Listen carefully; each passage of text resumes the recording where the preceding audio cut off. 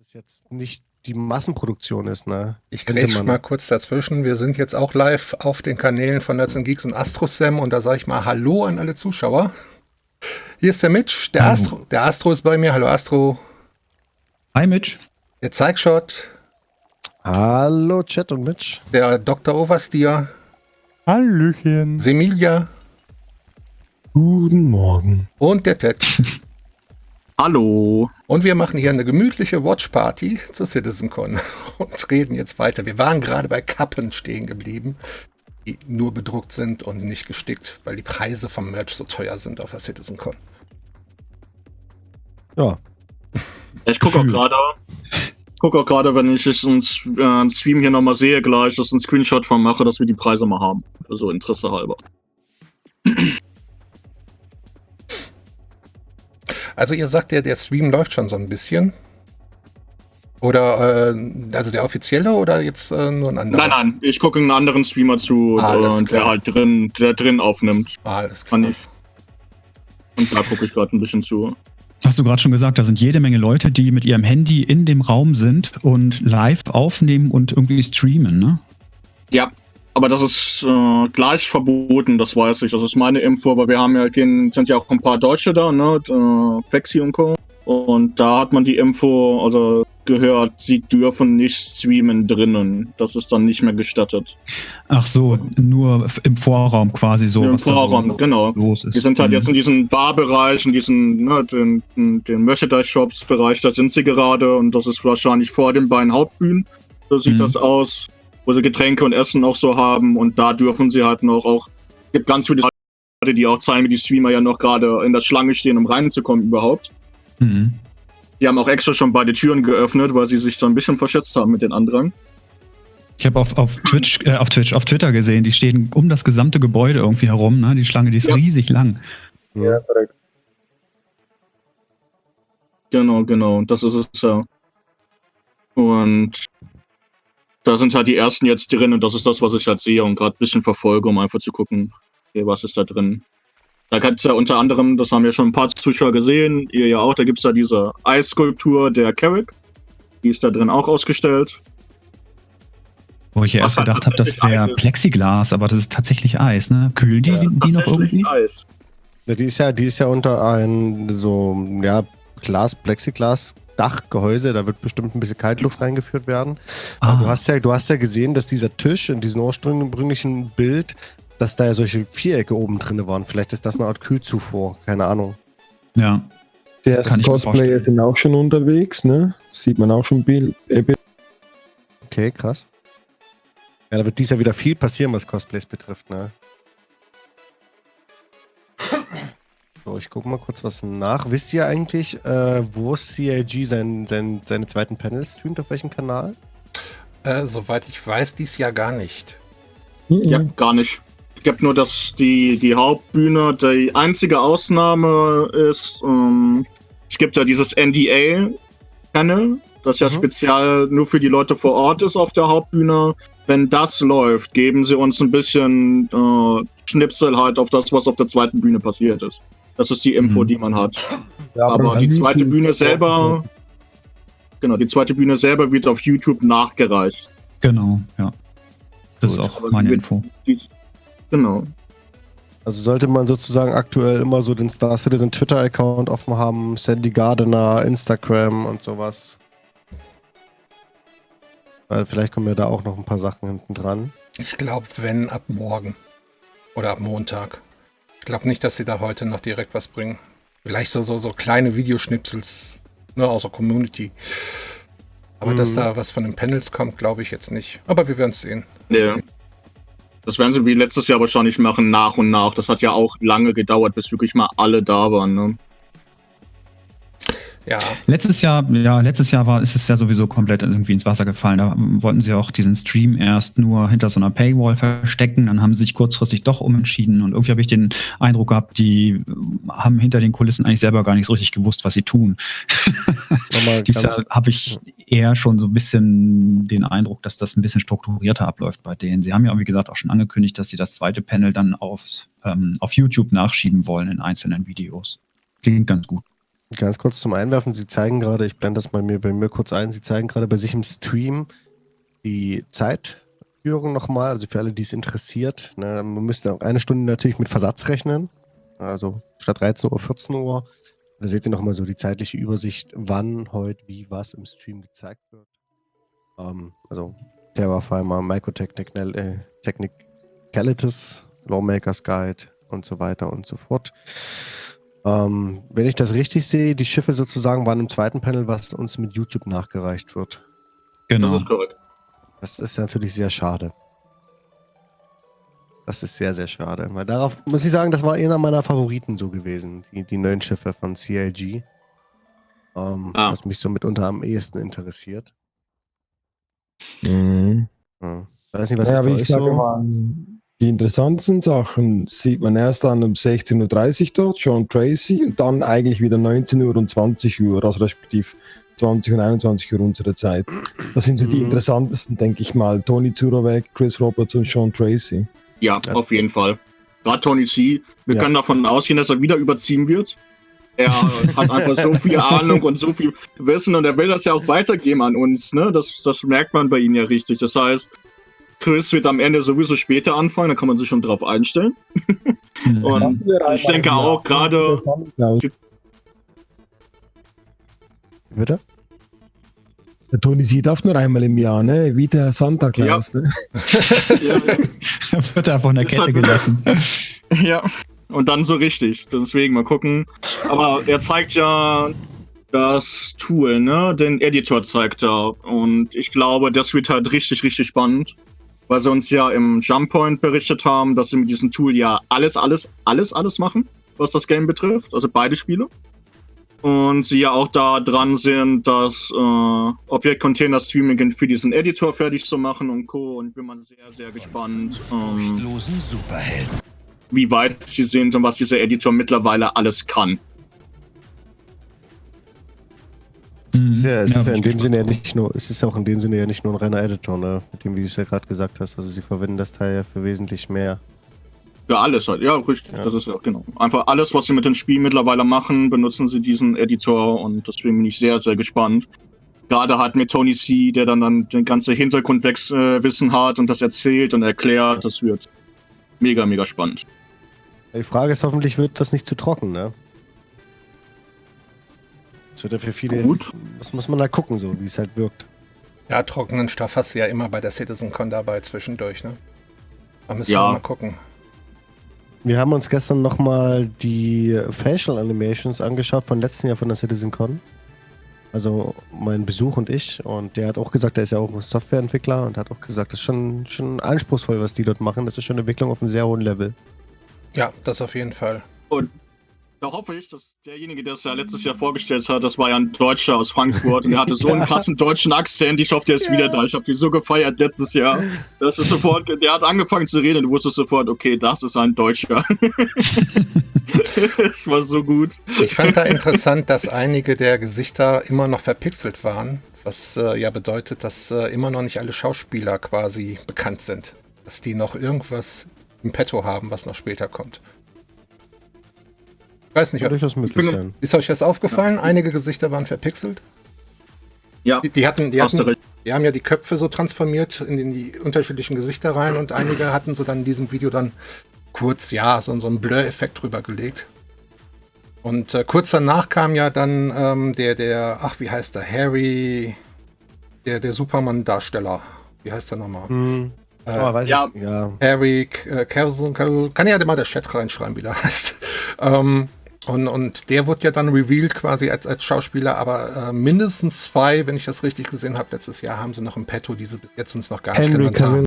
Genau, und schnell bei denen muss man ja noch sagen, ich weiß nicht, ob ihr das wisst, er wollte ja rein. Also er hat ja seinen Agenten gesagt, hier, ich habe von dem Projekt gehört, ich will da rein. Verschaff mir mal bitte, guck mal, ob da noch ein Platz für mich ist. Ja, das ist ja auch, finde ich, auch mega interessant. Finde ich mega interessant, dass dann Schauspieler mittlerweile schon herkommen, die selber wahrscheinlich Sci-Fi-Fans sind, vielleicht auch gezockt haben, wer weiß halt, und dann sagen, oh cool, das Projekt, da habe ich Bock drauf und guck mal, ob ich da jetzt noch reinkomme nachträglich. Der soll leidenschaftlicher Gamer sein, hat davon gehört und hat gesagt, da muss ich dabei sein. Ja, finde ich mega cool. Macht ihn Können Sie auch mega als Van Duel sympathisch. mit einbauen. Nee, man hat ihn ja letztes Jahr im Trailer schon gesehen. Man kennt ja da zumindest seine Rolle in dem Sinne. Ach, den wird man wohl als Wingman haben. Zwischendurch mal. Abgesehen von Mark Hamill. Sag mal, ganz anderes Thema. In der Community habe ich gesehen, die haben schon wieder die Fackeln und die Mistgabeln ausgepackt, als angekündigt oder beziehungsweise jetzt gesehen wurde, dass die Carrick sich nochmal um 3 Monate verzögert. Ich sehe das ja entspannt, aber wie seht ihr das? Willst du zuerst? Kann ich, ja, wenn ich darf, dann mache ich kurz. Ja, bitte. Ich habe das ja die Nacht verfolgt, weil ich habe ja meinen Zyklus ein bisschen an die LA-Zeit angepasst und immer dann auch wach zu sein, wenn CRG was macht. Und da muss man sagen, ich vermute mittlerweile, ich glaube, Similas kann das auch gleich bestätigen, dass sie einen Fehler gemacht haben. Man hat ja dieses Bild gesehen, diese Werbung bei dieser Eisskulptur, die noch nicht da war, wo dann stand, ja, im Februar könnte die Carrick fliegen, was ja mittlerweile abgedeckt ist. So, ich glaube, sie haben da halt nicht drauf geachtet, dass die Leute schon von außen rein fotografieren und haben heute in den Schusspanel oder irgendwo heute vorgehabt, uns das zu erzählen und zu erklären, warum diese Schiffe jetzt im Monatstakt kommen, weil sie machen das ja die letzten Monate, muss man denen ja auch zugutehalten. Wir haben ja jetzt diese Roundups, wo sie uns normalerweise erklären, okay, das verschiebt sich aus Grund XY, damit wir das nachvollziehen können. Und das fehlt jetzt komplett. Man hat auch gemerkt, nachdem das halt dann losgetreten war, also dieses Bild sich verbreitet hat, ich habe leider den Screenshot nicht mehr, hat auch ein Entwickler gesagt, man sollte eigentlich diese Leak-Kultur müsste man eigentlich verbieten oder töten, irgendwie so in der Richtung hat er das geschrieben, habe leider vielleicht den Screenshot nicht mehr. Und dann wurde dieses Plakat, dieses Bild halt mit dieser Nachricht wurde dann verdeckt. Deswegen ist meine Vermutung, das war unbeabsichtigt, dass das halt gestern schon rausgeht. Und sie erklären uns heute im Laufe des Abends halt, warum, wieso, weshalb. Das ist ja genau das, was alle so kritisiert haben, ist ja wieder mal die Thematik Kommunikation. Das ist ja schon ein sehr langes Thema bei CIG. Die Amerikaner, das ist auch im IT-Beruf bei mir, die haben eine ganz andere Kommunikationshierarchie, Ebene, Struktur. Also für sie ist vieles logisch. Ich kann das auch gut nachvollziehen. Habe mich da auch sehr gut angepasst. Ich sehe es aber halt also Ted kann ich recht geben. Ich bin auch der Meinung, das war ein Fehler gewesen. Im Endeffekt hätten sie die Kommunikation heute so oder so gebracht. Das war halt jetzt ein menschlicher Fehler. Aber diese Reaktion, wie die Community darauf abgeht, es tut mir wirklich sehr leid, aber ich habe dafür in keinster Weise irgendeiner Form Verständnis. Weil zum einen, es handelt sich immer noch um ein Spiel und zweitens, jeder, der Star Citizen ein bisschen verfolgt in der Entwicklung und lass es mal sein, dass die Roadmap nicht perfekt aktualisiert ist. Der hätte aber wissen müssen, dass die Carrick in diesem Jahr, wenn man sich auch mal so die letzten Monate des Schiffsdesigns mal rückwirkend anschaut, dass sie dieses Jahr nie gekommen wäre. 3.8 kommt weit, weit vor ursprünglichem Release-Datum. Die Schiffe sind auf der Roadmap bei Weitem nicht in diesem Task-Bereich, wo man sagen könnte, es wäre noch realistisch dieses Jahr. Also manchmal habe ich das Gefühl, die Leute suchen nur einen Grund, um ihren Frust in irgendeiner Form abzulassen. Für mich ist die Reaktion in der breiten Masse einfach unverständlich. Ich verstehe sie aus dem Grund nicht, als dass ich musste spontan an die Aquila denken. Wir haben ja bei der CitizenCon, jetzt nagelt mich nicht fest, sind die 2018 oder 2017 mit der Aquila das erste Mal in den Quantum-Tunnel gegangen und haben das Exploring Gameplay vorgestellt. Da haben sie auch den Rework der Aquila gezeigt, der zu dem damaligen Zeitpunkt, meine ich, aber noch gar nicht käuflich verfügbar war. Die kam erst ein paar Monate später raus, weil das ist halt eine Version, die funktioniert für die intern. Die wissen aber auch um die Fehler. Sie können schnell was patchen. Sie wissen, was funktioniert, was nicht funktioniert. Aber das heißt nicht, dass sie schon komplett fertig ist für uns User. Ich kann mir vorstellen, das ist jetzt, geht in den Bereich Spekulation, dass sie durchaus die Carrick heute in einem Live-Gameplay vorstellen werden, aber das ist dann eben eine ganz abgespeckte Version, denn wenn wir als Spieler da reingehen, dann muss das Ding vollumfänglich funktionieren und sie haben uns mal erklärt, dass das Bauen so eines Schiffes, das grafische Zusammensetzen eigentlich eine ganz verhältnismäßig einfache Sache ist. Das wirklich Knifflige, was da nochmal 50% der Zeit in Anspruch nimmt, ist wirklich das Ding so zu bauen, also die ganzen Logiken und die ganzen Bedienelemente einzubauen, dass wir Spieler damit auch umgehen können und dass das fehlerfrei funktioniert. Und ich denke mal, genau diese Zeit werden sie jetzt einfach noch benötigen. Es kann aber sein, und ich gehe davon aus, dass sie im Prinzip größtenteils schon fertig ist und vielleicht für die Entwickler auch benutzbar, nur eben nicht für uns. Stimme ich dir zu. Komplett, das ist auch meine Meinung zu dem Thema. Ich glaube auch, dass sie relativ weit fortgeschritten auch ist, weil wenn man bedenkt, als sie ja umgestellt haben auf das gestaffelte Entwickeln, hat auch Todd Peppy, ich glaube es war Todd Peppy, dann diesen ausführlichen Star Citizen Live, hat dann auch erzählt, dass sie ja die Schiffspipeline ja schon letztes Jahr umgestellt haben und da haben sie auch erzählt, dass sie da schon an der Carrick gearbeitet haben. Und die ist ja jetzt dann seit 1,5 Jahren in Entwicklung und ich bin gespannt, was sie uns erklären, warum sie halt für uns noch nicht fertig ist. Aber ich glaube auch, sie wird definitiv, wenn eine Demo dann dieses Jahr gezeigt wird, und denke ich, wird sie zu sehen sein, weil das Außenmodell und so wird fertig sein. Bin ich mir auch ziemlich sicher. Das Außenmodell hatten wir ja schon vor einer geraumen Zeit. Also wir wissen ja auch, dass ja sowas wie die Prowler und ähnliche Schiffe, die hatten sie auch schon vor 3-4 Jahren in ihrer Außenstruktur fertig. Das ist ja nicht das Thema. Gibt es ja diese alten Machina-Videos, vielleicht kennt ihr die. Und da haben sie ja damals schon noch zu CryEngine-Zeiten gezeigt, welche Assets schon wie fertig sind. Die haben sie natürlich jetzt alle nochmal angefangen zu überarbeiten, zum Teil neu zu designen. Aber im Großen und Ganzen, um zur Ursprungsfrage zu kommen, wie gesagt, die Leute wissen, das ist eine Entwicklung am offenen Herzen.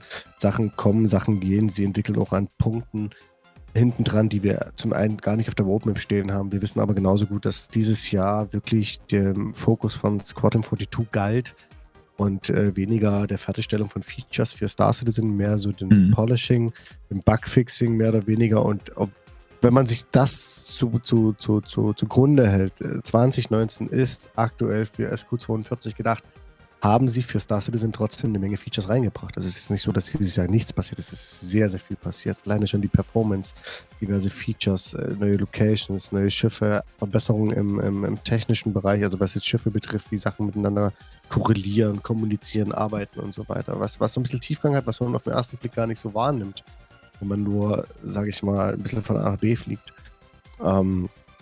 Und das wird auch nächstes Jahr wahrscheinlich noch viel, viel krasser werden, dass der Fokus noch mehr auf Squadron 42 gelegt wird, wenn es nächstes Jahr ans Beta-Polishing gehen soll. Also wir werden nächstes Jahr auf jeden Fall noch größere Verschiebungen haben, ist meine persönliche Meinung, als dieses Jahr. Oder sie werden die Roadmaps nochmal verkleinern. Also ich rechne irgendwo damit. Ja, wenn sie wirklich 2021 irgendwo bis Sommer hin wollen mit einem Release. Und das stelle ich mir schon vor, dass Chris sich denkt, entweder zur Gamescom oder der E3, dass da irgendwo 2021 Star Citizen präsentabel sein muss. Weil sonst wird es nämlich echt ein bisschen dünn, vermutlich. Und das sind so die 2 großen Messen im Jahr 2021, wo sie hin müssen. Und da wird nächstes Jahr Star Citizen noch kürzer treten. Bin ich mir ziemlich sicher. 2021 Squadron 42 meinst du, ne? Ja. Ja, also okay. nicht Star Citizen, falls ich mich gerade versprochen habe. Deswegen einfach easy sehen. Es ist kein Pflichttermin, was CAG hier irgendwo hat in der Roadmap. Ja. Du sprichst mir da aus dem Herzen. Ähnliche Diskussionen habe ich aufgegeben in der Community, weil doch häufig die Meinung geäußert wird, es ist mir scheißegal, die entwickeln seit 7 Jahren Star Citizen und die sollen es verdammt nochmal jetzt rausbringen. Und ich denke dann so, okay, dann da kann ich nichts gegensetzen gegen so eine Meinung, die ist halt irgendwie so absolut. Ich bin auch der Meinung, sie sind im Moment dabei, wirklich alles, was geht, in Squadron 42 reinzupacken und das müssen sie auch, weil sie müssen irgendwann was liefern. Und Squadron oder andersrum, Star Citizen ist wesentlich komplexer und komplizierter live fertig zu bekommen als Squadron 42, was ja nur in Anführungsstrichen eine Singleplayer-Kampagne ist, die trotz aller Komplexität immer noch einfacher fertigzustellen ist als Star Citizen. Aber natürlich die Basis bildet für Star Citizen. Und da gebe ich dir auch recht, Pseikshot, dass sie Squadron 42 jetzt irgendwann müssen sie Flagge zeigen. Und ich habe ja einmal gesagt, nächstes Jahr müssen sie es rausbringen, aber ich schätze inzwischen auch Anfang 2021, das hört sich so seltsam an. Das wird wahrscheinlich das Datum sein, wo sie es dann auch rausbringen werden. Ja, da werden sie die Messe mitnehmen. Und das noch vorm Herbst. Die müssen auch vorm Herbst kommen, weil wenn man sich so diesen Also es sollte das Bestreben sein, nicht, dass es müssen, aber es sollte also von meiner Sicht das Bestreben sein, weil im Herbst natürlich nach dem großen Sommerloch wieder die ganzen Massenartikel kommen in Sachen Spielemarkt. Da wird dann CLG es schwer haben, bis zum Weihnachtsgeschäft sich durchzusetzen und sich damit ein großes Publikum aufzubauen. Deswegen tendiere ich, dass sie einen Plan haben, das Sommerloch abzugreifen, wo die Leute halt gerne Spiele sehen würden. Oh, warte mal. Gibt gerade hier im Stream. Was gibt's? Der Jared. Der Jared ist da und begrüßt uns jetzt. Ja. Oh. Das ist das, was jetzt passiert. Nice. That's just nice. People are loading into the Anvil stage right now Ah, as we get Ted. prepped for opening Rüstung. ceremonies with Chris Roberts, who will take the stage and regale us with Ja, all dann habe ich the dir vorher pomp in den and Chat circumstance you're reingemacht. accustomed to in CitizenCon each and every. Also einfach noch kurz zu sagen, wegen der Sache ist, dass viele Leute hier so rummeckern und mosern, ist ja, viele sehen immer nur im Vordergrund, was läuft, aber nicht, was im Hintergrund läuft. Ne? Das ist halt immer die Sache. Ich meine, ich bin ja auch Volunteer dort und ich habe schon eine ganze CitizenCon mitgemacht, Vorbereitung hinten dran und alles und auch bei der Gamescom selbst dort am Booth gestanden und so. Und das ist eine Riesenarbeit, was das alles ist. Warte mal, Semila, bitte. I'm not really going to tell you what that is. I'd be spoiling anything. It's cool though. It's cool. All right, after that, Kleine Bitte von mir an den Stream-Chat. Ihr könnt uns ja mal schreiben, wie die Lautstärkeverhältnisse zwischen Jared und uns gerade ist. Ob das okay ist, ob der lauter muss, ob der leiser muss. If you thought the planets looked good today, am I one for hype? Am I one for hyperbole? I'm not. I'm usually the guy for measured expectations. Planet B4 is the business. Jared geht jetzt gerade nochmal auf den Plan ein bisschen ein. Ja, macht jetzt ein bisschen so die Begrüßung und Einführung jetzt, was heute ansteht und so. Ne? Talking about Microtech, the newest planet that's being added to the stand system in the upcoming Alpha 3.8. Followed at 3:30, we got Loremaker's Guide to okay so, Chat? 49. That's Dave Haddock, Will Weisbaum, and Sherry Heiberg taking you through the updated future of the Star Citizen universe. And there's something very special in that. Wir werden wahrscheinlich noch ein bisschen Feintuning machen müssen.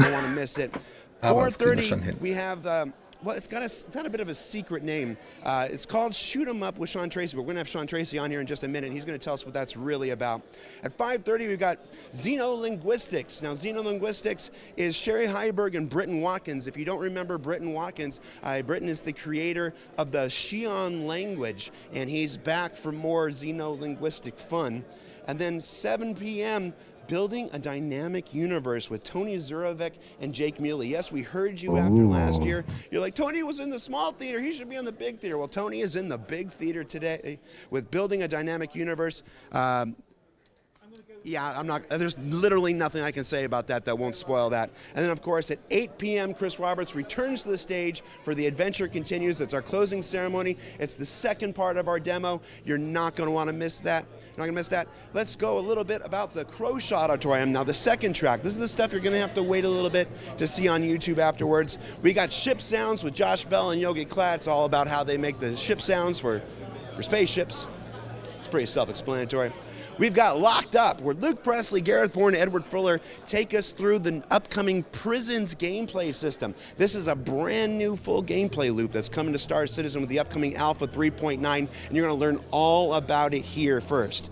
Then there's Me, Myself, and UI with Zane Bien and David Bone Gill. I want to apologize to Zane Bien. That was a temporary title, Me, Myself, and UI. I put that in there. That was mine, and it's stuck here, and he hates it, and it's all my fault, Zane. I did you dirty. Sorry. We'll find out what it's really called when Zane takes the stage later today. Then Armor Archetypes. I can't tell you about this because this is linked to Sean Tracy's thing, but keep an eye out for Armor Archetypes. It's Jeremiah Lee, Shane Hessler, and Gage Hallman. It's going up on YouTube later. And then finally Ship Talk with John Cruz, Stephen Hosmer, and Paul Jones. They're going to talk about a couple different ships. Some ships you've heard of, some ships you haven't heard of, and one ship you're very much dying to know more about. So yeah, that's our schedule of activities for today.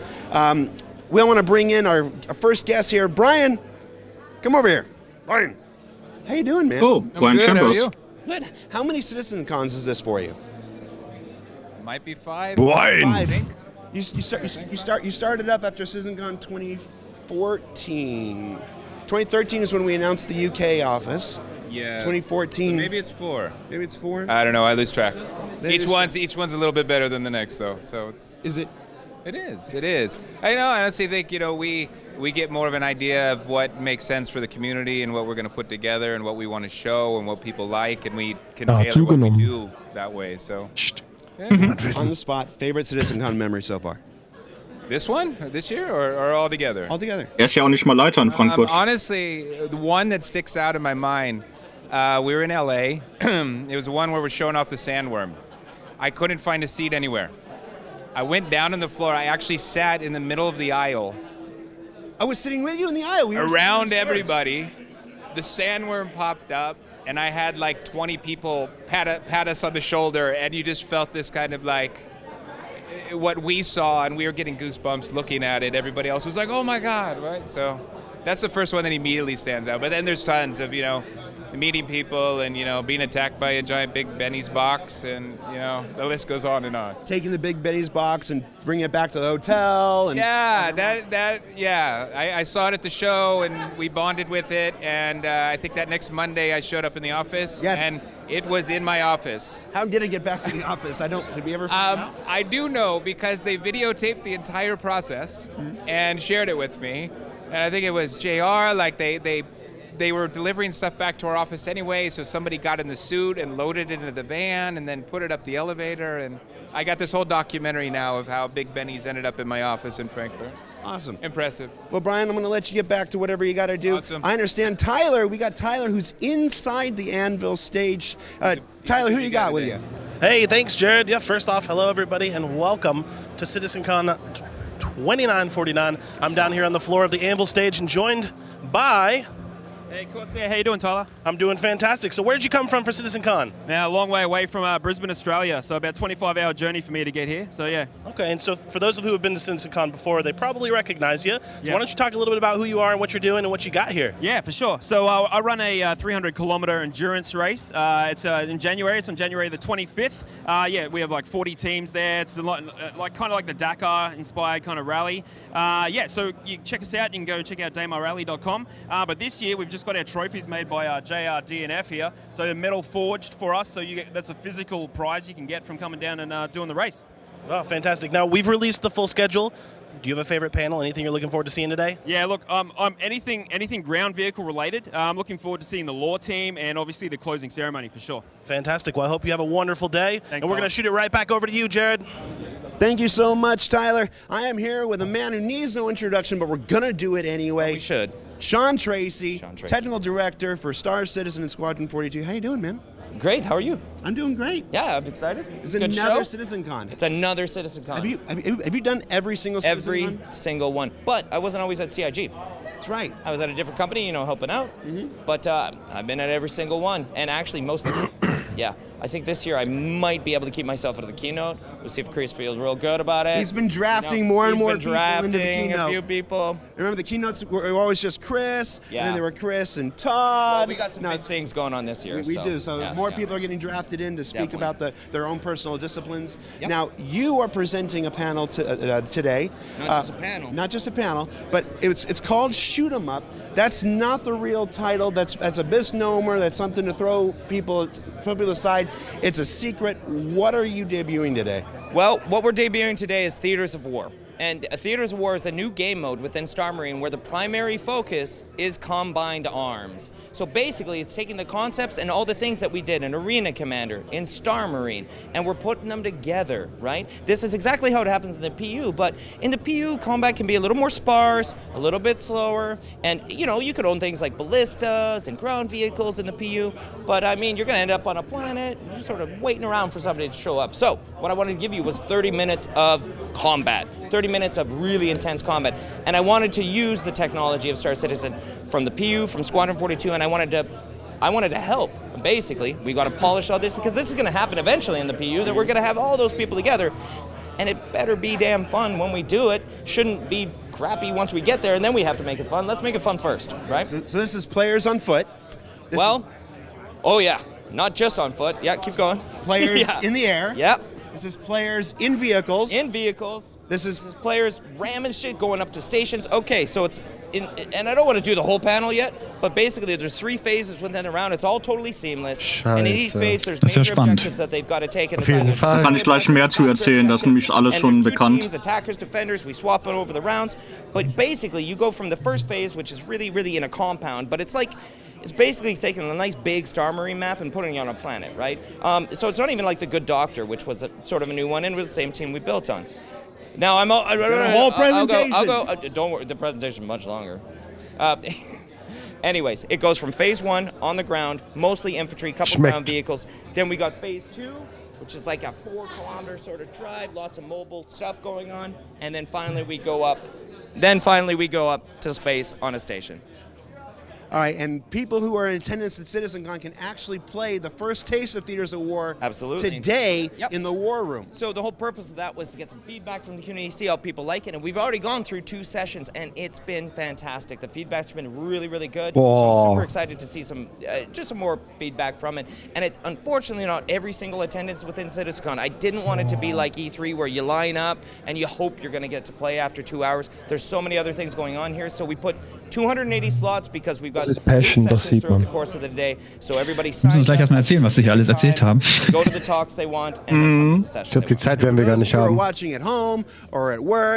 Das kann man schnell zusammenfassen.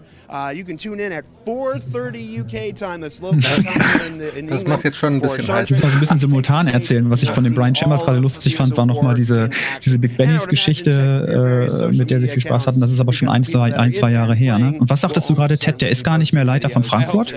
Nee, ist er nicht mehr. Ja, genau. Brian Chambers, die Stelle wird neu gesucht, der ist aufgestiegen. Dadurch, dass die Stelle neu gesucht wird, es wird ein neuer Leiter für Frankfurt aktuell gesucht, damit kann er ja keiner mehr sein. Weil er war ja der aktuelle Leiter in Frankfurt. Okay. Und meine Info ist, dass er halt befördert wurde.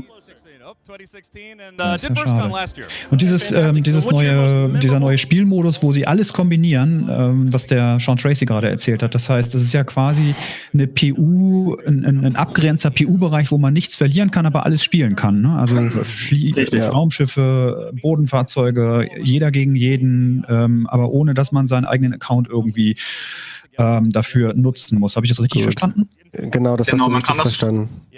Man kann das vergleichen. Also ich will da nicht so viel spoilern, weil ich habe da schon mehr Infos, das haue ich jetzt nicht alles raus. Der beste Vergleich ist, wer Battlefield gespielt hat, mit den großen, ich glaube 30 gegen 30 oder 60 gegen 60 Maps, die sie haben, wo sie halt auch mit den Vehikeln und alles, so in der Art wird das aufgebaut sein, mit diesem abgegrenzten PU-Bereich halt. Wie gesagt, es gibt da schon mehr Infos, aber das sehen wir alles ja heute im Panel noch und wenn da Interesse besteht, kann man darüber reden, aber ich will da jetzt ganz spoilern. Ich hatte das ja schon vermutet gehabt, als sie ja die neue Karte vorgestellt hatten mit 3.7 und diese Doctor-Map oder wie die heißt, weil habe ich ja gesagt, das ist ja nicht bloß eine ohne FPS-Map, so riesig wie dieser Komplex dort aufgebaut ist, das umliegende Areal. Und vielleicht war das eine Testkarte, um zu gucken, wo du glitschen kannst oder andere Sachen, I don't know. Genau. Aber was auch noch interessant ist, was er ja auch erzählt hat, ist, dass es ja verschiedene Phasen geben wird. So wie in Battlefield auch, wo du erst dann Punkt A einnehmen musst und dann eskortier irgendwie Ware B. Und also verschiedene Aufgaben halt auch hast bei den ganzen Kampf, der da stattfindet in einer halben Stunde.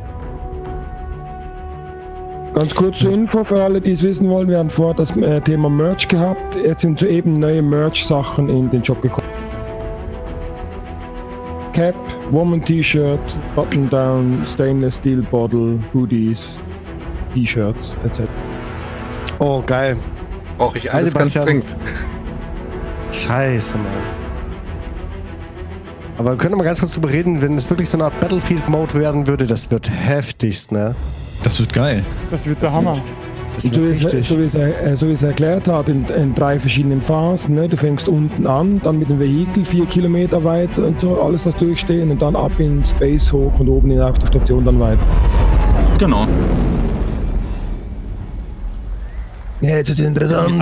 Allerhöchste Zeit. Die ganzen PvP-Bereiche, Arena Commander, die liegen ja brach. Und sie brauchen aber diese Informationen zwingend, um Squadron 42 zu entwickeln. Insofern ist es nicht nur schlau, sondern einfach schon allerhöchste Eisenbahn, dass sie so einen Modus bringen, wo die Spieler wieder Spaß haben, sich gegenseitig zu bekriegen und was CIG in die Lage versetzt, die entsprechenden Daten zu sammeln für die Entwicklung von Squadron 42. Psst, jetzt lass uns doch mal den Sternenhimmel hier genießen. My father always used to say I had wanderer's legs.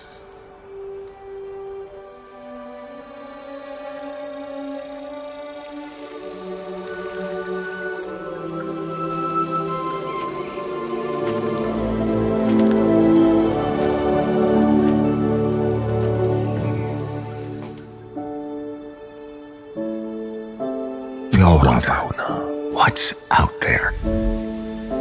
But for me, it was more than that. Gekauft.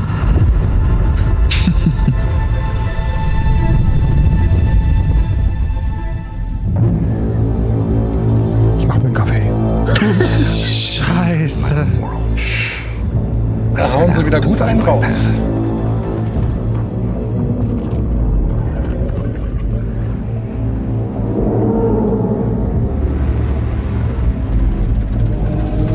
Marketing können.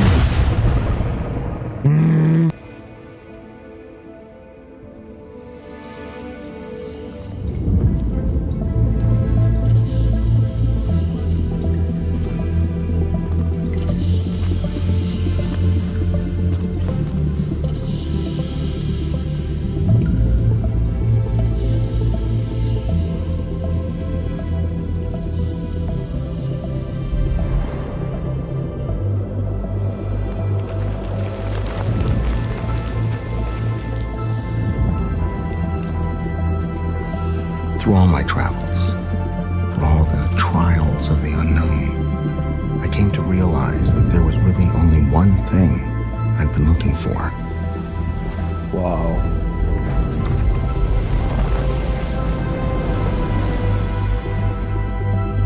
A place to call home.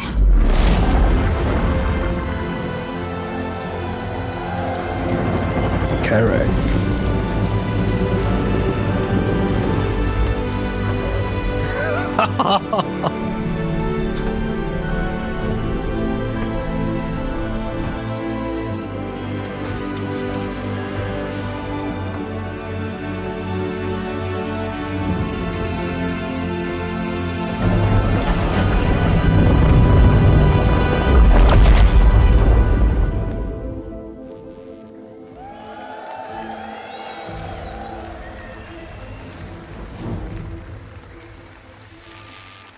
Wow.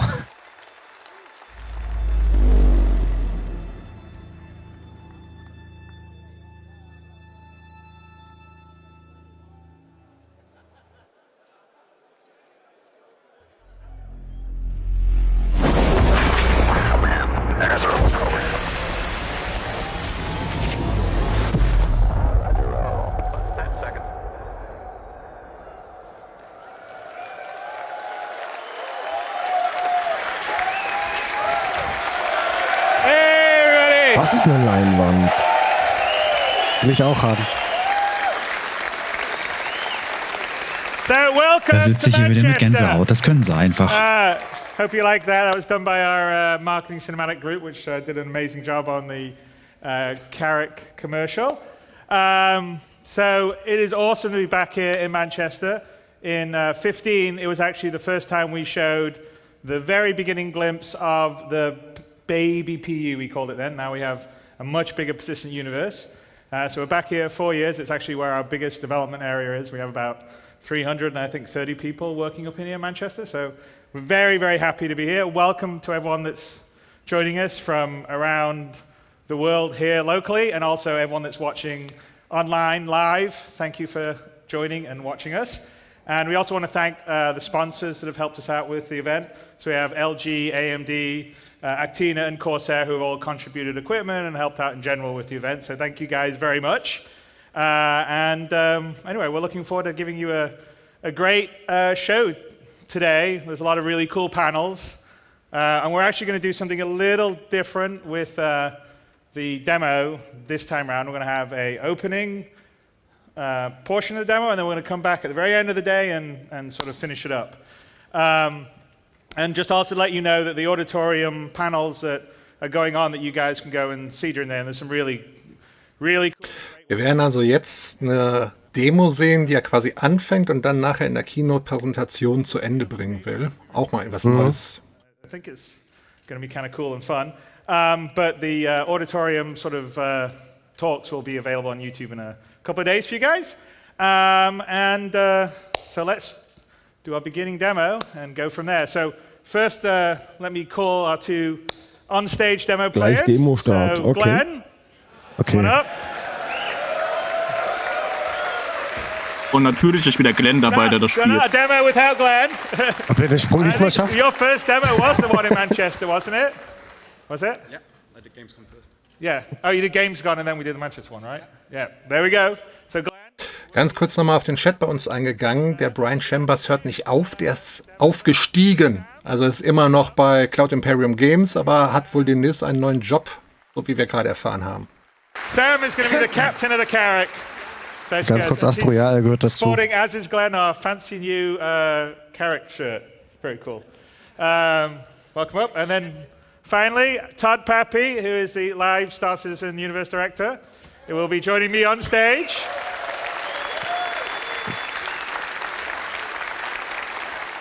Hallöle.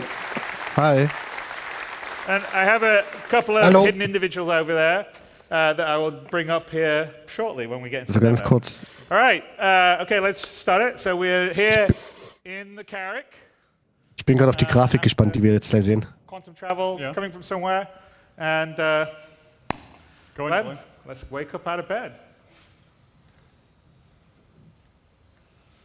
After he's done a fancy pan around the Carrick to show you. Bester Mann. Ganz kurz, der Graf Spee ist gerade zu uns in den Channel gekommen. Könntest du bitte den Darth Vader sein lassen? Du schnaufst nämlich gerade. Wir sind auch aufgeregt. Danke. Hi, So Osti. to let you guys know, because I think it leaked on Reddit because it said coming in February, we're not quite ready to have the Carrick Boah, hat der abgenommen, der in Todd the Peppy. initial 3.8 release, but it will be in a subsequent 3.8 release. So it's not waiting till 3.9. So I think in February it should be done. And that's Was ist die mostly Carrick because in? we still have some sort of LED stuff to do and some damage stuff and some of the finishing touches of the tech stuff.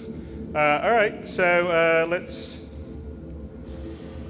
Get dressed. get dressed, put a jacket on. So it's the beginning of we're still working on some of our, but ultimately there'll be a lot more sort of physical inventory on what you're going to use, and you'll sort of see that why it comes into effect later on in the demo. And let's just do a little bit of a tour. Maybe go off to the mess, grab a bit of morning coffee. Here's a little cool table. If you're bored on a long journey, exploring the frontiers.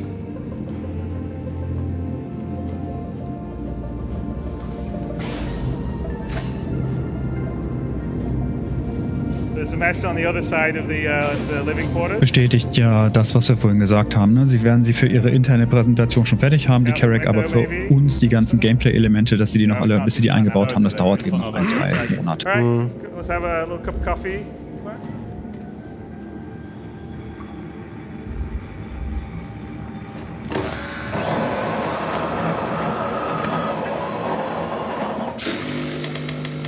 So we had coffee in the last CitizenCon demo. So Anlehnung an letztes Jahr, ne? This plays towards our actor status, which we'll get into a little bit later, where you will have to eat, you will have to drink stuff to stay alive. Again, we're not trying to make it so that you have to do it every hour or anything like that, but it is part of survival. All right. Oh, Whoops. just move.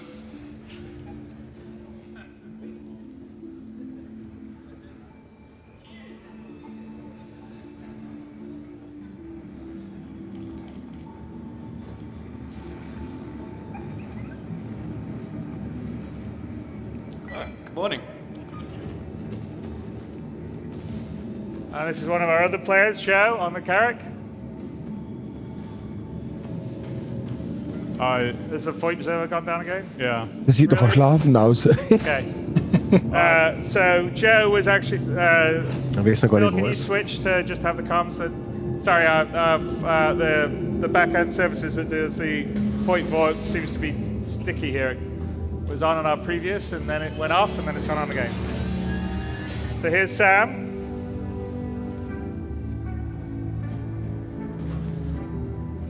Wow. Morning. So her voice isn't working either. Well, no, so the VoIP servers are down. Yeah, Das finde ich wichtig für dieses Essen-Trinken-Gameplay, was er gerade erwähnt hat, dass sie das zwar mit reinbringen, aber dass es nicht so essentiell ist, dass man jede Stunde was essen oder trinken muss. Das dient der Immersion. Ja. Hätte es aber auch später rein. Ich habe das gerade bei Kingdom Come Deliverance erlebt und ich fand das ganz witzig, wie du sagst, das Mittendrin-Gefühl wird einfach noch wirklich erhöht. Und es bufft kurzzeitig gewisse Sachen, dann wenn du Sachen tragst etc. und so, dass nicht gleich ermüdet. Ja, wenn du halt zu wenig isst und zu wenig trinkst, hast du halt natürlich Debuffs. Richtig, das hatten sie am Star Citizen Live mal erklärt. And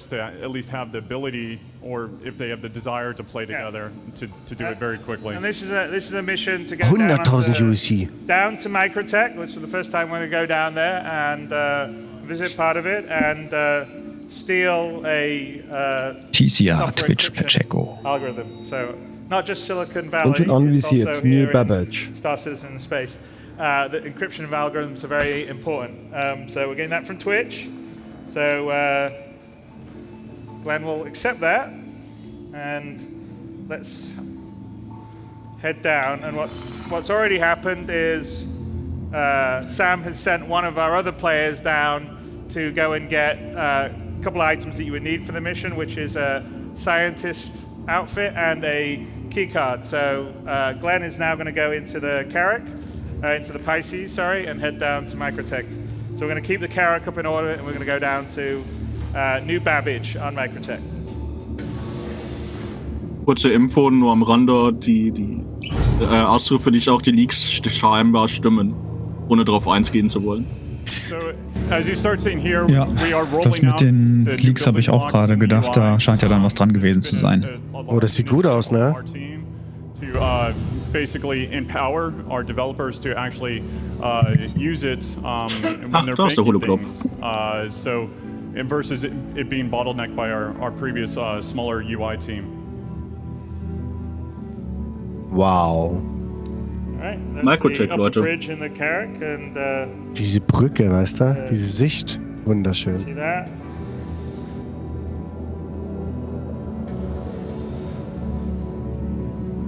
Through there, I think, is the drone room down on the left-hand Habt ihr gerade gesehen, da war beim Globus Koordinaten, also ein 360-Grad-Kompass. Here is the Carrack Hangar Bay, I mean the Pisces Hangar Bay. Von der Peiskes wird es 2 Versionen geben, habe ich gelesen, ne? Ja. Richtig. Ja. Haben wir eine normale und eine X-Version. Die X-Version wird eine extra Lackierung haben und mehr Bewaffnung. Damit auch diejenigen, also die Carrack-Besitzer, noch eine zusätzliche Peiskes kaufen. Wahrscheinlich. Na klar. Mir gefällt aber dieses N-Layout vom Schiff irgendwie nicht.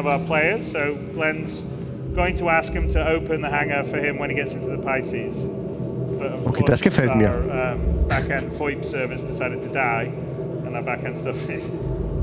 Just imagine it being said.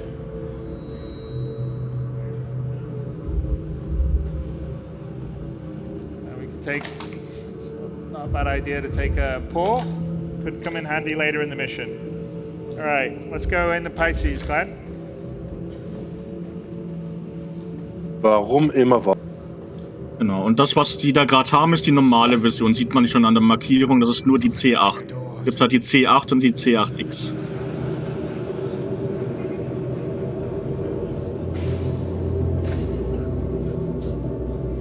Schon krass aus der Maschinenraum da von der Carrack. Ist gut aufgeteilt hier alles in der Carrack. Rundherum laufen etc. wie es angeordnet ist. Ja. Alles ist gut zugänglich. Sag ein Paddle-Jumper-Feeling, ne? Ja, das dachte ich mir auch gerade. back to the Carrack after we've gotten down there, and they'll rendezvous and meet with us later. Geil. Ich hätte so gerne Carrack auf einmal. Da haben sie mit Sicherheit einfach auch die Techniken, alles was sie aus der 8 die Jump gelernt haben, hier angewendet, wie mit diesem kleinen Hangar. 100%. Ja. Und so klein ist er gar nicht. So geil. Das Shuttle in der Schiff jetzt sieht irgendwie aus wie von Star Trek Enterprise. Ja, ich habe auch gerade dran gedacht, ich wollte es nicht sagen, das ist so Star Trek-Feeling. Das ist der Hammer. Yeah. No, I need player 1 in the main guck mal, wie schön leicht der hochfährt, ne? Ja. I think we're a little slow on our things. Okay. Also von der Größe her, Design her, kannst du gerade meinen Star Trek Enterprise. So, jetzt bin ich auf Babbage, Leute. Yay. Can I get player 1 back Programm on the main Quantum screen, Drive please? jetzt für einen kleinen Snap, ne? Ja, das finde ich ein bisschen komisch. Ach schön, er fliegt jetzt einmal um die Carrack herum. Ich finde es nicht komisch, weil die 85X hat auch einen Quantum Drive und die ist ein klein bisschen größer, einen Meter länger. Nicht Quantum Drive, ich meine, dass das Ding Jump Drive hat.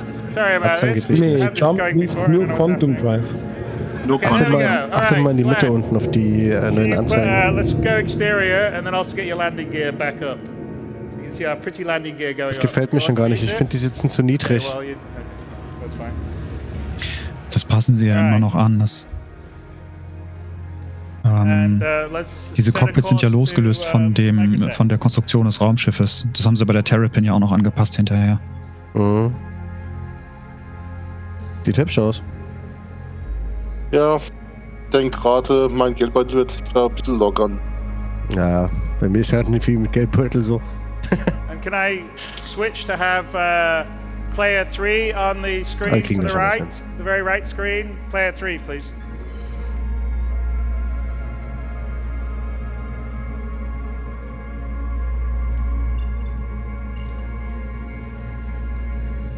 Musik, ne?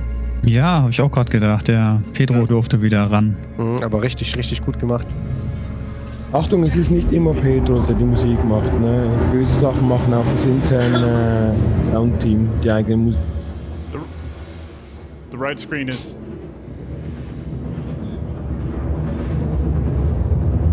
Player 3, right screen.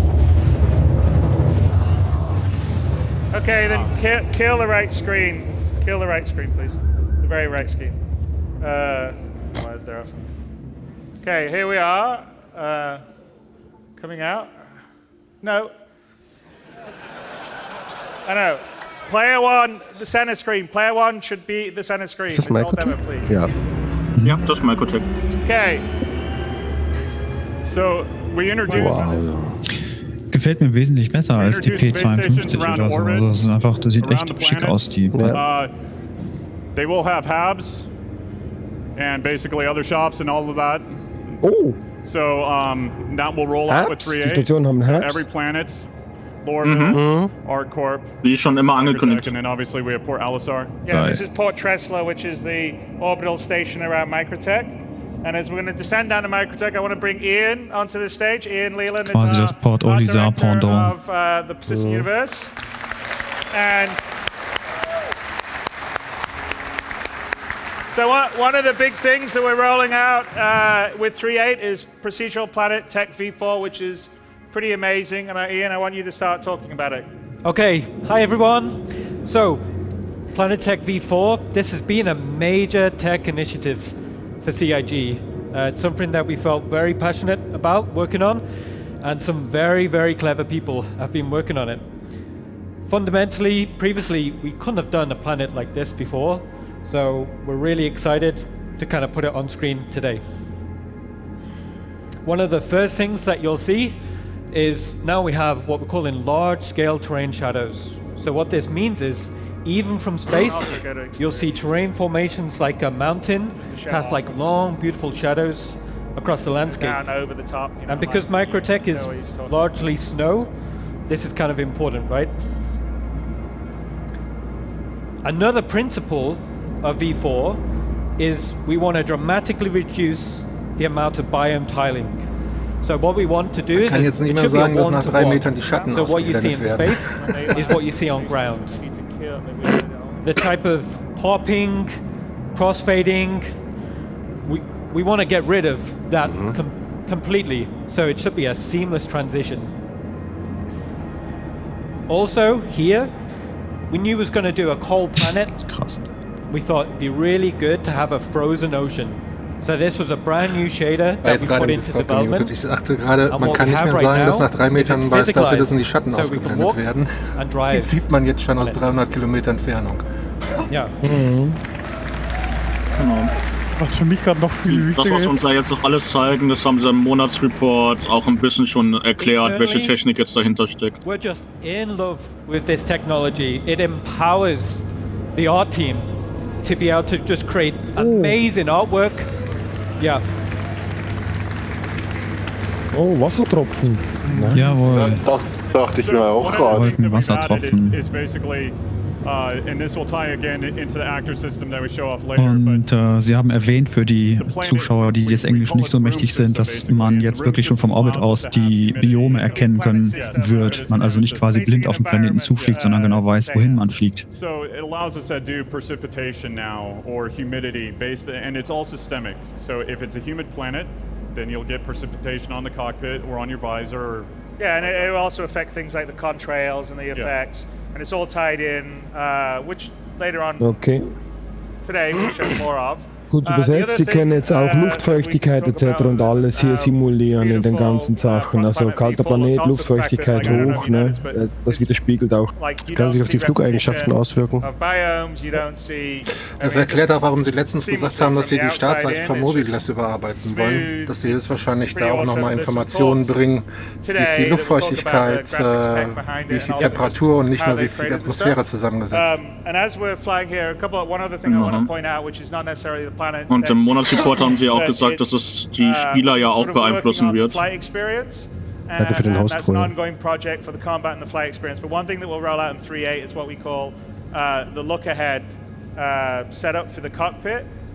Sagen sie ja gerade. Unrichtige Berge. Mein Gott, da gab es auch wieder so negative Stimmen in der Community. Keine Berge, das sind doch keine Berge. Also ich finde schon, dass das jetzt Berge sind, was wir hier sehen. Vor allem guck dir mal an, die Schattenwerfung der Bäume und sowas sieht viel besser aus als das, was wir jetzt haben. Quite similar if you see people fly. Die sollen mal aussteigen und dann mal so einen Berg hochlaufen. And he's got head tracking on, right? And you can see pilots generally look where they're going, and also if you're a wow, sieht das gut aus. Und hier auch eine Info, der nette Herr, der das ja gerade alles erklärt, der hat ein Interview in Italien geführt und auch erzählt, dass alle Planeten diese Technik jetzt auch bekommen mit dem Patch. Also hörst du einen Nahkopf. Was Pseikshot vorhin sagte, ne? Es passiert so viel im Hintergrund, was wir gar nicht mitbekommen, aber was dazu führt, dass wir eine immer bessere Spielerfahrung bekommen, durchgängiger, immer weniger Abstürze, immer performanter. Schon. Guck dir das mal an. Ja, ist der Hammer. Ja? Alter, vor allem ohne Ladesequenz, alles so, bam. Ja, ist auf einmal alles da. Mhm. Und es ploppt halt kaum was auf. Also richtig, die sind richtig weit gekommen. We have a lot of pine trees, we have a lot of very Wobei diese Pop-Up-Effekte natürlich auch immer von unseren Maschinen abhängen. Jemand mit einem, weiß ich nicht, Core i5 wird definitiv noch Pop-Up-Effekte haben dann letzten Endes. Ja gut, die Basta, die Schatten. Seraphim, halt einfach die Klappe. Ganz ehrlich. Achtung, sie sagen gerade was, ja. Realtime-Berechnung von den Bäumen etc., die gerade da unten sind. Landezone. Es ist ein bisschen größer, als ich gedacht hätte. Tito, ja. Und die Kuppeln fehlen noch. Ich wollte gerade sagen, ich habe Kuppeln erwartet. Das ist die ganze Stadt hier krass. Ich suche gerade die Kuppeln. Achtung, sie sagen gewissen Sachen. Das sind die Außenbereiche von New Babbage. Gut, das erklärt, warum sie nicht fertig werden mit 3. Also nur mit den, mit den äußerlichen Sachen fertig werden in 3.8 und nicht mit den inneren. Vor allem ist es ja noch unglaublich, diese ganzen dass Assets, die sie entwerfen müssen hier. Das ist wie immer absolute Gigantomanie. Ich liebe es. Das ist der Hammer. Ja. Vor allem, guck mal, wie tief sie da fliegen dürfen. Ja, könnt ihr vielleicht nur das übersetzen, was ich auch gerade sagen, weil sonst verpasst man sehr viel, was sie da sagen. Weißt du, wie das auch schon aussieht, dass wenn du später auch zu Fuß rumlaufen kannst, so ein bisschen. Nicht hundertprozentig, aber es sieht schon so aus, als ob du zwischen den Gebäuden hin und her laufen könntest. Yeah, you can definitely see the sort of learning that's gone over multiple landing zones coming to fruition in New Babbage, which to me feels like probably the best of our sort of cityscapes so far. Yes, we're very proud of it internally. Here you can see one of the signature buildings of New Babbage. This is what we're calling the Aspire Grand. Good job, Glenn. See if we can get through that. Fancy dancy. Wer macht das als erstes, wenn es raus ist? Ich glaube, jeder von uns. I've got a slide to show you later on today what the view out of that's where the hub's going to be. So if you want your home base or your hub to be on New Babbage, that's where it's going to be. Yeah, and we will not necessarily with 3.8, but we're going to start transitioning next year towards having people start on the various planets versus start on Port Olisar. So you sort of will choose your home base. Interessante Info. Thurston or Microtech or Crusader, or Area. Or, da könnt ihr euren eigenen Startplaneten wählen, wo ihr dann immer starten wollt, nicht immer auf Port Oli. Ja, das war ja eigentlich von Anfang an mal geplant. Ja, aber das ist jetzt Anfang nächstes Jahr schon bringen, das ist gute Info. Viele Sachen wurden schon gesagt, die Sache ist halt immer wann. Ne? Motels in airports will have that as an option when you land or not, and then also you can have your sort of permanent apartment in the city, so to speak, and then you just pick where it is. So I think we're just heading now to the kind of New Babbage interstellar spaceport, which is actually not. It's across the frozen lake or It's ocean. across the lake. One interesting thing is when we were designing New Babbage, is we actually geographically scouted where they would build a landing zone. So we built it around this nice water feature. Das sieht geil aus, dass der Landing Port so im Berg da oben. Auf jeden Fall. Also sie haben auch geschaut, also geografisch und alles und so, wo man solche Sachen bauen würde oder so, wenn man landen möchte in der Stadt hat und alles. Was Möglichkeiten sind wirklich. Aber bedeutet wieder lange U-Bahn fahren. U-Bahn-Simulator. Das wird auch so bleiben, denke ich mal. Weil das ist ja auch Teil der Immersion letzten Endes. Es geht ja nicht darum, schnell die Millionen zu scheffeln, sondern in dieser Welt zu leben. Dafür keine Beschwerde. War einfach nur, das ist halt die Konsequenz daraus dann. Ist ja auch gut, ist ja keine Legal Dangerous, ist es quasi. Dann steigt halt der Chipsverbrauch. Ich muss gerade daran denken, dass das, was wir hier sehen, vor 2 Jahren das Highlight gewesen wäre, wo wir alle gesagt haben, boah, geil. Ja, und das ist mal Geld der Anfang. Und jetzt heute ist es der Anfang. Das ist echt genial. Auch gerade kurz im Chat wurde geschrieben, man hat jetzt 3-4 Kuppeln erwartet und was zeigt uns CRG? Eine gigantische Stadt. Richtig. Ja. Und der Fradelbato schreibt gerade, wann wird Holzfäller implementiert? Das finde ich sehr lustig. Was für ein Verleih? Bitte? Was für ein Verleih? Nein, wann wird Holzfäller implementiert als Beruf? Achso, Holzfäller. Bäume da stehen. Ja. Das gibt's ein extra Fahrzeug dann, ne? Guckt euch mal an, wie groß das ist. Sagt das bloß nicht zu laut, sonst, wenn Chris was mitbekommt, dann implementiert er das. Wartet mal. Es wird kommen. Für die Möbelindustrie, um deine Hubs zu personalisieren, brauchst du ja Holz. Ich warte immer noch auf Space-Wale. Kommt. Unterschreibe ich. Den musst du nur genug Zeit geben, die machen alles. Ja.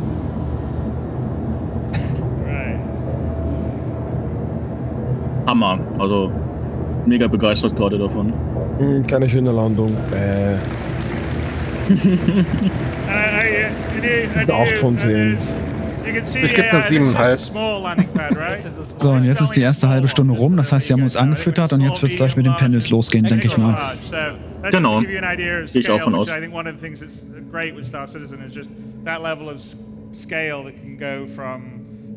Okay, small, medium, large und extra large haben gerade da.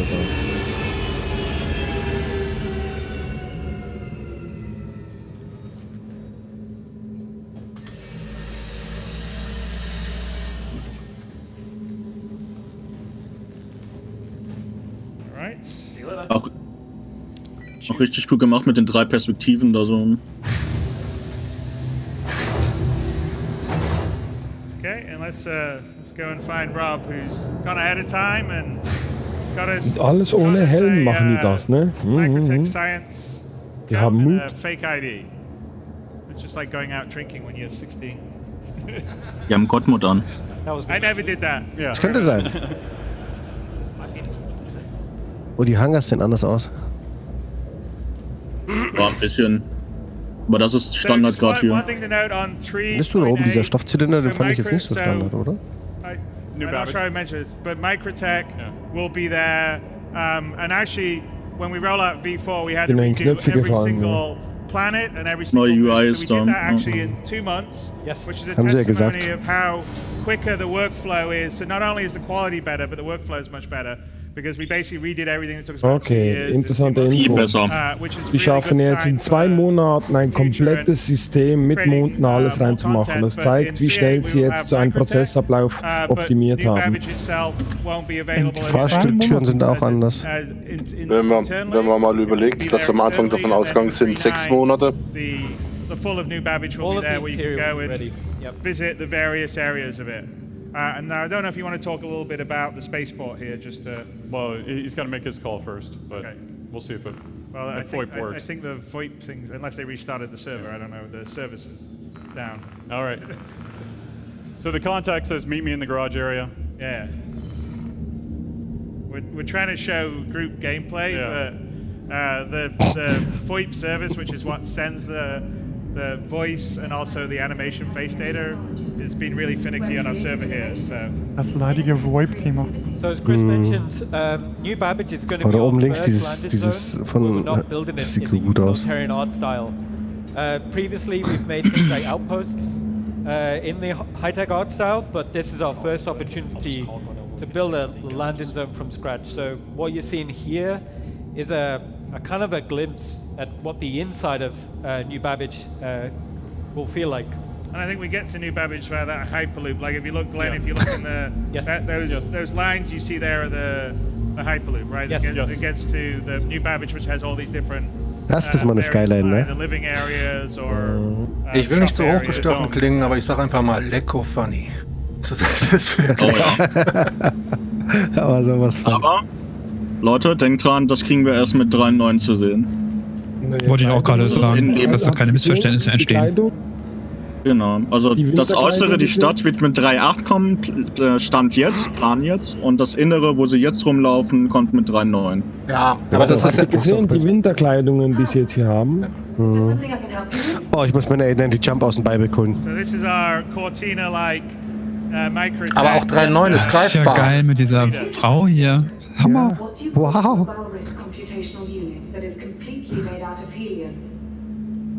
Ja, sie sagen, sie ist ein Cortana-like. Ja. Alexa. Amazon. Das gab's doch hier bei... Wie hieß das Spiel? Mass Effect. Oder? Stimmt. Ja, gab's auch. Let's go. You can thank Dave Haddock and the writing team for that, right? Yeah, thanks, Dave. Geile Idee, cool gemacht. All right. It was nice chatting with you. I hope you enjoyed the rest of your visit. Okay, so let's head to meet up Rob and get our fake ID and Labco.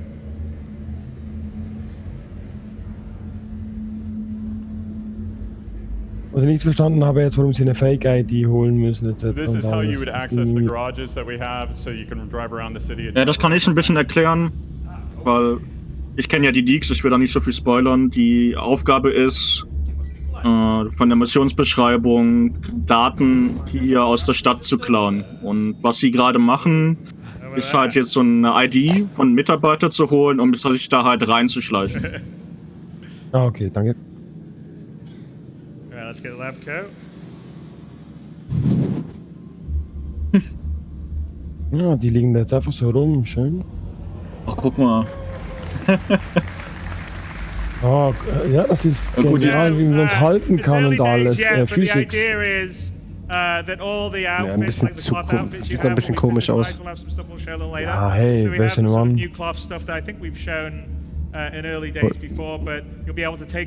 Sie haben die Lösung gefunden dafür, das ist gut. We're moving towards having everything physicalized, so if you're flying somewhere and you'll see this white makes a Liegt da ein Handy?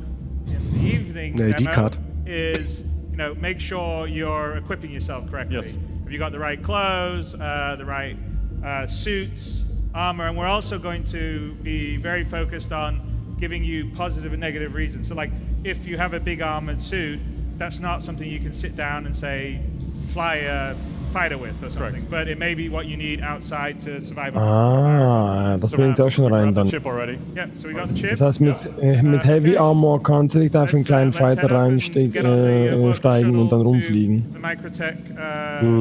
Man muss sich dann immer umkleiden.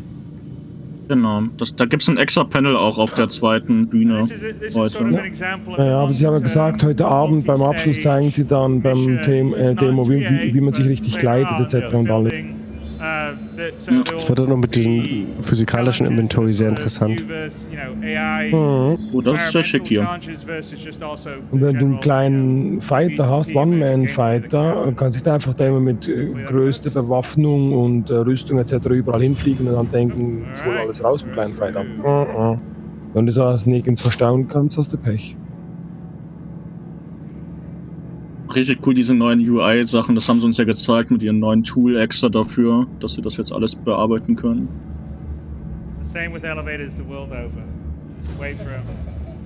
Es wäre interessant zu wissen, ob man später so Freiheiten bekommt, wie in solchen Spielen wie Hitman, wie du so eine Mission erledigen kannst, dass du verschiedene Points of Interest hast, über die du interagieren kannst.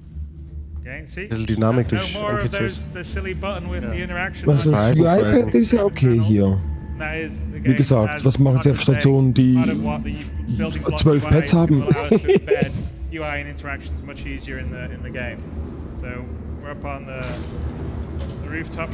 Oha. Eine Valkyrie? In weiß? Eine weiße Valkyrie. Will ich jetzt sagen, ne?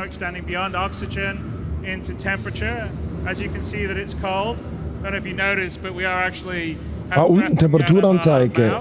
Unten links. Ich sehe es gerade. Wow. Das heißt minus 103 Grad. Das sind NPCs, ne? Another big thing ja, was just seen was basically AI Der muss God-Mode haben, wenn er hier so rumrennt. It's cold. Yeah. Der Mund hält das schon mal offen, der kann es nicht ganz fassen. Atem! Man hat den Atem gesehen.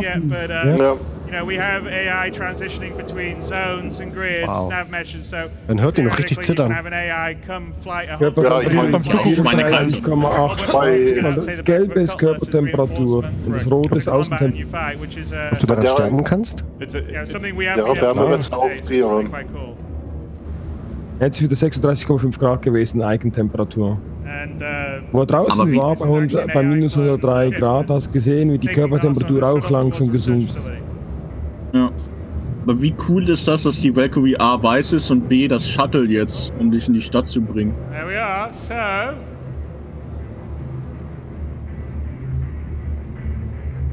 This is the end of part 1. We've got some cool stuff that will come back at the end of the day in part 2 to show you some even bigger stuff we're working on. So. Ja, das war klar. Aber wie schön das mit den Bäumen aussieht, ne, aus der Entfernung. Hammer. Geiler Start. Auf jeden Fall. Macht Lust auf mehr. dann Jetzt brauche ich ein sollte Eis. Daymar und so auch dann heiß werden, denke ich mal, richtig, so wüst. Really cool, nice surprises later on. So the closing one, stick around for that, please. I think you will be happy. And we're going to have a great day today. I think if we pull up the schedule for what's happening, here we are. I don't know if you guys are aware of who's enlisted, but we have the Theaters of War happening right now, which is very, very cool. The marketplace is awesome. It's a combination of a whole bunch of community booths as well as some of our other stuff. And yeah, check out the panels. There's some really interesting, great stuff. Jared, over here, do you want to we'll pull up the next card and you want to talk about what's up and coming? There you go. Yeah. I'll let you, Jared. And I'm looking forward to seeing all you guys a little later on this evening. And I hope you'll have a great, great, great day. Thanks so much, Chris. Welcome. Man sieht richtig, wie sie inzwischen auch Erfahrung gesammelt haben in solchen Events, ne? Ja, keine angefangen. Verzögerung, keine Tonprobleme. Genau. One thing, it's another. Hi, everybody. Jared here. The rest of the venue is opening now, so you don't have to stay here. We've got the second stage, the Pseikshot Auditorium. There are 6 panels that are starting in just a few minutes over there. We are about to get set up for the 6 panels that happen here. We've got the war room, just like Chris said. We've got the marketplace. It is like Levski and Area 18 had a forbidden tryst, and Jared versucht jetzt die Community ein bisschen zu verteilen auf die unterschiedlichen Räume. The Hollow Globe is back in the Carrick after that brief flirtation with a big table. Yep. Glad to see the Hollow Globe back. Don't you red one me? I was here.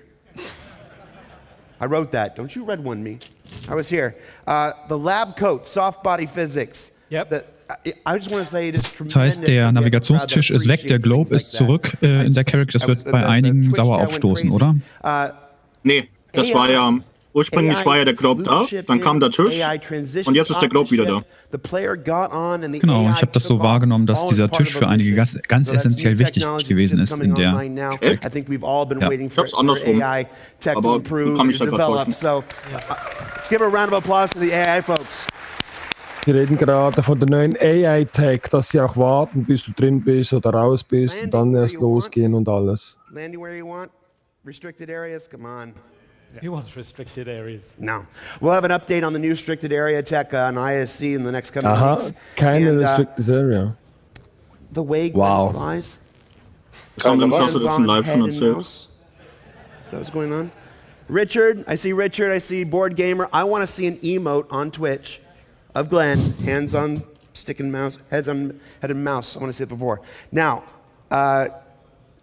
Chris touched on this a little bit earlier. He said Sam was the captain of the Carrick. We saw the Carrick flying. Yep. We saw it operating, but the Carrick is not going to be in people's hands until February. Chris touched on it a little bit, but tell us what is still outstanding to do with the Carrick. So we have a few rooms on the interior to bring up to final art. So everything you saw there is final art. The exterior is final art. All those rooms you saw, final art. There's areas like the cargo pods, cartography, that they just need bringing up. And like we've talked about before, we want to deliver really good things rather than just push something out. And especially with the Carrick, sort of just delivering that, not quite there, I don't think was the right option. Yeah, we obviously didn't go through the entire interior of the Carrick. We went through a very specific path that has finished artwork and stuff, but there are areas of the Carrick. Yeah, there's essentially 4 decks on the Carrick. The fourth is just the observation deck and cartography. We saw a lot of decks 3 and 2, and maybe we'll see more later.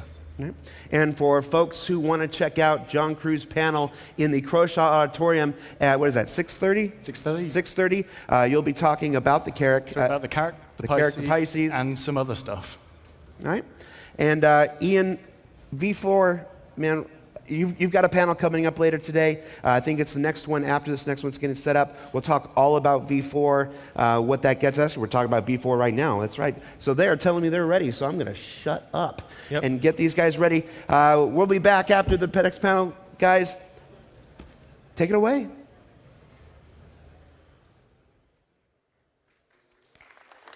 Jimmy, for you. Das heißt, alles über die Carrack. Für uns Livestream-Gucker dann erst später, ne? Richtig. Aber Sie haben damit ja unsere Theorie bestätigt. Ja. Aber fandet ihr das Farbdesign in der Carrack schön?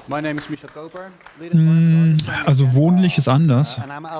Aber es ist halt Science Fiction. Ich glaube, es sieht überall in diesen Science-Fiction-Filmen, Raumschiffen so aus, oder? Ich weiß nicht.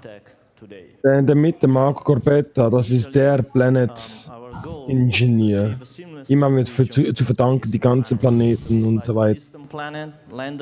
Okay. Aber von 2017 war er ja der das gezeigt hat, dass man da einen Planeten reinmachen konnte und seamless darauf landen konnte. 3 Monate hat er sich selbst eingeschlossen und daran gearbeitet. So initially, I just started doing some tests, mixing procedural terrain with buildings. Das ist doch auch der Typ, der diese Stadt-Tech entwickelt hat, oder? Täusche ich mich? Ja, der ganze Planet-Tech, alles was mit Planet zu tun hat. Die ganze prozedurale Sachen und so weiter. Alles. Genau. Das ist eine One-Man. Er hat Brian gefragt dazu mal, gib mir 3 Monate, schließ mich ein und ich liefere dir das. Und hat Brian gesagt, gut, mach mal. Oh, ich habe was für den Stream für euch alle. Oh, was? Der Carrack-Trailer ist da. Ich poste mal gerade bei Robert. Wollen wir uns denn das instant im Stream angucken? Nee, ne? Nee, das ist ja dasselbe, den wir eben gesehen haben. Achso. Nur für die, die es verpasst haben.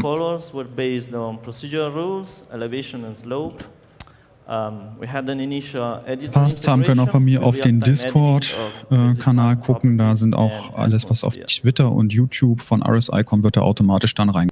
Next slide, please. Ja. Bei mir drüben ja auch so. So after a lot of hard work, we got our first version V1 working.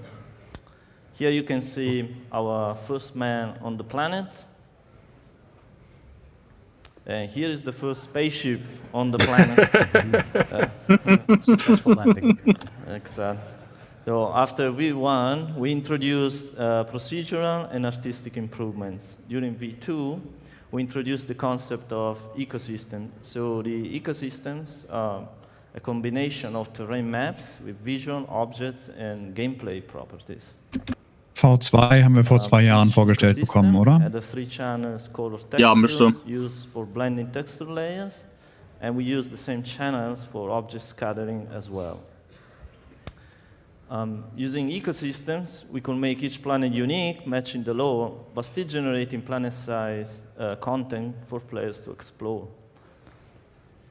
So V2 shipped with Alpha 3.0. We had the new moons and landing zones. We had seamless transitions, details visible from space all the way down to the surface.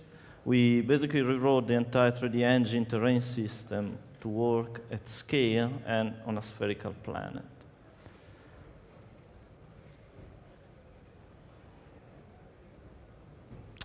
Alpha 3.0 was multiplayer ready. You could already explore planets online with your friends. You could do flight formations and planet-side battles. The planet generation is synchronized between client and server. The physics collision mesh is generated on demand. We will talk a bit more about this later. This picture is showing the sensor scale we achieved with Alpha 3.0.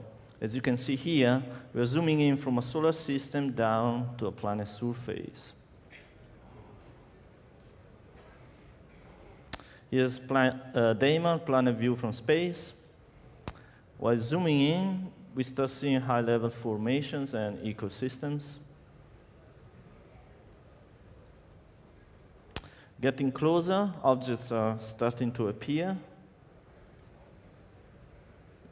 Next. Okay. Here is the ground-to-space transition for Yela. We're showing additional elements like icy surface from space.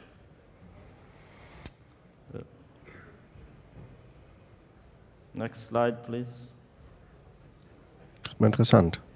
Okay, and this is the other way around, zooming out from ground to space.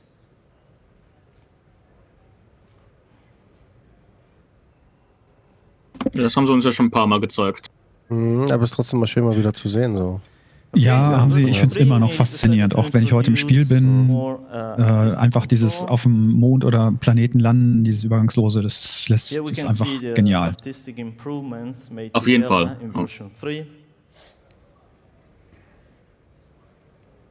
Version 3 shipped with Alpha 335. We added new moons and new planets, including a city planet covered with buildings. We introduced real day-night cycles, so planets are actually rotating in real time. And we made a large amount of tools improvements and built a new... Seit wann gibt es eine weiße Reliant? In V3, we increased from 3 channels to 16 channels using alpha values to encode the material IDs. War das nicht die 10? But blending these 16 texture layers for each pixel would be way too expensive.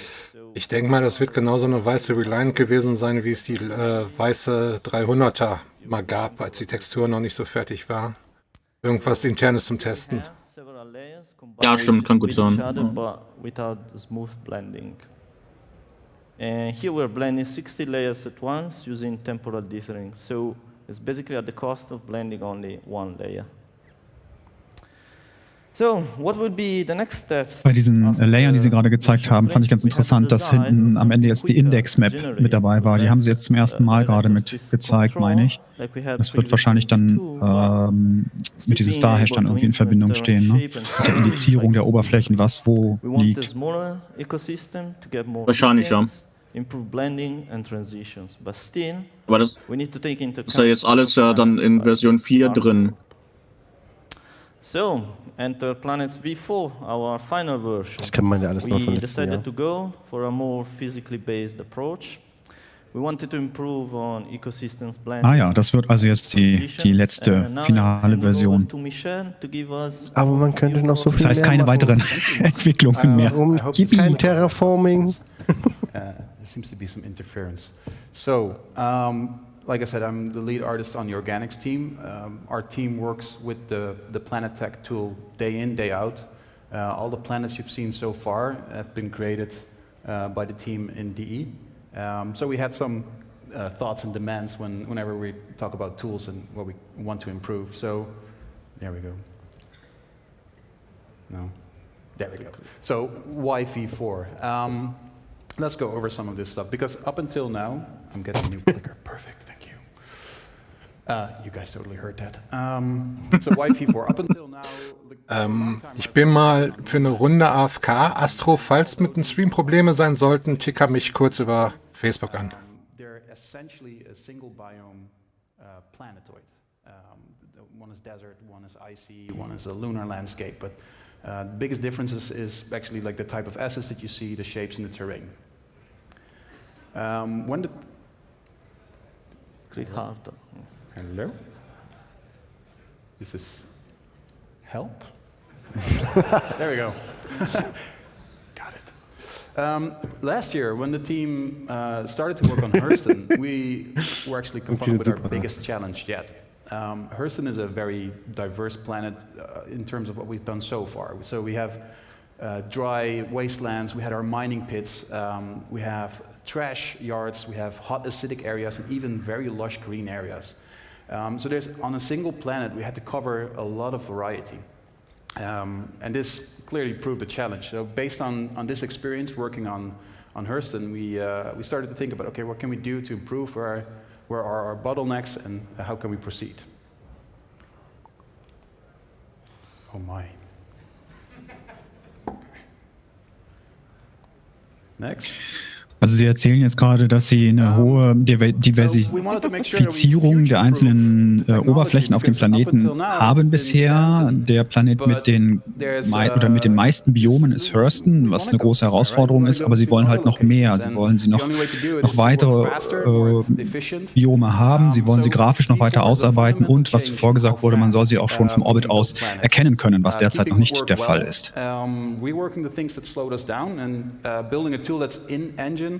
And is a very intuitive, artist-friendly tool to use. And we'll show some examples of that coming up.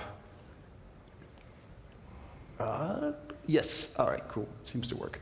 So here's an example of some of the stuff that we wanted to achieve, or at least wanted to do, but we felt we couldn't really do. So you see here a Google image of the African continent, and what you can clearly see is on a large scale the transition from a desert landscape to a savanna to Was wir hier sehen, ist jetzt nicht in-game, sondern Afrika. Da wollen sie gerne. Enjoy to ob die V4 dafür reicht? Earth. I personally like to do that a lot, reference gathering, etc. And I always enjoyed seeing these beautiful transitions. And they seem quite like strong, but if you go up close, you can actually tell that these transitions are like incredibly complex. So there's all these features in the terrain that inform why these transitions happen. In this case, where the vegetation gets more lush, you see that the mountainscapes start to block the drier desert winds. The water paths are the first areas where trees start to grow. And when you zoom into these areas, you can actually see how the terrain and how the terrain features actually start to inform these transitions.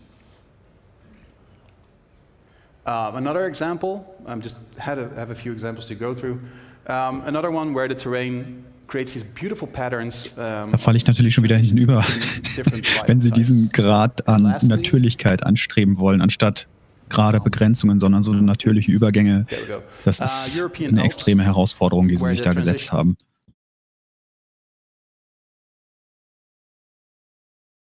Steht der Stream gerade?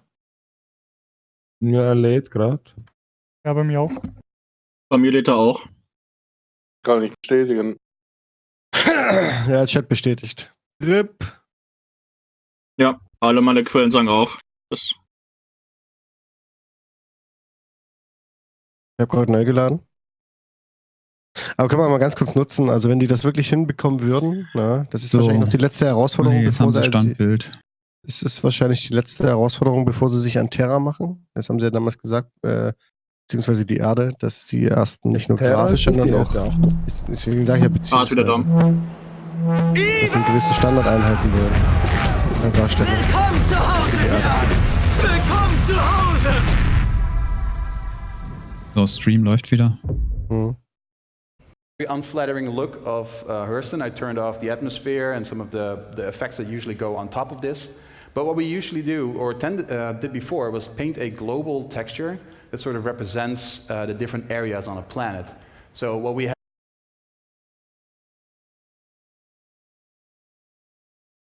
Oh nö. Wir hatten uns schon so gefreut, dass die Technik läuft, ne? with the effects layered on top Oh, of it. Black Screen. Geht wieder. Go to the next one. Oh, this is painful. There we go. Mal gab es mal einen Livestream von Ihnen, wo wirklich alles geklappt hat.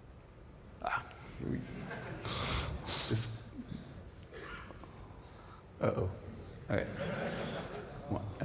There we go. Okay, so when you start flying closer to the surface, especially with all the effects turned off, you start to see where the global texture starts to fill, and you get this blurry look. The textures that are loaded locally for each patch of terrain, where each tile is not fully loaded in, and you hit this dead zone in between where it just looks a bit blurry, a bit muddy, and it's not really getting us the results that we saw on Google Earth. And then when you get even closer, you start to see the individual patches coming in. The texture of the biome becomes visible, and although up close this is a cool result, especially when you're walking in around it, these transitions, yeah, they can be quite hard. So what you see here is a few wasteland tiles meeting savanna tiles. And the artist and the art team had a Sie ziehen jetzt also den Vergleich zwischen Afrika und Hurston und sehen, dass also alles ziemlich matschig und verwaschen wirkt und die Abgrenzungen der Biome sind sehr hart im Vergleich zum natürlichen Ort. Quite complex to set up and maintain, especially with more biomes and more variety coming in. And the drawback from the color map up close is also that it didn't quite had the resolution that we wanted to. So more complex planets meant more individual files to maintain. All of these collected assets informed the final look. So if you wanted to change a color on the planet, you had to go through all these individual files. Let's use the laser. So we had all these terrain files, these terrain sets they had color information as well. So if we wanted the red on the planet to be a bit less red, we had to tweak all of those individual files. Could meant like over 20 or even more. The overall look and final look of the planet was easily made up of 500 files that we all needed to maintain, keep track of, and make sure that they were all in sync. So this, you can imagine that this makes addressing feedback, changes, whenever I'm talking with Ian about art direction stuff, it becomes quite tedious to get all that stuff polished up and very time consuming. So we had to do a fundamental rethinking of how we want to approach planets. And the first thing that we wanted to do was separate the process or the idea of a biome, temperature, and whether it's lush or dry, from the actual terrain shape. And by this, we could keep our terrain library clean, and we don't have to create additional color maps for every time we want to have a different color or a different type of terrain showing up. So that way, you can get large changes on a global scale. This is not Google Earth anymore. This is V4. And what we see here are natural transitions. Das sieht so gut aus. Okay, was wir hier sehen ist die neue Engine. Change in temperature, humidity, and weather conditions. And because these are occurring over a large scale, das heißt, sie führen die Varianz herbei durch den Faktor der Temperatur. Habe ich das richtig verstanden? Genau, habe ich auch so verstanden. Unter Beibehaltung eben der 500 Dateien, die Sie, oder wie auch immer, Pakete, Asset-Pakete, die Sie zur Herstellung eines oder zur Darstellung eines Planeten brauchen. So we're no longer fixing a biome to a specific tile. And that way, across the surface of the entire globe, every area truly becomes unique. And this is an example of how extreme it could go with coloring. Wahnsinn. Just as an example of das sind so schlaue Köpfe, die da arbeiten. Und so detailverliebt einfach. Another thing that we wanted to change, actually, auf jeden Fall, is the blending, crossfading, transitioning between areas. And on the one hand, on the left side, we see V3 zooming out. On the other side, we see V4. And bear in mind, V4 is not this one. Also links ist die alte V3-Version und rechts ist die neue V4-Version. To come up with an example. And what you see here is a seamless zoom out with no visual artifacts. Nein, das ist groß. Or fading or popping. Du siehst das echt schon mit den Plop-Out-Effekten, ne? Ja, Version 4 verbessert das nochmal deutlich. Aber auch sowas von. Das Arm tätowiert, Perseverance, oder?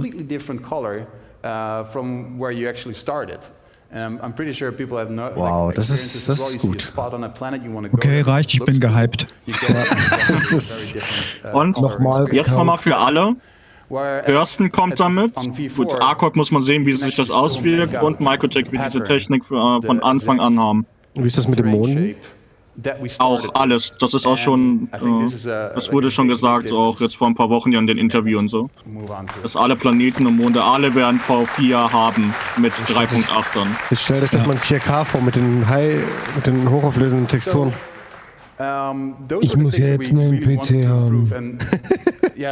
Aber das war jetzt schon 3.8, oder? Ich glaube auch, ja.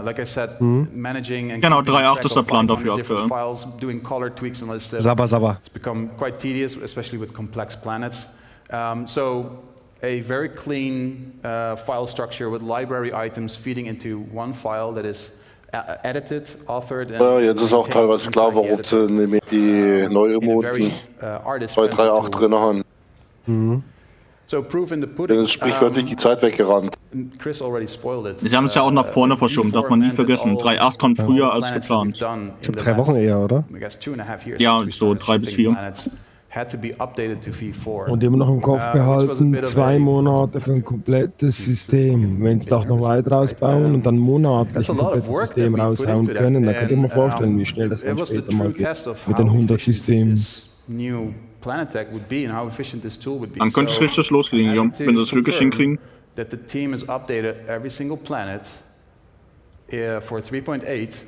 kommt's. Confirm 3.8, alle Planeten sind Genau. Okay, Hype. Das ist das, was wir hier schon hatten. Oh, bei mir steht er wieder. Okay, ist wieder da. So, Wahnsinn. Get a bit of a start into the more technical areas. I just wanted to share a little bit what we do on the art creation side that feeds into what V4 does now. Dann haben die aber eine ganz schöne Crunch-Phase hinter sich, Junge. In V3, we use these little simulation tools that one of our in-house artists, Sebastian Schröder, who had a big part in the. Aber da sind wir wieder beim Thema weniger Flame, das Ergebnis abwarten. Essential input. He made all these cool simulation tools that help us with terrain simulation. We see erosion, which is ja, ist cool, das jetzt alles zu sehen, weil wie gesagt, das war vor einem Monat oder so. Simile, du hast es ja übersetzt gehabt, ne? Diesen italienischen Bericht dazu. Ja. Da haben sie das ja alles schon mal erzählt. Und jetzt können wir aber jetzt das zu sehen ist einfach was anderes. Ja, klar, wollte ich gerade sagen, aber es ist halt. Weil das ist ja nicht alles, was mit Blended V4 kommt, ne? Da kommt ja noch ein bisschen was anderes. And see, it helps. Up until now, these tools, we use them just as like a personal thing, like you would have a brush inside your toolbox, and you just use it, and then you have an end result, an output that comes from it, and then we feed that into the engine. So we were able to get, like, if you're at the right distance, you get these beautiful terrain colors and terrain maps. So we're not unhappy with that, but every time we wanted to change something or wanted to make a different combination of colors or vegetation, you would have to redo it or make a new one. So instead of that, making final outputs and specific masks, we decided to get those tools and simulate stuff and use the simulated data and feed that directly into the engine. So this was the old one. We had masks, we had color maps, specific patterns where certain assets would show up. And we started to rethink this and like, okay, how can we simplify this and make this easier for everything else to use? So we decided to go for humidity and temperature.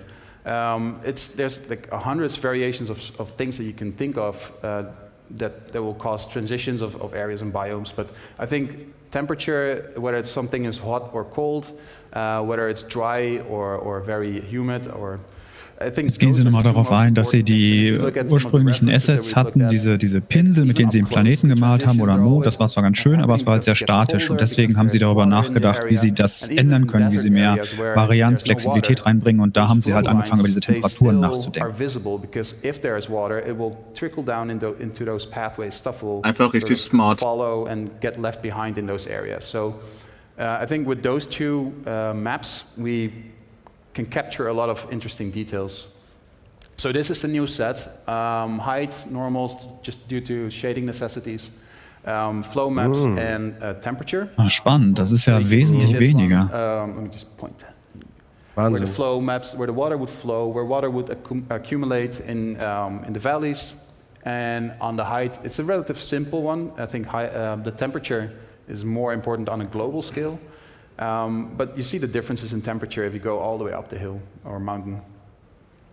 To make sure that every terrain set, every height map represents the exact same values with those flow maps and temperature maps, we had to unify all of our library height maps, basically, our whole library of height maps.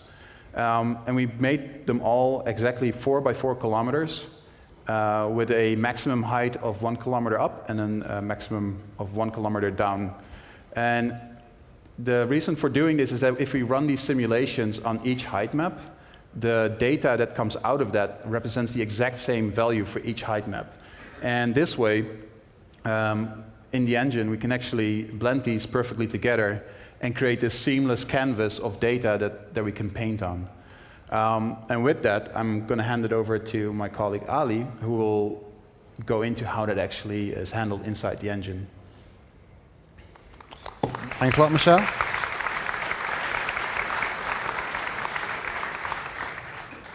So we'll see if this clicker works all the way over here. Right. So yeah, to talk about how we make use of this climate data, first I want to take a step back and talk about the different approaches to how you can build a planet. So I've got a line here showing all the various scales we need to accomplish And a typical first-person shooter, any old average small game, would typically be made of maybe 2 layers of textures. So you would have like your small ground textures and might be representing millimeter accuracy details. And that would type of take you up to a meter or a couple of meters. And then they would have a next layer of texture, which would be their terrain. And you typically offer that something like a 1 meter resolution, and then that would cover your entire play space, so say 1 kilometer for a small game. And that would typically account for about 5 megabytes of memory, depending on the tech you're using, which is obviously nice and cheap in this generation. But moving on to something a bit larger, a large open world game would typically stretch for 10 kilometers by 10 kilometers, or that type of scale, so 100 kilometers squared. And for something like this, you're looking for about 100 megabytes if you use the same approach. So that's still quite a sensible amount of memory, something you can easily achieve on a current-gen console and definitely on a PC. But that's fine. That's not what we're doing, though. So what if we take the same approach and push it up to Star Citizen scale? About 500 terabytes for a planet. So unless everyone's got some nice, meaty SSDs, you might be struggling there. So clearly, that's not the way that anyone builds a planet. So what about, Marco talked about procedural planets, like V1 was almost a fully procedural approach. It had limited art input.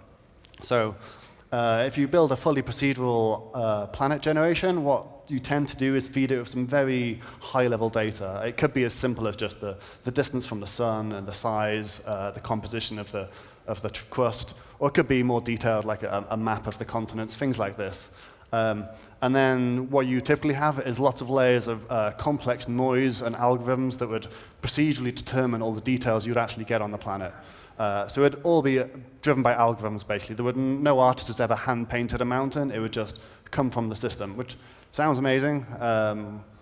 If I just show, here's a very limited, quick example to show what type of a small terrain sim and how you start with something lumpy and then it turns into something a bit nicer. I'll play that again. So that's a very small-scale example. So this sounds good. So with that type of approach, you can generate infinite planets, which is good. We get the whole solar system or whole universe filled. But actually, it's not as good as it seems. The variety you get is actually just limited by the complexity of the algorithm. So I could write an algorithm to say where rivers should spawn and how they should flow. And you might get 1 million different rivers, but you will never see a waterfall. And not until I go and then adjust the algorithm, add a waterfall. So you end up adding more and more layers of complexity, which is fine, but at some point, especially with a game like ours, and you're trying to simulate hundreds of different planets that are very unique. We don't want 100 Earths or 100 lunar moons. We want lava planets. We want all these radically different planets. So this approach doesn't really work for us. And what we actually want is something that's very art-directed. Our art director, Ian, will tell us, show us exactly what he wants, like a cliff to look like. It might be the slope of it, the shape of it, the colors, and we have to match that as the tech team. So doing something fully procedural doesn't really allow us to do that, and it becomes a very technical, non-artistic process, which is quite limiting. So what does Star Citizen do? Well, up till V3, we combined 4 layers of textures. So typically, would use the first few layers you would get in a normal first-person game, but then we had these 2 extra layers of textures that would stretch us all the way up to the global type of scale. And we blended all these together in the shader, and it cost us about 300 megs of memory, which is something that most GPUs can easily handle, so that's fine. But like Michelle alluded to, it can be difficult to manage all these different layers and to blend them to try and achieve the art direction at the ground level, but then still to have a seamless transition to space. And there was always these hard decisions we had to make, where if we wanted too much color variation on the surface, then from space we maybe couldn't achieve it. Or there was this constant balancing act, so we need to do something here. So the fundamental approach for V4 is to make use of climate data. So we keep everything we had, but rather than, like Michelle said, painting actual color maps, we now paint this climate data or simulate the climate data. And on top of that, we apply a global rule set for each planet that says, based on that climate, what would this planet do? So this can tell you everything from what the color of the ground would be, whether it's sand or snow, whether you might get a tree placed there or a rock. It informs us everything about the entire surface. And by using type of this top-down and bottom-up approach at the same time, we type of overcome all of the limitations that we had previously. So here's a 2D chart of temperature versus humidity. Michelle mentioned we use these two properties because they seem the most relevant for most variations on a planet's surface, but we're quite loose with the term. The artists have a bit of flexibility what they put into them. And obviously, some planets or moons, especially, maybe humidity isn't relevant for them. We could theoretically just use any other single measure we want for climate there. But the point is we've got two axes, two things we can control. So what we do is then for each individual point on this 2D graph, we get to pick exactly what we want to appear. So down here we might have, like, obviously snow textures, where we have different types of trees appearing in the temperate rainforest. We get to control the exact appearance at every single location within this chart. And we have 128 graduations of temperature and humidity, which leaves us with 16,000 variations we have to fill to take what would appear on the planet at that specific condition, which is quite a lot to fill. So here's a quick demo showing how a small terrain patch, just by adjusting the climate data, we can very quickly adjust the visuals. I'll just play that one again. And you see that we always get like logical shapes and colors coming in there. So yeah, the problem with this now, it generates as a new problem. We've got 16,000 sets of conditions we need to set up somehow. So for the artists, that represented quite a challenge. Our first approach was for them to have, like, they would manually create these rules where I want this tree to appear at this temperature range and at this altitude, and it was too unwieldy. So instead, we moved to a system where we literally paint the surface of the planet using like a paintbrush. So this is a quick demo of this being used here. And because we don't want to paint the entire surface of the planet, when you paint on the surface, you're actually painting what you would like to appear at them climate conditions. So if you paint somewhere that's 20 degrees C and the humidity is 50%, you're actually painting every single point on the planet that has exactly those climate conditions. So by doing it this way, next slide, we can very quickly build up very interesting biomes. And while it looks like you're just painting the small area of land in front of you, you're painting huge areas of the planet at once. And this was something that was immediately appealing to the artists, because this is a very familiar workflow for anyone that's worked on a game engine before, like a smaller scale one. But yeah, it scales up for us. So here we've just painted a few trees and bushes, and instantly you can see the whole area is now being populated. I think everybody did a little happy dance when that moment came in, yeah. And the paint tool came in. And woohoo!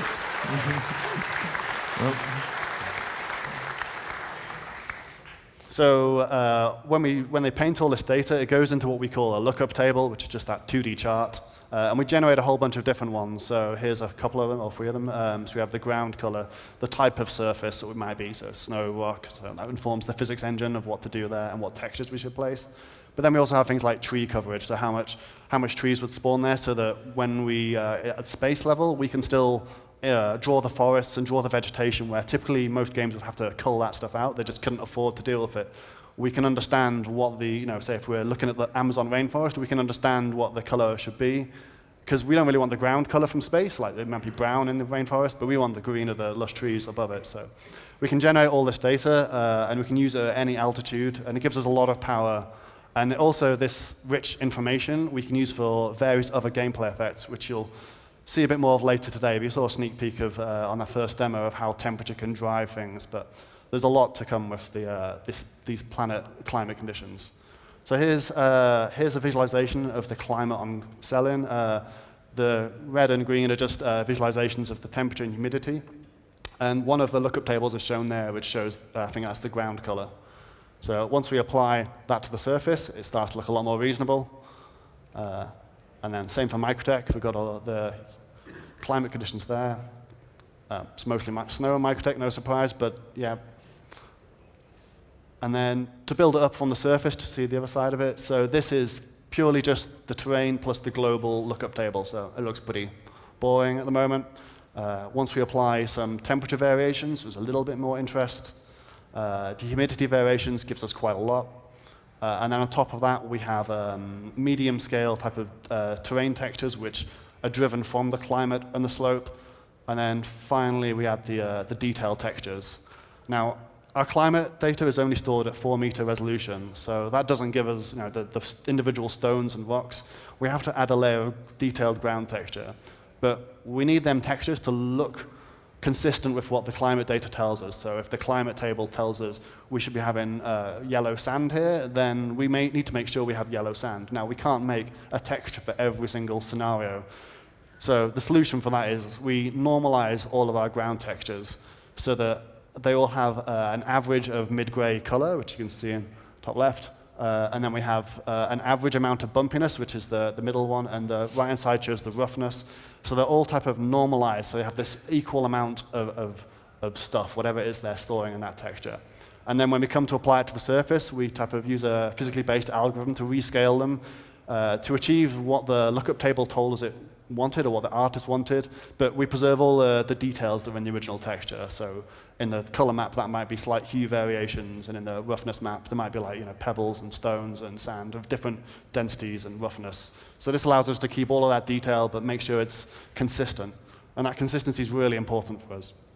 We actually apply the same concept as Michelle mentioned at the 4-kilometer scale. So here's a very basic example of a bunch of different terrain tiles tiled up next to each other, and obviously there's a very hard join between them, but because we've made the climate data normalized and in the same range, when we try to combine them together, we get a nice seamless transition, and then when we apply the climate data rule set on top of that, then it feels completely natural. And even in this very primitive example, it's very hard to see the transitions, and we get a very natural and logical progression from the terrain, which is really nice. There is one slight flaw with the technique, which is, say, in this little highlighted box I've got on the bottom right, if I want to have a mountain range that's going to cover multiple biomes, multiple climate conditions, if I zoom out to space, I don't want to just get the average color of that region. I want to make sure to see all the details that would have been in there. So in this, I've got a combination of shrubland and snow and polar desert. So depending on how varied that terrain was, I should be seeing a mixture of them colors. But just using the average color, which is what you would tend to get in the engine if you, without any extra tech, you would just get the color of that polar region in the middle, polar desert.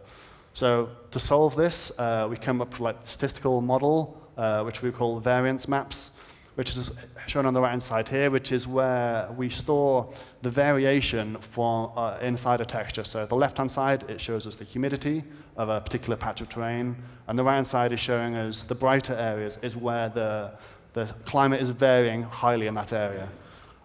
And then as we increase in altitude, the hardware, the GPU hardware, naturally uses lower resolution textures and, to cover the smaller scale. So then the variation map then increases in brightness to cover the amount of variation that is within 1 pixel now. So as we go, now it's 32 by 32 texture. You can see that it's much brighter now, and it's still, the areas that are white now are the areas that had a lot of variation previously.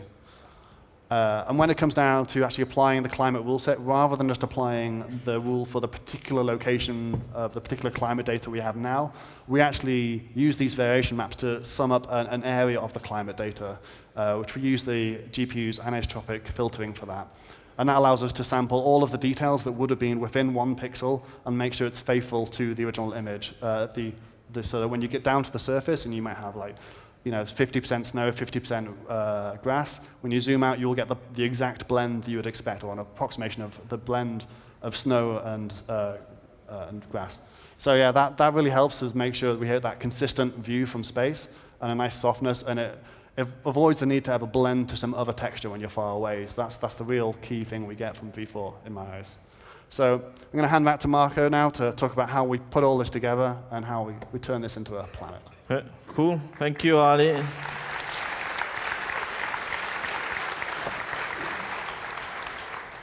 Okay, cool. Let's have a quick look at the planet generation. So we are starting from a cube. Each cube face is projected onto a sphere. The entire planet's surface is generated and rendered at different levels of details. And the amount of details increases as you get closer to the surface. Here you can see a debug screenshot showing the surface level humidity, as we discussed before. In V4, we are blending all nearby ecosystems for all terrain vertices using a bicubic interpolation approximation. Here is the same view, but we're showing temperature climate data. So and here is another improvement as we mentioned, that we made in V4 is that object scattering is driven by the same climate data that we're using for terrain generation. Here you can see the object presets IDs, driving objects spawning on demand. This is the same view by showing the colors driven by climate data and textures. And here you can see the wireframe mesh geometry generated from elevation data. The terrain geometry and blending is done on CPU. This is the same view as before. We're showing the planet terrain without any objects yet. And this is the final view with objects generated on terrain. So we have a separation between large-scale ecosystems, which are the larger rocks, trees, and so on.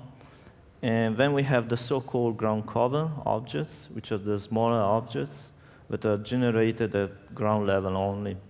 Additionally, we have improved the cliffside generation. The objects are placed based on climate data and object preset settings, and we are using LOD clusters for large-scale forest rendering, which you will see in Microtech. At ground level, we have additional parallax and ground texture details. So, physics. The collision geometry is generated on demand on client and servers when players and spaceships are interacting with the physics grid. Here in light gray, you can see the physics proxies that are generated for terrain, rocks, and objects. So generating on demand, physics on demand is tricky because the spaceships are actually moving at crazy speeds across the surface. And obviously, we cannot store the entire planet geometry in memories, otherwise would be terabytes of data. So each terrain patch is built in parallel on CPU. The workload is distributed by the job system to all available cores. Basically, the server is building a physics collision mesh for each client. So we have many other features on the planets, for instance, caves. Here you can see an example of a cave assembled by the procedural layout tool. After generation, the caves are turned into object containers, and they're placed on the planet's surface. So using object containers, we can take advantage of object container streaming in future. Here you can see an example of a cave with an exclusion volumes, which is used to avoid generating rocks on top of the cave entrance. Here is another example of exclusion volumes. You can see how the trees are avoiding generating inside the volumes. Additionally, we have space stations orbiting around planets. All the space station interiors are generated by the procedural layout tool as well, and then are placed as object containers in space. Another new feature we added in V4 is the frozen ocean, which can be seen here on Microtech. The frozen ocean is physicalized, and players can walk, drive vehicles on it. In these pictures, we're showing the frozen ocean collision mesh generated on demand. So, regarding mining, the way it works is that some of the procedural objects are turned into mineable entities, and the player can interact with them and extracting minerals.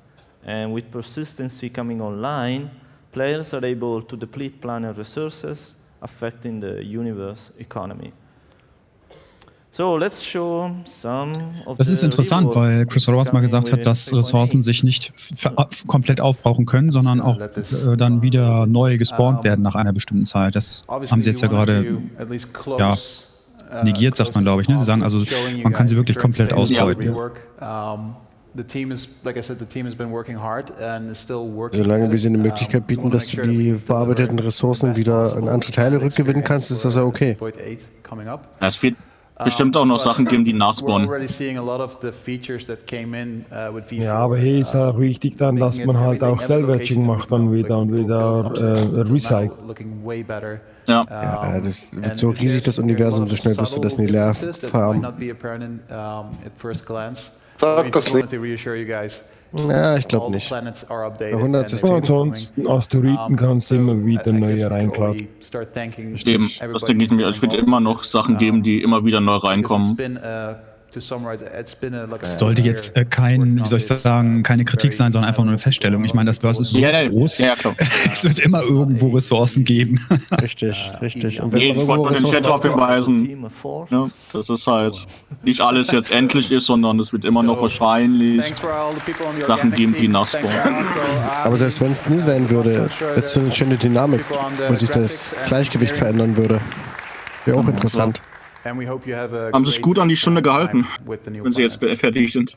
Yeah, I hope you guys have enjoyed this presentation. Thank you for listening and genau. enjoy the rest of the show. Sehr schön. 30. Perfekt. Ja. Deswegen hat er so schnell geredet, aber er hat es geschafft. Also Er ist zwischendurch wirklich sehr durchgerast, aber nichtsdestotrotz sehr viele spannende Informationen. Ja. Also wenn man das Englisch mächtig ist, ging es eigentlich. Und ich glaube, wie gesagt, tatsächlich, da sieht man, dass es ein Eis ist. Eis ist, ne? Genau. Da sehen wir jetzt das Eismodell. Richtig Wahnsinn. Cool. Und dass dafür Leute rumrennen. Was ich sagen wollte, ich glaube nicht daran, dass es eine V5 geben wird, weil das ist jetzt die finale Version. Jetzt machen sie Squadron 42 fertig, weil es wäre ja sinnlos, wenn sie jetzt noch eine Version 5 bauen würden, weil dann kommen sie im Squadron 42 gar nicht mehr zugange. Meine Meinung. Nee, hast du recht. Was noch dazu kommt, ist halt die Cloud-Tech halt, ne? Aber das ist dann unabhängig der Planeten. Die Dame, wo man hier sieht, ist, glaube ich, die neue Verantwortliche für die ganzen Convention. Es ist ja nicht mehr Cameron, der das macht. Der ist ja auch weiter aufgestiegen.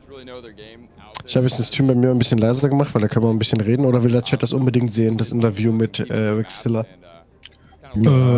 Ich jetzt nicht. Also wir können durchaus eine Zwischensequenz einlegen und ein bisschen quatschen. Ja. Würde ich auch sagen, bietet sich gerade gut an. Man kann ein bisschen verfolgen, was sie da reden, aber... Ich wollte mal ganz kurz das letzte Thema aufgreifen. Silbermoon hat es eigentlich ganz gut zusammengefasst.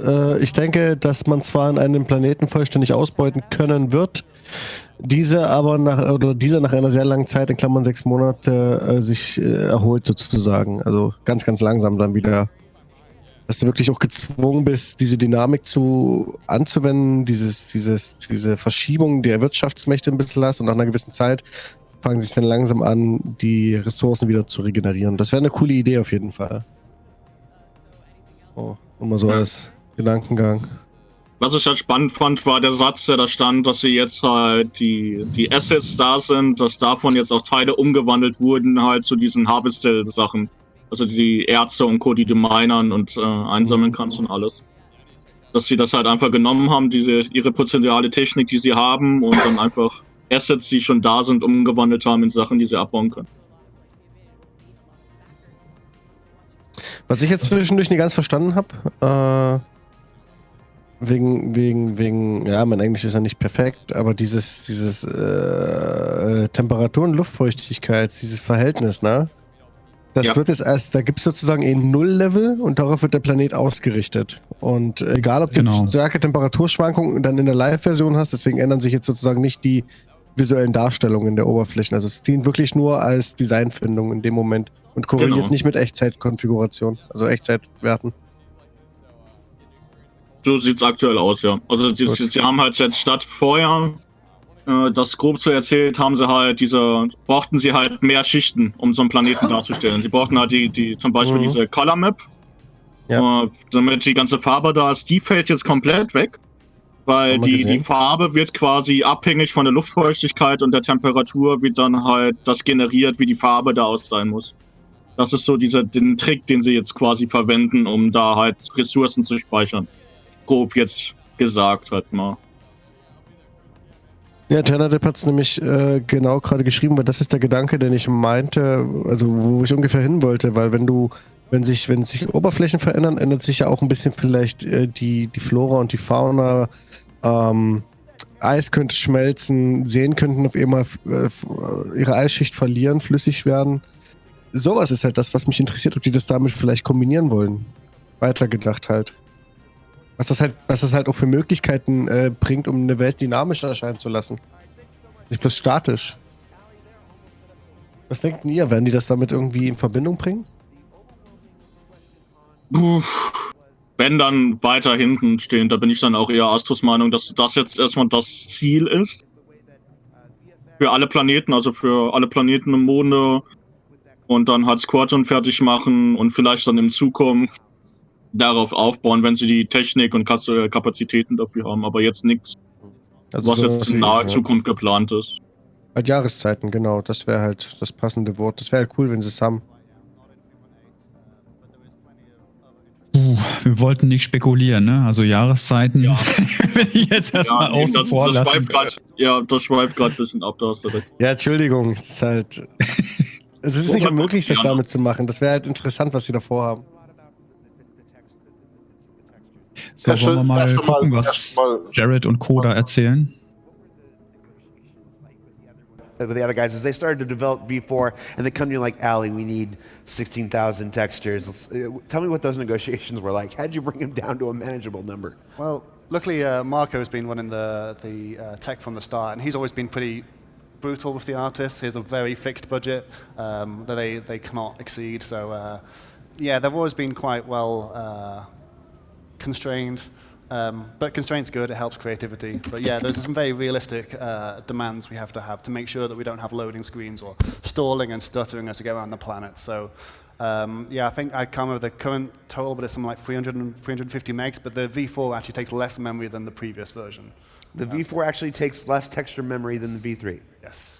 Although I think we're debating whether we might use that memory to do something. Das haben sie ja gerade auch in der Demo erzählt. Jared fragt, dass die neue V4-Tech weniger Ressourcen nutzen wird, also weniger unsere Computer beanspruchen. Und das ist so, V4 wird weniger Ressourcen benötigen, einfach weil sie weniger dieser vorgebackenen Texturen berechnen. Where's my camera there? You can check out the ship sounds panel. Das schreit nochmal nach einem Benchmark-Test mit 3.8 für Multicore-Prozessoren. Wegen der Skalierbarkeit, ne? Bin ich gespannt. Hab ich was vor im Dezember und im Januar. Ich bin noch bis Weihnachten hier in der Reha-Klinik. Scheiße. Obwohl, vielleicht rechtzeitig zum Release von 3.8. Habt ihr nicht auch nur noch einen 720p-Stream? Habe ich gerade nicht drauf geachtet. Ja. Habe ich hier. 1080p geht nämlich nicht mehr nach den letzten Freeze. Nee. Vorher schon bei mir nämlich. Hello everybody. 27p ist höchst. It may be Eddie Hilditch, der ist doch. Eddie ist da. Ja. But nevertheless, we care very passionately for it. Der ist auch irgendwie Schotte oder sowas, den verstehe ich immer ganz schwer. Wer ist das? Oh ja. I'm Michel. Hello. Eddie Hilditch, der hat einen ganz heftigen Akzent. Hi, I'm Nick. I'm the lead environment artist on the. Da siehst du, ist der Lead. And I'm Eddie. Okay. I'm the lead environment artist on the modular team.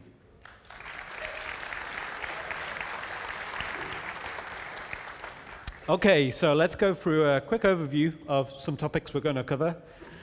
First, we want to talk a little bit about the team formation and why we're kind of set up in this way. Next, we'll talk a little bit about the visual development of the space stations, both the exterior and the interior, and some of the notes on the direction we're taking. Then we'll take a deep dive into the visual design of the new landing zone, New Babbage, and then right at the end, we'll explore some of the biomes that we're going to see on Microtech. Okay, let's start with the environment team art formation. So, as you know, like the locations in Citizen are quite diverse. So what we wanted to do is we wanted to format our team in a way in which we can work on multiple things in parallel, but not necessarily overstretch the team, which would ultimately reduce the quality. Okay, so first thing I want to talk about is the landing zone team. So obviously the focus of this team is focusing on, you know, cityscapes, spaceports, hub areas of the landing zone, common elements, things like that. And that team is largely focused on kind of like maintaining or implementing two bald guys, one guy with enough hair for the other three. Next we got the modular team. So the focus of this team is kind of sagt, da sind zwei Leute mit Glatze drin und einer, der so viele Haare hat für alle drei zusammen. So there's things like space stations, ground locations, space locations, things like that. So the kind of like the core ethos of this team is to try and utilize our build insects in a bit more of a creative way. So it's more about ensuring we get the quantity of locations in our game to support gameplay.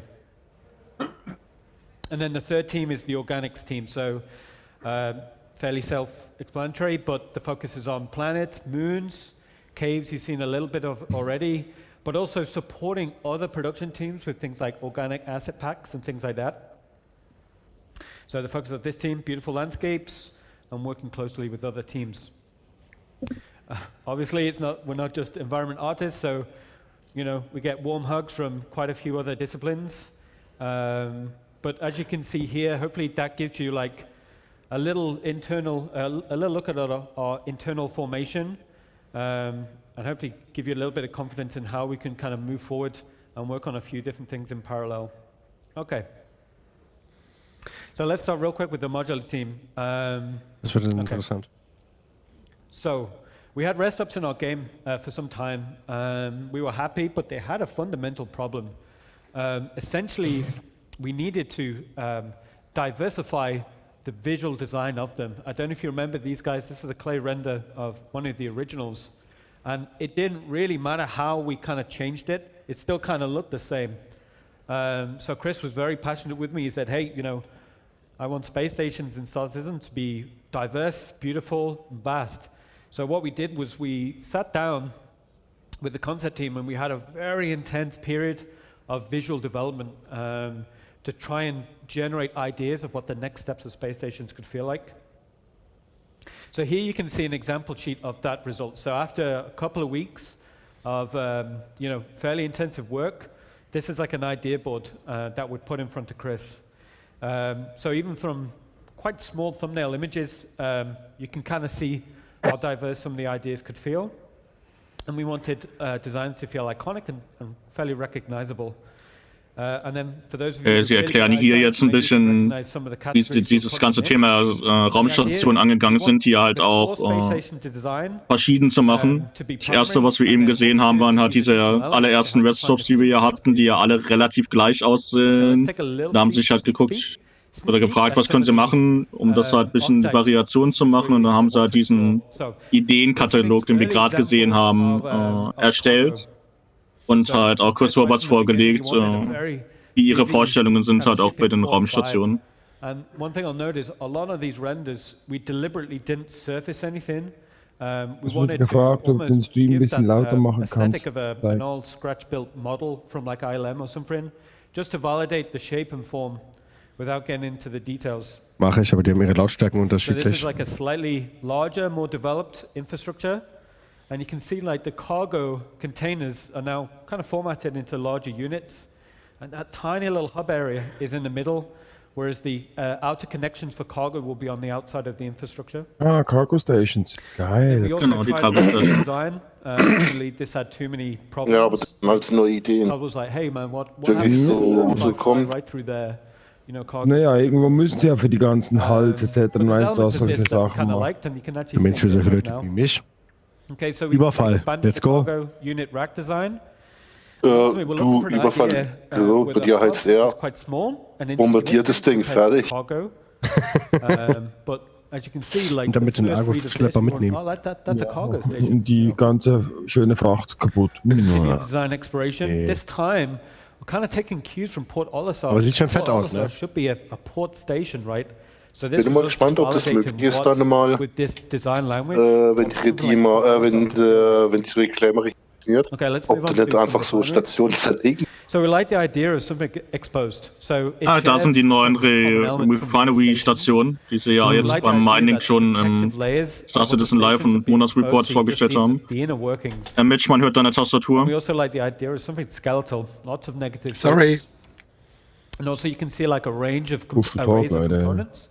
And this can also be used to kind of describe, expanding out the scale of operation. So if you see something with like Also nochmal für die Leute, die es vielleicht noch nicht mitbekommen haben, man wird später sein Erz, das ihr Minert veredeln können an genau diesen Stationen, die sie uns da gerade ein bisschen zeigen vom Aussehen. leading off from the main hub.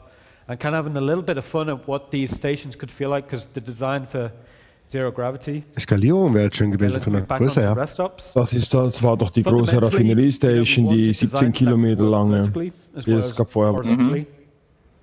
And we also und jetzt kommen wir zu den Reststops, die wir ja kennen. Like Chris described it as, you know, you come across like a backwater space station, but then that's fundamentally different to a space station that you'd see on a major kind of trade hub.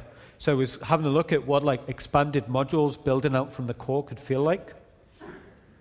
And also we're exploring various shapes, which we did with these rings here. So this was a core shape that internally we really latched onto. And then like it enabled us to do new things like array and hangers around that core. So because it's in space where you need to validate composition from all different angles, and even from this clay render, we felt, you know, quite confident about the compositions that we'd expect to have.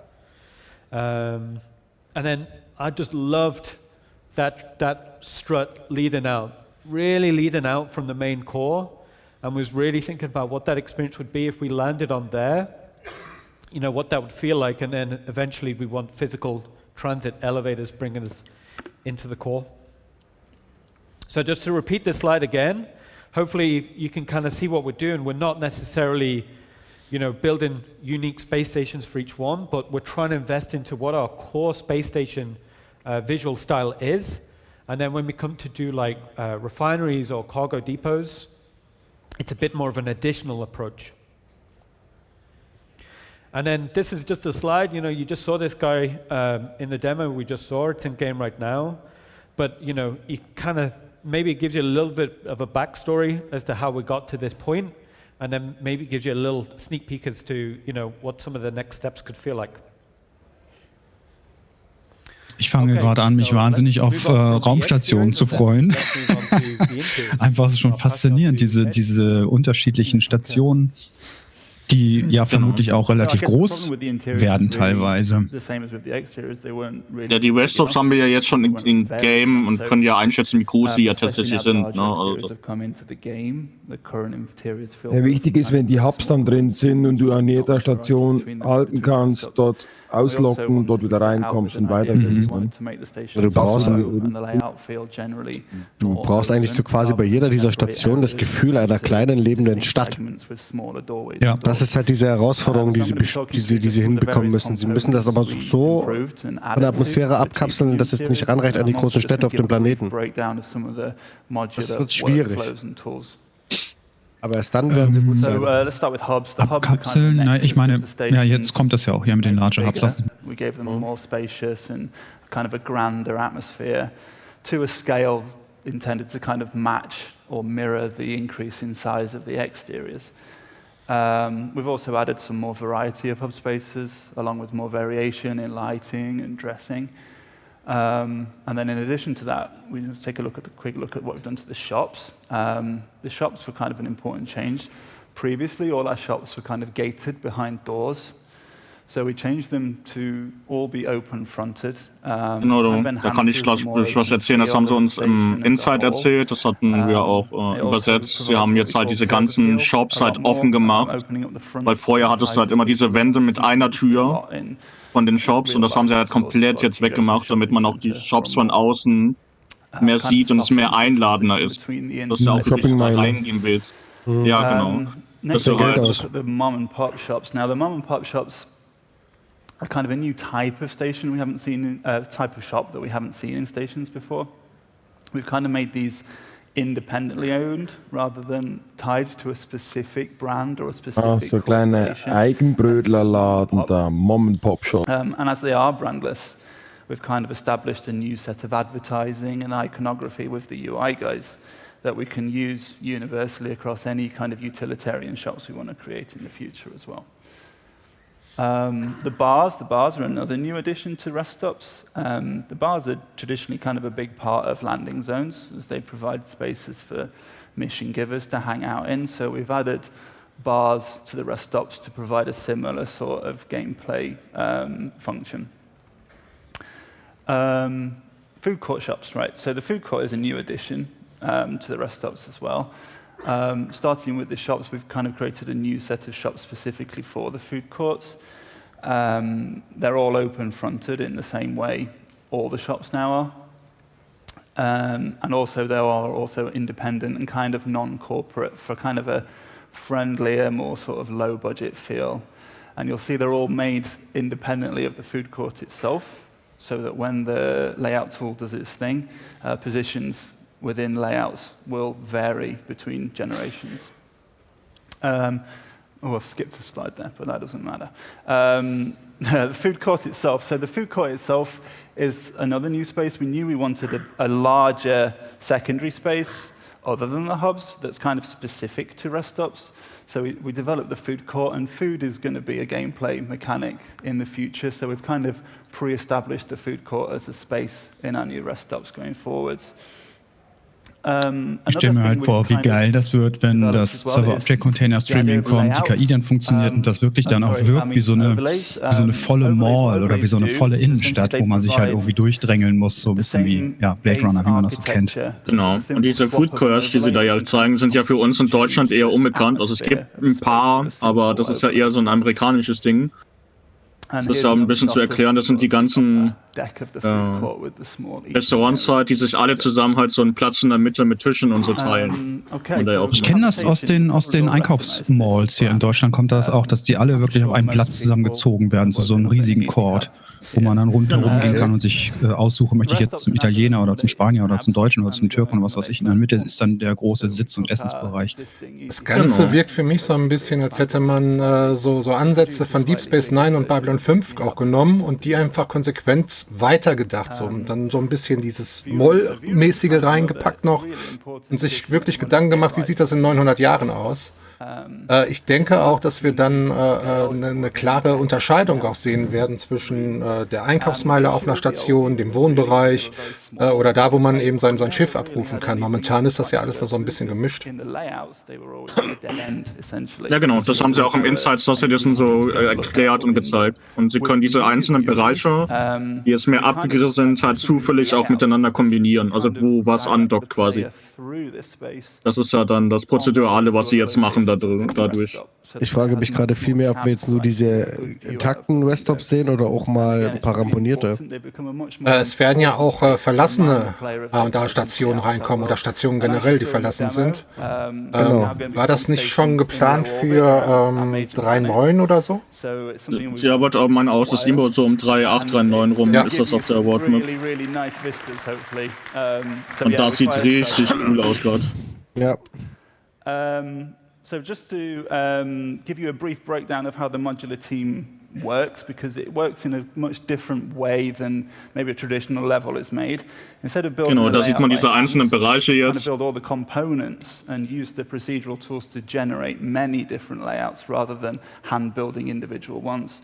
So here's a library of rooms that are kind of unique for the rest stops themselves.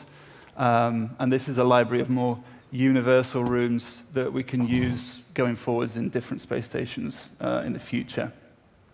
On top of that, then, we have libraries of props, which are small collections of items, all filtered by category and type.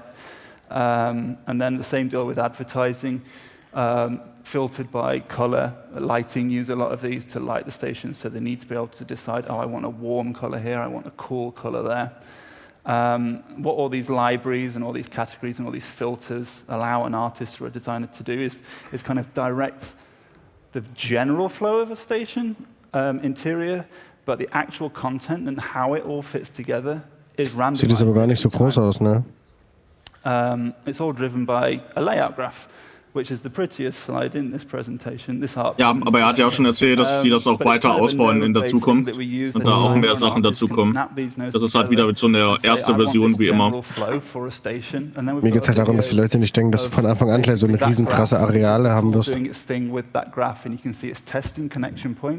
It's finding successful ones, and then it's moving on to the next node in the graph. And eventually you get a successful layout. And once you have a successful layout, really, all that remains is for an artist or a designer to go into that layout, have a look at it, and decide whether they like it or not. And if they do like it, it kind of goes into the yes pile. And if we don't like it, really all it's a question of doing is deleting it and generating another one until we get to something that we do like. So the modular team works in this way because obviously it's a much easier way to create hundreds of different locations, thousands of different locations. I mean, just with the sets that we've got now, we've probably got millions of different permutations that probably could be. But instead of having to hand build every interior we make, we spend a lot of time figuring out the rules so that we can generate hundreds over time. Mm-hmm.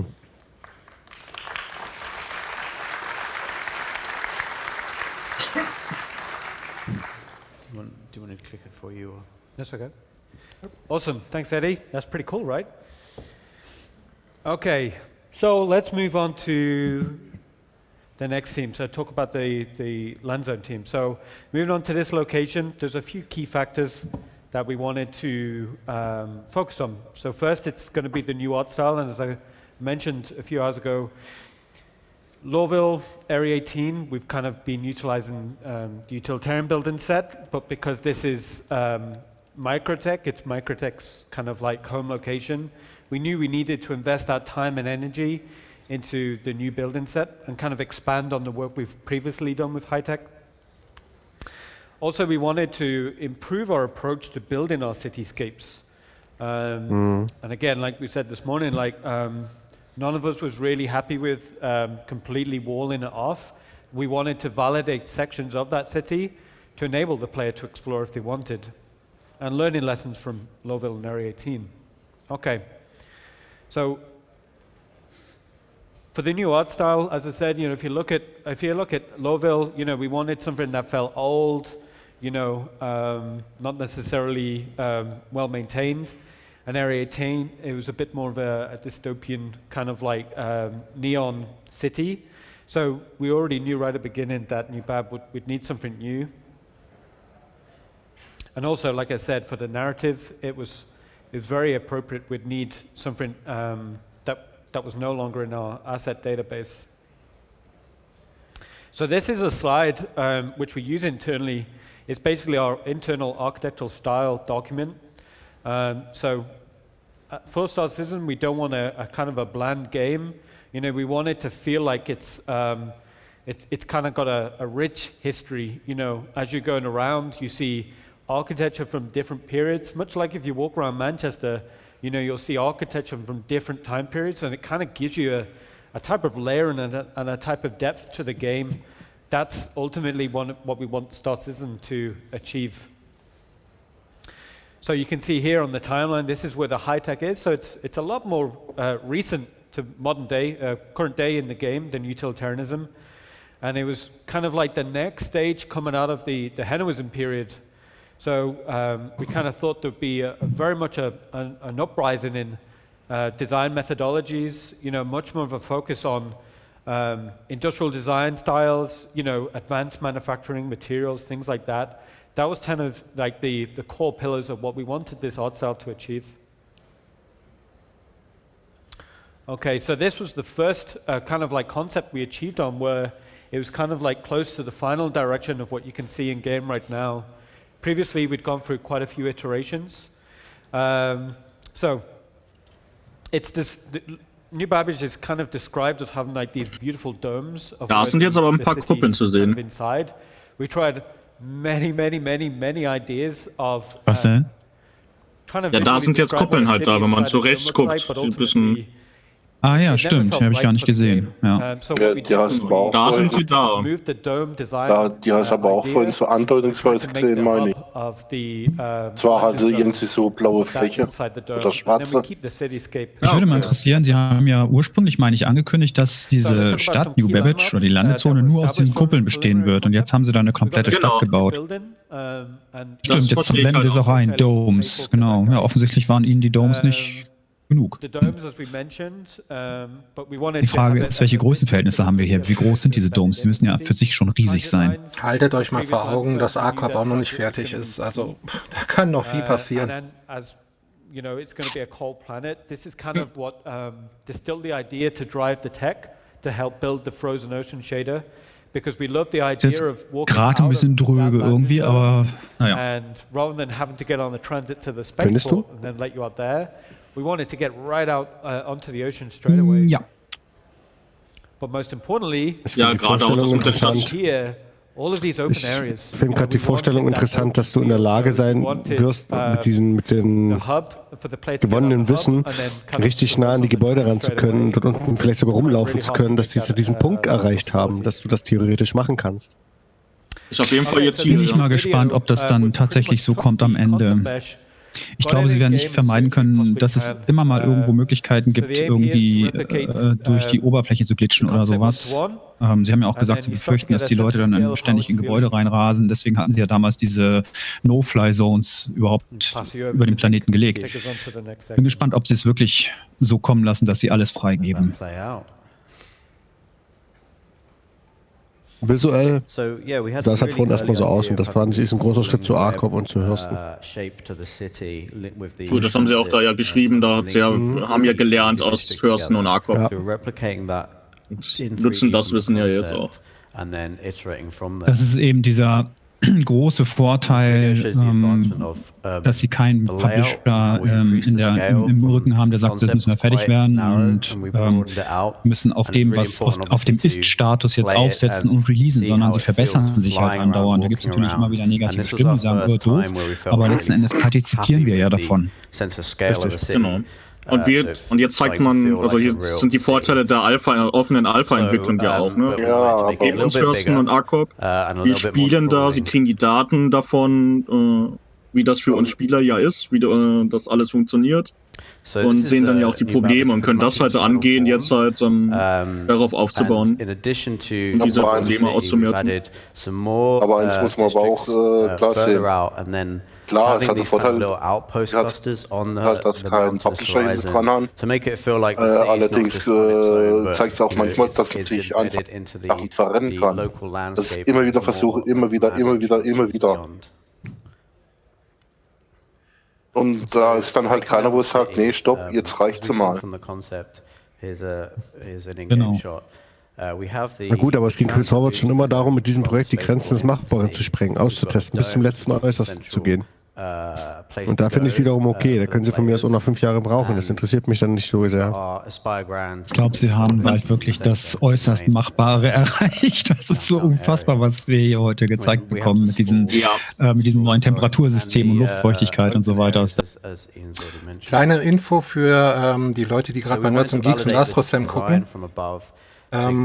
Ich schalte euch mal unten im Bild einen Mitschnitt von der ersten Demonstration vorhin um 14 Uhr mit rein. Dann seht ihr auch, was wir damals schon also vorhin schon von Microtech gesehen haben. Ich habe mir das halt vorhin ganz... Du oder ich? Mach du. Okay. Ich fand halt vorhin diese Vorstellung interessant, dass du halt zum Beispiel bei der Landing Zone runtergehst, vielleicht mit in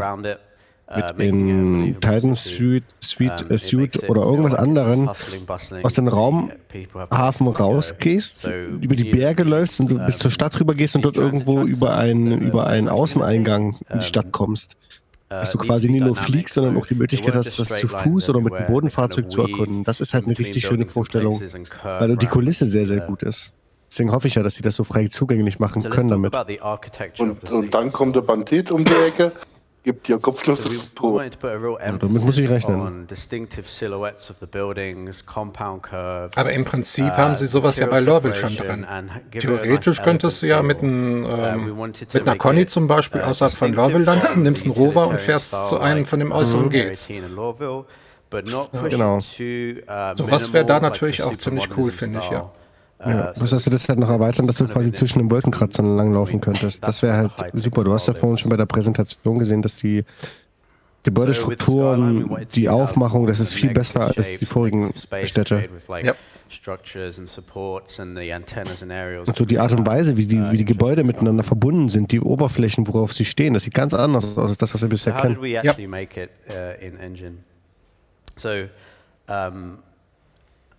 To break it down, what we did was we had these very thick plates, which are deliberately quite thick. Und wenn ich mir dann vorstelle, dann ist so eine Javelin oder Idris, die über die Stadt schwebt und der große Schatten legt sich über die Gebäude. Das wird Hammer. Ja, ich meine, das wird krass. Und stell dir mal vor, also sie müssen ja irgendwie dahin, alleine schon wegen der Erde. Sie haben ja gesagt, es soll ja später möglich sein, dass du in New York durch die Straßen laufen kannst. Also irgendwie müssen sie ja dahin kommen. Und wenn du dann so unten läufst, du hast das Leben auf der Straße, auf einmal kommt dieses große Schiff, was du gerade sagst, und diese Soundkulisse noch dazu. Wow. Wummer. Wir haben ja gesagt, wir wollen nicht ganz so viel Spekulatius, aber wenn man sich mal... Hoppala, jetzt habe ich gerade meine Pipe umgeworfen. Wenn man sich mal den neuen Microsoft Flight Simulator anschaut, ich bin sicher, dass es da Leute jetzt bei CIG gibt, da rattelt es schon oben, da rasselt es oben im Kopf. Ja? Oh ja. Die sich anschauen, Moment, wenn die ganze Welt streamen, was können wir machen? Gut, aber da brauchen sie die Cloud-Tech dahinter. Also Microsoft macht das ja, ihre Cloud-Tech, KI-Tech dahinter, ja. Ja gut, sie haben Amazon im Nacken, ne? Ja, klar. Aber da muss man halt gucken. Ja. Und Amazon ist gerade richtig stinkig auf Microsoft. Die werden sich so ins Zeug legen. Ja, ist auch normal. Microsoft zieht an ihnen langsam vorbei in den ganzen Anbindungsmöglichkeiten. Und mal schön oben dieses Flugcontrol Tower da oben rechts? Nee, oder?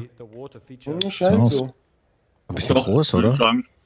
As this was going to be Microsoft's home location, Ja gut, bei Konzeptzeichnung kannst du nie irgendwie von Größenverhältnissen ausgehen. Auf jeden Fall übersteigt das meine Erwartungen bei weitem. Nach dem, was wir so in den ISCs bisher gesehen haben, das war ganz nett, war okay, aber das hier ist der Hammer.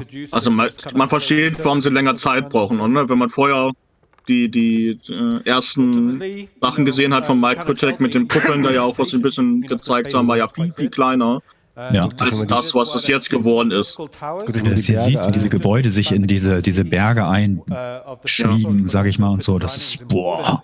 Und da sage ich halt immer, dafür dürfen sie auch sehr mehr Zeit brauchen.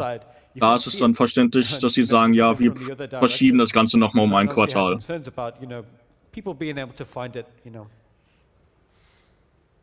Oder die Kulisse gerade, ne? Da ist noch ein paar Tiere und so, ne? Es kommt ja auch noch, haben sie gesagt. Ja, also das kommt auch noch. Ich denke mal, wie gesagt, wenn Squadron 42 fertig ist, dann werden wir diese kleinen neckischen Spielereien dann auch irgendwann so peu à peu dazu bekommen. Wobei sie gesagt haben, dass der Hauptteil der Squadron 42 Entwickler ja nicht rüberwechselt nach Star Citizen. Wir haben ja noch das zweite und das dritte Spiel, was die machen müssen. Ja.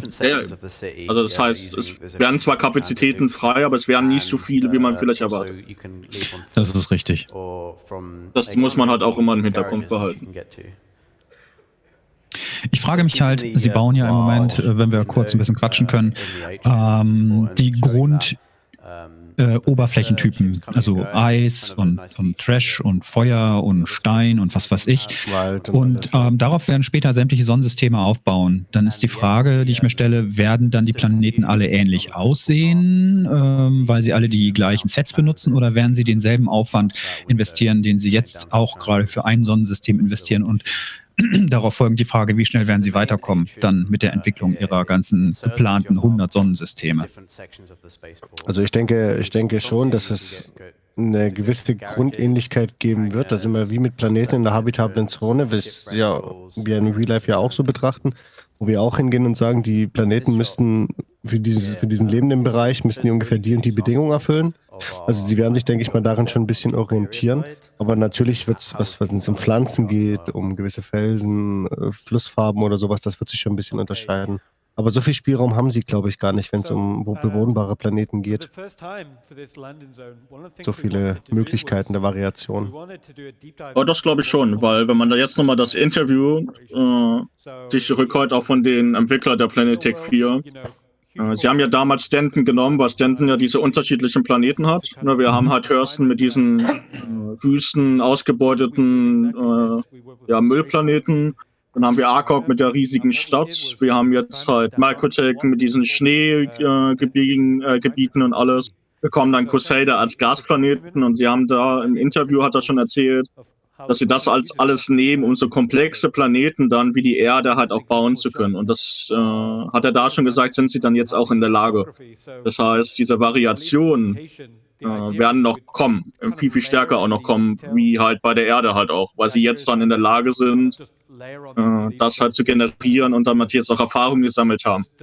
Also ich denke schon, dass die Variationen sehr, sehr groß werden, weil sie jetzt einfach alles kombinieren können, was sie haben. Ja, ich meinte das jetzt mehr so, dass du trotzdem immer gewisse Typen, wenn du jetzt habitable Planeten hast, die werden immer in gewissen Muster folgen. Du wirst das immer erkennen, so meine ich das. Also sie können jetzt keine Planeten bauen, die auf einmal, auch wenn du die ganzen Möglichkeiten hast, dann total unnachvollziehbar auf einmal gewisse Strukturen haben, wo du denkst, macht doch gar keinen Sinn. Also die werden das schon versuchen, den Grad der Realität mit einzubinden und das wird sie, glaube ich, in gewissen Bereichen sehr einschränken. Das Einzige, was sie machen können, zum Beispiel, wenn sie so einen toten Planeten haben, dass sie die Deformierungen anders machen vielleicht oder halt gewisse farbliche Abhängigkeiten schaffen für unterschiedliche Materialien, die du auf Planet A hast, aber nicht auf Planet B zum Beispiel, ne, die sich wiederum anders verhalten oder anders aussehen. Aber so viele unterschiedliche Perspektiven wird es, glaube ich, nicht geben. Höchstens in den Feinheiten, denke ich.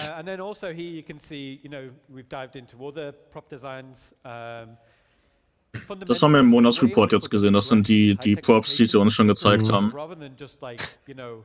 Aber die Panels sind neu da oben rechts. Die haben wir noch nicht gesehen, ne? Ja, das, was alles so rechts ist, ist ein bisschen neu. Alles, was links ist, haben wir schon gesehen quasi. Ich finde das cool, dass das so holographisch ist, ne? Also so ein bisschen schwebend. Die Domes. Das ist jetzt mal, da sind sie.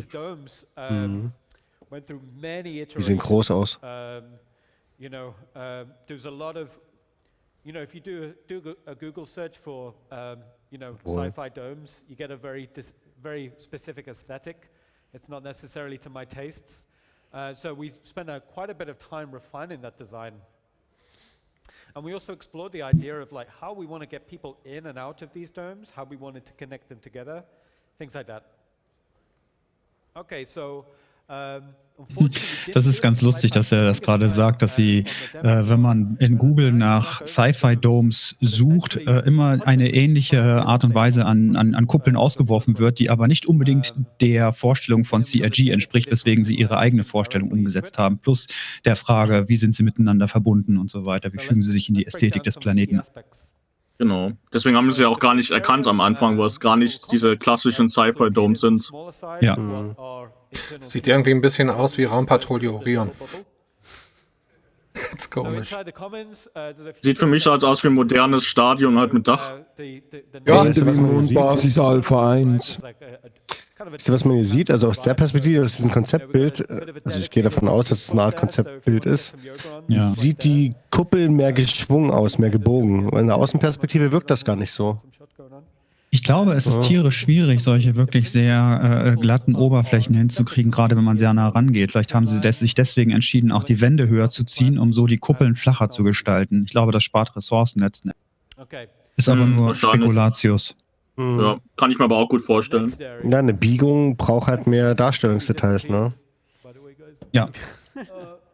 Ja, definitiv. There we go. The slides are shown on the notes panel, guys. So the next area is called the plaza. So essentially this is the larger part of the main dome. Wobei, wenn ihr so ein bisschen auf die Lichtreflexion da achtet, da ist schon eine Kurve drin. Ja, absolut. Nur eben keine ganz so große. Ja, klar. Nicht so, wie man sich das halt vorstellt hat, ne? Wie er erklärt hat, wenn du das googelst, dann siehst du ja wirkliche runde Kuppeln, also fast schon Kugeln, die halt dann einfach... ja, ich verstehe schon. Und das sind sie ja nicht. Vielleicht gibt es ja verschiedene Variationen. Das ist jetzt das, was ich mir schon gedacht habe. Diese Domes an sich, die sahen so mini klein aus, aber es ist eine Sache der Verhältnisse. Jetzt, wo die das geplante Innendesign zeigen, sind die Dinger doch immer noch riesig groß. Und jetzt muss man überlegen, was sie uns ja im Insight dann damals gezeigt haben zu der Stadt. Da waren wir ja nur in einem dieser Domes drin. Deswegen dachte man ja, die Stadt besteht vielleicht nur so aus 3, 4 von den Dingern. Und jetzt wissen wir eigentlich auch ein bisschen das Verhältnis, wie groß das alles geworden ist im Vergleich. Ich frage mich nur, wie du diese ganzen Areale mit Leben füllen willst. Ja, ob sich dieser ganze Aufwand überhaupt lohnt. Also Star Citizen muss ja noch viel mehr Wege einschlagen, damit es für die Masse tauglich ist, wisst ihr? Vor allem muss es auch noch sehen. Jeder einzelne NPC muss ja berechnet werden, die AI, und verwaltet werden. Ich meine, da kommt das Server-Meshing dann ins Spiel in Zukunft. Genau, das Server-Meshing und das Server-Object-Container-Streaming. Mitch, der Fredel Barto, schreibt gerade bei mir auf dem YouTube-Kanal, Orion war ein Strudel im Ozean. Klar, das ist dann diese Einstellung, hast du Probleme, erschlagst mit CPU-Power. Allerdings sollte es ja noch, so war mal die Planung, angeblich ja auch private Server geben, wenn das noch überhaupt kommt. Also private Server glaube ich schon lange nicht mehr. Da sind wir lange vom Weg. Ich denke halt, wenn man jetzt die ursprüngliche Aussage zugrunde nimmt und sagt, pro Spieler 9 NPCs, ist das definitiv zu wenig. Es ist nicht genug. Du brauchst ja alleine schon, egal wie viele Spieler da sind, in so einer Stadt so und so viele NPCs, damit du überhaupt das Feeling hast. Was bringt dir sonst nichts? Du musst das Verhältnis anders setzen. Das ist ja, das schwankt ja ein bisschen. Ich weiß gar nicht, was wirklich die Originalaussage war. 90:10 oder 98:2. Wenn du jetzt von den 1 Million Bäckern ausgehst, das ist ein bisschen mehr, ich weiß, aber wenn du von 1 Million Bäckern ausgehst und das sind 1%, dann kannst du dir hochrechnen, was 99% NPCs bedeutet. Das ist das Verhältnis. Naja, aber ich weiß nicht, ob das reicht. Das ist immer noch von der Spieleranzahl abhängig und das ist nicht so positiv. Das eine, was sie planen, das andere, was sie umsetzen können, letzten Endes. Genau, da muss man gucken, abwarten. Also versteht mich nicht falsch, ich finde das wahnsinnig toll, was die hier machen, glaubt mir. Aber eine leere Hülle ist halt nur eine leere Hülle, ne? Ja. Ich gehe davon aus, dass die meiste Areale von den Städten und so weiter gar nicht gehen kannst, sondern nur ein kleiner Ausschnitt oder ein kleiner Teil. Also wie gesagt, allein schon von der Power halt her. Das wird Aber wenn man dann wieder bei dem Punkt, ja, man kann alles erschlagen mit CPU-Power. Aber irgendwie ist da auch mal eine Grenze.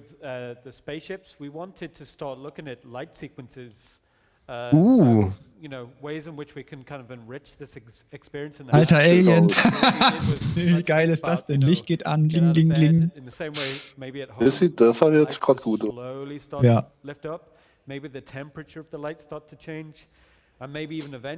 Ich finde, das ist eines meiner Highlights, dass sie gesagt haben, mit 3.8 können wir uns den Hauptspawn-Raum jetzt aussuchen, wo unsere Heimat ist sozusagen. Das finde ich so cool, dass dieses Gedrängel auf Port Olisar aufhört. Yes! Ganz viele Teddybären personalisiert. Es geht ja jetzt schon, Astro. Du kannst ja schon deine Hubs personalisieren seit ein paar Patches. Wow. Geil. Ey, bitte baut das auf Raumschiffen ein, bitte. Sofort, ich will es haben. Das soll kommen, haben sie, glaube ich, gesagt, ne? Dass man auch die Lichtfarben ändern können wird. Komplett ausschalten. Das würde mir schon reichen. So we kind of latched onto this tube design quite early. For quite a period of time, it was kind of like a hyperloop, so it was sealed. But then, as we expanded on developing the landing zone, for quite a few reasons, like we need to open up that tube. So for the first time, you're going to be able to have open transit tracks. You'll be able to land on that track. So yeah, so they kind of changed from being like a hyperloop to a maglev. Sieht hübsch aus. And then, yeah, here you can see it kind of transitioning into production. And it's already feeling quite successful. And then also, it's the same way as what we was doing for the HABs. We was exploring ways in which we can get light sequences to aid, player navigation. I really love the idea. Rather than go left or right, maybe like the light changes and then you kind of know. And it's also worth pointing out that this time we didn't have transit designed. Placeholder trains going on. So we were like, I think you guys have seen this video, right? Yeah. So we're like, right, okay, we don't necessarily have transit, but we have a... Ja, das kennen wir schon. I mean, the trains are going to be... Kennen wir schon, aber es ist immer wieder lustig. Das ja, aber da ist es jetzt halt so, dass halt die Farbe ändert.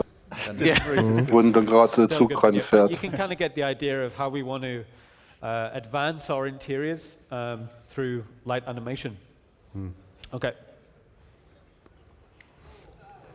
Okay, so okay, jetzt sprechen wir. Designing new Babbage has been extremely hard. Our internal concept team is very, very good, but I've been kind of stressing them out, been going through many design. Jetzt kommen die Chinesen, will ich haben. The transit is no exception. So we went through a few different designs, and here you can kind of see die haben ja jetzt schon eine Monorail. One we got. But ultimately, we wanted something that felt very aerodynamic. Felt like eine Nebenbemerkung war ja, man kann ja auf den Schienen auch landen, wenn man will. We knew we had these exceptional views of the cityscape on the ist noch so ein Punkt, wo ich denke, es wird immer irgendwo No-Fly-Zones geben, wo sie einfach sicherstellen müssen, dass das, was sie dort bauen, weiterhin funktioniert. Okay, let's talk about the garages. Ja, da gab es auch gerade nochmal genau, also da haben Leute auch nochmal genau reingehört, die No-Fly-Zonen. So you'll be able to keep eigene Garagen? Full size of ground naja, so ähnlich wie auf Levskin, ne? So. Ja, genau. Naja, aber trotzdem. Like the Ballista. Ein bisschen die, ja, ja. Oh Mann, die mit ihrem Würstchen. Aber kurz noch zu der No-Fly-Geschichte, da haben sich Leute jetzt schon nochmal genau reingehört, die No-Fly-Zones sind nicht komplett weg. Das ist auch das, was sie im Star Citizen Live erzählt haben. Die werden reduziert und umgebaut. Du wirst halt... ja. Okay, da gehe ich mit. Ja. Das ist halt das, was auch gesagt wurde. Entschuldigung. Ich gehe kurz auf die Sache ein, wo Thorsheimer bei Psych geschrieben hat. Die sind ja geschützt durch Rohre, Hyperloops. Nicht ganz korrekt. Er hat gesagt, sie haben jetzt nicht das komplett als Hyperloop gemacht, sie haben einen gewissen Ort das auch offen gelassen. Weil das siehst du auch, weil die Dinger ja jetzt Transitbahnen sind mit oben, wo du rausgucken kannst und alles. Also ist nicht alles in einem Rohr drin. Das heißt, wenn du dort dann landest auf die Bahn, dann donnert das voll in dein Schiff rein.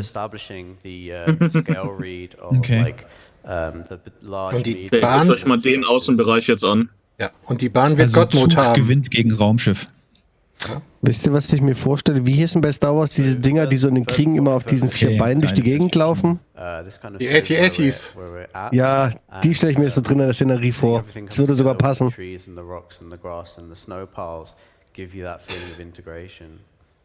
Also eine gewisse Ähnlichkeit hat es schon. Ja, auf jeden Fall, weil es ein Eisplanet einfach ist. Da kommt immer automatisch dafür raus. AT-AT, ja. Snow is added, embedding those structures and rocks. The shaders having that layer of frost, which can be controlled, and that's what the BIM integration tech is currently working on. 3.8. Integrated. Okay. Here's a pretty cool nighttime shot before and after. Dachte ich jetzt im ersten Moment, ich sehe Akkorb. Das würde man technisch eigentlich wahrscheinlich auch so deuten, ne? Vom Qualitätsstandard her der Gebäude. Was eben auch interessant ist, früher haben sie Sachen gezeigt und die haben wir dann erst Jahre später in-game gehabt. Und inzwischen zeigen sie immer mehr Sachen, wirklich, was wir jetzt schon heute alles gesehen haben. Und davon ausgehen, spätestens in einem halben Jahr können wir da Hand dran anlegen. Das ist schon Wahnsinn.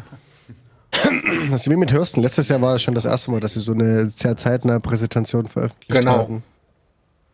Also das sieht jetzt aus wie so ein altes GTA 4 aus der Höhe. All of GTA this 5. In combination is working towards that initial goal and the 3.8 release of having a very open cityscape and for you guys to explore on foot, on ground vehicle and hast du da Schneeverwehungen? Ships around the. Das sieht so ein bisschen so aus, ne? Oh, ne? Ja. Was ist denn das Ding da unten rechts? Ist das eine Ampel? Nee.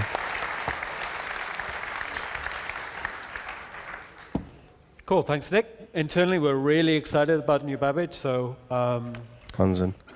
I think we're all going to be watching what you guys think of it. Okay, so this is actually a really nice segue to move on to the last part of our talk. We'll talk a little bit about. Okay, also denkt ihr, das ist jetzt nett gefotoshoppt oder wird das wirklich so aussehen am Ende? Das wird so aussehen am Ende. Photoshop. Photoshop-Konzept, da wollen sie hin. Wie bei A-Corp, da haben sie auch noch einen langen Weg, wenn sie da wirklich hinwollen kommen, was sie da mal in den Konzeptzeichnungen hatten. Ich glaube wirklich, das ist In-Game-Screenshot gerade gewesen, weil das ist jetzt nicht so kompliziert, das zu bauen, wie das, was sie als letztes gezeigt haben. And as we knew we'd have some new tech to play with this, we were super into the idea of exploring like biomes. Ach, hier haben wir das jetzt mit der Luftfeuchtigkeit und der Temperatur und den unterschiedlichen Farbschemata. We now have this temperature humidity graph that we can work with. So instead of Beziehungsweise ja nicht nur Farbschemata, sondern die steuern auch die Assets, die zur Darstellung herangezogen werden. Ne? So verstehe ich das.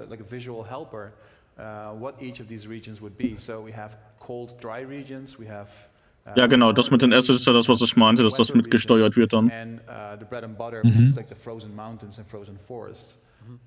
And this also informs how our temperature is formed on the planet. Yeah, and we've been talking about this way of approaching planets for years. Yeah. So the fact that we're kind of delivering this now, you know, it's huge. Okay, let's start with breaking down some of these biomes. So let's start with Biome 1. So right from the beginning, we knew we wanted these epic. Das schaut jetzt richtig schön aus. Kind of like mountain ranges. Ja, ich bin schon so gehypt. Ich esse schon mit der Schweizer Schokolade am Stück hier And then there's a few elements that you can. Wer hat's erfunden?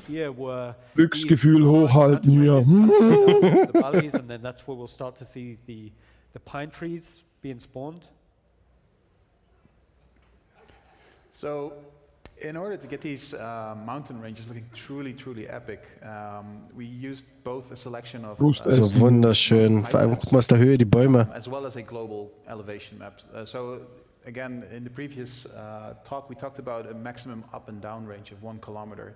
And if you want to have this epic mountain range, that has to go higher than 1 kilometer. So we needed a combination of both. And we did some exploring into mountain ranges on Earth, and like locally, the maximum elevation is usually, you can cover a lot of that detail with a 1 kilometer range. It's usually across like the multiple kilometers, the 10, 20, 30, that you really need this large, slow increase in height. And with a combination of the global height map as well as these smaller mountain height maps that are distributed across, we managed to get these really epic looking mountainscapes. Yeah, the transition of forms between, you know, like I said, the peaks and the lower areas, like literally everyone who's had it on the screen, you know, other members of the company come over and go, hey man, like that looks really good, you know, so we're quite happy. Another cool feature that came in with V4. Hier möchte ich mal kurz einwerfen, das habe ich noch nicht ganz verstanden. Es gibt ja die Heightmaps, die sogenannten Höhenkarten, die bestimmen, wie gesagt, die Höhe des Terrains, und die kann man aber nicht unendlich ziehen, weil dann verziehen sich nämlich die Polygone und das sieht ganz unschön aus. Das kennt man von den insbesondere älteren Computerspielen. Wie sie das hier geschafft haben, die Heightmap so anzupassen, dass sie tatsächlich solche Berge hinbekommen, das habe ich noch nicht richtig kapiert, wie das funktioniert, ohne dass die Polygone und die Assets sich verzerren. Das hat er erklärt mit denen, dass sie das ja eingeteilt haben in diesen 4x4 Kilometer Quadraten. Und die können ja maximal 1 Kilometer in die Höhe und 1 Kilometer nach unten gehen. Und darüber haben sie das wohl gemacht. Du hast immer diese 4x4 Kilometer Quadrate, die jetzt quasi über den ganzen Planeten gehen. Und nur da müssen sie die Berge dann aber als Objekte irgendwie im Voraus generieren. Ich glaube nicht, dass sie sich aus der Heightmap irgendwie berechnen. Ganz kurze Frage, wann das... Ja, frag. Das, was wir gerade gesehen haben, diesen Sonnenverlauf, hat man da schon Atmosphäreneffekte gesehen? In der frühen Form? Da hast du doch jetzt auch schon, wenn du den vergangenen Aufgang ein bisschen guckst. Naja, aber sie haben mir gesagt, dass sie ja daran arbeiten, dass sie die Atmosphäre mit unterschiedlichen Schichten weiter ausstatten wollen. Und so sah das gerade aus. Also Sie haben gesagt, mit der Atmosphäre soll drin sein, aber ich glaube, das ist das mit der Humidity dann, oder? Ob es dann feucht ist oder nicht feucht und so, ob es regnet oder nicht. Oder halt so schneemäßig. Aber mehrschichtig habe ich bis jetzt noch nicht mehr. Kommt dann vielleicht Stück für Stück. Ja, geplant ist sowas. So we're doing everything we can to, create interest with silhouettes and shapes and little color accents from, flowers or berries or things like that. And, we've seen this slide previously, but again, it gives you a good indication of where do we start from building our biomass packs. So one thing we really wanted to do for a long time, which wasn't possible with this tiled approach, was these large-scale transitions of vegetation, stuff like forests, transitions from like very sparse to dense and from dense. Boah, schon wieder eine Stunde rum. Krass, die Zeit fliegt weg. Wahnsinn, ne? We finally can do that. As you can see in the image, you see the forest like stretching out, and there's no like specific end to a tile that just flows into the terrain naturally. So the object distribution being informed by terrain features, we could finally achieve those transitions, and I think we're quite happy with the results. Yeah, we're still pushing. That's a lot of trees, but we always want more. Sagt, das sind eine Menge Bäume, aber wir wollen immer noch mehr. I think Nick, when we're talking about the spaceport, it's sometimes really hard to understand and recognize scale in our game. And we on the art teams, I think everybody has run into this situation as well. So you're building something, you're building something that's actually way bigger than you expected, and it isn't until you start putting stuff together in the biomes and you actually start having these trees in, that you have a reference point, something that you understand as a human, like, okay, this is a tree, this is about height. I can understand the scale of things now. So when we started scattering these trees around, it really tied everything together. Interaktiv emphasized the scale of the spaceport and just how big and epic this landscape is. Yeah. This is from first-person view. So this is on foot. Just taking a little hike through the snowy forest. Okay, das ist wirklich in-game. Yes. Probably. Ich weiß, also, sorry, aber ich bin total baff. Dass das klappt, ne? Ja. Ja, auch wie das aussieht. Also wenn das wirklich so aussieht, ich kann es immer noch kaum glauben. Das sind viele Polygone. Weißt du, was der meint, noch mehr blauen lassen würde, wenn du eine Spur durch den Schnee ziehst in Form einer Schneise? Ich glaube, das kommt auch noch. Ja gut, aber da wollte ich gar nicht. Fußspuren und so haben sie ja schon seit ein paar Jahre her, aber haben sie ja angekündigt, wollen sie ja auch machen, dass das auch gespeichert bleibt, dass du dann... Aber hier stapfst du durch den Schnee. Ja, klar, aber das sollte ja dennoch auch möglich sein, wenn sie das mit Wüsten und Staub und so machen. Alter, die haben wirklich PDF-Datei erstellt mit 172 Seiten, wie die Xean-Sprache aufgebaut ist. Ach so, ja, das ist schon älter. Das ist schon ein paar Wochen alt. Das ist nichts Neues. Aber ja, wenn man die Xean-Sprache lernen will, ist dieses PDF. Nee, das ist jetzt eine Extended-Version davon. Nee, die 100 irgendwas, die ist schon ein paar Wochen alt. Habe ich auch hier auf dem Rechner bei mir. Ist nichts Neues. Und die von der Badu mit 200 Seiten? Die wäre neu. Er hat ja gerade Xian gesagt. Badu wäre neu. Xian ist, wie gesagt, ein paar Wochen alt. Also, the weather on Microtech can be really, really harsh, and blizzards and snowstorms, all the strong winds. And the lore describes Jetzt müsste nachher hier Lawmaker Guide kommen. Und leider auf der zweiten drüben ist Locked Up. Da würde mich jetzt mehr interessieren mit dem neuen Prison als Lawmaker. Ja, habe ich mir auch schon gedacht, aber da kriegen wir ja nichts drauf. Nicht schade. Ich bin auch schon mega gespannt auf das nächste Panel. Echt? Auf die Lore? Ja. Okay, das ist nicht schon meins, da werde ich mir mal eine Pizza machen. Da werde ich mich auch kurz ausklingen. Da würde ich auch lieber Gefängnis-Gameplay sehen.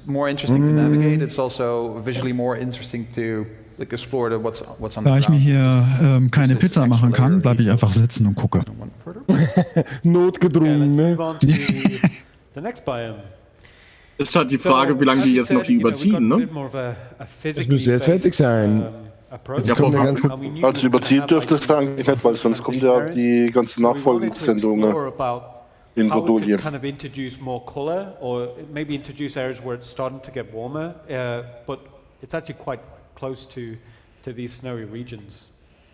And also we love the idea of having Semi-Survival. Was? Mein Survival? Das ist Photoshop. Ich glaube auch, Sie, wenn ich das richtig verstanden habe, ist, Sie haben ja gerade gesagt, Sie wollen immer noch mehr. Man sieht jetzt viele Bäume, also der ganze Planet voll mit Bäumen und so weiter, aber Sie wollen halt noch mehr. Und das ist, glaube ich, das, was Sie jetzt gerade erzählen, was Sie noch mehr wollen, später, in späteren Iterationen. The presentation that this is what the transitions now look like, so no more tiles. So with the updated tech, we're seeing these beautiful transitions, and they're informed by and at the same time emphasizing the shapes of the terrain. So we're really happy with those results. And here are some examples up close. Like the spring vibe. Ja, das ist jetzt in-game wieder. Frost is gone. Ja, aber das eigene Foto gerade glaube ich nicht. Gerade durch den Kopfgate Pseikshot, du sagtest ja, was ist mit Jahreszeiten, aber wenn Sie jetzt die Farben und die Assets an Temperaturen binden, dann können Sie ja auch leicht Jahreszeiten simulieren, indem Sie die Temperatur einfach ändern. Ja, genau. Die Frage ist halt nur, wie machen Sie denn die Übergänge von dem schneebedeckten Gebiet über ein Taugebiet, bis alles frei liegt? Das muss ja auch noch alles darstellen. Ja, aber es ist ja alles durch die Temperatur vorgegeben. Aber Schnee muss schmelzen, weißt du, da will ich hin. Ach so. Okay. Er will Überflutungen haben. Ja, also von der Darstellung muss das ja irgendwie dann auch über die Tage dann sichtbar sein. Also ich denke schon, dass sie das können, aber...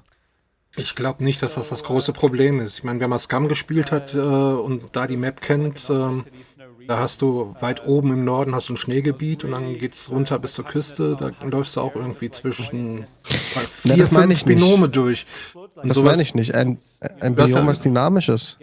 Was dynamisch ist? Ja. Ja, dass der Schnee automatisch schmilzt, dann weg ist, eine andere Sache zum Vorschein kommen. Also denke ich, das ist too much dann. Ach, too much. Ich weiß Vielleicht nicht, lassen sich dann mal was einfallen. Ach, das ist too much. Ja, warte mal auf die Wettertech ab. Müssen Sie bremsen. Ich habe gerade, als wir bei den Spuren im Schnee waren, habe ich auch so gedacht, wenn die wirklich persistent sind und dann kommt ein Wettersystem nach oben drauf, es schneit wieder, dann sind die Spuren ja auch wieder weg. Also ich glaube, dass die an sowas denken. Dass die denkst du, weil dann müssten sie auch dann von 2 Meter Schneehöhe irgendwann mal auf 10 Meter Schneehöhe, oder? Ich meine, wenn du es wirklich so willst, schneit es wieder, musst du wieder oben drauflegen, ne? Ja, natürlich. Edric schreibt gerade bei mir im Stream unnormal, das ist ein Space-Game, wieso zur Hölle brauchen die so extrem schicke Planetenoberflächen? Das haut der sämtlichen Open-World-Boden Games gerade weg. Meine Theorie ist schon länger, dass das Citizen nicht nur ein Space-Game werden wird. Das wird wesentlich mehr. Kann ich jedem sagen, schaut euch das allererste Video im Kanal an von Star Citizen, wo Chris Roberts sagt, er will ein Universum bauen. Ja, und der Name heißt ja auch Star Citizen, Sternenbewohner. Ja. Die Raumschiffe sind nur, in meiner Wahrnehmung sind die Raumschiffe nur Mittel und Zweck, um Geld zu verdienen, um dieses Projekt verwirklichen zu können. Mehr waren sie von vornherein nicht. Also sie sind zwar essentiell später wichtig, aber sie werden auch ein Programm schaffen, mit dem du quasi wie eine Art, wie hieß das Ding? Second Life. Ja. Sowas werden die vielleicht integrieren, bin ich mir ziemlich sicher. Vielleicht nicht Ready so Player One. Ja. Vielleicht kommt ja sowas, oder vielleicht hat er solche Gedanken, dass sowas erstellen muss. Ja, er muss es, weil sonst brauchst du so eine riesige Welt nie bauen. Also für mich ich denke, das ist ja das, worauf sie hinwollen. Jeder kann das spielen, was er möchte. Ich glaube, man kann später dieses Spiel spielen, ohne jemals wirklich in den Weltraum zu fliegen. Also, das denke ich auch. Also zumindest ohne selber fliegen zu müssen. Ja. Ja, oder von dem Content her, dass du es gar nicht musst, dass du einfach auf der Umgebung, in der du dich gerade befindest, so viel tun und machen und lassen kannst, dass du einfach gar keine Ambition hast. Also du kannst zum Beispiel rumfahren und rumlaufen und irgendwelche Erze in irgendwelchen Höhlen ausbuddeln und dann fährst du zurück und verkaufst die irgendwo auf einer Handelsbereich, dann fährst du wieder weiter. Wie auch immer. Ja. Aber ich glaube, meine Frau zum Beispiel, die fliegt nicht gerne rum, die macht am Meer dann Gardening, Sachen, Forschung und so weiter. Aber ich vermute, du wirst ja auch mehr so ein bisschen Tagesablaufplan und sowas haben können. Ich denke, da werden sie hin. Wobei der Kernaspekt Theorie, also meines Verständnisses nach, immer darin liegen wird, zu gucken, wie kann ich Geld verdienen, um halt überleben zu können, wie im richtigen Leben eben. Ja klar, gar keine Frage, da würde ich gar nicht diskutieren. Aber halt die Möglichkeiten, die du dafür geboten bekommst, die werden halt weit weg von dem sein, was wir aktuell haben. Geil. Ja. Da haben sie auf dem Stand riesiges Modell anscheinend als Bausatz von einer, was ist, Arrow? Bin ich gerade überfragt? Nee, hier. Das ist eine Arrow, oder? Wo? Okay, lastly. Im Chat habt ihr jetzt gerade den Link. This was always our wish list. And again, Das ist wirklich nach meinem Bausatz. Das wäre geil. Oh, nice. Er sagt jetzt gerade, dieses Biom steht noch auf ihrer Wunschliste. Ich habe jetzt nur mit einem Ort teilweise zugehört. Ich kann noch nicht richtig sagen, welches der gezeigten Biome tatsächlich existiert und welches auf der Wunschliste steht. Das ist wirklich ein Modell. Also wenn das rauskommt. Warte mal. Ja, das ist von JF Design. Das ist die Frau vom Dings, ja, die dort steht. Die ganzen Panels. 110 Pfund plus Tax. Also ich möchte hier wirklich nicht irgendwie den kleinen Skeptiker spielen oder so, aber ich möchte trotzdem so ein bisschen auf die Euphoriebremse drücken und sagen, wir werden sicherlich was Tolles bekommen, aber ich glaube nicht, dass wir all das, was wir hier heute sehen, in der ersten Iteration von Microtech zu Gesicht bekommen werden. Was? Wie kannst du sowas denken? Entschuldigung. When you go to the poles and you see these large chunks of ice that broke off and sort of are floating around. In our case, they're along the coast. Bin gespannt, was mit 4.0 wird. Frozen shut by the storms that basically keep happening. Da bin ich auch gespannt drauf. Glaubst du, da wird heute noch eine Bombe platzen in der Keynote-Präsentation? Ja? Ja, gehe ich von aus. Die Road to 4.0 oder so. Der Mensen schreibt gerade Space Cowboy, Space Ranger mit Zücht-Gameplay. Ich bin mal gespannt, ob wir zum Ort der Container-Streaming noch einiges hören und zum Server-Meshing. Ich gehe davon aus. So lagen die jetzt im Zeitplan? Nein, die haben überzogen. Ja, Viertelstunde. Und Server-Meshing, Upgrade Container Streaming ist Tony C. das Stichwort. Ich denke auch, dass er der Technikpapst, da wird einiges kommen. Da wird einiges. Schon wieder der von der Daymar Rally. Der quetscht sich auch überall rein. Mhm. Und guck mal nebendran. Kennt ihr den im schwarzen Anzug? Ja. Flexe! Ja, deswegen sagte ich ja gerade, Flexe! Ja, alle. Okay, die beiden, die brauche ich mir jetzt nicht anzugucken. So, wer will, kann jetzt Pizza in den Ofen schieben gehen. Ja, ich kann mich noch erinnern, wo Flexe da ganz am Anfang beim Star Racing war. Ich möchte gerade noch mal so ein, wie sagt man dazu, einen Stab brechen oder so. Also Lore finde ich total interessant, weil es ist letzten Endes das, worauf Star Citizen aufbaut. Und deswegen verfolge ich immer sehr gespannt, was da eigentlich so passiert in diesem ganzen Lore-Umfeld.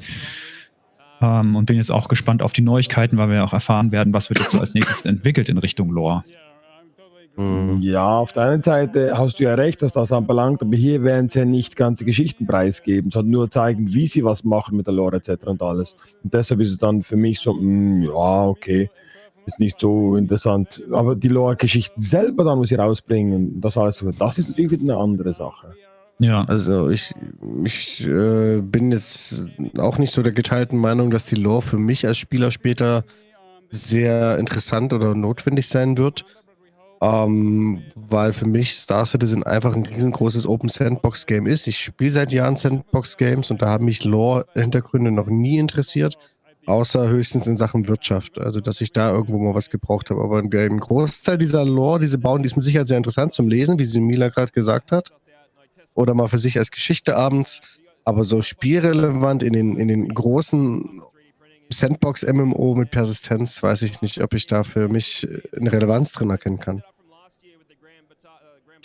Letzten Endes, gut, das wird dann die Zeit zeigen, wie weit die das schaffen, die KI einzubauen, aber es wird ja entsprechende Welten geben, Grenzen, wo Vorgänge sind, sei es jetzt friedliche Handelsbeziehungen, sei es kriegerische Beziehungen. Es wird auch eine Dynamik, denke ich, geben im Laufe der Entwicklung von Star Citizen und wir werden davon betroffen sein und ich finde das schon sehr, sehr spannend, was sie da bauen. Ist jetzt vielleicht nicht so direkt das, was wir in erster Instanz erleben werden, aber etwas, was uns auf jeden Fall beschäftigen wird und das Spielgeschehen auch beeinflussen wird, wenn Star Citizen irgendwann mal 2025 live gehen wird. Naja, ich sag mal, das würde ich mir wünschen, aber damit würden sie so dieses klassische Prinzip brechen, weißt du? Weil für die meisten Sandbox-Games, egal wie groß oder detailliert sie bisher waren eine Lore uninteressant für den Spieler. Sie war halt hübsches Beiwerk. Wenn sie jetzt natürlich in Star Citizen es schaffen, diese aktiv in eine sich stetig verändernde Welt zu integrieren und natürlich auch nach dem Release die Lore noch weiter ausbauen, weiter verfolgen, solange wie Star Citizen gespielt wird, dann wäre das cool, ja, dann gehe ich mit. Aber erfahrungsgemäß war es bisher immer ein schönes Beiwerk, ein schönes Schmuckwerk sozusagen. Die Zeit rennt ja für die Spielentwicklung, für Star Citizen. Wir leben ja im Moment in einer extrem schnelllebigen Zeit, wo wir quasi jeden Monat oder jedes halbe Jahr wieder neue Aha-Effekte im Hinblick auf die Technologie erleben.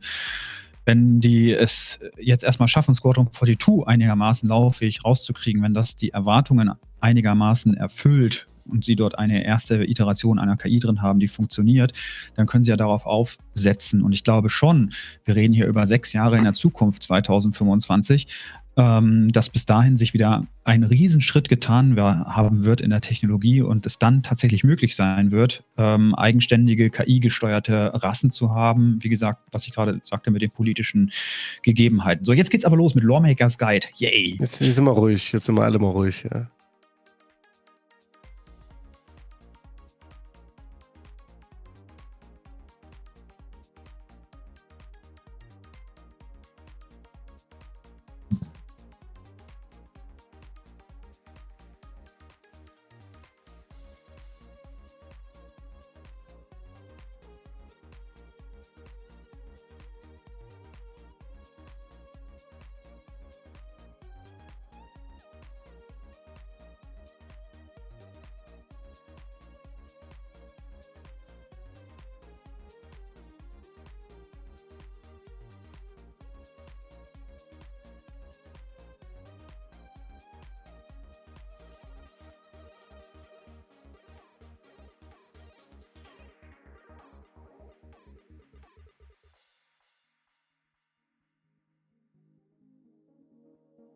Hat Will Weisbaum so einen kleinen Haarpuschel vorne dran? Oder nicht das falsch? Ich glaube, da ist gar nicht drauf geachtet. Also das...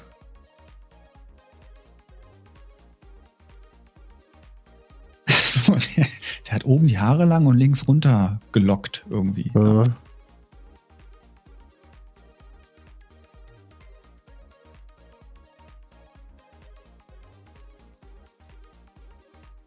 Das hysterische Lachen der Dame.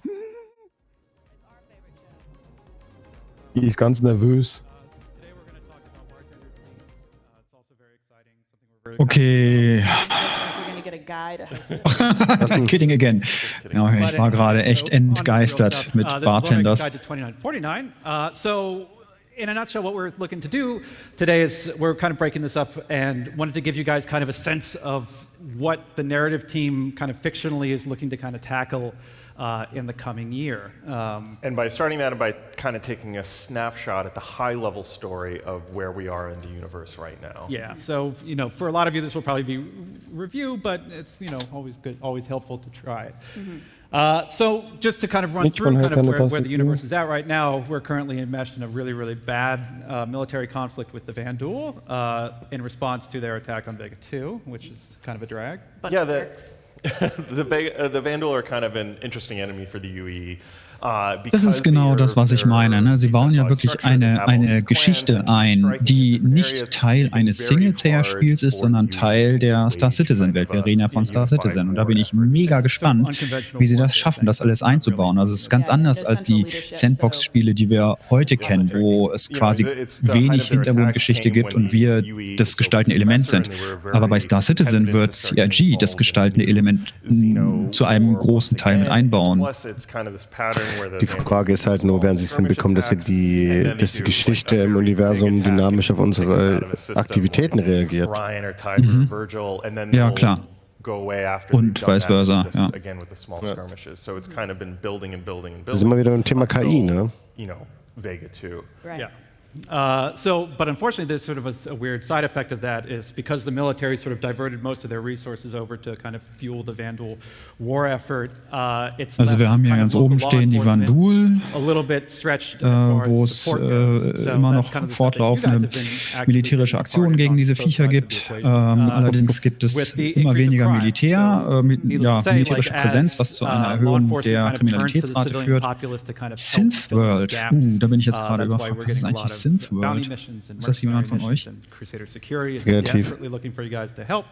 And for those of you who like to steal, this is your time. Jemand im Chat. Normally in the ideal situation you have a thing where the advocacy kind of identify the criminals, define the large outlaw nest, and then they Mitch? coordinate with the military, the Navy to kind of clear them out. And that's ist schon Vergangenheit. Ich mag vorhin kurz austreten und hatte die Szene nicht geändert. So. Also schreibt jemand, Terror-Chicken schreibt, das ist so ein Großprojekt in einem Sternensystem. Wirklich schreibt auch, klar ist das Megaprojekt halb gescheitert, aber die Regierung hält noch daran fest. Und worum geht's dabei? In die synthetische Welt, okay. Ganz altes Konzept angeblich. Ja, Synthworld ist irgendein Planet. Frag mich jetzt nicht, in welchem System. Wir bräuchten jetzt den Travin aus Röders Dienstagsrunde. Der steckt da richtig tief drin. Oh ja. Effective terraforming is we alter a planet's temperature, atmosphere, all Gut, dann haben wir hier den sich ausweitenden Handel mit den Xi'an, der auch entsprechende Auswirkungen hat. Das ist ein künstlicher Planet. Okay. Das klingt jetzt doch auch für mich interessant. Which you know a lot about from all the Fair Chance Act systems. That was one of the earliest things that the UEE established after the fall of the Messer regime. I think it was under Imperator Aaron Toy. It was the first one who was Ach, ich meine mich zu erinnern, genau. Und deswegen fehlen der UEE auch die finanziellen Ressourcen, weil diese Synthworld einfach unendlich viel Geld verschlingt. Da müsste ich mich nochmal schlau lesen. Könnten wir vielleicht, ja. Doch, da war irgendwas. Deswegen fehlt denen das Geld für die militärischen Kräfte und deswegen kippt einfach dieser gesamte Sicherheitsaspekt der UEE, die du ja sowieso nicht magst, lieber Pseikshot. Das sind Diktatoren und Unterdrücker, ja, ich mag sie nicht. Aber schön, dass du es betonst. Darüber spreche ich mit dir nochmal am 10.12. Achso, hast du zugesagt? Du hast zugesagt, ja. Und Dings nicht, oder wie? Dings nicht? Doch, Ted auch. Achso, nee. Kuma habe ich angefragt. Der hatte gefragt, was ist die Verse Night? Dann habe ich es ihm erklärt und dann nicht mehr geantwortet. Keine Ahnung, ich muss ihn nochmal anträgern. Gut, du wolltest ja noch was anderes machen. Ja, theoretisch schon, aber dann, ja, stimmt, ich habe dir gar nicht mehr Bescheid gesagt. Nee, ich würde sagen, wir lassen es beim 10.12. Okay. Verse Night mit dir und mit Ted. okay, bin gerade wieder da, weil ich habe auf einem halben Ohr mitgehört. Ja, Sie sprechen gerade, Sie haben ja gerade die Folie aufgelegt, was passiert. Wir haben gerade darüber gerätselt, was die Synth World ist. Wir Genau, haben ich meine, wie eine eine Idee entwickelt. Das wusste ich ja selbst noch genau. nicht. Hält man dann. Genau, und dann steht hier noch der erste Tevarin-Senator sorgt dafür, dass die mehr aktiv werden, politisch aktiv, sage ich mal. So, was haben wir da? Eine neue Welle an terranischen Separatisten haben eine Petition gegen das Government, ach so, gegen die UEE angezettelt. Vielleicht ist das, steht das im Zusammenhang... Bitte? Und da bin ich dabei. Okay. Das ist vielleicht das mit diesen Funksprüchen, was wir da hören, ne? Im Moment im PU. Da kommen ja diese Funksprüche, das kann damit zusammenhängen. Irgendwas muss jetzt eigentlich noch heute kommen wegen PO, ne? Wir wollen ja immer noch wissen, was da los ist. Yep, I voted. Keep fighting. Und Astro, ich habe dir mal eine Nachricht in Discord geschickt zum Thema Synth World, weil Silbermond hat was geschrieben dazu. Artikel. Portion of our populace, because most of them have just been sort of rejecting everything and just kind of like sulking and just kind of being really angry. And Kasi sort of represented a new ideology among them, where he believed that the Tavar needed to accept the fact that they've been sort of assimilated into the UEE, and they need to start doing their part. Take their full place. Yeah, as citizens in the UEE, that they need to kind of be stepping up, which was kind of a radical idea and kind of brought out a lot of weirdness in people and stuff like that. But he served in the army, and then because of his service in the army, he was actually recruited into the Navy. So he crossed over. He won a Medal of Valor. He was like a kind of a war hero, basically. And still serves as a naval reservist, so he was kind of an interesting guy to sort of jump into the Senate. And the other kind of side of Tavaran development is, in addition to the becoming more assimilated and taking on more responsibility within the empire, there's also those who are looking to reclaim their lost heritage and their lost culture. So there's Tavarans who are looking back to their roots of rediscovering the Rajora, which was lost for all intents and purposes except for human historians who kind of preserved it in the wake of the So, jetzt lass doch mal wars. Cherry Heiberg reden.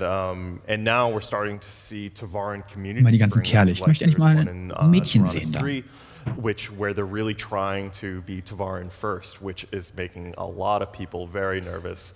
Though a lot of humans are also supportive. Die schreibt, glaube ich, auch die ganzen Geschichten, ne? Die ganzen Lore und so, also was auf dem Planeten passiert. It's complicated. Da ist die maßgeblich, glaube ich, daran beteiligt. Go guys. Very gray. Yeah. And last one, obviously, this is one of the best things to hear you guys debate, is the separation of Terra and Earth, that kind of rivalry.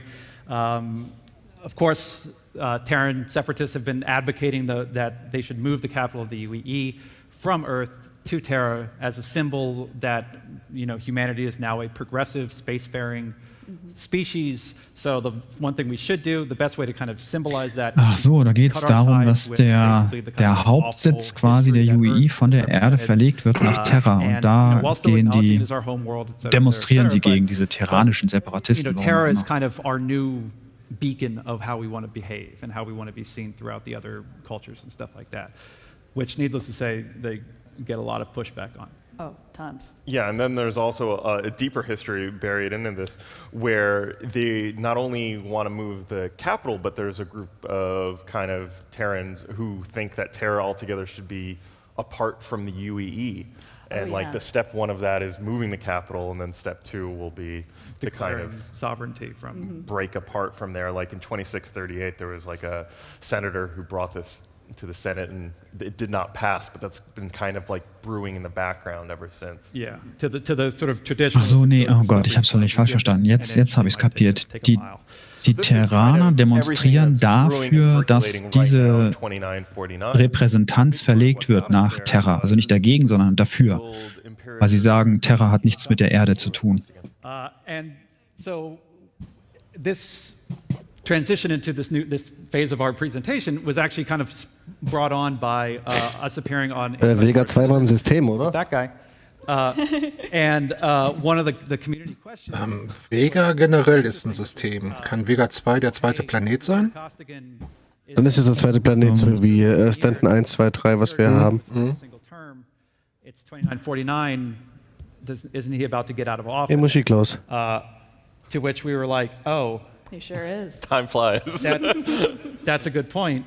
So yeah, it's something we've had in the background of our head, but it really reminded us that this is a ticking clock that we need to look at, and we got kind of excited when we were talking through the end of Costigan's time in office and what we could do with that. So before we get to the next steps, let's talk a little bit about Costigan himself and his legacy in office, which other than being like a poster that you see around the universe in, when you go visit Rudo, he's done a couple big things along the way in his time. He's a member of the Universalist Party. He was an economic strategist for 2 decades before joining the Senate and then becoming High Secretary. And he, while serving as High Secretary, he attempted to run for Imperator in 2928. And that was a failed attempt, and he did not win. But he kept at it, and the Universalists gained control again. And in 2940, he was successfully elected as Imperator, and he's been serving there for the past 9 years. So aside from that, he was also obviously in charge when the attack of Vega 2 happened, and in basically response to it, authorized the recognition of Vega 2 as a recognized planet. So basically they had been kind of lobbying for recognition before the attack, and after the attack, basically they kind of fast-tracked it, basically as a way for him to say to the people of Vega 2, like, hey, look, you guys got really messed up in that, and we're going to stand by you. We're not going to abandon you. You're part of the empire.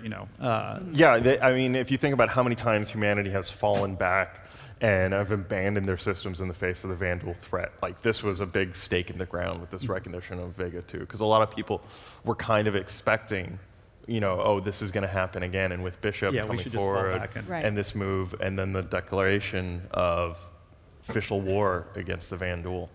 And also in the wake of that, because of the war and what we were talking about earlier about crime, he introduced several measures to kind of deputize the population, the civilian population, to kind of assist with law enforcement and security by introducing the Militia Mobilization Act and resurrecting what's called the Civil Defense Force, which is sort of a program underneath advocacy where they can kind of deputize civilians to help kind of combat. Ja, verdammt, jetzt habe ich geträumt und nicht aufgepasst. Yeah, this is a relatively recent initiative. Aber war nicht wichtig, glaube ich.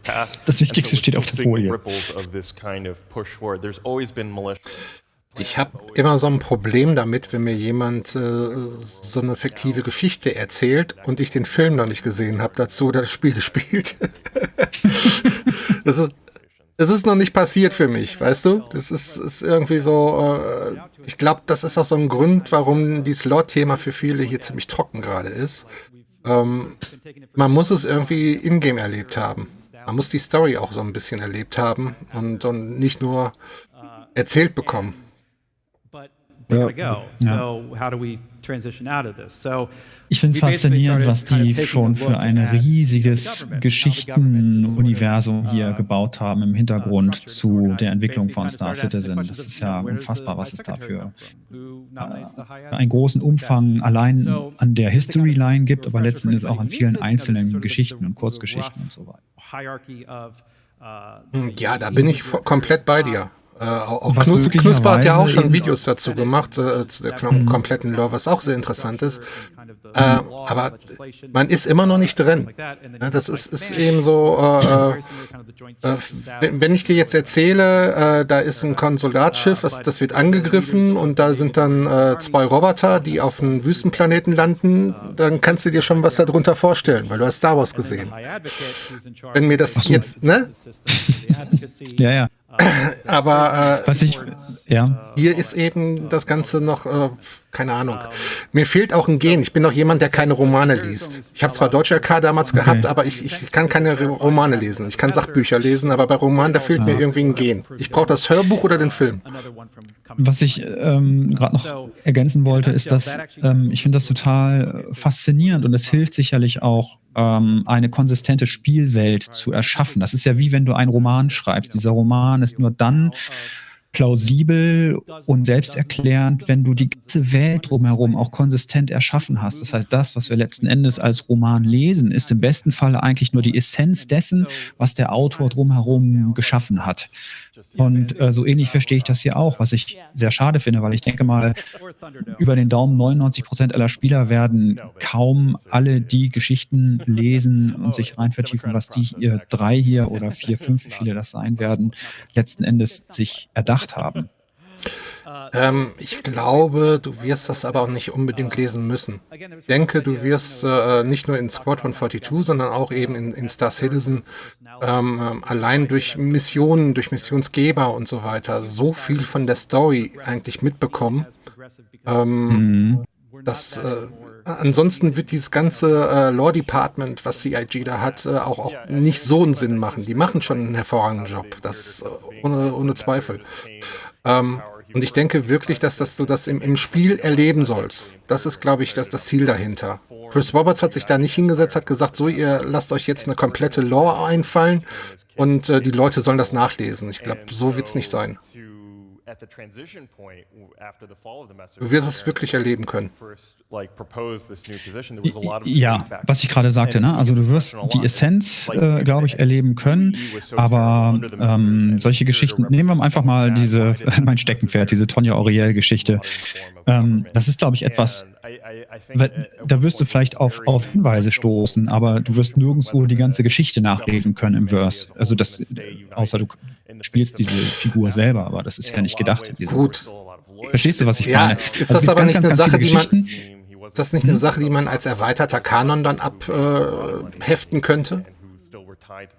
Das ist mein Punkt. Also es gibt dieses Universum, was sie bauen und diese unendlich vielen Geschichten, die sie dazu verfassen und schreiben und wo sie dann das Korsett letzten Endes draus konstruieren, indem sie Star Citizen dann stattfinden lassen. Aber die Wahrscheinlichkeit, dass sie wirklich ein entsprechendes Feedback erfahren, dadurch, dass wir die Geschichten dann auch wirklich alle lesen und uns anhand dieser Geschichten in dieses Universum rein vertiefen, ist eher gering. Nichtsdestotrotz gebe ich natürlich gerecht. Ich bin zum Beispiel durch Lorville gelaufen, durch diesen Business District und habe mir da diese Tafeln angeguckt und durchgelesen. Da hatte ich auch mal ein Video zu gebaut und das ist schon faszinierend. Auch wieder etwas, was, glaube ich, nicht alle Spieler machen werden. Wahrscheinlich eher noch ein geringer Anteil, sich wirklich mal hinstellen, die Details anschauen, stehen bleiben, lesen. Ja, vielleicht weiter nachforschen, was es mit dem und dem Stichwort zu tun hat. Aber bei Star Citizen lädt das auch ein dazu. Ich möchte gerade mal kurz was vorlesen. Der Mensor schreibt, wenn Sie eine Timeline wie Perry Roden hinbekommen, sind Sie die neuen Weltmeister. Ja, aber ich glaube, da arbeiten sie auch dran. Zum Thema Wahrnehmung der Umgebung, Textinhalte, Informationen. Vermutlich, und das ist jetzt so mein persönlicher Eindruck, den ich in verschiedenen Spielen gesammelt habe, ist die Art und Weise des Übertragungsmediums für den Konsumenten das Entscheidende. Es ist ein Unterschied, ob ich so ein Game in VR spiele oder ob ich so ein Game über einen Monitor zocke. Das trägt nochmal essentiell zur Gesamtkulisse und zu dem persönlichen Interesse bei. Das heißt, also jemand, der vielleicht vom Monitor sitzt, der wird vielleicht über die Zeit gesehen mehr das Interesse verlieren, als jemand, der durch eine VR-Umgebung viel tiefer in diese Welt eintaucht. Das ist meine persönliche Vermutung. Das ist auch die Erfahrung, die ich bisher so gemacht habe, wenn es um Computerspiele ging. Könntest du recht haben. Auf der anderen Seite kann ich mir auch wieder vorstellen, dass es Leute gibt, die dann mal kurz, wenn sie am Monitor sitzen, mit Alt-Tab auf den Desktop gehen und eine Sache googeln. Inzwischen gibt es ja genug Wikis dazu. Ich kann mir beides vorstellen. Wie das Ganze nachher ausschauen wird, das ist auch wieder so eine Spekulatius-Sache. Da müssen wir abwarten, bis wir wirklich mal so Story-Elemente so richtig erlebt haben im Spiel. Ich kann halt erstmal auch jetzt mal nur mal für Star Citizen für mich sprechen. Ich habe es ja schon mal mit VR getestet, Anfang des Jahres. Mit 40, 50 Frames. Und das war zwar mit VFX, mit einer externen Software, aber dieses Gefühl, Star Citizen, diese stereoskopische Tiefe, diese Größenwahrnehmung, dieses Eintauchen in dieses Universum war auf einem ganz anderen Level gewesen und ich war von daran schon, in dieser 2 Stunden, die ich gespielt habe, war ich viel mehr motiviert, mich mit der Umgebung viel mehr auseinanderzusetzen. Mein Interesse wurde viel mehr geweckt. Für viele Punkte.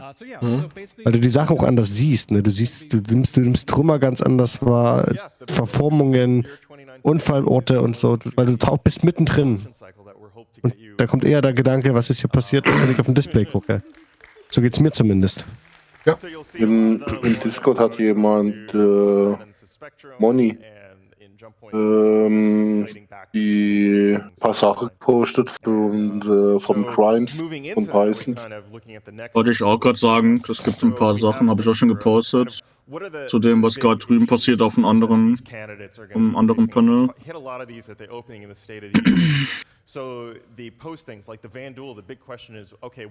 Da wird unter anderem aufgezählt halt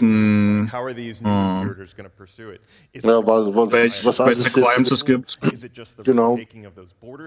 Der Gameplay-Loop zeigen sie gerade ein bisschen. Den illegalen und legalen Weg der Gefängnisse werden gerade gezeigt. Üben parallel. Ja, ich muss das auch noch dann bei Astro auf den Discord hauen.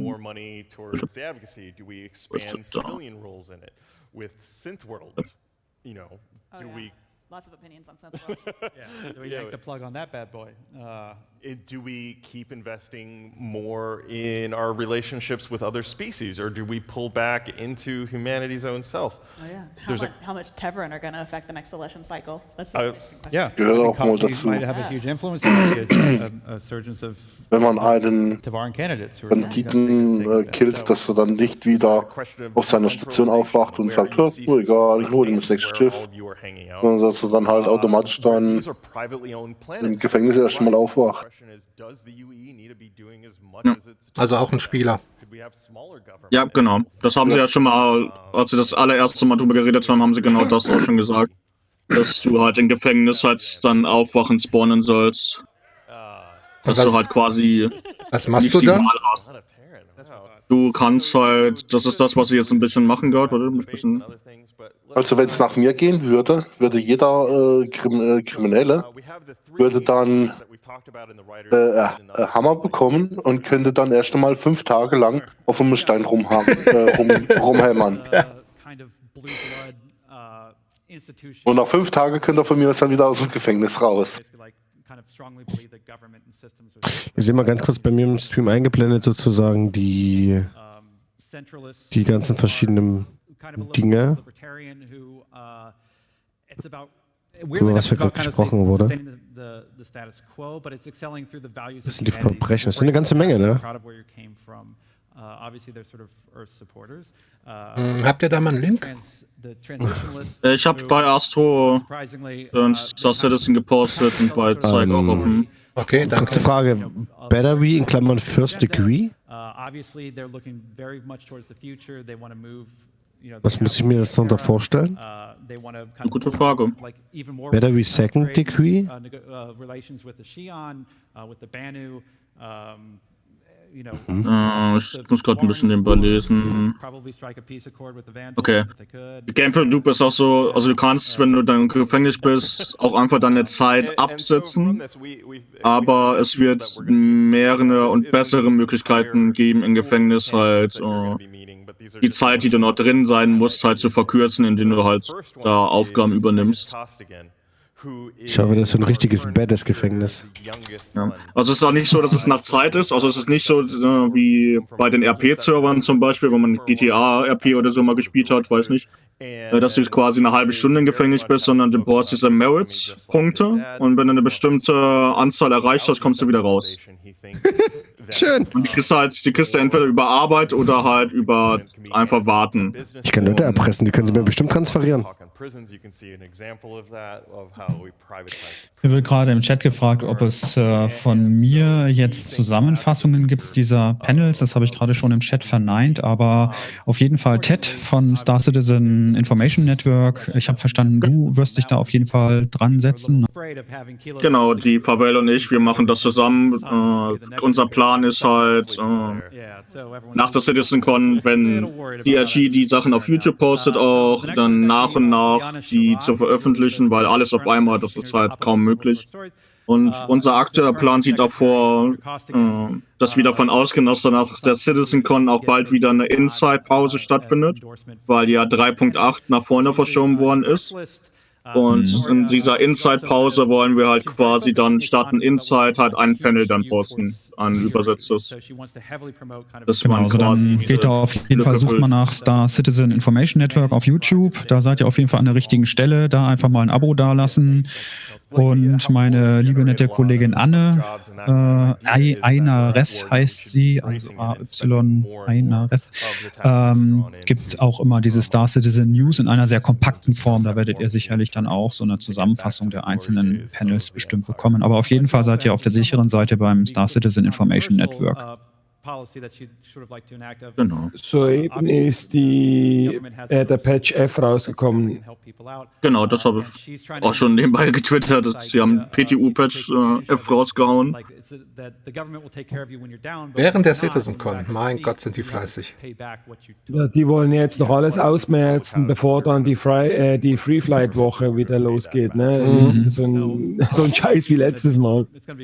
Also wenn sie das Ding nicht fixen mit der Saber und den Cinch-Waffen von der Banu, dann ist sowieso alles verloren, weil dann gehen wir mit 5, 6 Sabern die Jumps jagen. So mächtig sind die gerade. Auf den Saber, ja, also wir haben es getestet, du kriegst mit 5 Sabers innerhalb von 2 Sekunden bis 2,5 Sekunden Hammer down. Krass. Also von den 5, du bräuchtest 7 Saber, die jeweils einmal schießen und dann ist der Hammer komplett RIP. Vielleicht reichen auch 6. Heftig. Mit den Waffen von der Defender, ja? Ja, oder? Die kannst du ja rüber transferieren. Die sind fast 100%, die sind was war das, was haben wir getestet? Fast 100% stärker? Was, wie, wo, was meinst du? Die Banu-Waffen auf der Saber waren fast 100% stärker, ne? Da warst du da, glaube ich, dabei gewesen bei dem Test. Ja.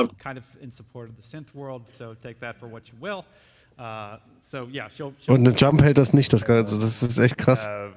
Emma Thorne, who is the current Deputy Assistant Director of the Advocacy, and she is another big security hawk. And her also wir haben es auch reported, aber CIG nimmt sich der Sache nicht an. So, also nochmal kurz, ich habe ein bisschen da auch reingelesen, gerade bei dem Gefängnis-Gameplay, für die es interessiert. Also die Hauptbeschäftigung im Gefängnis wird erstmal das Minen sein. Ja, wie schön. Minen müssen, um diese Merits zu bekommen,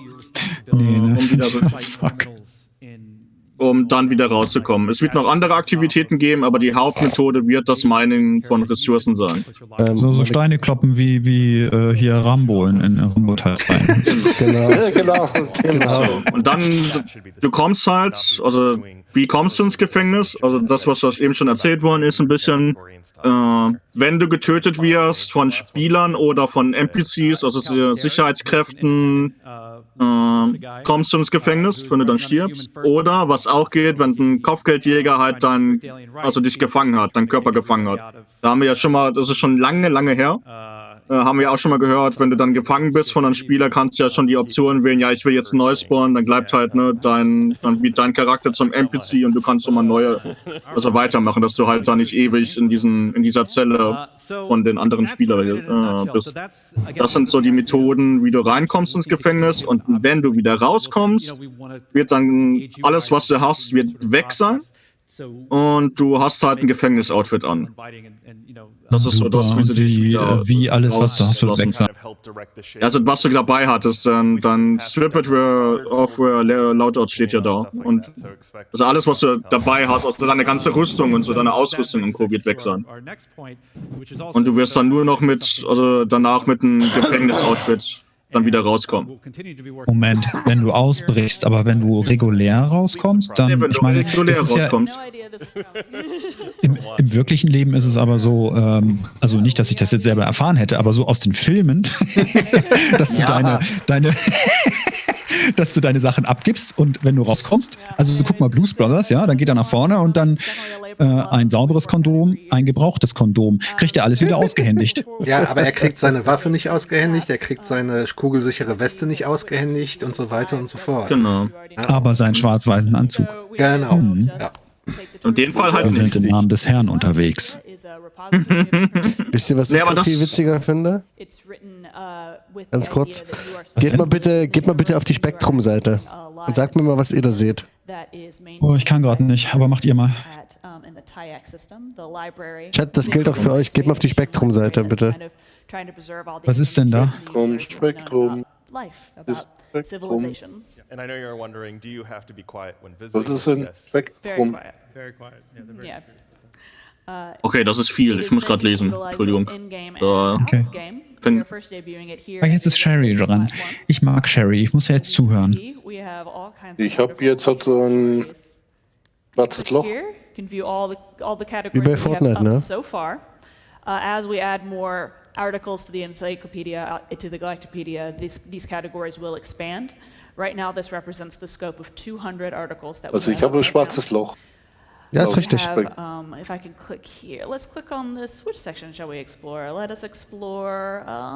And just to reiterate, that's a big thing of that. This is going to be a continually growing Aber knowledge komplett base. überall. You know, as you probably are aware, there is a lot. Es erinnert mich an Fortnite. Vor 3-4 Wochen. Die hatten auch ein schwarzes Loch auf ihrer Website.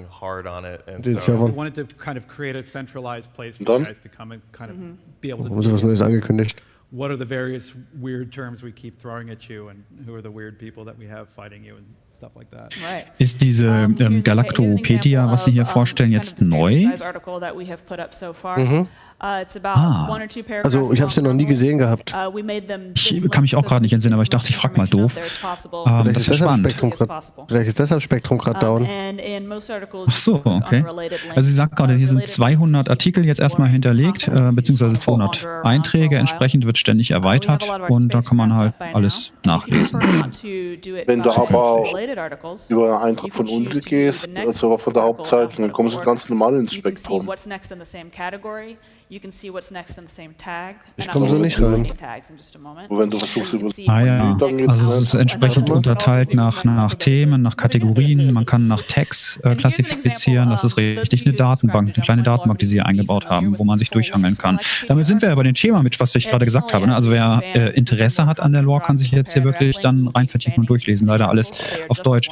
Wer übrigens, ich sag mal, den ersten großen Schwung sich auf konsolidiert in deutscher Sprache durchlesen möchte, auf StarCitizenBase.de gibt es ein Kompendium. Das hat, ich habe keine Ahnung, 800, 900 Seiten, ist also riesig umfangreich und da kann man so den ersten Schwung der ersten Jahre alles aus einer Hand in einem Dokument alles nachlesen.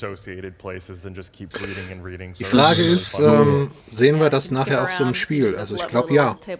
Wir haben jetzt die ganze Zeit dazwischen gelabert, natürlich während die hier am Reden sind. Aber wenn wir das Spektrum quasi auch in-game in einer gewissen Art und Weise haben werden, kann ich mir auch sehr gut vorstellen, dass du dir im Mobiglass diese Informationen anschauen kannst. Gehe ich von aus. Es soll ja alles später integriert werden. Auch das Spektrum soll es in dieser Form ja dann nicht mehr so geben oder vielleicht parallel geben, aber es soll alles in-game eingefügt werden, implementiert sein. Insofern gehe ich auch davon aus, dass wir diese Wissensbibliothek im Mobiglas dann aufrufen können werden. Nicht jetzt, aber soon. Mhm. Da ist ja schon eine Menge drin, wie man so sieht. In was? Jo, auf jeden Fall.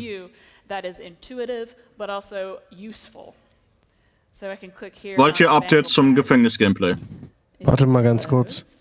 Also die Domain robotspaceindustries.com/spektrum/guide geht, aber /spektrum alleine geht bei mir nicht. So, how about let's go to one of my favorite articles. I'm going to do alphabetically. Astro, ich gebe dir mal einen Link. There he is from that Oh, ich habe so ein schwachbrüstiges Laptop. Muss ich? Also jetzt haben sie Schick mal Mitch, bitte. auf der Homepage Arc Galactica-Wikipedia. Mitch hat. Da sieht selber. Mitch, das wird dir gefallen. Ja. Can click on, let's say, Livia Messer, the third.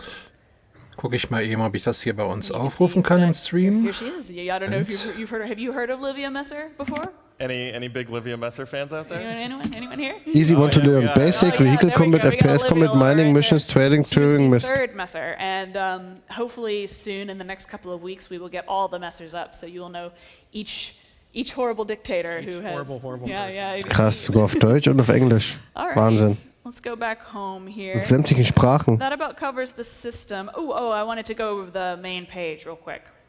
So we're always going to have a featured article up right here. Okay, muss man scheinbar für eingeloggt sein. Kann ich euch jetzt leider im Stream hier nicht zeigen. Aber der Link ist im Chat. Our featured article is the tortoise that you all know and love. That's and we also have little trending articles, so you can tell what people are clicking on. I hope that you're exploring based Ach, du kannst dich dafür anbieten für die jeweiligen Bereiche, dass du Ahnung davon hast. Korrekt. Ja, dann wären wir das doch. Entschuldigung. Also Star Trekpedia.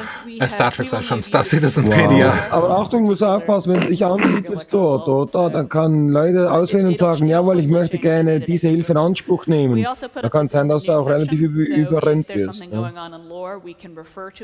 Also es gibt auf jeden Fall eine Galacpedia. Gibt's jetzt auch. Das ist doch ganz einfach, also Mila. Wir machen das wie manche andere Leute, wie Eagles oder so, bis dass wir sagen, für jeden Tipp gibt es einen Sub, ne? Was ich ja extrem cool fände, wenn ich jetzt diese Galactopedia oder wie das heißt gerade sehe, wenn sie hier die ganzen Geschichten, die sie haben, hinterlegen würden, auch entsprechend kategorisiert, weil wie sie im Moment dort hinterlegt sind in diesem, wie nennt sich das, Comlink, es ist eine total schwachsinnige Seite, wo man nichts wirklich vernünftig finden oder suchen kann. Aber das hier sieht wirklich schick aus, was sie hier gebaut haben. Den Typ finde ich geil, saufendes Wiesel. Entschuldigung. The number of entries that are in there, and then ultimately down the road, be able to build those out, as Sherry said.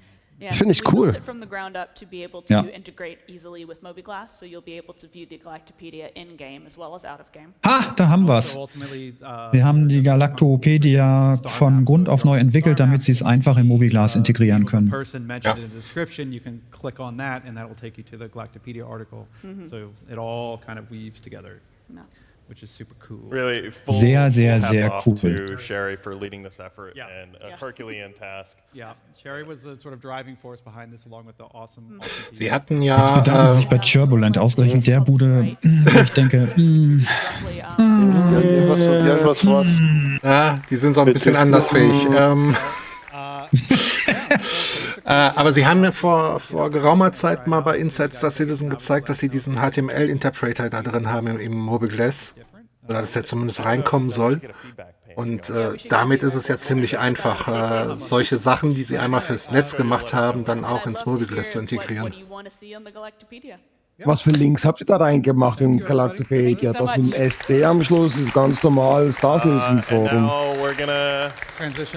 Mit Guide hinten. Richtig. robertspaceindustriescom/spektrum/guide. We only have 4 minutes before Sean's panel starts. Okay. So come on over. Die sind schneller. Und wieder eine Stunde. Das heißt, sie versuchen sich an die Zeit zu halten. Anybody in the crowd? You got a question to ask? Nee, das ist der Guide. Ich meine aber das Galactopedia, meine ich. Guck mal bei mir, mein Link. Jetzt wird's wieder spannend. Jetzt kommt ja der neue Game Mode. Will Weißbaum sagt gerade, wir können auch Fragen beantworten, während Sean redet. Oh yeah, here we go. I love your helmet so much. Thank you. That's a weird thing. Was, neuer Game Mode wo? Ja, der Battlefield Game Mode ist als das nächste drin. Und danach kommt das Gefängnis-Gameplay. Okay, Battlefield Game Mode bedeutet, Master Zang und ich müssen den ganzen Tag Trainingspläne ausarbeiten. Gibt auch schon ein Bild dazu, aber ja, warum mal. Ja, ich bin gespannt. 6 Spieler, aber was schon 6 Spieler? Ich bin gespannt. In dieser Frage geht es auch wieder um diese Election. Also ich möchte einfach nochmal kurz als Randnotiz da lassen, dass ich nicht glaube, dass es um die Sprengung von Port Olisar geht bei diesen ganzen dubiosen, geheimnisvoll mysteriösen Funksprüchen, sondern dass es tatsächlich um irgendeine Aktion geht im Rahmen dieser Neuwahl, was wir jetzt gerade hier vorgestellt bekommen haben, die dann nächstes Jahr stattfinden wird. Was auch immer damit für Aktionen dann in Zusammenhang stehen könnten. Vielleicht sprengen sie ja doch aus Trotz irgendwie Port Olisar in die Luft, man weiß es nicht. Aber ich glaube, dass es im Grunde genommen bei diesen Funksprüchen um diese Wahl geht, die irgendwie beeinflusst werden. One question is there any movement of democracy in the Stanton system because it's not represented in the government? They technically can't. Ist krass, wie leer die Halle bei der Law ist, ne? Ach, ich würde gern was dazu sagen zu deiner Vermutung, Astro, weil es da schon was gibt, aber das fällt unter Spoiler und Leak, was schon gezeigt Mach uns nicht den Abend kaputt, Ted. Nein. Ärgert mich gerade nur, dass da nichts zu sagen darf. Alles gut, was ist, müssen wir dich kaputt machen? Sagen ja, wer es war, also du, also alles gut, ich bin da raus. Ja. Du kannst mir ja mal eine Nachricht damit schreiben. Da ist ein Schiff mit dem Besitzer Telchino. Hebst du mal alle Geschütze auf ihn. Wem soll ich eine Nachricht schreiben? Mir, dem Niemand. Hier kann ich machen, dann ich schick dir mal was. Okay, danke. Okay, obwohl, komm heraus, ich nehme auch eine Info. One of the things I wanted to ask while we're getting. Nein, du willst mich umbringen. Nee, das habe ich nie gesagt. Also ich nehme es auch, ich behalte es ja für mich, ich will, bis die Zuschauer nicht gespoilert werden. Where are we at with integration? Well, we are making progress, but I can't give you any dates. Of course not. Yeah, I can't give you any dates. I would have taken it back if you did. But the thing about the way we built it is that integration in the future will be easier. Und ich sag nur Funkspruch Mitch und was da so steht. Bekomme ich jetzt auch was? Bitte? Ja, und was bekommen unsere Zuschauer? Nix. Nee, Achso, die wollen ja nicht geleakt werden. Die wollen nicht gespoilert werden. Richtig, da. Und das wäre ein Spoiler. Wie sieht sie das auf heute? Ich hab dir doch schon längst geschickt. Oh, you guys did it. Thanks. Now, I'm gonna go back here while we're waiting for some questions. Ich will gespoilert werden hier in Chat teilweise. Ich will auch. Kommt jetzt überall. Das wurde vorhin schon im Chat gepostet übrigens, ne? Ja, okay, dann können es ja viele lesen. Ich hab's vorhin auch schon, aber ich habe noch nichts dazu gesagt. Also wir machen einen Deal. Wir machen einen Deal. Ted, du kannst das gerne in den Stream hauen, wenn du willst. Und wer nicht draufklicken will, nicht gespoilert werden will, der klickt einfach nicht drauf. Ja, aber schreibst du dazu, Achtung, Spoiler. Mach ich gerade. Hier wird wiederholt gefragt im Chat, ob es Star Citizen oder Spektrum auf Deutsch gibt. Nein. Spektrum gibt's nicht. Spektrum gibt's auf Deutsch. Ja gut, es gibt eine deutsche Gruppe. Ja, irgendwann mal, perspektivisch, in einer Zukunft weit entfernt. 5 Jahre.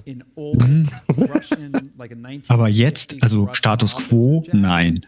Ja. Das können sie auch gar nicht realisieren, weil sie dauernd Inhalte umschreiben, Texte anpassen und der Verwaltungsaufwand oder der administrative Aufwand dahinter wäre einfach zu groß und würde zu viel Geld verbrauchen. Just something quick. So, Galactopedia looks awesome, I must say. Thank you. So, myself and some others, we work on several wikis that are part of the community. There's a French one, there's Star Citizen tools, there's several out there. Are there any plans to was Prison, also du getting involved in the Galactopedia or however that might work? We are trying to work out a system where we can document fan activities. So that's going to be something that we would like to hear from you about in the coming weeks when we put up our feedback page. Okay. But I want to emphasize that this is not meant to replace any of the fan wikis. We will be Okay, das war gerade noch eine interessante Frage, und zwar hat er gefragt, ob denn auch geplant ist, es gibt ja viele Wikis, also Star Citizen Wikis, ob hier eine Zusammenarbeit mit der Community geplant ist. Das würden sie gerne machen, sie arbeiten an Ideen, denken über Lösungsmöglichkeiten nach, halt im Hinblick auf Textqualität, Inhalt und so weiter, aber es ist nichts, was sie heute versprechen wollen, aber sie haben es grundsätzlich mit im Blick. Oh yeah. Well, thank you. Also das Gefängnis sieht doch richtig nett aus. Year-long election cycle that's coming up. You hinted at it here and there. What can you tell us about how it will manifest over the year that we know so far, or that you're ready to admit? In kind of like a ghostly form while you're sleeping. Yeah. Sorry. Is Sean ready?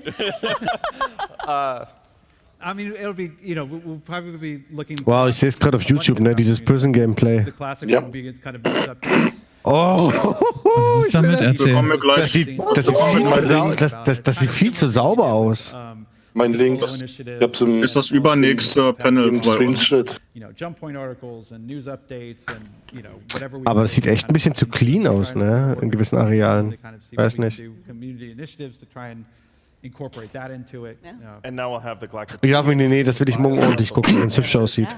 Moment mal, ist da gerade einer, hat das aufgenommen und hochgeladen? Genau. Gameplay, was er nicht machen darf? So ein Böser. Da hat soeben die Regeln gebrochen, dass man da nicht streamen und filmen darf, ne? Darfst du beim Panel nicht streamen?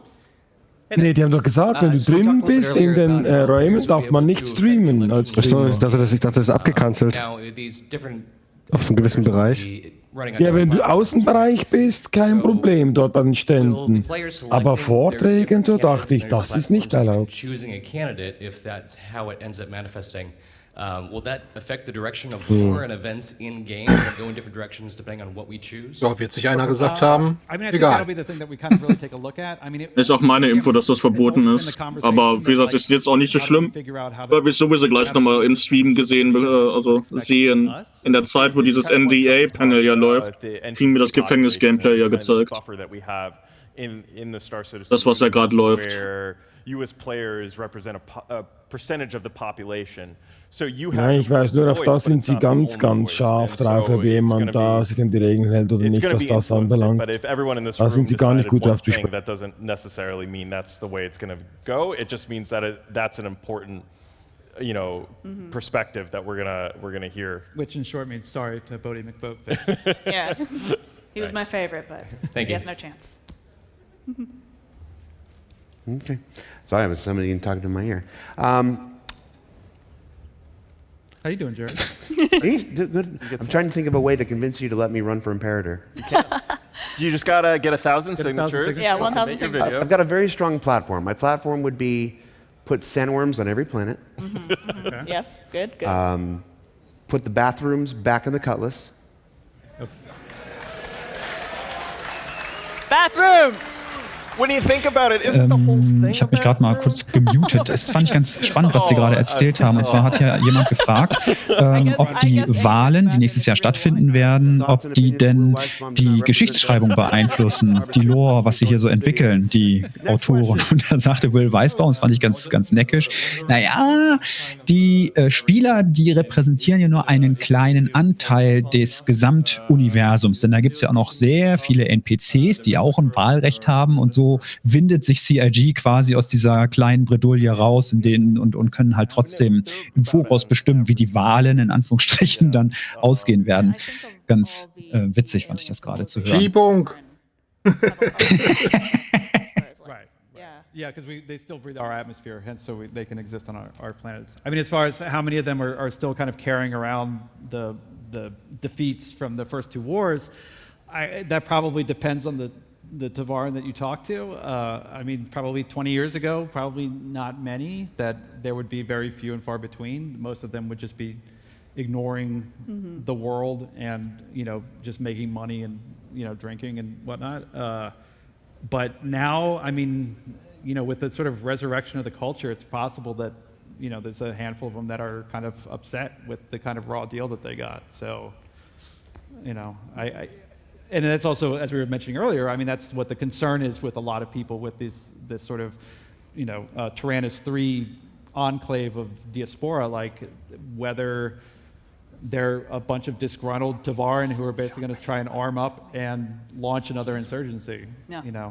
They're horrified at that. So, but yeah, I mean, with most of the stuff in Star Citizen, I mean, the beautiful thing is like you can kind of take it on a character by character basis. There's kind of room for all the different types to exist in there and stuff. So yeah, there's definitely probably some Tavaran out there that are pretty pissed off. Okay, thanks a lot. Thank you. Thank you. Yeah, that was wonderful. All right, we got time for one more. It's you. It's you. Oh, I hope this is a really good question. With the careers and things going forward, sort of media, so forth, and with all the Galactopedia tied to the Ark and the library. Yes. If things don't get reported or people destroy all the data running ships, is it possible some things won't turn up there just because they haven't, the information hasn't got out from where it happened? Yes. Like a lot of libraries, and archives and history, you know, it depends on who reports it, who remembers it, how much information that's out there is available. So while the mission of the Ark and the mission of Galactopedia is to document all known knowledge of the universe, there will necessarily be some gaps based on just how information works and how things are remembered and how things are documented. So if, for example, there's a massacre on a planet and everyone dies and the only person who's around to report it is on a ship that gets destroyed on the way to reporting it, it's unlikely that people are going to know exactly what happened because the information is just gone. Yeah. I think a big part of Star Citizen's lore is the idea of imperfect information. Like right now in gameplay, you can kind of see it with turning off the comm relays in order to create a blackout zone where crimes aren't reported until it's reactivated, or we're in talks about recovering black boxes and all this kind of stuff. And with hopefully future careers with people running in the media ships, the news vans, and the data runners. And the notion of time decay as information has to travel between system to system. Yeah, and one of the things in archives specifically is a notability standard. So like, if today you had a receipt, like a receipt from a cup of coffee that you got, that wouldn't be notable enough to put in an archive, even though it's something that happened today. It was a really good cup of coffee. It was a great cup of coffee. Good, yeah. But so stuff like that wouldn't necessarily make it to the Galactopedia, but maybe an article about the type of coffee, if it's popular enough, would be in the Galactopedia. Does that make sense? Ich war gerade kurz AFK.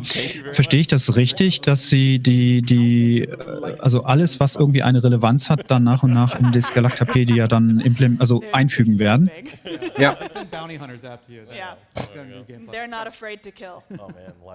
Das verstehst du richtig, ja. All right, thanks so much, guys. Dave, Will, Sherry, thank you so much Sehr for cool. taking time to be here. Yeah, stay tuned. Theaters of War, Shoot 'em Up, Sean Tracy, starting in just a few minutes. Take care, guys.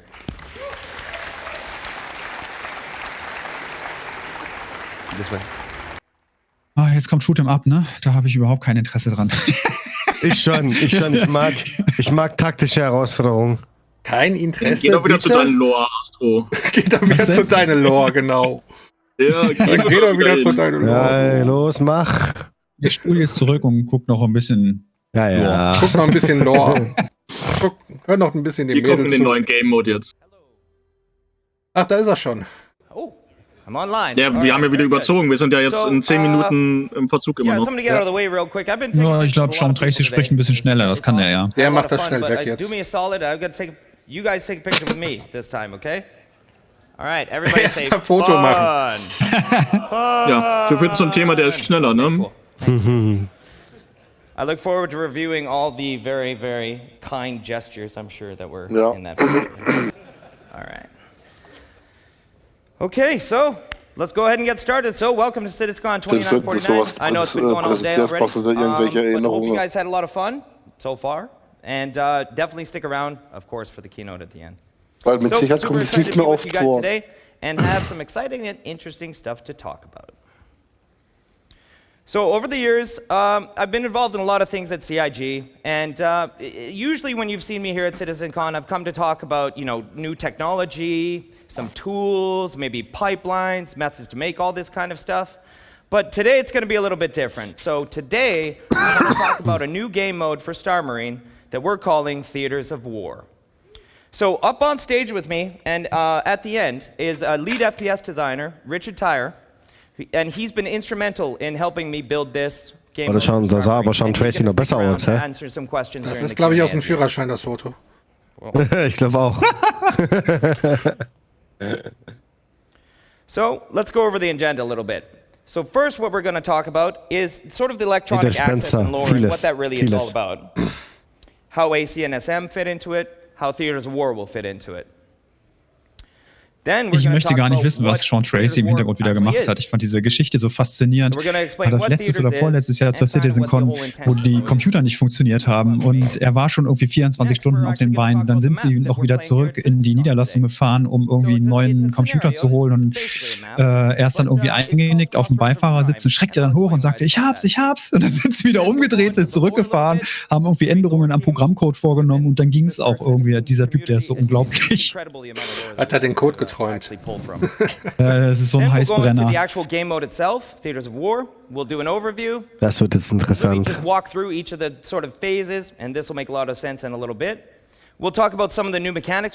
Wisst ihr, ich träume ja schon lange davon, wieder mal so einen Shooter zu haben wie damals, wo ich 10, 11 Jahre alt war mit Counter-Strike 1.5, 1.6, wo du jeden Abend gesessen hast nach der Schule und trainiert hast, weil es nichts anderes gab. Mal gucken, ob das auch wieder so ein Modus wird. Das war eine geile Zeit. Ganz groß damals.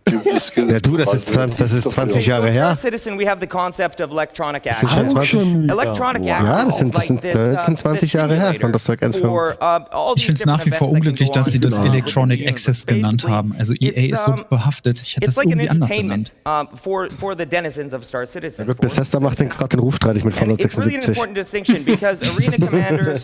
Da bin ich ganz interessiert, da mache ich euch mal auf Mute. Ja, Rainbow Six Siege finde ich, ist zwar cool, aber mein Anspruch ist größer. In the persistent universe, things are a little more permanent, obviously with persistence. So Star Marine and Arena Commander were the first two to exist under this umbrella, and they made a lot of sense in their own regards. Arena Commander came out, test our flight. That is our core gameplay. So let's get the flight happening.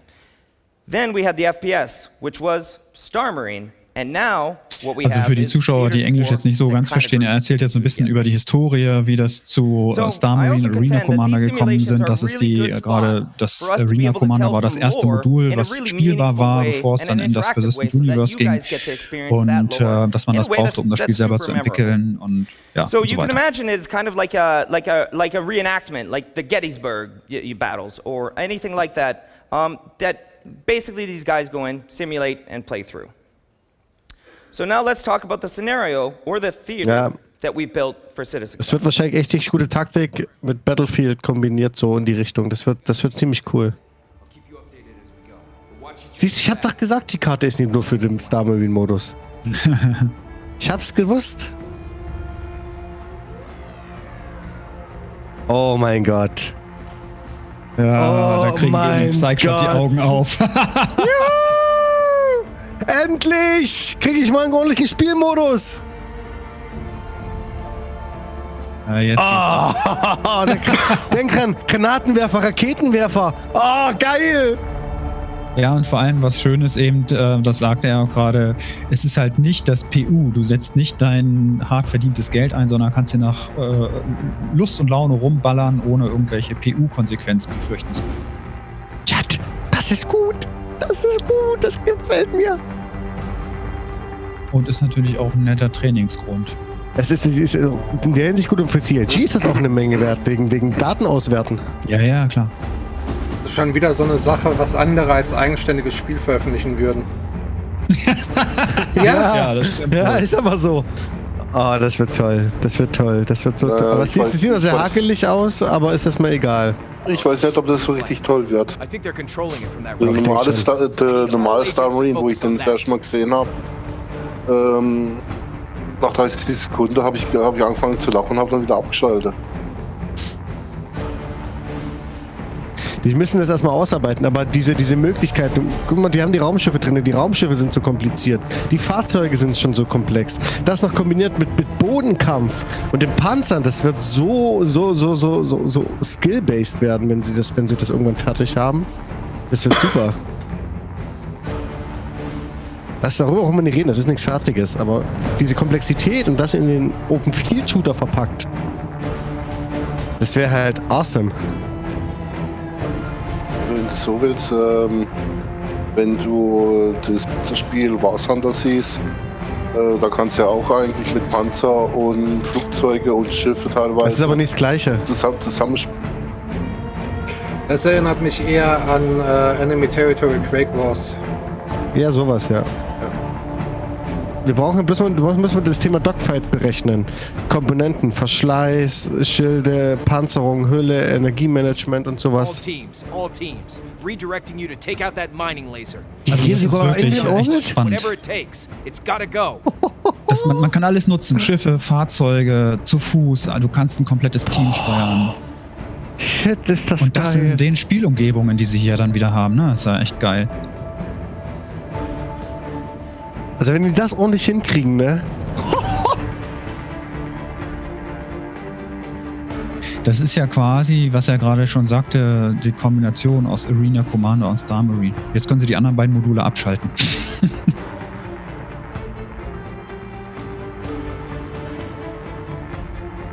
Oh my fucking goodness. Was es für dynamische Momente geben wird. Ich freue mich drauf. Das wird schön.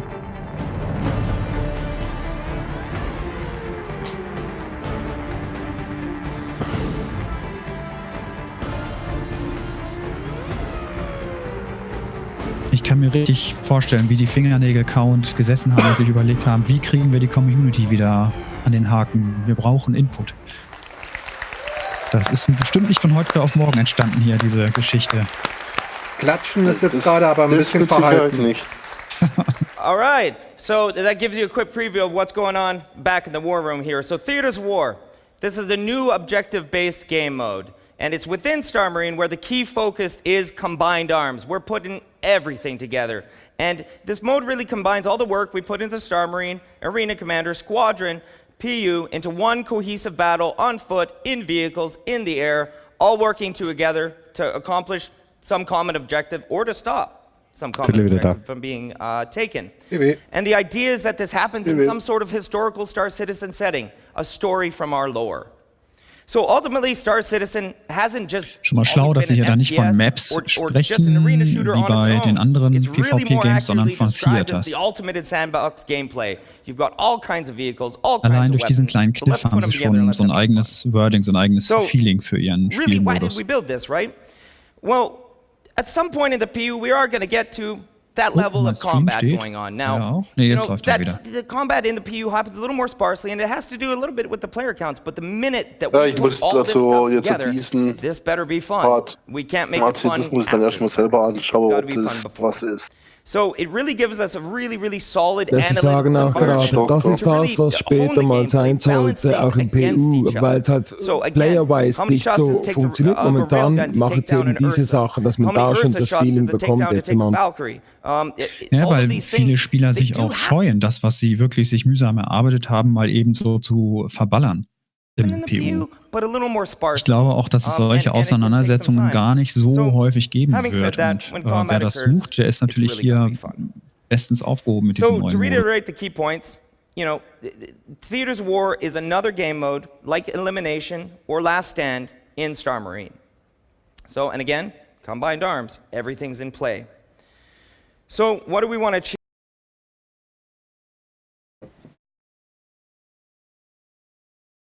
With this? Well, we want to be able to balance all this. We also want to give you a solid 30-minute experience where you can come in.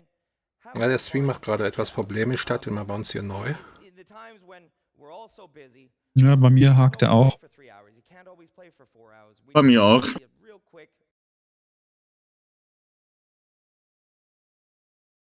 Different than Star Citizen. It's got to be the same. And that's a really key point here. We didn't develop really anything drastically new for this. This is using the exact same assets from the PU, same balance, same everything. And if anything, we've taken a lot of the stuff that we found within Theaters War that we dass das Stream ein bisschen rumhängt. Found on fun. And we apply it to the PU from there. So it gives us a really good spot to be able to do all that. So how does Fear of the War fit in right now? Well, that was... Actually, how does Crossroads of Crime fit into... Okay, so what's Crossroads of Crime? That's actually the name of the map. That's the name of the scenario. So I want to kind of a little bit of a brief of that scenario. Now, I'm not nearly as good at telling these stories, but I'm going to give you a little bit of what they fed me. So, okay, also jetzt stellen Sie die einzelnen Spielkarten, die einzelnen Theaters vor. Last 100 years, 200 years, 300 years before the present day PU. And we found this great story. And the story takes place in the Nexus system. Es geht Supreme gegen Advocacy. There's a notorious outlaw gang, and there's a lot of outlaw gangs within the Nexus system. But this particular one is specifically aggressive.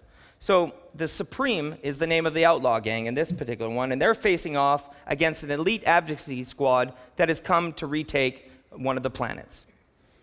Okay, so to give you some backstory on the Nexus system was totally unclaimed. The Hathor Group, which was a mining group, klassisches PvP, ne? All they really cared about was mining. So as long as profits were being made, they totally looked the other way. And what that sort of evolved into was a perfect sort of petri dish for a ton of crime. And in the end, Hathor Group strip mined the entire area, pulled out, and just left it as it was. And that obviously devolved into something. Ja, bestimmt Angst, dass er sich verquatscht. So with that, pretty much anybody that's doing anything bad in the universe is going to have some time crossing through the Nexus system, and that's where Und schon wieder hakt es. Ja, bei mir auch. Das scheint doch tatsächlich irgendwie ein Bandbreitenproblem zu sein. Ich dachte, es liegt daran, dass in Deutschland sind. Aber said, you know, can't just leave this alone. Ich würde sagen, es ist dann Deutschland. Telekom. Ja, der Brexit ist durch, das ist das Problem. Sagt die Telekom ist durch. Ab sofort kommen Zollgebühren auf Daten aus UK. So what you'll notice is that as the Supreme took over the base from the Hathor Group, they actually use like pictograms and signs because not all their guys can read.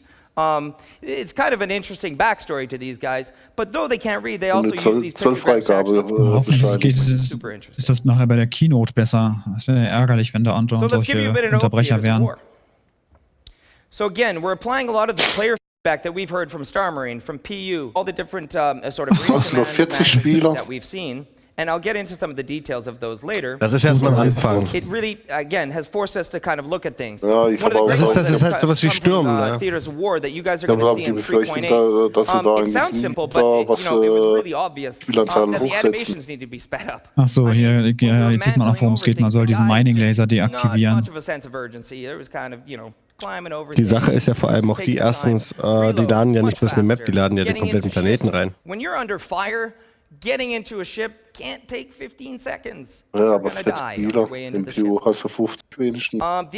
Das ist schon grenzwertig. Also es entspricht ja im Prinzip einer Instanz und ich denke mal, sie begrenzen das auf 40, weil sie natürlich auch hohe Frame-Zahlen gewährleisten wollen irgendwo.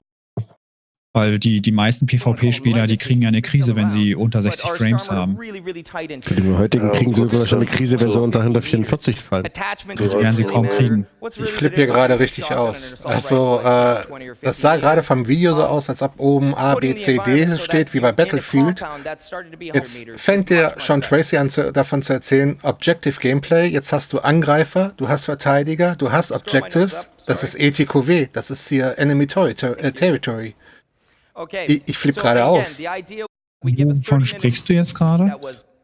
Das ist dieses Objective Gameplay. Da wurde mein Clan vor 16 Jahren durchgegründet.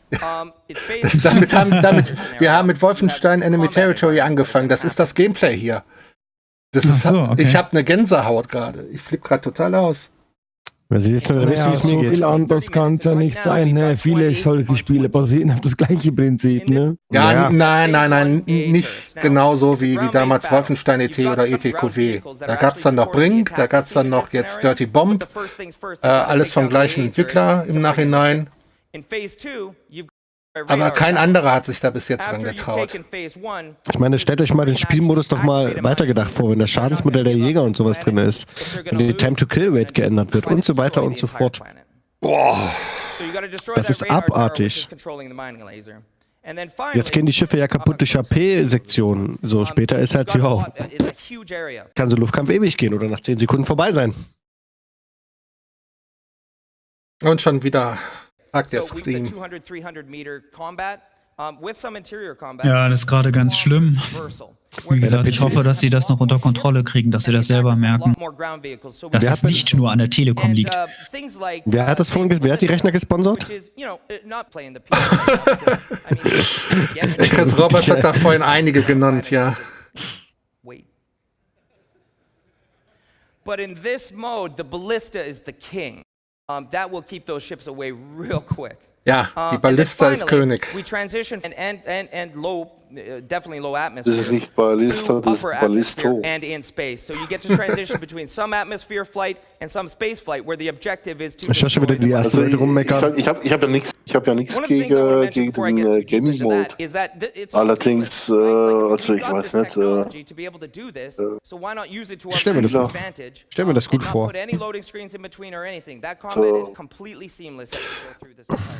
Man darf nicht vergessen, das sind ja im Prinzip trotz alledem alles noch Testarenen für die, um später irgendwelche Sachen ins PU zu implementieren.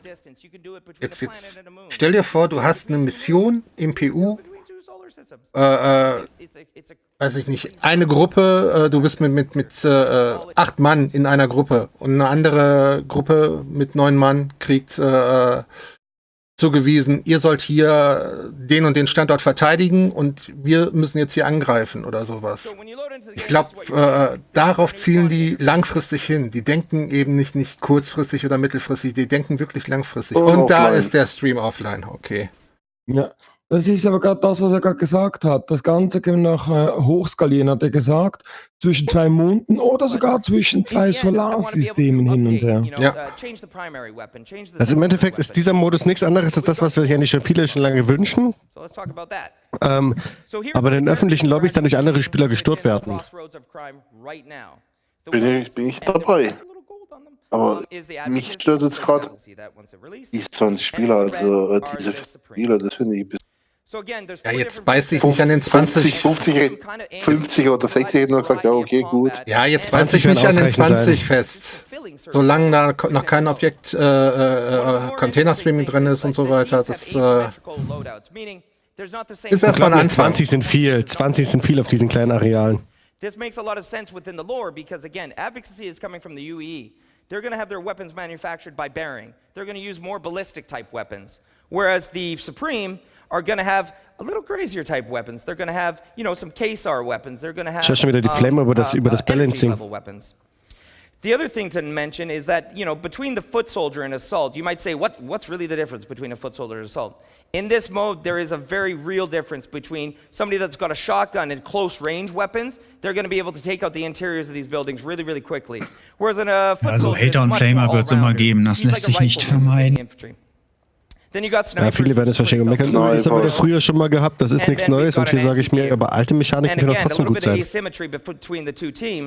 On the advocacy side, these use the Animus rocket launcher, and then on the Und Supreme, Haters gonna hate, huh?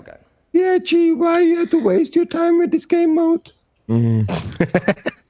Facepalm! We're all excited about the vehicles.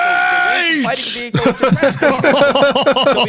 these are all the vehicles that are actually in the mode right now, and we tried a ton of them, right? We actually even started with the Valkyrie. Glaubt mir, wahrscheinlich nicht mit 1.0, aber später werden wir sowas direkt im PU sehen.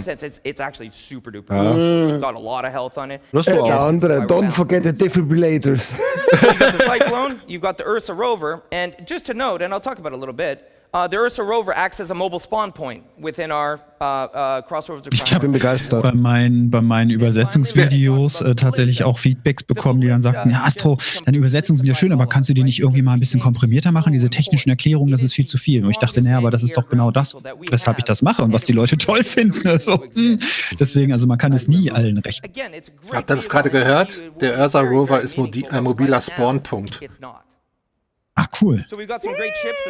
Das ist total ETQW. Weißt du, was ich mich gerade viel mehr interessiere? Sie haben damals zur Ballista ja gesagt, es wird später möglich sein, über Berge zu schießen.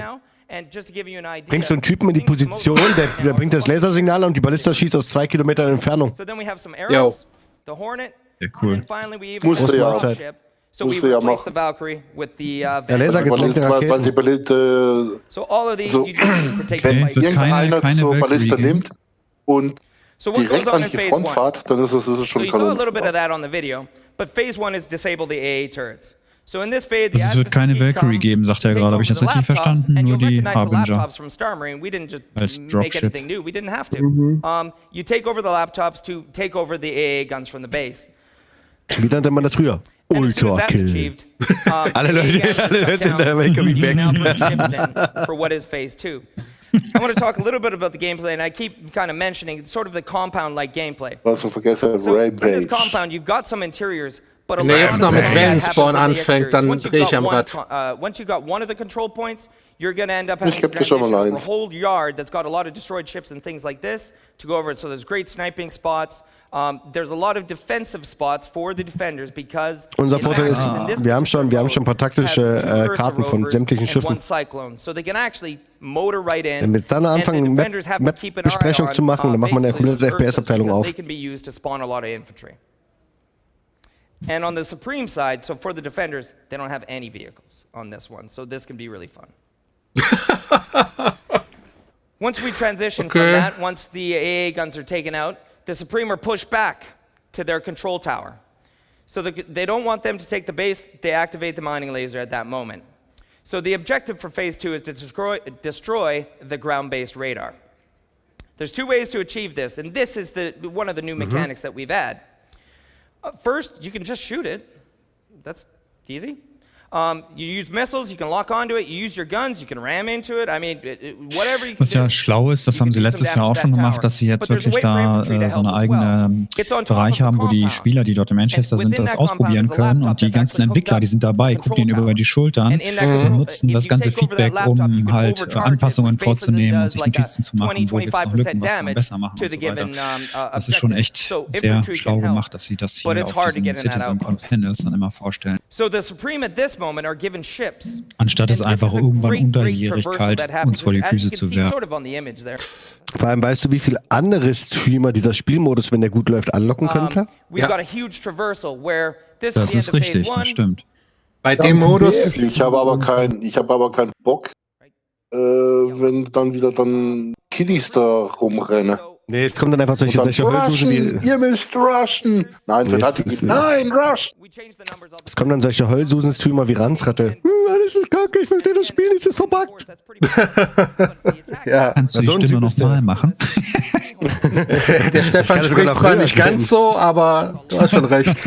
Aber er ist eine Heulsuse. Wenn er das Spiel nicht versteht, ist es verbuggt. Ja, richtig. Er ist ein Lieber, aber ansonsten hast schon recht.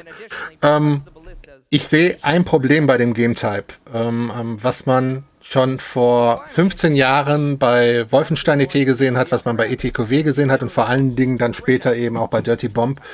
Die Leute sind heutzutage teilweise zu casual. Du siehst es ja auch bei COD oder Battlefield. Wenn da Objectives sind, die machen trotzdem Team Deathmatch daraus. Und hier hast du Objectives. Hier heißt es, du greifst an, du musst dahin, du musst den Mining-Laser deaktivieren, du musst dich dann von Zone zu Zone durcharbeiten. Das müssen die Leute erstmal verstehen. Das ist die Kunst, das den Leuten hier vernünftig zu vermitteln. Solange die Leute es nicht aus ihrem Kopf rausbekommen, dass Tracks untergeordnet sind, kann es gerade fast Straße gehen. Ja, aber heutzutage 80% der Leute, die schauen nur auf Fracks. Ja. Das, was du machen sollst, ist dann gerade scheißegal. Hauptsache es ist ein Frag. Auf der anderen Seite, gerade der Star Citizen Community traue ich das zu, dass sie den Game-Type verstehen und vernünftig spielen. Wir sind zum Glück noch so erwachsen und so auch vernünftig und vor allen Dingen nicht dumm, dass diese Community das erstmal hinkriegt. Wenn dann noch welche angelockt werden, die nur Team Deathmatch zocken wollen, das ist eine andere Geschichte natürlich. Ja, du kannst das ja ganz einfach machen. Sobald du ein Team auf dem Server hast, das weiß, was es zu tun hat und du diesen Game Mode spielst, dann werden auch irgendwelche Randoms, die Casual spielen, die werden dann schon auf den Sack kriegen, glaub mir. Und irgendwann haben die Schnauze voll davon, dass sie auf den Sack kriegen und werden sich dafür interessieren, richtig. Genau. Weniger. Ich denke schon. Raus und suche das nächste Spiel. Ja gut, das ist ja egal. Oder sie sagen dann einfach, ja, das Spiel ist unbalanciert. Ja, ist mir egal. Entweder sind sie raus, dann gehen sie mir nicht auf den Nerven, wenn ich das spiele, oder sie spielen vernünftig. Eins von beiden. Ich denke auch, dass die Casual Gamer, wie ihr sie nennt, die einfach nur schnell irgendwie ein paar Leute umbringen wollen, hier ganz schnell den Spaß verlieren werden, weil das einfach viel zu komplex ist, das Gameplay. Du musst mit 20 Leuten in einer Gruppe agieren und wirklich strategisch geschickt vorgehen. Ich frage mich gerade, ob die jetzt nur in Anführungsstrichen diese eine Karte haben oder ob es da halt noch 2, 3 weitere geben wird, weil die Gefahr ist natürlich, wenn du eine wirkliche Pro-Gruppe hast, die spielen das, weiß ich nicht, sagen wir mal 5 bis 10 Mal und dann ist denen langweilig. Läuft gut bei denen. Entschuldigung, aber der Spielmodus ist sehr interessant, wenn man das Foto anschaut. Ist gerade Intermission. Netter Raum. Hätte ich auch gern. Hier reicht ein Q oder vielleicht maximal 2. Ich habe ja eigentlich sogar 3 stehen. Und. Hey, nice one. Aber der dritte ist so ein ganz kleiner IPC. Ich wundere mich gerade, warum so viele Leute auf meinem Twitch-Kanal abonnieren, bis ich gemerkt habe, nee, die abonnieren auf den Twitch-Kanal namens CitizenCon. Ja, das ist der Kanal, den wir hatten für unsere Sitcon, ne? Con42 und so. Die ist halt CitizenCon dazu mal. Ich vergesse. Ganz nachher in den Chat, geht mal auf den Multiblog-Link bei needsandgeeks.de, lasst da mal ein Follow da bei den Jungs. Und wenn euch das Team auch hier gefällt, könnt ihr auch hier gerne ein Follow da lassen, nerdsandgeeks.de. Das ist Mitch und AstroSam ist ja, glaube ich, euer beider Kanal, oder sehe ich das falsch? Ich bin hier auf YouTube, AstroSam Star Vision. Wo ist denn Ted geblieben? Hat er sich was zu essen? Pizza oder so? Ach so, okay. Mich interessiert gerade viel mehr, inwiefern du die Möglichkeit hast, die 40er Lobby alleine vollzuhauen. Stimmt. Ob du sagen kannst, du nimmst jetzt 40 Leute dort rein und dann hast du das Ding nur für dich erledigt, für Trainingszwecke. Ich denke mal, ne, dass du dann sagen kannst, ich bin Advocacy oder ich bin der Gegenspieler, dessen Namen ich mir nicht gemerkt habe. Du kannst ja jetzt schon im Arena Commander und bei Star Marine Leute einladen. Machst eine Lobby auf. Naja, aber du bist trotzdem limitiert. Okay. Wüsste ich jetzt nicht, aber ich habe es auch noch nicht so in Masse ausprobiert. Alright.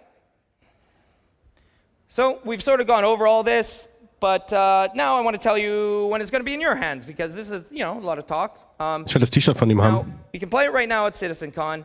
Also nicht seins explizit, aber... Now, one of the things that I tried really, really hard to do here was to... Ja, Tanner, was ist los?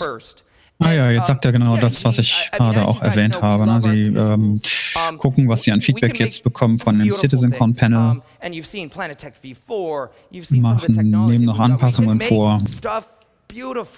Arena Commander, SM, TOW und VoIP Support. Ich will gerade sagen, dann geht es zu den Evocati und nächstes Jahr wird der dann ins PU gelassen, dieser Spielmodus. Also schätzungsweise, ich tippe mal dann so auf 3,9.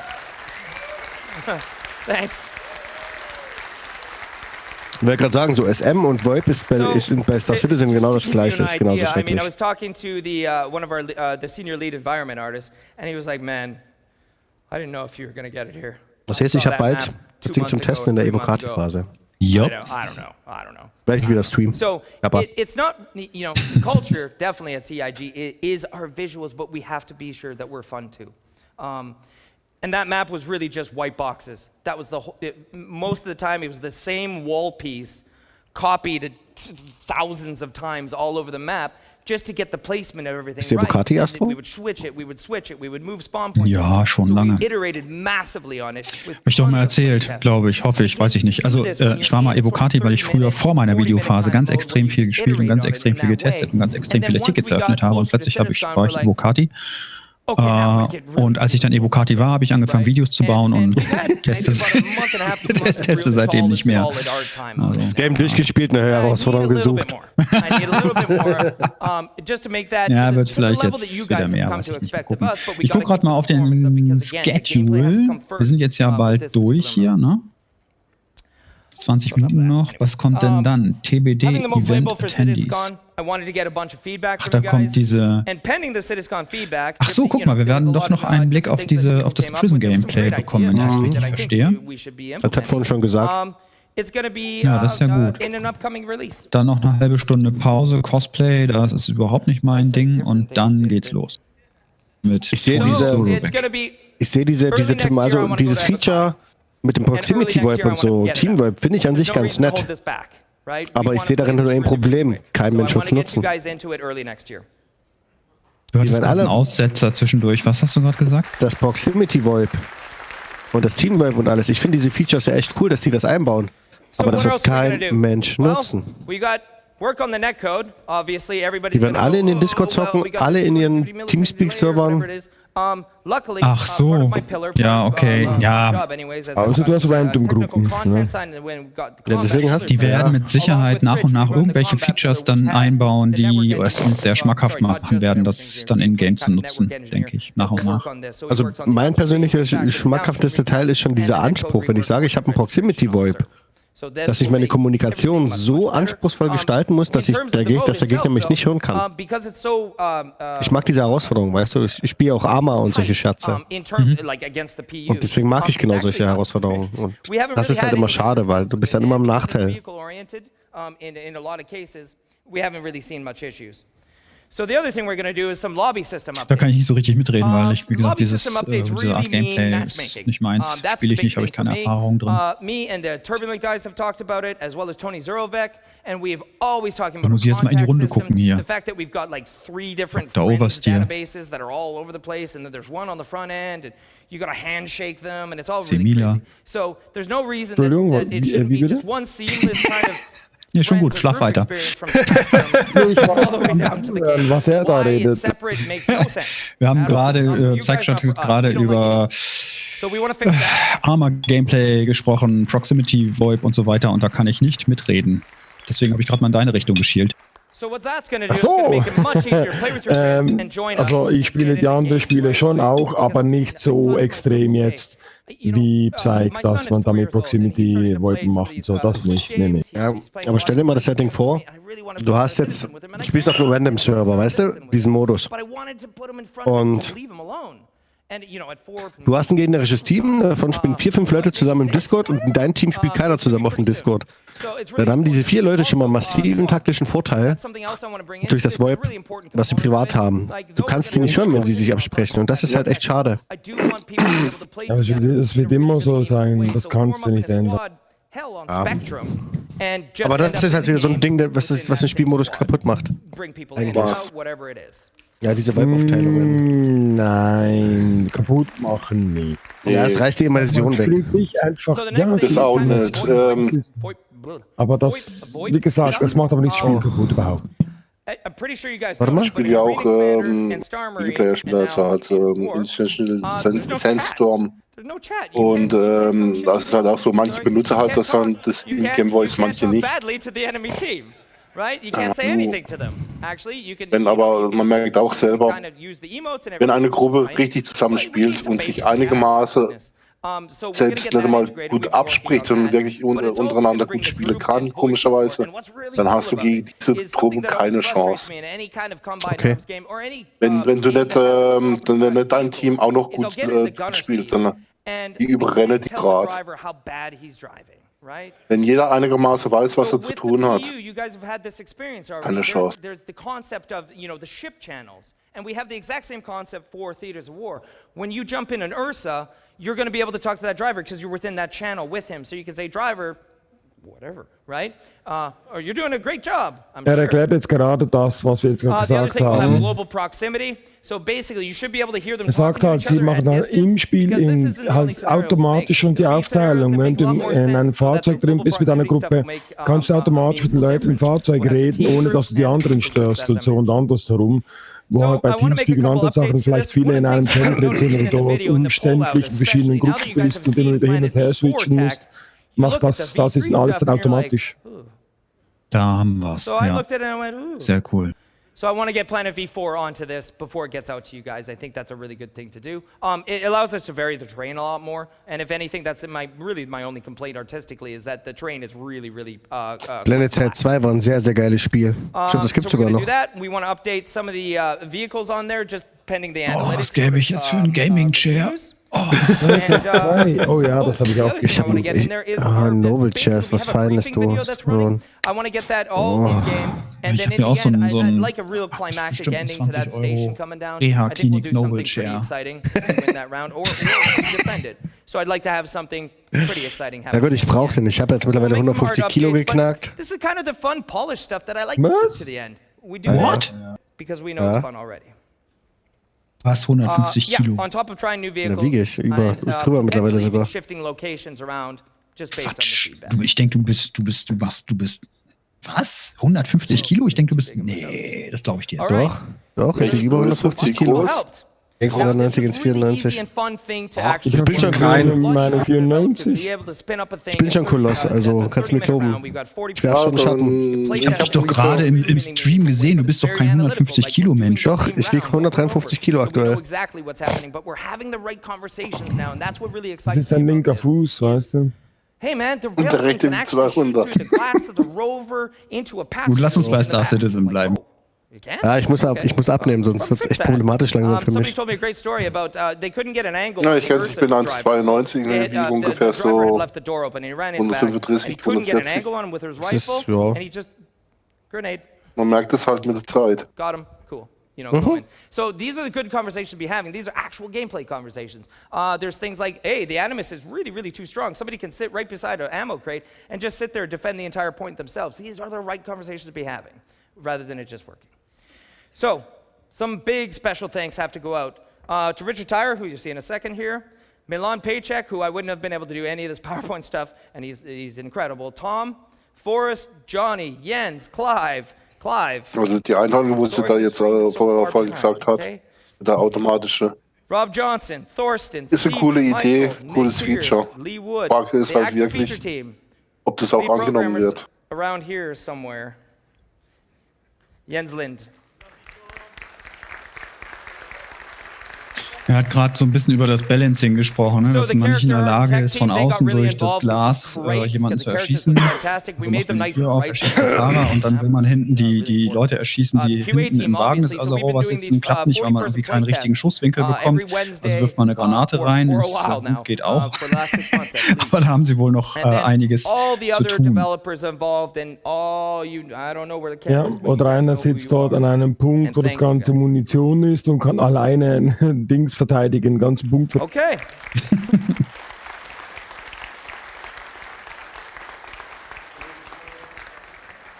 So now we'll proceed to the Q&A with whatever time we got left. We got Richard Tyre over there. I think I'm just going to march over there. All right, very good. So thank you guys so much. And to the guys that didn't get to play it, I'm really sorry that we only had 200 slots today. One of I just want to explain the reason why we did this. I've done a lot of E3s and Gamescoms and stuff like this. And when they do this big lineup, you never know if you're So, im Prinzip hat er seine Präsentation durch und hat eine halbe Stunde rausgeholt. Nein, Q&A läuft jetzt noch. Question Answer macht er. Jetzt kommt Fragen- und Antwortrunde. But I'm going to get into your guys' hands as soon as I can. So thank you very much. All right, thank you, Sean. Oh, 1080p ist wieder verfügbar. In the war room right now. Ich muss kurz das Stream einladen. Zack. Hey Jared, thank you very much for that great presentation, Sean. Ja, es ist wieder da. Where we pitched 20 attackers against 20 defenders. And I actually got someone who just played. Ich habe immer noch nur. Du musst die Seite neu laden. Jemand ist. Das kommt erst nach Reload. Also sie binden jetzt kommt erstmal Werbung bei uns. Nicht an einen dedizierten Patch, sondern sie sagen, also sie tun alles Mögliche, um das so früh wie möglich zu uns zu bringen. Ja, auf der Folie stand Early Next Year, also irgendwann im Frühjahr nächstes Jahr oder im Frühjahr nächsten Jahr sozusagen. Hat Ulf zugenommen? Ein bisschen? Did you enjoy the ground combat, the ground vehicle combat or the air combat the most? Nein. Surprisingly, being a pilot and I don't normally go on the ground, I was on the ground all the time and I find it really satisfactory. Okay, very good. And wer ist das? Muss ich den kennen? Easy to get into the mode, der Linke? because it's a very new game mode. Keine Ahnung. Gut, dann können wir in die Talkrunde umschalten. Chat, wer von euch ist... Warte, ich mach das mal leiser. So, Frage an die Zuschauer. Wer von euch ist heiß auf dieses neue taktische Game-Modul? Ist mir egal, wie gut es läuft. Wer von euch hat Bock drauf? So richtig taktisches Gameplay. Wir haben 98 Zuschauer hier. Ich möchte jetzt gerne 98 Feedbacks haben. Hallo. Ja. Die schlafen alle und haben sich einen Wecker gestellt für 20 Uhr. Lassen nebenbei weiterlaufen.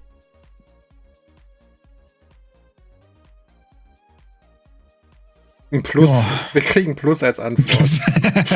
Hey, Tuluka, vom Moin, lang nicht mehr gesehen. Nee, Vote haben wir gerade nicht.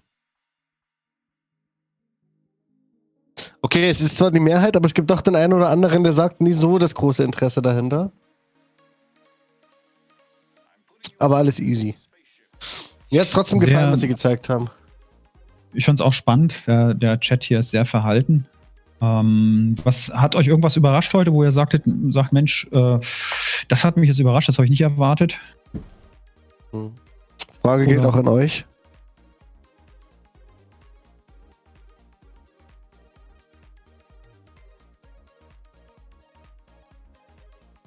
Das Interessanteste für mich war jetzt die Planet Tech V4 bis jetzt.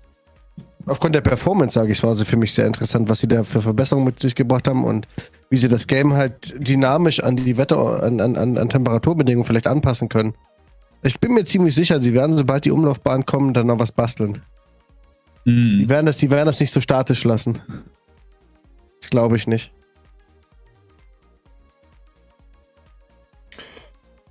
Glaube ich auch, da bin ich bei dir. Also, ja, hier sagen sie auch bei mir die Planet Tech, ne, aber der richtige Aha-Effekt blieb noch aus.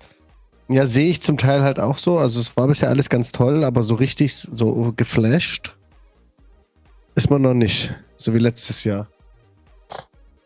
Was war letztes Jahr? Letztes Jahr wurde, glaube ich, Houston gezeigt mit der ganzen Mission und den abgestürzten Satelliten und noch ein paar andere Details. Das Face-System haben sie gezeigt. Fand ich eigentlich, ja, ich fand's nett, aber so gehypt war ich da auch nicht. Mich hat letztes Jahr das kommt ja noch, ne? Das haben sie ja umgedreht, das darfst du nicht vergessen. Wollte ich gerade sagen, die Keynote kommt noch. Was mich wirklich fasziniert hat, war diese Umstellung dieser Planet Tech V4. Also das war für mich der Hammer-Effekt, dass es also an Temperaturen, Luftfeuchtigkeit binden, die Assets, die Farbgebung, dadurch die Biome vermischen können und ermöglichen, dass man die Biome vom Orbit aus sehen kann und auch noch die Ressourcen schont. Das heißt, wir werden mehr Frames am Ende haben. Das war für mich das Highlight überhaupt diesen Abend oder diesen Tag. Ja. Dass die Kerl verschoben wird, hat mich geflasht. Ja, genau. Du böser Mensch.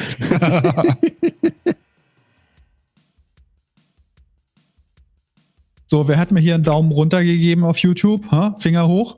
Hallo? Gleich mal kicken. Ja, du musst sagen, Daumen hoch. Na, wer war's? Daumen hoch, wer hat den Daumen runter gemacht? Was ich mich aktuell frage, ist ja vielmehr so, inwiefern spielen die kompletten Wetterdarstellungen in die Planet Tech mit rein? Oder ist das ein eigenständiges Modul? Das Wetter und so gehört zur Planet Tech 4, das hat man in einem Interview ja, wenn man das kennt, hat er das erklärt. Die Q&A läuft, vielleicht sollten wir mal kurz reinschalten. Also ist Planet Tech 4 noch nicht fertig. Hard to coexist that, balance that, work on it, really hone it to the state that it needs to be when it's not the primary focus of the given mode, if that makes any sense. So now that it is the primary focus for this given team anyways, this given pillar, I think you'll see some big improvements. And I hope you felt those over the last, 6 months to 9 months as long as we've been... Richard, why weil er gerade gesagt hat, dass alles in einem Game-Mode drin ist. Nee, Zuschauer. Er hat gesagt, das ist ein Kindheitstraum auf Planeten zu landen. Ich habe zwar jetzt die erste Frage verpasst, aber ich kann ungefähr antizipieren, worum es ging. Nämlich mit die Frage, warum ist das jetzt relevant für die Entwicklung von Star Citizen und Warzone 42? Da verargumentieren sie sich gerade, dass es absolut sehr, sehr wichtig ist für die Entwicklung. Das, was wir gerade auch schon gemast haben, dass sie eben das Gameplay brauchen, Reaktionsmuster und so weiter. Und ich denke, sie brauchen das auch für die Entwicklung der KI. Or weapon swapping in terms of, interacting. Ja, auch generell für das ganze Combat im PU, ne? Genau, Sean Tracy sagt, er sagt überhaupt nicht, dass das PU Spaß gemacht hat, aber sie müssen ja irgendwie da hinkommen. Und der Techniker erklärt, das fängt ja gerade bei Kleinigkeiten an und sei es beim Türöffnen, dass das alles irgendwo eine Mechanik sein muss, die stimmig sein muss zum Gameplay. Und das werden sie jetzt auf diesen kleinen Karten eben austesten. Er sagt, sei es jetzt PU, Squadron 42 etc., alles ist auf einem grundbasierenden gleichen Nenner. Ne? When's the playtest? Yeah, can I get in on that? And we're like, yeah, sure, yeah, jump on in, So it's fantastic to see. It's revitalizing for us, and it's also something that we can really focus and really see quick turnaround and improvements, and get that improvement, and that's only going to benefit interessante Frage. Everyone. I see this harkening back to the original mission statement of Arena Commander and Star Marine. 100%. Oh, der kennt schon so verschmitzt. Who's next?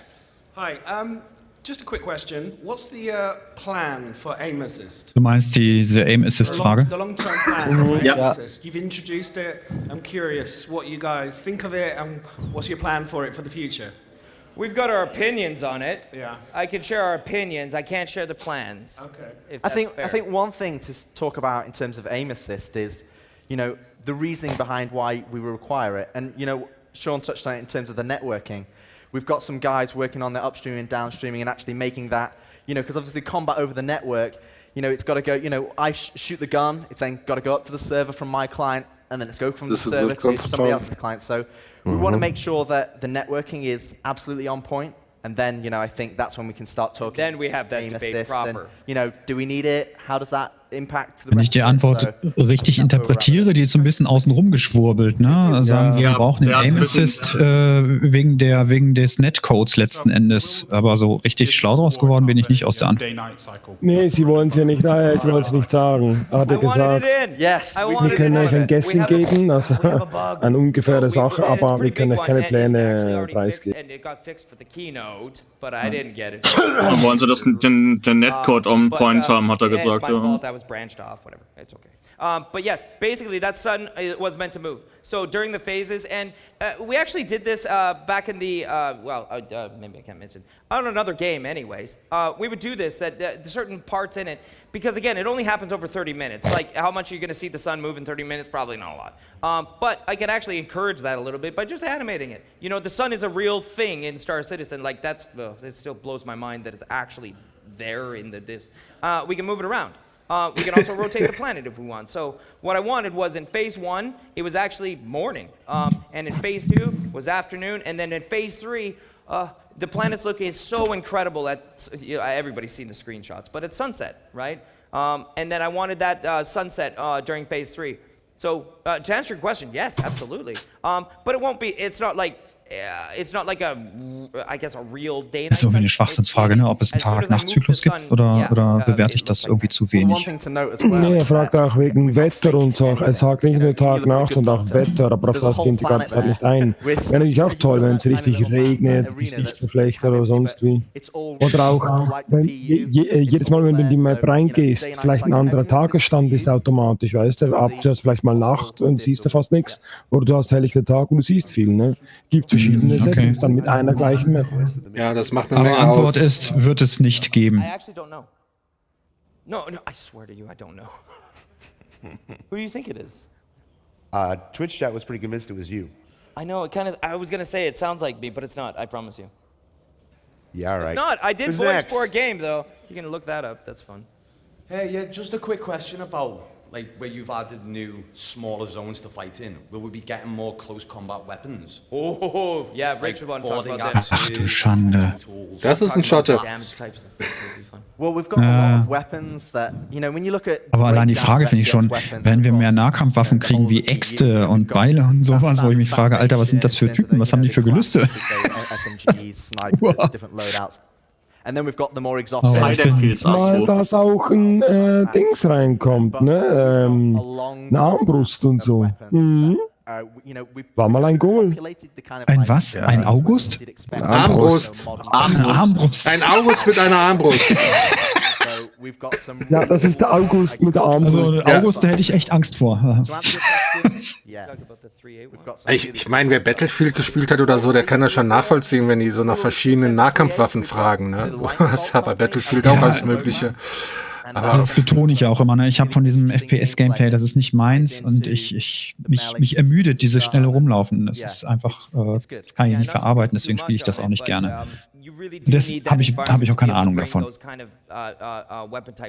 Kurz eine Info für dich, Astro. Gibt jetzt eine Petition auf Spektrum, Discolando nächstes Jahr zum Imperator zu wählen. Dagegen.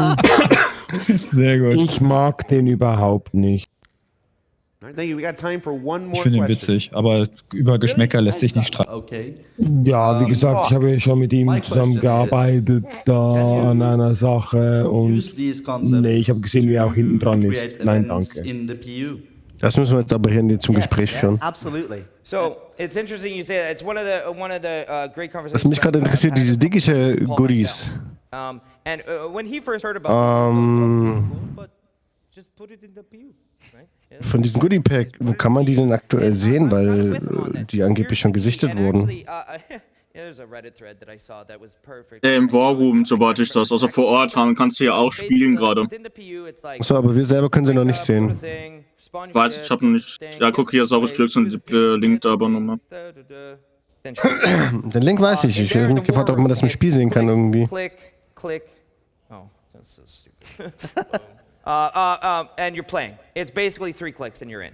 And playing and having that combat. Now, if we could integrate this into the world of the PU like it's happening on the planet and everything, I would do absolutely that. But right now it's a standalone within matchmaking for leaderboards and everything like that. It's a little Ich schick dir mal das Basecamp, damit du mal siehst, wie das da aussieht für ein paar fast 40 Euro. Basically putting a lot of stuff in front of you.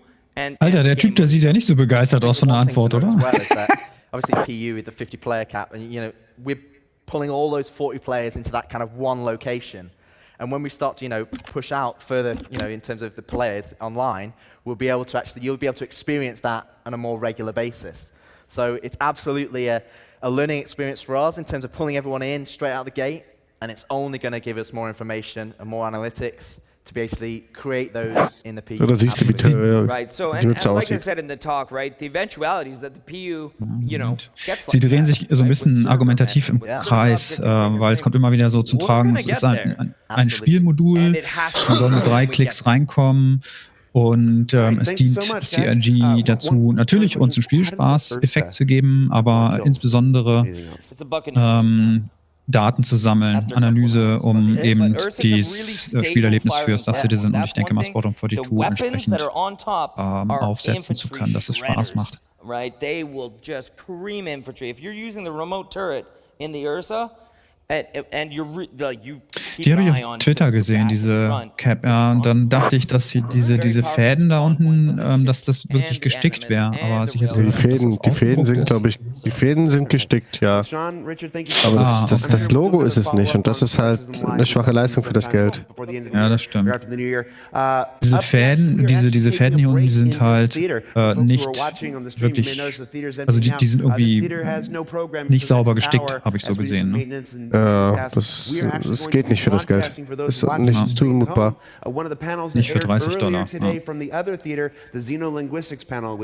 Ja. Aber gut, zurück zum Panel. So stay tuned for that. And then for everybody else here, you can come on back about 6:30. We got the cosplay contest and then Tony Zurabek on. War nur der Ablauf. Das ist jetzt halt jetzt kommt das Gefängnis-Gameplay, dann kommt der Cosplay-Kontext und dann kommt die heiße Phase. Dann kommt Tony C und dann kommt die Keynote. Oh, Tony C ist zum Schluss, ne? Tony der Sie wird Schluss wird nochmal hart. heftig. Wird richtig hart. Ich mache nochmal kurz Pause, während die dann den Cosplay-Wettbewerb machen. Um da vorbereitet zu sein. Der hat gerade noch mal ein Bild gepostet bei uns in den Screenshots und in Screenshots und Videos. Guck mal, Zaure-Stößchen. Ist doch so, wie ich dachte. Das ist jetzt eine kleine Zusammenfassung, was auf der zweiten Stage passiert ist. Ach, cool. Ja, so, cool. Das ist das erste, nämlich das erste Panel gewesen. Aber die reden ja bloß über das Prison-Gameplay, oder? Nee, die zeigen gerade, das ist gerade hier die Aliensprachen. Das, was als erstes lief.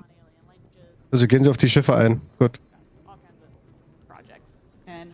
And I'm the Briton. I'm the xenolinguist here at Star Citizen and have been involved for actually Ja, aber den several Ausschnitt years. doch ein bisschen. Ach so, okay. Somewhat in Wollte the gerade sagen, ein background bisschen on größer all machen. the alien languages.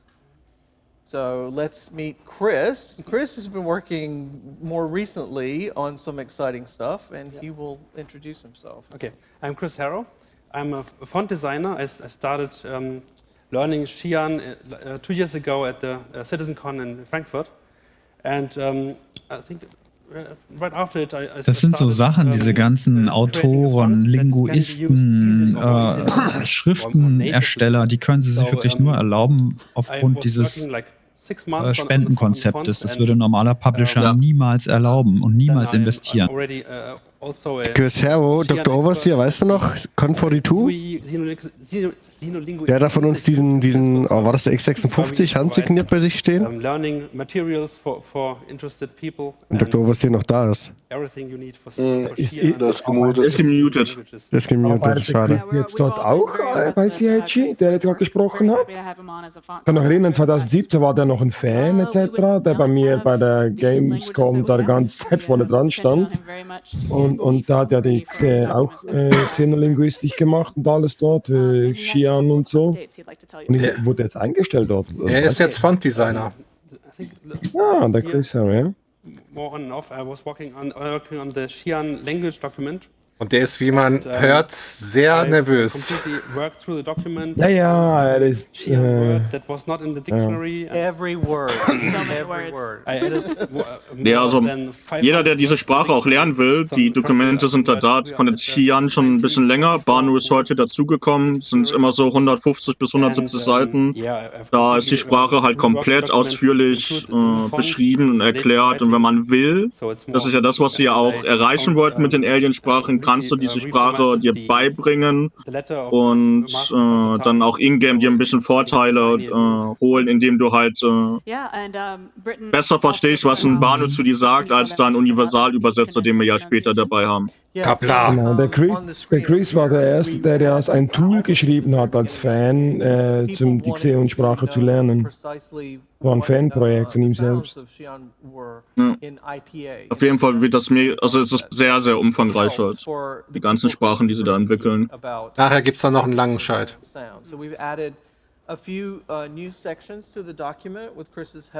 Die Frage ist halt, zeigen sie uns jetzt nur das Panel? Also im Grunde, ich habe alle Infos, was bei dem Gefängnis-Gameplay ist, aber ich habe es halt nicht weiter angesprochen, weil ich eigentlich dachte, dass sie das jetzt zeigen.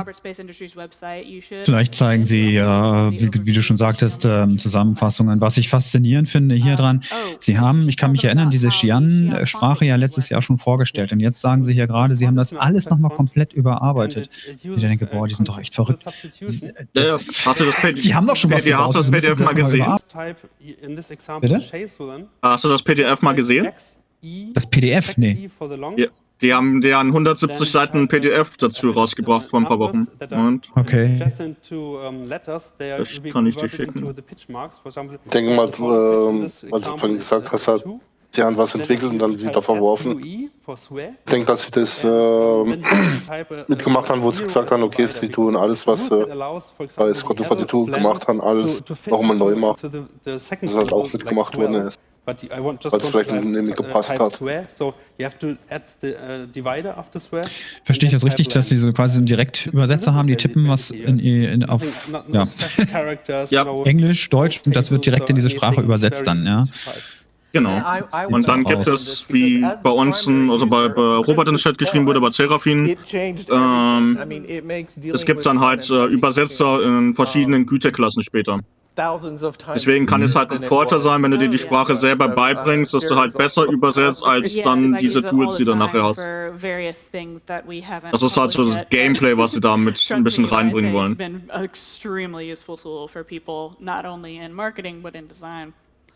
And the best part is, the font will be Ich stelle mir das gerade vor. Bewerbungsunterlage, kann BNU-Sprache. Das Coole aber ist, was hier auch da steht und erzählen, ist, dass das in das Fan-Kit für die Content Creator auch kommt, dieses Tool. Let's get into the meat of the presentation. For the past year, we've been working on the Banu language. The Banu language is ready. It should be published on the site also Smoother right sailing about now. in the Protectorate. Sehr cool. It is a 200-page document. Pavel schreibt mir auch gerade, wir werden dann in Zukunft die Insights in Cyan und in Deutsch übersetzen. Kappa. Ach, die sind doch verrückt. Guckt euch das an. Das ist doch echt traumhaft. Ich finde das so verrückt, dieses Projekt. Also ich finde das, ich bin ja leidenschaftlich dabei und bin auch total gehypt. Und auf der anderen Seite, mein anderes Ich sagt, ey, das ist doch total bekloppt, was die hier machen. Allein diese ganzen Sprachen hier. Du kannst das ja gar nicht, stemmen. Also du musst damit dein Echtgeld verdienen, damit du das Vollzeit machen kannst. Einfach immer wieder, lässt mir immer wieder die Kinnlade auf dem Schreibtisch aufschlagen. Ich frage mich die ganze Zeit gerade, wer lernt sowas nachher im Spiel? Ja? Also ich würde es machen, wenn ich das 24/7 machen würde als Einnahmequelle für mein Real Life, kein Thema. Dann mache ich das. Wenn du ein großer Streamer bist mit, ich habe keine Ahnung, 500.000 Followern oder so und du dein Geld damit verdienen kannst, dann hast du da sicherlich ein anderes Interesse dran, richtig einzusteigen. Das schon. Aber das ist halt für einen normalen sterblichen Menschen ist das halt so. Ich formuliere die Frage um, welcher Normalo macht das? Also. Keiner.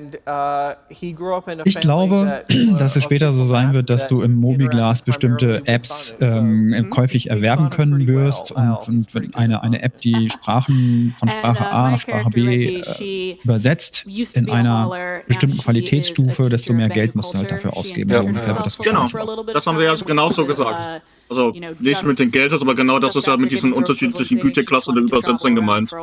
Okay.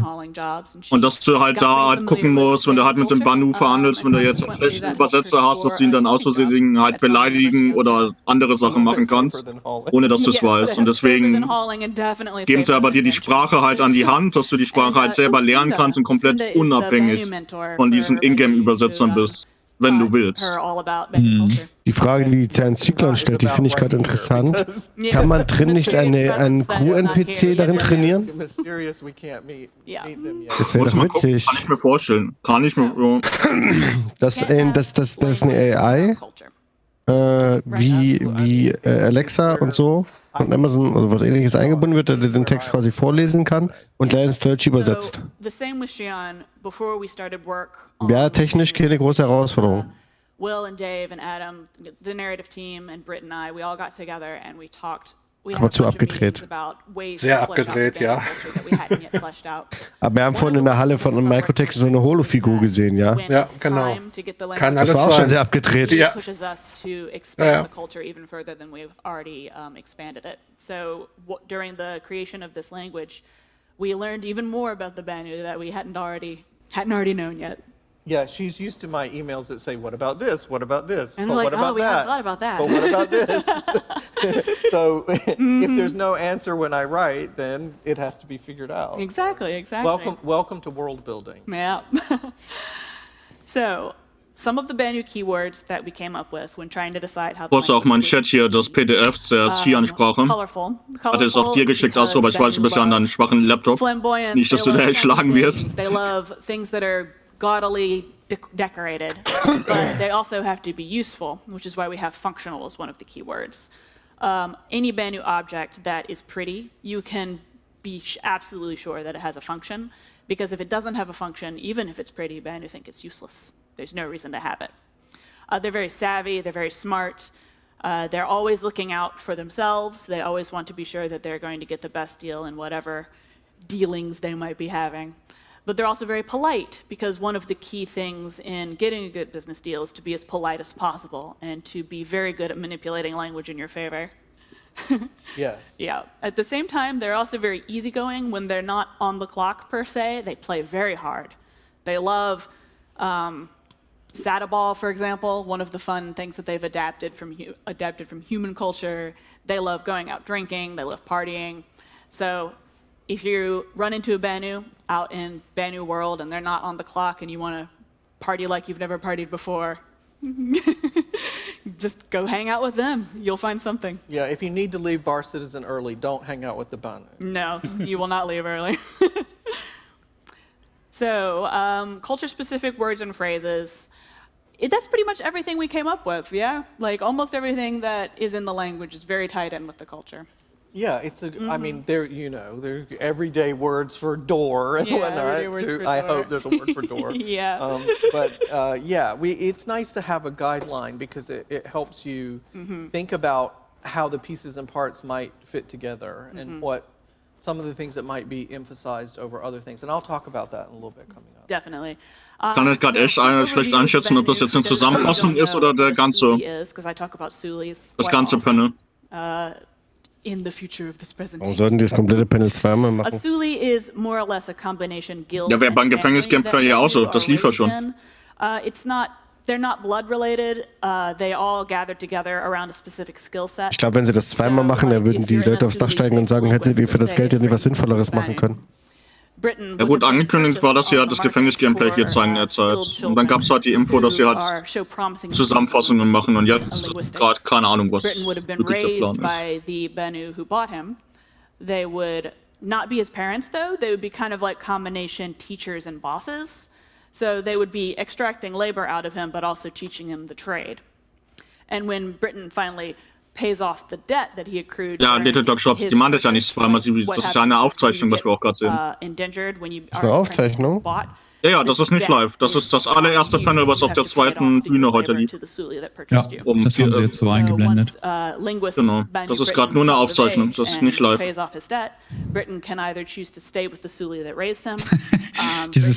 Dass die Banu nicht Entschuldigung oder es tut mir leid sagen können, finde ich ja schon faszinierend. Dafür, dass es doch eigentlich eine diplomatische, handelsorientierte Rasse sein soll. Nein, das ist eigentlich korrekt. Das ist korrekt. Das lernst du auch hier in Real im Marketing, dass I'm sorry nicht eigentlich das so sagst. Das macht man nicht. Weil sobald du sagst, I'm sorry, heißt das, du hast einen Fehler gemacht. Und dann bist du angreifbar. So meinst du das? Das macht man nicht. Ja, genau. Und das lernst du auch in jedem Marketing-Training etc. und so oder in Kundenorientierung-Training, dass du nie sagst, Entschuldigung von unserer Seite, sondern wenn, dann sagt man eigentlich, oh, es tut mir leid, dass Sie diese Erfahrung haben. Ne? So sagt man das. Man nimmt immer ein anderes Wording dafür. And if you say that they're directly incorrect, that's sort of rude to a Banu. Yeah. So you might say something like if something correct, you would just say inomani, which means you understand, you got that right. And if they don't, then if somebody doesn't understand, you don't want to say, oh, you're wrong. Oh, that's so rude. You might just say, Aber wenn du nicht entschuldigen sagen kannst, dann mach wirklich mal, jetzt blöd gesagt, ne, du beleidigst aus Versehen die Mutter eines Banus und kannst nicht mal sorry sagen. Nee, du kannst sagen, es tut mir leid, dass es zu dieser Situation gekommen ist. Ne? Those play out with the kind of normal conversational bridge phrases that you have in the language. Ja, genau. Du musst das halt verknüpfen, weil dieses direkte I'm sorry gibt es halt nicht. So if a Banu apologizes to you, they will probably ja, saures Gürkchen. Ist aber immer noch das Einmaleins so in Kundenorientierung und Marketing-Sachen. Also weniger Marketing, mehr mit Kunden eigentlich. Yeah, so they're saying, you're unhappy. I didn't do anything wrong, but you're unhappy, and let's just get that out there. Yeah. And they have no idea of pure art. I get more into this later, like I said earlier, but that object on the screen it looks very pretty. It looks like something you might see on a shelf, but it's a tool that Banu use to help them make decisions. Yeah. Or attract attention. Yeah. The word for like beautiful or pretty just means it's eye-catching. It gets your eye. It doesn't necessarily mean that there's some well-defined version of what beautiful is. It just means Ist das gleiche wie bei uns Schweizer. Wir sagen nicht, das ist etwas super schön oder scheiße. Wir sagen meistens, oh, das ist aber interessant. Scavenging and adapting are some other key cultural things that Banu do. They are known for finding any good tech that they like or any good ideas that they like and just like pulling it whole cloth into Banu culture. It's like they find a good working engine, for example. It's not even just like cultural thing. It's like, oh, this engine is great. Let's just repair it forever until we maybe find something new. Like they won't buy something. Ich finde diese Panels immer schwierig, wo sie wirklich eine Folie auflegen und dann 5 bis 10 Minuten darüber sprechen. Das ist schon recht anstrengend. Richtig. Ich muss kurz einen Chat antworten, Sony. Es fällt eigentlich nichts weg. Also das ist jetzt hier eine Aufzeichnung der zweiten Bühne des ersten Panels, also um 14:30 oder so, wann das war. Auf der Mainstage sollte eigentlich gerade ein unter NDA stehendes Panel laufen. Es gibt aber jetzt die Infos, dass die gerade Pause machen. Und dass da gerade nichts passiert. Kann ich aber noch nicht irgendwie bestätigen. Aber da auch beim Leak-Discord und so nichts kommt, scheinen die gerade echt nichts zu machen auf der Mainstage. Wenn da was kommt, sage ich sofort Bescheid. Aber dann fehlt uns ja eine halbe Stunde. Nee, wir sind wieder gleich aufgleich. Richtig. Habt ihr den Link gesehen? Auf Spektrum werden die Mistgabeln schon wieder ausgepackt wegen des neuen Spielmodus. Das ist echt so hart. Alter, was sind das denn für Idioten? Was ich halt anbieten kann, ist halt, dass ich jetzt über das Gefängnis-Gameplay berichte. Dann machen wir es halt ohne das gesehen. Wir wissen halt noch nicht, ob es kommt, ne? Ja, das ist, aber ich denke, das ist die komplette Aufzeichnung des Panels, so wie sich das gerade anhört. Die Frage ist, wie lange lassen Sie das jetzt durchlaufen? Haben Sie jetzt den Plan über den Haufen geworfen und senden auch diesen Cosplay-Kram nicht? Das heißt, dass also jetzt bis 7 Uhr dann, bis 8 Uhr dann entsprechend bis 8 Uhr. Die Panels von Teils. Vielleicht kommt ja auch im Anschluss jetzt noch der Chip-Talk. Mich würde gerade ehrlich gesagt viel mehr interessieren, warum die Leute die Mistgabeln auspacken. Wir müssen mal lesen. Habe ich hier in den Chat gelegt. Was Night-Infos. Also aktuell läuft ja auf der zweiten Bühne alles über die... Ich glaube nicht, ich bin rotes 1, aber man kommt da nicht rein, du hast Night-Info. Wir sind nicht berechtigt, wir dürfen das nicht sehen. Also ich kann this will be something that you run into. It can be a little bit confusing for humans, but again, because they're Banu, they're happy to help you out if you ask them questions. But you do have to remember to ask them questions. So Banu physiology also played a big role in the creation of the language. Aber wir haben doch die they don't know he or she. Wir wissen nicht, ob CIG morgen direkt alles auf YouTube schon hochgeht. Das ist eher unwahrscheinlich, weil, wenn man das letzte Jahr ranzieht, es wird wahrscheinlich, das ist die Vermutung jetzt von mir aus, es wird nach und nach hochgeladen, die Panels. Und nicht alles auf einmal.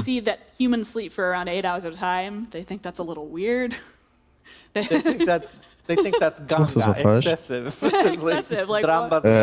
Kannst du uns den Link mal bitte geben? Exactly. They can sleep. They can sleep sitting up. They can sleep lying down. They usually sleep for about 8 minutes at a time throughout the day. If they sleep for a long time, they might sleep for up to an hour. It's a really long time.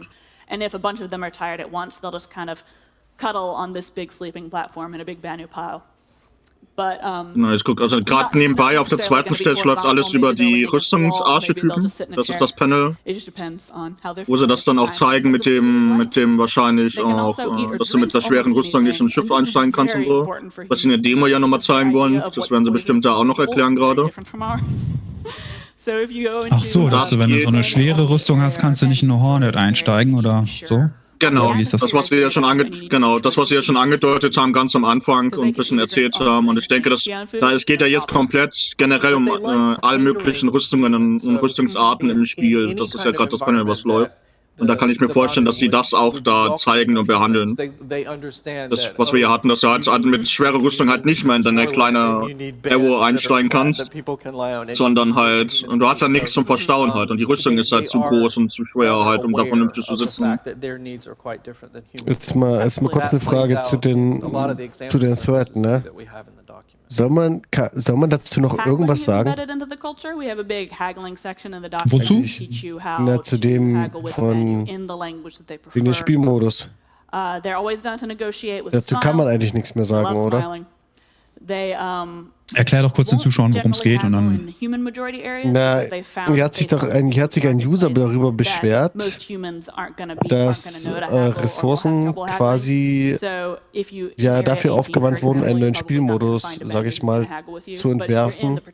Wo sie erst sagten, es hat irgendwie nicht lange gedauert, dann hat es über Monate gedauert und er hätte wahrscheinlich eher so. Ja, dass CIG der Meinung ist, er hätte es gerne so, dass CIG seine Prioritäten für das Ressourcenmanagement ordentlich legt und endlich diese ganzen Sachen, die sie haben, schon zusammenbringen und alles im flüssigen Einklang darstellen können. Also, dass sie ihr Ressourcenmanagement ordentlich gestalten und uns nicht mit irgendwelchen Mist zu bomben. So verstehe ich das, was er schreibt. I think I covered most of what indenture is in the first slide with the apprenticeship, but you could Lass mich also runterschlucken, ich kau gerade noch. Alles gut. Also, ich könnte jetzt eher sagen, das erste, was er rausgebracht hat, also die erste Version von Star Marine, die hätte es nicht sparen können, weil das ist für mich eigentlich der größte Schrott. Meine persönliche Meinung. Na gut, das haben sie ja gebraucht vielleicht. Lass ja nicht vergessen, sie haben die Codebasis, sie haben so viele Sachen geändert von der Engine. Das haben sie mit Sicherheit gebraucht. Also er schreibt ja im Prinzip, dass sie uns zuerst sagen, dass sie für diesen Game Mode keine zusätzlichen Ressourcen benötigt haben, weil sie die einfach den Bestand genommen haben, der im Spiel existiert im PU und zusammengedengelt haben zu diesen Theaters of War. Dann haben sie behauptet oder erklärt, dass sie 7 Monate gebraucht haben, um das zu entwickeln. Und dann sagt dieser User, dass dieser ganze Game Mode Mist ist. Das impliziert er mit der Formulierung, die er hier hat. Und dann schließt er, CIG bringt eure Scheiße, also, wie soll man das denn formulieren? Seht zu, dass ihr euren Scheiß fertig kriegt. Ja, also kann man so sehen. Wie gesagt, wir haben da jetzt schon einige Male für alle, die jetzt vielleicht neu hinzugekommen sind in der Zwischenzeit, schon einige Male darüber diskutiert, dass CIG einfach das Problem hat, dass sie keine Daten bekommen. Und sie brauchten zwingend irgendwie eine Rübe, die sie uns Spielern vor die Nase halten können, dass wir wieder anfangen, diese Kampfmodi zu spielen. Arena Commander Star Marine hat keinen mehr hinterm Ofen hervorgelockt, also brauchten sie was Neues. Und warum? Sie müssen das Gameplay für Squadron 42 entwickeln, weil ich glaube, da sind sie echt noch blank. Das Gameplay so zu gestalten, dass es Spaß macht, dass es flüssig ist, dass es konsistent ist letzten Endes. Kurze Zwischenfrage von mir, ich bin gerade wiedergekommen. Wo hat er das geschrieben? Also ich kann hier das posten. Ja, ich habe auch AstroSam geschrieben noch. Ich habe auch eine Antwort gegeben. Da muss man aber auch wieder sagen, eigentlich. Ja, danke. Eigentlich hat es Cloud Pain Games ja eigentlich selber verursacht, weil sie einfach irgendwann gesagt haben, der Arena Commander interessiert uns nicht. Und haben da nichts mehr gemacht, obwohl sie eigentlich großspurig eigentlich gesagt haben, es kommen neue Maps, es kommen neue Features beim Star Marine rein und da ist ja dann auf einmal nichts mehr passiert. Ja, aber man muss ja auch mal sehen, Grafspäh, muss auch sehen, das ist das, was Sie gesagt haben. Ja, Arena Command auf der einen Seite hatten sie und Star Marine auch, aber die waren alle nicht zusammen vernetzt und verlinkt, um alles zu machen. Die waren als Einzelstücke, das haben sie gesagt, wollen sie jetzt was zusammen machen, wie man sieht, dass das ganze Gameplay von A bis Z durchläuft. Das ist ja genau das, was er schon am Anfang erklärt hat, gleich bei seiner Eingangsrede von dem Thema. Und was der User dort schreibt, der muss nur das Q&A am Schluss sich nochmal angucken, wo auch Sean selbst gefragt hat an dem Techniker, warum ist jetzt das essentiell, das war der Jared, warum ist jetzt das essentiell für das PU oder nicht? Weil er genau wusste, es kommen sicher wieder Leute, die sagen, nee, warum? Und dann haben sie es auch gerade nochmal erklärt, dass das ihr Playground ist, und fürs Testing und dann sehen sie in einem schmaleren Umfeld, in einem kleineren Umfeld, ob alles funktioniert, die grundlegenden Sachen, was jetzt halt auf dem ganzen System verteilt ist und halt länger braucht. Da können Sie in 30 Minuten von A bis Z, wird dort alles genutzt innerhalb von 30 Minuten, was geht, was nicht geht und bekommen viel, viel schneller Antworten, was Sie verbessern müssen. Als Leute, die stundenlang spielen im PU und dann mal sagen, jetzt habe ich es ausprobiert, nach 50 Minuten den Teil und dann reporten. Also das war ja die Antwort. Then it would be stressed on the first syllable. And I know that because the language has what is referred to Bei mir im Chat schreibt Falke One gerade, ich finde es immer noch bedenklich, dass die Leute in 1 bis 3 Sekunden sterben. Im PU wäre 20 Minuten Anflug mit allem Material motivationstötend, wenn man dann in Sekunden tot ist. Das ist ja genau der Punkt. Mit diesem Modus braucht man weder das Material, was man in seinem Account hat, aufwenden, noch hat man irgendwelche langen Anflüge, sondern man startet, wie der Sean Tracy das sagte, mit 3 Klicks diesen neuen Modus und geht dann rein und kann ein komplexes Gameplay ausprobieren, was quasi einem Ausschnitt des Verse entspricht. Das heißt Kampf zu Boden, Kampf zu Luft und alles in einem kombinierten Gameplay mit 3 Missionspunkten, die zu absolvieren sind. Und ich finde das total super. Also zum einen, dass wir das bekommen als Gameplay-Element und zum anderen, wie gesagt, für CIG, dass sie da jetzt sicherlich auch wieder mehr Unterstützung und mehr Daten von uns bekommen.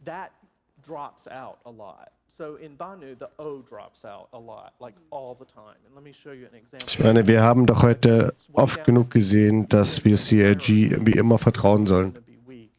Dass sie Sachen machen, mit denen sie uns dann im Endeffekt hinten dran überraschen, positiv überraschen. Und deswegen verstehe ich halt immer noch nicht, warum dann Leute immer noch der Meinung sind, sie können besser darüber entscheiden, was für das Projekt der richtige Weg ist und was nicht. Weil du auch 80 Millionen Bundestrainer hast, wenn WM und EM ist. Also ich schaue mir hier gerade diesen Thread an im Spektrum und die ersten Antworten sprechen ja auch schon für sich.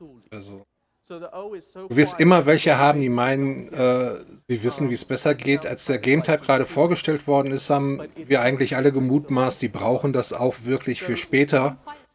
Und das wird ja dann auch bestätigt noch von Sean Tracy. Dementsprechend, mein Gott, was dieser Victor Vaughn da geschrieben hat. Ja, hurra, er hat getrollt. Also ich kann da nur drüber lachen. Also Pseikshot hat absolut recht. Die haben heute wieder bewiesen, wir sollen ihnen vertrauen und wir können ihnen vertrauen.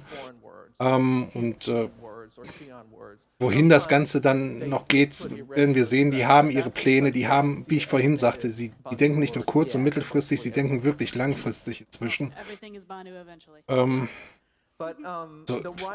Was der da geschrieben hat, komm, wisch weg, ist gut. Brauchen wir eigentlich, da brauchen wir echt nicht weiter drüber reden. Das sind Leute, die sich zwischendurch immer mal wieder auslassen. Das sind die gleichen Leute, die bei der GameStar und sonst irgendwie kommentieren, ja, wenn ich in Rente bin, ist dann vielleicht mal die Beta draußen. Ja, wer noch nie in dieses Spiel reingeguckt hat, der kann darüber nichts sagen und ich kenne auch viele, die haben sich mal ein Game Package geholt für Jahre und die sagen, ja, ich warte ja eigentlich nur jetzt auf den Singleplayer, weil ich bin kein Multiplayer-Typ. Ja gut, dann warte aber eben. Ja, die Mehrheit will auch den Multiplayer haben. Ich will den Multiplayer haben. Ihr alle hier, glaube ich, im Channel, ihr wollt den Multiplayer haben. Und dann muss ich mich auch mal der Masse unterordnen können. Das ist dann mehr so eine demokratische Sache auch. Und mein Gott, du hast immer welche, die die Klappe aufmachen und meinen, sie hätten irgendwie Ahnung. In Wirklichkeit haben sie null Ahnung. Ich würde noch gar nicht die Bühne jetzt hier groß bieten. Also dadurch, dass wir jetzt das groß drüber reden, machen wir es halt eigentlich, also geben wir den ganzen mehr Gewicht, als es eigentlich hat. Mir ging es eigentlich gerade mehr oder weniger allgemein, natürlich war das ein Anlass, aber mir geht es mehr oder weniger allgemein um die Situation, dass du halt viele Leute hast, wo ich immer die nachvollziehen kann. Ja. Wie könnt ihr euch ein Statement rausnehmen? Also allgemein die breite Masse, wie kann man sich jetzt ein Statement rausnehmen, positiv wie negativ? Wir reden jetzt immer natürlich nur von den Extremen. Ja? wenn man nach außen gar keinen Einblick in diese Unternehmensstruktur hat, wenn wir doch gar nicht wissen, woran wir arbeiten, weil mein persönlicher Eindruck, wir wissen immer noch weniger als 10% von dem, was kommen werden. Bin ich der Meinung. Ich glaube, wir sind hier noch lange nicht am Anfang angekommen, also im richtigen Anfang, wo du sagst, 30% haben wir erreicht. Ja, ich denke auch, dass sie halt das zeigen, was vorzeigefähig ist, aber was sie in der Schublade noch alles liegen haben, da träumen wir wahrscheinlich nicht mal von.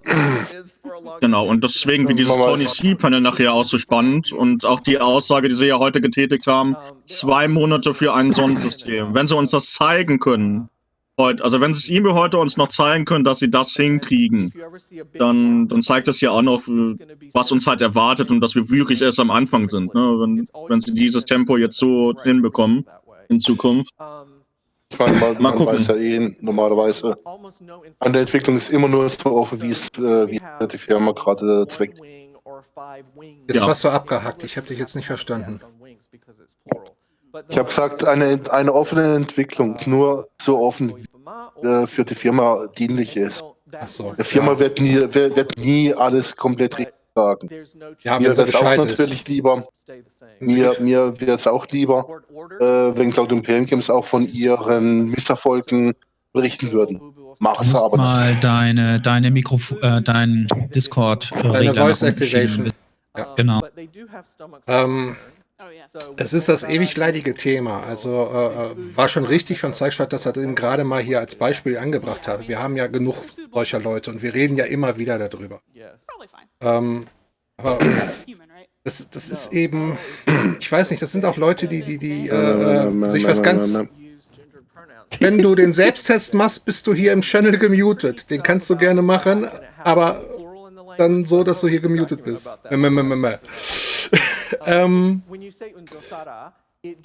Jetzt habe ich einen roten Faden verloren. Nee, was ich sagen wollte, du hast immer Leute, die eine normale 0815 AAA-Entwicklung sich anschauen. Da wird jetzt im Januar ein Spiel präsentiert und im Dezember ist es draußen. Und die haben in ihrem Kopf, so hat das zu laufen, so geht Spielentwicklung. Ich habe jetzt die Woche The Outer Worlds und Jedi Fallen Order gespielt.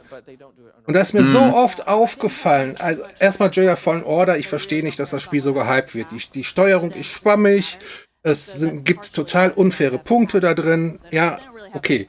Outer Worlds, das ist auch so eine Geschichte, da ist mir aufgefallen, wie die alle tricksen. Du gehst in den Fahrstuhl rein, du hast deinen Begleiter hinter dir, der kommt nicht mit. Du drehst dich aber um, weil du mit dem Rücken zur Tür stehen musst, um den Schalter vom Fahrstuhl zu drücken. Und auf einmal steht der direkt neben dir. Und so Sachen. Da ist mir aufgefallen, die tricksen alle ohne Ende. Und genau das ist es, was Cloud Imperium Games nicht machen will. Die wollen nicht so tricksen. Die wollen das wirklich real alles real realisieren. Klingt jetzt doof, ist aber so. Und du musst aber auch sagen, dass, abgesehen, dass ich in das Wort falle, aber Outer Worlds sehe ich jetzt nicht als passendes Beispiel, weil da von vornherein klar war, dass sie nicht so viel Budget haben. Das haben sie auch gesagt. Sie haben auch von offiziell gesagt, sie müssen tricksen und haben das Spiel nicht an die Spitze gelobt, wie CA mit Jedi Fallen Order gemacht hat, wo ich mir als Zuschauer schon dachte, wie qualitätsniedrig, detailniedrig ist dieses Spiel entwickelt worden. Gut, nicht, dass ich falsch verstanden werde. Ich will jetzt nicht über The Outer Worlds herziehen. Ich finde es besser als Jedi Fallen Order.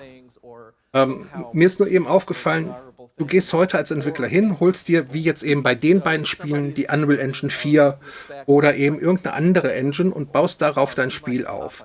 Und ist eben auch limitiert von dem, was möglich ist. Und das, was Cloud Imperium gemacht hat, ist was ganz, ganz anderes. Die haben wirklich an der Engine so viel inzwischen herumgeschraubt und ansonsten Dinge entwickelt, wo kein anderer bis jetzt hat von träumen wollen. Ja, aber da musst du aber wirklich sagen, dass Cloud Imperium Games Schweineglück gehabt hat, dass gerade in dieser Zeit Crytek massive finanzielle Probleme bekommen hat. Ja, da ist eine Menge Glück dabei. Das war richtiges Glück. Und Cloud Imperium Games, da gab es ja auch immer alle Artikel darüber, wo dann die Leute teilweise dann von Crytek abgesprungen sind zu Cloud Imperium Games. Haben sie auch offiziell eigentlich zugegeben, dass sie erst ab diesem Zeitpunkt eigentlich gewusst haben, was sie mit den Engine überhaupt machen können. Weil vorher war es eigentlich nur eine blinde Rumstocherei. Probieren wir mal schauen, was passiert. Ja. Da kommen viele Faktoren zusammen. Allein der Faktor Chris Roberts. Dem hätte sonst, glaube ich, keiner, also einem anderen hätte sonst keiner so viel Geld gegeben, wie wir jetzt. Ich sag jetzt mal wir als Community. Ich würde es auch eigentlich nicht mehr machen. Ich habe viel zu viel Geld in das Spiel reingesteckt. Okay, das muss ja jeder für sich selbst wissen. Wenn ich da manchmal in die Star Citizen Facebook-Gruppe reinschaue und mitkriege, ich habe mir wieder das Schiff geholt und das Schiff, dann denke ich, um Himmels Willen, lasst das nicht eure Frauen wissen. Ja, aber da sind so viele Faktoren zusammengekommen, dass wir an dem Punkt heute sind, wo wir sind. Mein Gott, also es ist inzwischen für mich auch too big to fail. Also sollen sie machen, wenn sie noch ein bisschen länger brauchen, ist in Ordnung. Und was wir da alles geboten kriegen, ich bin zwischen Tropfen in der Hose und Stimme ist weg, schwanke ich immer hin und her. Kurzes Upgrade, also ich unterbreche das hier gerade ungern, kurzes Upgrade mit die Infos, die ich habe. Wir werden jetzt diese Sprachenpanel bis halb bekommen und danach machen die einfach die Chip-Sounds eine halbe Stunde. Weil dann geht's ja quasi für uns. Ja, weil das zweite Panel war. Aber das sehen wir aber auch nur die Hälfte, weil das ging auch eine Stunde. Aber quasi um 8 geht es ja für uns weiter. Das heißt, wir werden das nicht komplett sehen. Deswegen nochmal mein Vorschlag, dass wir dann, wenn ihr gleich hier dieses Thema fertig habt, halt über das Gefängnis-Gameplay reden und alles, was darüber bekannt ist, weil da wurde sehr, sehr viel gepostet. Da haben wir eigentlich alle Infos, um darüber zu reden und den Leuten auch was Neues jetzt hier gerade zu bieten im Stream. Ich würde auch sagen, Mitch, schalt mal auf den Moderationsscreen um, dieses linguistische Thema, das haben wir jetzt sowieso völlig verquatscht. Ist auch nicht wirklich spannend, finde ich. Und dann lass uns mal den Ted über das Gefängnis-Gameplay referieren. Ich mache den Ton hier einfach mal leiser, bleib aber in der Szene, weil ich noch mal ganz kurz AFK bin. Muss noch... So. Ja, ich muss mir noch was zu essen machen aber und meine Medikamente kannst du kurz auf den anderen Screen umstellen? Dann sonst verwirrt das die Leute, dass hier Linguistik gezeigt wird. Wenn ich nicht wieder da bin und dann irgendwie schon wieder was läuft, dann ist das doof. Warte mal, ich habe aber hier noch eine Szene. So, nehmen wir die. Passt, alles klar. Oh, Ted, dann legen wir los. Genau. Also was wir vorhin hatten, also was wir ein bisschen gezeigt haben, was Robert, glaube ich, im Stream auch schon gezeigt haben, ein bisschen den Strafkatalog, also was kann man alles an Vergehen machen, haben sie ein bisschen überarbeitet. Das geht halt über Sabotage, über halt das falsche Parken, was wir schon kennen, dann das, wo wir es nicht zuordnen können, Battery, First Degree in Klammern und Second Degree. Verletzung. Ah, okay. Genau, da haben sie ein bisschen gezeigt, das Benutzen einer tödlichen Waffe wird gezeigt, dass man halt aus dem Gefängnis ausgebrochen ist, unautorisierten Computerzugang und sowas, das haben sie ein bisschen halt gezeigt und erzählt. Genau, und dann ging es halt Gameplay Loop. Da habe ich ja schon angefangen, hatten wir vorhin schon kurz das ja angeschnitten.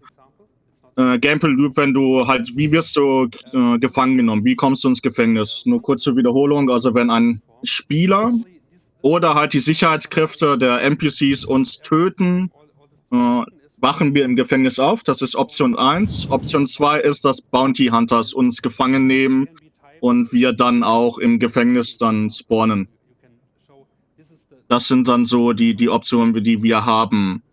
Dann gab es da so immer noch die Aussage, und das verstehe ich halt immer noch so, wenn wir dann freigelassen werden, verlieren wir halt alles, was wir dabei hatten am Körper. Also unsere Ausrüstung am Körper, Rüstung, Waffen und was auch immer wir dabei haben, Medbands und Co. Und werden halt in ein Gefängnisoutfit halt wieder rausgelassen. Ach nee, so sind, ja, jetzt habe ich es richtig verstanden. So wachen wir im Gefängnis auf mit Gefängnisausrüstung. Also wir haben keine Klamotten mehr von uns, sondern wir kriegen diesen Gefängnissuit, Overall, was auch immer. Und unsere Waffen und Co. besitzen wir nicht. Genau, so. Und wie kommen wir da raus in der Gameplay Loop? Das habe ich vorhin auch schon ein bisschen erzählt. Man hat diese Merits-Punkte, die wir verdienen müssen. Da ist halt die eine Option einfach über Zeit. Wir warten einfach im Gefängnis und ich sag mal, man braucht jetzt 10 Punkte. Man kriegt jetzt einfach ich hab's halt nicht gehört, deswegen kann ich da keinen Wert sagen. Aber ich gebe mal als Beispiel. Wir kriegen alle 5 Minuten einen Punkt und 10 Punkte brauchen wir, um hier rauszukommen. Dann könnten wir uns halt einfach hinsetzen und warten. Wäre eine Option. Ist aber die langsamste Variante des Ganzen. Darf ich mal eine Frage stellen? Ja klar, frag einfach rein. Dann lohnt es sich dann aus deinem, was du jetzt an Wissen heraus zusammengesammelt hast, einen Zweit-Account zu haben? Das heißt, der eine Charakter sitzt im Gefängnis und wartet und du kannst mit dem anderen Charakter weiterspielen oder bleibt die Zeit dann stehen für den Charakter, den du gerade nicht spielst? Das kommt gleich, also da kommen wir gleich drauf zurück. Okay, alles klar. Das ist ein guter Punkt, da gehe ich dann drauf ein. Genau, also die simpleste und längste Methode, wie gesagt, ist einfach das Absetzen, bis du die Punkte hast. Die andere Methode ist halt, was wir auch gesagt haben, man geht halt minen. Wie wir wissen, sind diese Gefängnisse halt an den Caves angedockt. Das heißt, oben am Eingang des Caves ist dieses Gefängnisgebäude, wo wir reinkommen und die Zellen sind. Und dann werden wir in die Mine geschickt quasi zum Abbauen. Jeder Gefangene kriegt auch ein gratis Multitool zum Miner. Das wird gestellt. Haben sie geschrieben oder gesagt. Und dann ist es so, dann haben sie geschrieben, okay, kreative Möglichkeiten, um an diese Punkte zu kommen und wieder rauszukommen. Und da ist eine Möglichkeit, dass du halt mit anderen Insassen handelst. Das heißt, da kann man vielleicht auf deinen Punkt wieder zurückkommen. Du hast einen Zweit-Account, der sitzt die ganze Zeit im Gefängnis, sammelt die Punkte an und dann kommst du mit deinem Hauptaccount ran, dann handelst du das. Dann handelst du deine Punkte rüber, dass der wieder sofort raus ist. Liest sich aktuell so, dass das funktionieren würde. Müsste man gucken. Zumindest habe ich nichts gelesen, was das verbieten würde. Andere Möglichkeit, was sie schreiben, ist halt, man macht halt eine Produktionslinie. Das heißt, ein paar Leute minern, die anderen bringen das Abgebaute schon wieder zurück und Co. und verdienen dadurch die Punkte. Man kann wohl Gambling betreiben. Keine Ahnung in welcher Form. Es steht einfach nur Gambling als Punkt. Es ist auch möglich, andere Insassen Kopfgelder auszusetzen mit diesen Punkten. So, das heißt, wenn jemand drin ist im Gefängnis, ein Mitinsasse, der halt irgendwie schon andere umgebracht hat oder so, dann kriegt er ein Bounty von den Leuten. Und wenn du den dann halt quasi umlegst, dann kriegst du seine Punkte. Ist eine Möglichkeit auch, da ranzukommen. Es gibt auch Anschläge, die du ausführen kannst auf die Leute. Ist ja auch geschrieben. Du kannst halt so einen Auftrag bekommen, dass du halt wirklich einen anderen Insassen umbringen musst und kriegst dafür Punkte. Genau, das sind so die Arten, wie sie sich vorstellen, wie man da rankommt, wie der Gameplay-Loop aussieht, was man halt macht, wenn man im Gefängnis ist. Haben Sie sich irgendwie geäußert, wie viel Spielzeit das dann tatsächlich sein kann, die man im Gefängnis verbringt? Also da ich das nicht gehört habe, sondern nur die quasi ihre hier PowerPoints habe, steht es zumindest nirgendwo drin. Ein anderer, aber interessanter Aspekt ist, dass unser Sauerstoff begrenzt ist in der Höhle. Es gibt dann Refill-Tanks überall in der Höhle verteilt.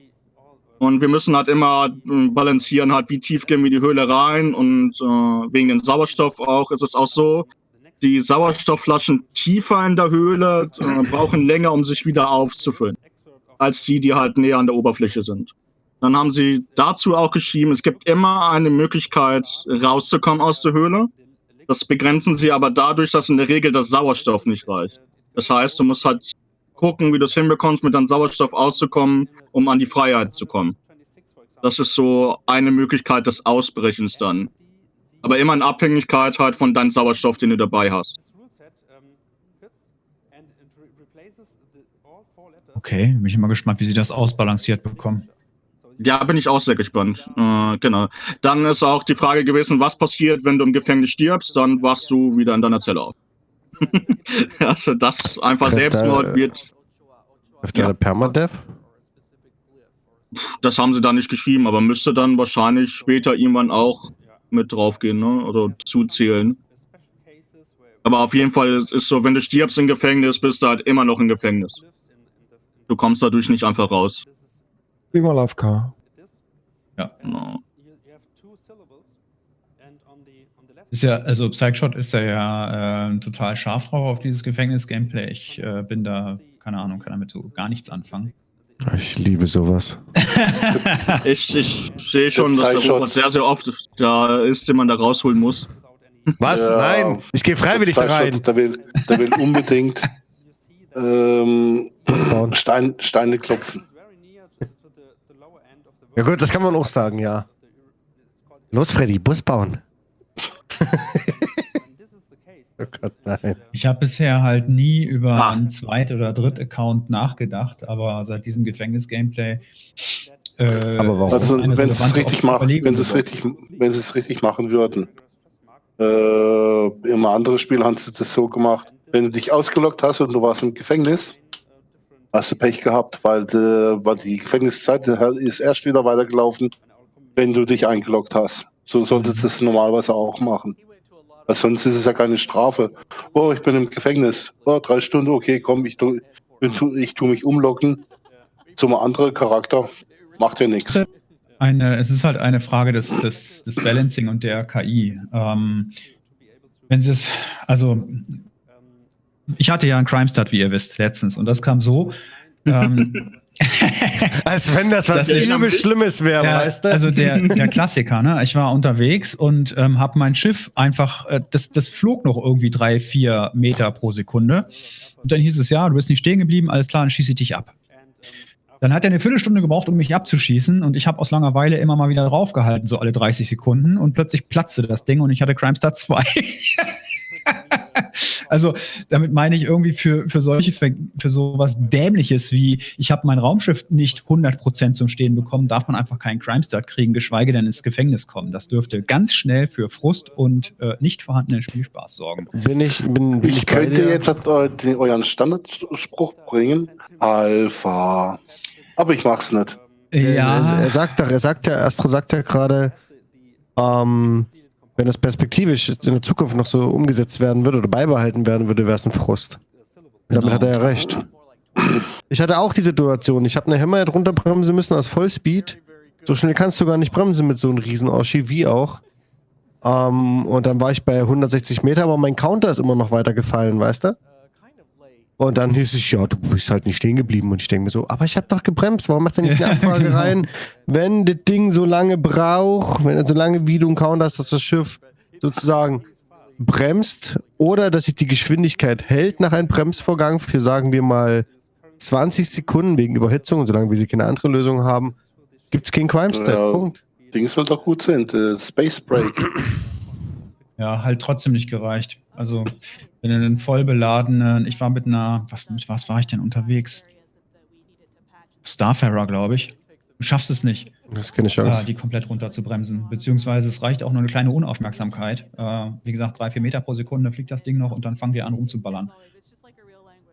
Und du hast deinen Crime-Stat. Und du kommst ja nicht weg. Die schaffen es ja nicht. Diese doofe KI schafft es ja auch nicht, dich abzuschießen und so weiter. Also, das ist jetzt Jammern auf hohem Niveau. Ich weiß, Alpha, bla bla bla. Ich meine einfach nur, sowas muss ausgemerzt werden. Und zwar zeitnah. In dem Punkt, an dem dieses Gefängnis-Gameplay ins Spiel kommt, darf sowas theoretisch eigentlich nicht mehr passieren.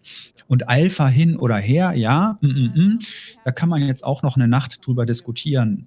Wenn das wirklich eine Alpha wäre, dann wäre es eigentlich noch gar nicht so spielbar, wie es jetzt schon ist und so. Ne? Ich möchte trotzdem ganz gerne auf eine Frage noch zu sprechen kommen, die im Chat gestellt worden ist. Und zwar, schreibt Falke One, was, wenn man gefangen wird und nicht getötet wird? Bleibst du dann ewig in der Gefängniskapsel, bis du freigelassen wirst?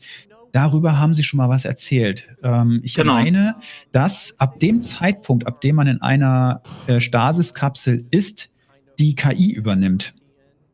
Man hat die Option, war die Aussage. Man hat die Option, in dem Moment zu sagen, hier, ich will halt schon neu spawnen, und dann übernimmt quasi ein NPC oder eine KI halt deinen Platz.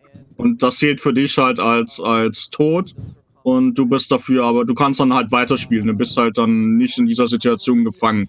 Weil kann ja auch böse Menschen geben, die dich dann einfach stundenlang einfach durch die Gegend karren, ohne dich halt der Polizei auszuliefern, blöd gesagt. Und um halt das zu vermeiden, hast du halt die Option, dann dich einzutauschen gegen einen NPC.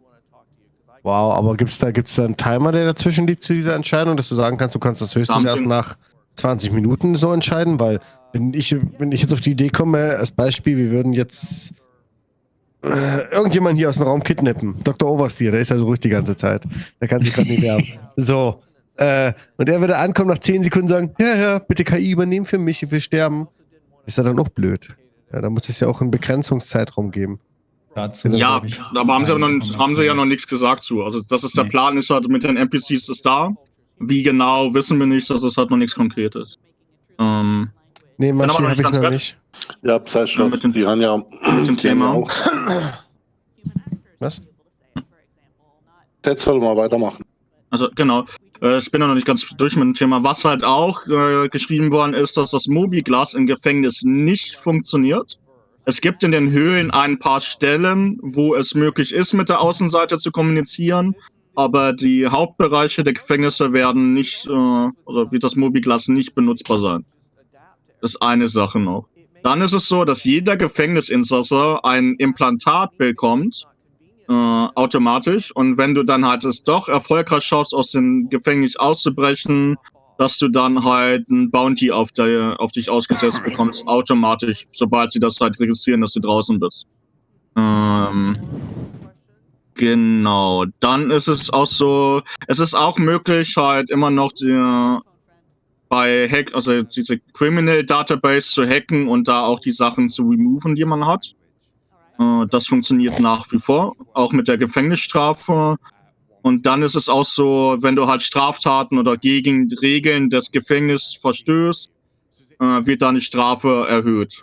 Automatisch auch noch. Das heißt, es kommt immer darauf an, wie du dich auch dann im Gefängnis verhältst.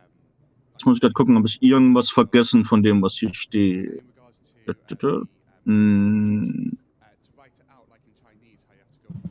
Nein. Genau, das war jetzt eigentlich alles, was hier was sie gezeigt haben auf ihren Folien quasi zu dem Thema. Ja, super, danke. Dann bin ich mal gespannt, ob dann auf der Tonspur noch was übermittelt wird. Nächste Woche irgendwann, denke ich. Ja, definitiv. Ja, das wird definitiv mehr sein. Ich habe noch ganz kurz eine Info. Wie gesagt, wir haben ja den Stream gerade im Background pausiert. Nicht wundern, weil wir die Chance genutzt haben, dass Ted uns da gerade was vorträgt. Es gibt neuen Merch bei CIG und ich weiß gerade nicht, ob ich lachen oder weinen soll. Ich blende das mal im Stream hier ein. Was gibt es? Die neuen Merch. Es gibt eine Stainless Steel Bottle. Kannst du das auch mal einblenden, Mitch? Ich gebe mal dem Mitch den Link, wenn er schon wieder da ist. Wenn er schon wieder da ist. Er hat zumindest sich nicht gemutet. Aber er reagiert auch nicht, also scheint er wohl nicht da zu sein. Offensichtlich. Das ist nicht so gut. diese schwarze Stahlbottle hier, ne? Die schwarze Stahlflasche, die ist doch neu. Gib mir mal den Link, dann lege ich den hier in den Chat mit rein.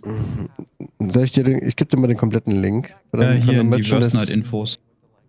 Ja, wir kommen da nicht rein, also ich habe da keinen Zugriff drauf. What? Ja, also Mila auch nicht, das ist nicht nachvollziehbar. Das ist ja komisch. Es müsste doch die gleichen Zugriffsrechte haben wie der Stream hier. Also ich sehe auch rechts die ganzen Leute, so ist es nicht. Ich sehe, wer online ist und so, wer Zugriff drauf hat und ich sehe auch, wer welche Rollen hat. Aber ich kann hier, warte mal, einfügen. Ach, posten kann ich, aber oben steht, du bist nicht berechtigt. Ich kann den Nachrichtenverlauf nicht sehen. Warte mal. Ja. Eigentlich. Posten kann ich keinen Nachrichtenverlauf nicht sehen. So rum sieht's aus. Deswegen habe ich von deinem Link ich hab's gefunden. Nachrichtenverlauf anzeigen. Alles klar. Entschuldigung. Alles gut. Und auf jeden Fall gibt's hier diese Wurstbottle. Und ich kann mir nicht helfen, aber $41,65 für eine kleine Metallflasche. 500 Milliliter übrigens nur, ne? Einen halben Liter. So, ich habe das hier mal in den Chat reingelegt. Also, ich mein's ja echt nicht böse und ich stehe wirklich hinter dem Projekt Star Citizen. Aber sowas für eine halbe Liter Flasche, über $40. Also bei mir zeigt er an 41. Gehen wir auf Europreise, zack. Macht er 35. Also ich bezahle €37,90. Oh, Moment, warte mal. Ja, 37,90 ohne Mehrwertsteuer. 37, nee, mit. Nee, mit Mehrwertsteuer. Mit Mehrwertsteuer. Ach, mit, okay, ja, 37 mit, stimmt, ja. 37,90 € für eine 500 Milliliter bisschen Metallflasche in schwarz. Ja, nicht schlecht. Also das ist, ich weiß nicht, wie findet das dein Chat? Ist das okay oder wie findet ihr es erstmal? Ja, man nimmt es von den Lebenden. Ja, Ralf Malinka schreibt, das Hemd für 81 € ist noch frecher. Ja, das haben wir auch gesehen. Haben wir auch machen müssen. Ich guck mal bei mir, was der Chat bei mir schreibt. Also, ich finde das gerade echt grenzwertig, ehrlich gesagt. Ja, das ist schon krass. 32 € für ein T-Shirt, für ein bedrucktes T-Shirt. Kauft die Schiffe für Hunderte von Euros und beschwert sich über die Und da kommt ja noch Preise. die Lieferung obendrauf. Ne? Das ist ja. Da kommt ja noch was on top. Ich verstehe das schon, dass sie ein bisschen mehr kosten, aber keine 37 € Docs. Die machen schon ein paar tausend Stück davon in der Produktion. Das sind nicht bis 100 Stück, die hier produzieren, glaube ich nicht.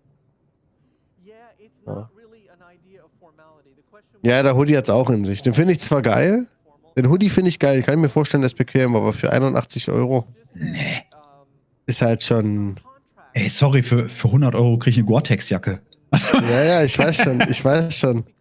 Aber das ist vor allem nur eine Konzeptzeichnung, ne? Der ist noch nicht mal fertig. Hier ist auch dieses, ach, das ist das Hemd, was Ralf meint. Das ist das Hemd, was der Ulf auch anhat. 81 € für ein kurzärmeliges Hemd. Alter Schwede, die haben noch nicht... Wow.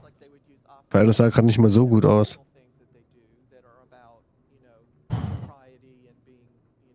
Aber es ist ja, wie soll ich sagen, es ist ja wie mit den Schiffen. Es wird auch halt immer mal gesagt, ja, das ist viel zu teuer, la. Aber solange wir kaufen, geben wir CIG recht. Wenn sie jetzt auf ihrem Merc sitzen bleiben, die nächsten, sage ich mal, 12 Monate, dann werden sie sich schon überlegen, ob der Preis jetzt korrekt ist oder ob man den vielleicht wieder nach unten korrigieren sollte. Na, bei den Schiffen sehe ich das ein bisschen anders. Bei den Schiffen sehe ich das ein bisschen anders, wenn ich so ein Schiff wie eine Idris oder eine Javelin habe, in der unzählige Mitarbeiter oder erstmal Entwickler arbeiten müssen, um Technologien zu schaffen und tausende von Entwicklungsstunden dort versenken. Das kostet natürlich richtig Kohle, ne? Müssen sie das Geld irgendwo wieder reinholen. Wenn du ein Produkt produzierst, musst du das Produkt natürlich auch bis zu einem gewissen Preis wieder reverkaufen. Geht nie anders. So, also da habe ich ein anderes Verständnis für. Recht.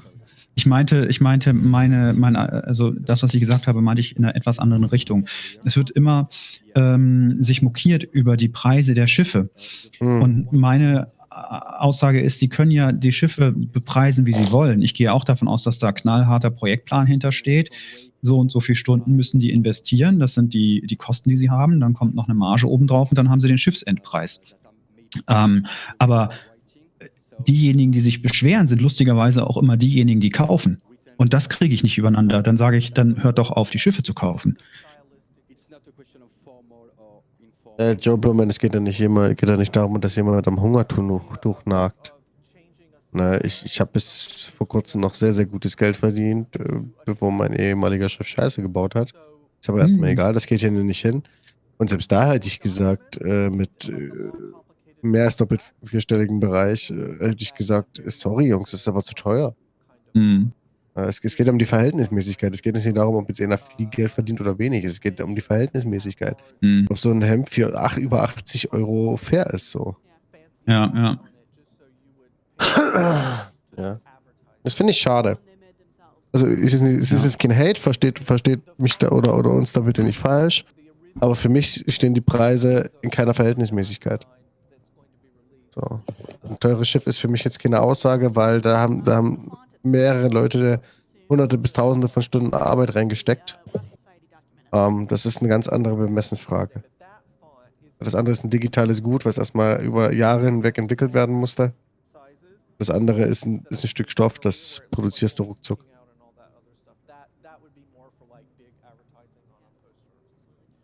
Kurz ein anderes Thema.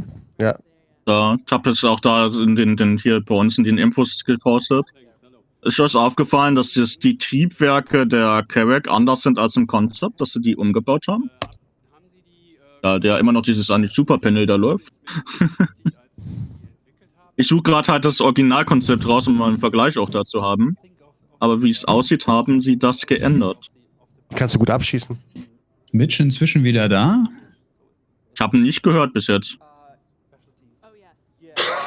Was ist denn mit Dr. Oversteer? Die redet ja gar nicht mit uns. Ich melde mich mal zurück, aber ich bin nebenbei zu Tisch. So. Guten Appetit. Danke.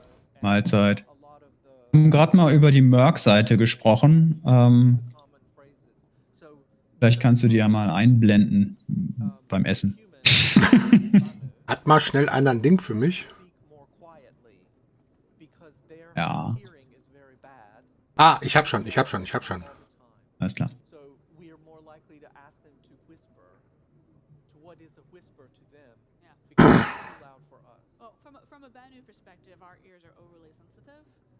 Ja, was man mal auch nicht vergessen darf, bei diesen ganzen T-Shirts und Co., die sie da produzieren, die können halt auch nicht nur 5 Euro kosten, ne?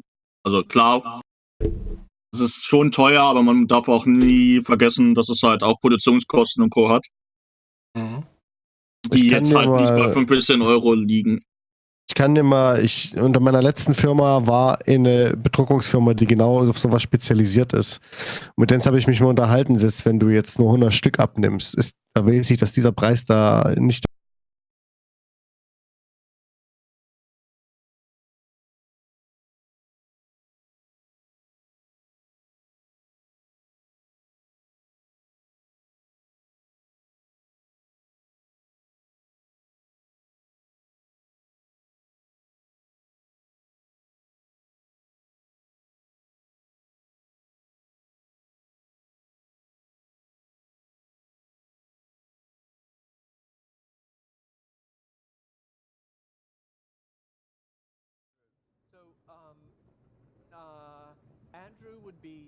Darum ging es gar nicht. Einfach nur, dass so kleine Details, die man jetzt schon so rauszieht, was man halt jetzt gesehen hat von der Carrick.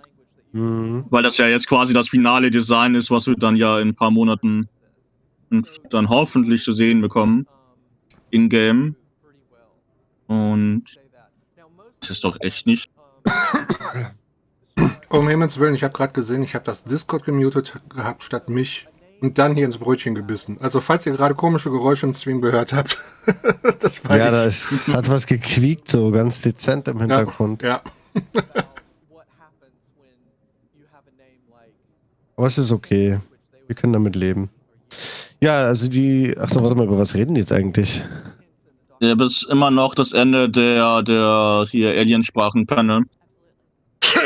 Ja, das ist immer noch, die lassen es komplett durchlaufen, dieses Alien-Panel. Ja, eben, deswegen habe ich ja gesagt, mit dem Gefängnis-Gameplay, weil als nächstes kommt dann halt also müssen jetzt die Schiffssounds kommen, weil das Panel dann nachfahren, das lassen sie jetzt quasi eine halbe Stunde oder 20 Minuten laufen, bis es dann weitergeht.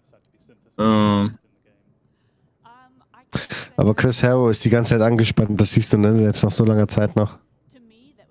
Ja gut, vor so vielen Leuten, ne? Es gibt viele, also sag mal Stars, die vor Tausenden von Leuten auftreten und immer noch berichten, dass sie Lampenfieber haben halt und aufgeregt sind. Das gehört dazu. Das ist etwas, was halt viele Menschen halt nie komplett verlieren. Auch wenn sie das schon 1000-mal gemacht haben.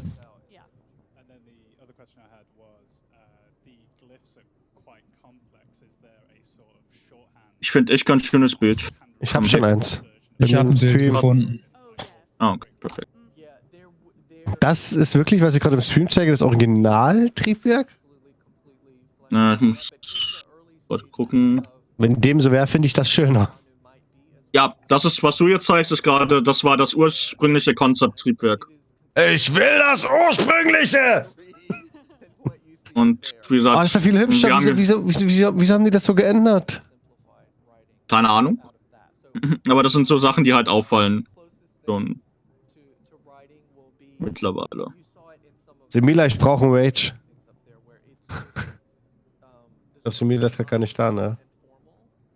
Nee, der ist raus aus dem. Genau. Aber sieht hübsch aus. Oh, ich krieg's kotzen mit meinem Laptop hier. Das ist verlaut.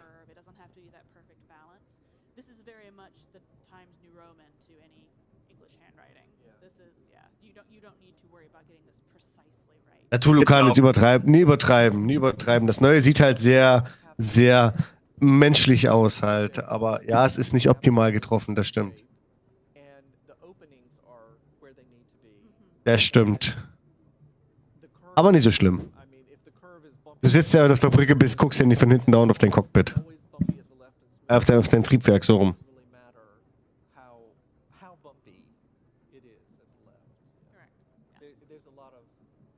So, wie lange haben wir? Müssen noch 20 Minuten überbrücken, Jungs, bis es wieder spannend wird. 20 Minuten. Ich patch mal. Noch mal einen kleinen Moment. Patch mal kurz die 372.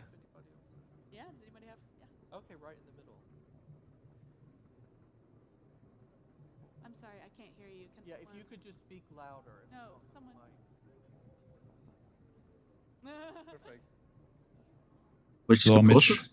Wenn du jetzt mal den Wörsner hier auf Discord umschaltest, dann siehst du oben von Chat das jetzige Konzept und unten habe ich mal von der RSI-Seite das ursprüngliche Konzept mit eingebunden hier im Discord.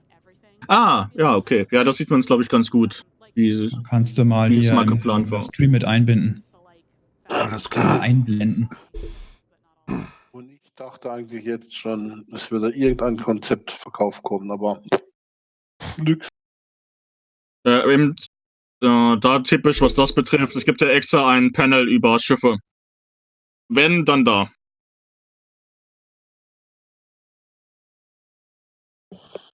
Ja. Also man sieht, dass es die Carrick, wie sie jetzt final geworden ist, zu dem ursprünglichen Konzept, sie ist halt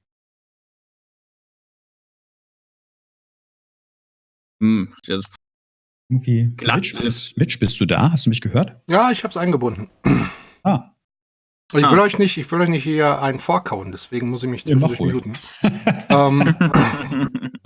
Kaum mal vor. Ich glaube, das Aktuelle, wie wir das heute gesehen haben, das ist jetzt gerade, seht ihr hier gerade? Und jetzt muss ich mal gucken, kopieren. So, jetzt einfach Discord. Aber gut, so geht's auch. Was ist denn jetzt los? Was denn? Was denn? Ja, was frisst gerade auf meiner C-Partition meine Festplatte auf? Okay, das ist nicht gut. Ich habe nur noch 50 Megabyte frei auf mein Hauptsystem. Hast du irgendwie Record laufen? Nein, kurz mal gucken, was sie jetzt zeigen. Moment, Jungs, es wird gerade. So, und vorher hat die Carrack nur 2 große Triebwerke gehabt. Ja, es geht weiter. Mitch ist eingebunden, die sind so eckig. Es geht weiter, es geht wir sind weiter. Wieder live. Ja, jetzt sind wir beim Cosplay. Genau. Okay, Cosplay, ja, gut. Das ist aber jetzt wieder live. Nee. Aber einfach nur, dass man sieht, dass es weitergeht. Ja. Ja, aber ganz spannend. Also tatsächlich, ja, kann man streiten. Ne? Ich finde beide Designs schick, wobei mir das alte mit den eckigen Triebwerken durchaus besser gefallen hat.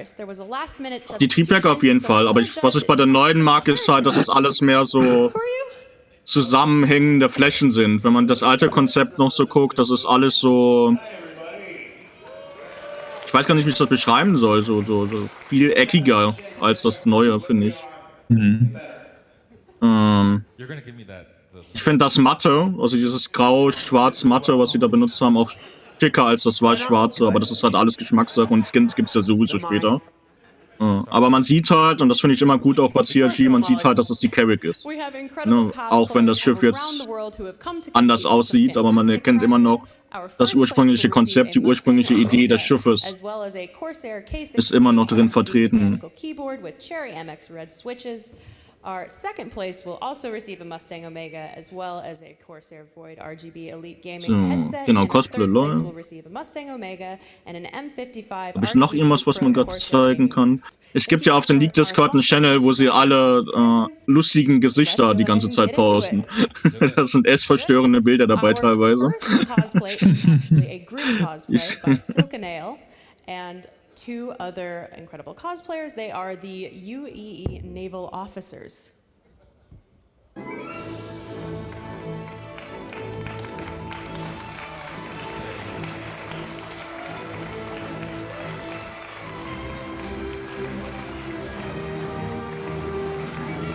Zum Beispiel das hier, ich kopiere das mal euch rein. Ein sehr schönes Bild von heute. You guys look fantastic. Do you want to tell me a little bit about your costumes? Hi, we are UEE Navy Okay, officers. jetzt geht's also There is, an. some captain Das hier, and I'm a lieutenant. ist es jetzt der dritte oder der erste We Platz? made our costume thanks to Oh. a teasing from Squadron 42. Ich würde ja tippen, weil man immer von unten anfängt, ja, dass es der dritte Platz ist. Mhm. I'm speechless because like I've only seen these in game, and it's just so weird seeing it in real life. Wow. Aber nochmal kurz auch für die Zuschauer, der Ablaufplan ist jetzt der Cosplay-Wettbewerb, der heute Nachmittag stattgefunden hat in Manchester. Also man konnte sich da heute um 12 Uhr oder so anmelden und dann haben sie das irgendwann am Nachmittag abgehalten mit der Jury und zeigen jetzt quasi die Gewinner. Und danach kommt quasi das Panel von Tony C. Yes. Und parallel läuft gerade der Ship Talk auf der zweiten Seite. Und wir müssen Cosplay angucken. Verdammt. Ja, Frage an die Leute bei uns auf dem Stream, bei Astro und bei Nerds & Geeks. Wollt ihr Cosplay sehen oder wollt ihr nochmal die Eingangsdemonstration, worauf die Keynote-Präsentation gleich um 21 Uhr aufbauen soll? Wollt ihr daraus nochmal Bilder sehen mit Microtech und New Babbage? Schreibt uns das mal in den Chat rein. Dann kann ich euch die Aufzeichnung von heute Mittag mal anschmeißen. Die werden die meisten, denke ich mal, nicht gesehen haben. Einfach mal kurz im Chat antworten, ob ihr... Dazu müsste der Chat jetzt aber aufwachen. Ja, also aufwachen! Ja, Aufwachen da draußen und dann mal in den Chat hier reinschreiben, ne? Microtech oder Cosplay. Ne? Also es hat hier noch nicht irgendwie Gamescom-Charakter. Ich sehe noch keine freie Haut beim Cosplay. Also würde sich das von heute Mittag eher lohnen. Ich habe noch, weil es gerade auf den beiden Ship Talk jetzt gerade um die Anvil Carrick, das ist auch ein neues Bild von vorne mit Landing Gear, habe ich auch gerade wieder gepostet, wurde gerade gezeigt.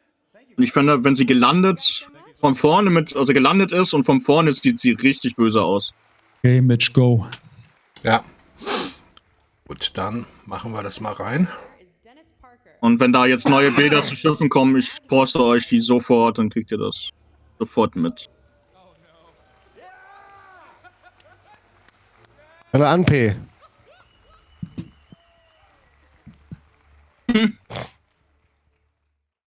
Der Cosplayer kommt aus Hürsten. Wie kommst du nur darauf? Hast du das bei dir auch schon aufgemacht, Robert? Weil ich sehe gerade, dein Stream ist mit der Carrick von vorne gelandet. Da bin ich ein bisschen zu weit drin. Moment, nochmal zurück. So. Ja, ich wollte mir kurz die Cosplays anschauen. Okay. Ja, nö, schau. Dieses Hemd kostet wirklich so viel. Wahnsinn.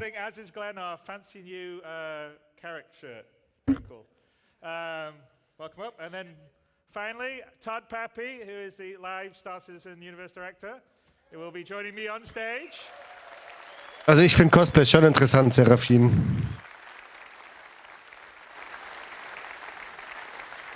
And I have a couple of hidden individuals over there that I will bring up here shortly when we get into the demo. All right, okay, let's start it. So we're here in the Carrick. Das ist halt cool, dass du halt auch siehst, dass das Gamer oder die Nerdkultur nicht nur aus jungen Menschen besteht, ne? Let's wake up out of bed. After he's done a fancy pan around the Carrick to show you. Yeah.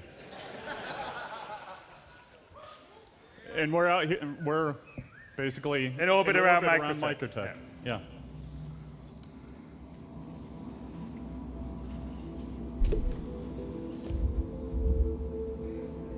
So to let you guys know, because I think it leaked on Reddit because it said coming in February, we're not quite ready to have the Carrick in the initial 3.8 release, but it will be in a subsequent 3.8 release. So it's not waiting till 3.9. So I think in February it should be done, and that's mostly because we still have some sort of LED stuff to do and some damage stuff and some of the finishing touches of the tech stuff.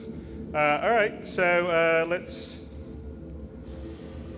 get dressed. Get dressed, put a jacket on. So it's the beginning of we're still working on some of our, but ultimately there'll be a lot more sort of physical inventory on what you're going to use, and you'll sort of see that why it comes into effect later on in the demo.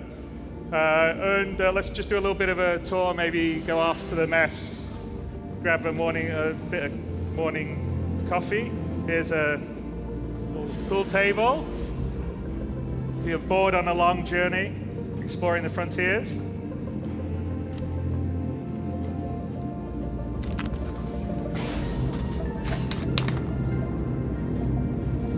There's a mess on the other side of the living quarters.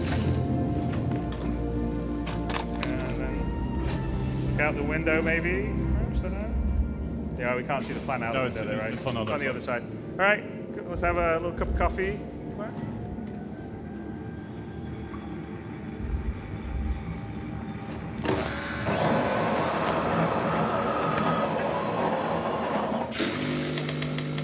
So we had coffee in the last CitizenCon demo. So yeah. Well, again, this plays towards our actor status, which we'll get into a little bit later, where you will have to eat, you will have to drink stuff to stay alive. Again, we're not trying to make it so that you have to do it every hour or anything like that, but it is part of survival. All right. Oh. Whoops. Just move. Oh, das ist mal schick. Das ist richtig schick, aber der Typ hat Hüftgold.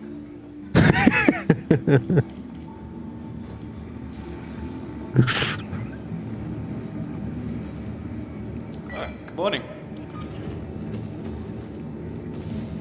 And this is one of our other players, Joe, on the Carrack. Has the VoIP server gone down again? Yeah. Really? Okay. So Joe was actually... Phil, can you switch to just have the comms that... Sorry, the back-end services that does the VoIP seems to be sticky here. It was on our previous, and then it went off, and then it's gone on again. So here's Sam.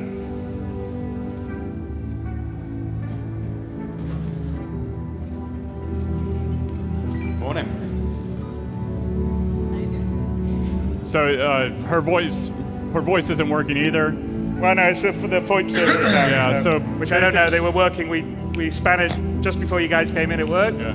Now it's down. And it was off the other time. So basically, she will be sharing a mission with us, and then at that point in Den haben wir time, das selbst gebaut, oder? Glenn will go meet a contact. Da sieht's so aus, ja.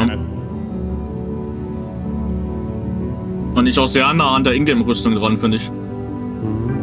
So at 3.7, we introduced also man erkennt's auf jeden Fall. And obviously we still have some group work to do to make things feel fluid and getting in and out den of kann man so parties and all kaufen, of that. sagt Mashi. But basically this is another step ja, into jetzt making sure that sehe ich das Mashi das we okay, want people to play together. Mashi, das schreibt, stimmt das or nicht. we want the players to Ja, at least eben. have the ability, or if they have the desire to play together, to do it very quickly. And this is a mission Sehr to go cooles down Outfit. down to Microtech, which is the first time we're going to go down there and visit part of it and steal a software encryption algorithm. So not just Silicon Valley, it's also here in Star Citizen Space.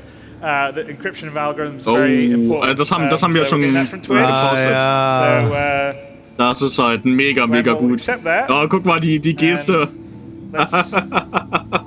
Head down, and what's What's already cool. happened is Sam has sent one of our other players down to go and get a couple of items that you would need for the mission, which is a scientist outfit and a key card. So Glenn is now going to go into the Carrack, into the Pisces, sorry. Mitch dann and head down to Microtech. Microtech. So we're going to keep the Carrack up in order, and we're going to go down to New Babbage on Microtech.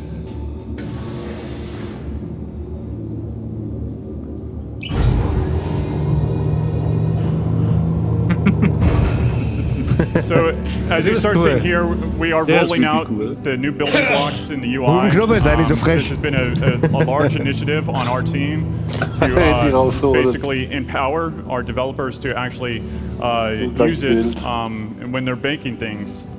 So versus it being bottlenecked by our previous smaller UI Oh, team. Maschi hat nicht gelogen, man kann sich diesen Helm wirklich kaufen. Was? Nein, 89 €.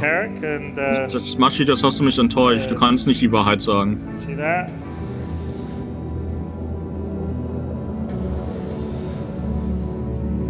And through there, I think, is the drone room down on the left-hand side, I believe. Yep. And here is the Carrick hangar bay. I mean, the Pisces hangar bay. Carrick hangar bay.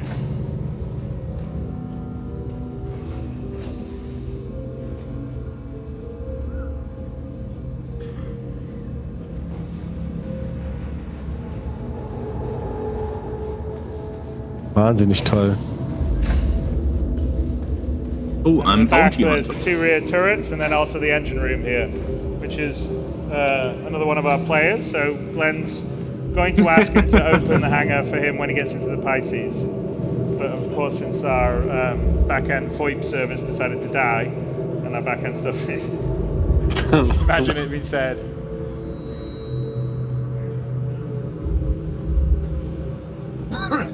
Ist bestimmt viel Arbeit gewesen, aber ich finde, das passt irgendwie nicht. Das passt farblich halt nicht zu dem, was man im Spiel halt aktuell kennt.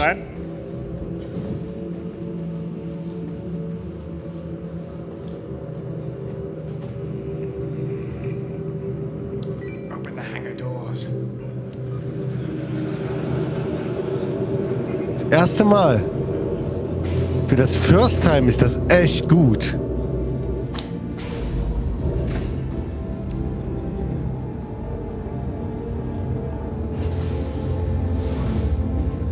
Das ist derselbe Helm, ne? Ja. Okay. Alright, so we're gonna go to the Pisces. Joe's gonna come with us so he can take the he'll take the ship back to the Carrack after we've gotten down there. So ein Symbol hast du natürlich auch als Bounty Hunter, ne? Also. Aerospace, all systems on. Let's hopefully.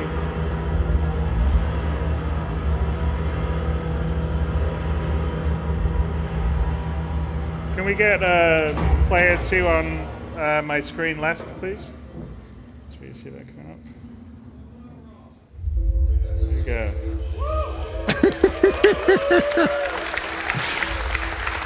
Alright, yeah. No, I need player 1 in the main screen, player 2 screen left it was, but I think we're slow on our things. Okay. Back to Ich player glaube, 1. Tony C wird später anfangen.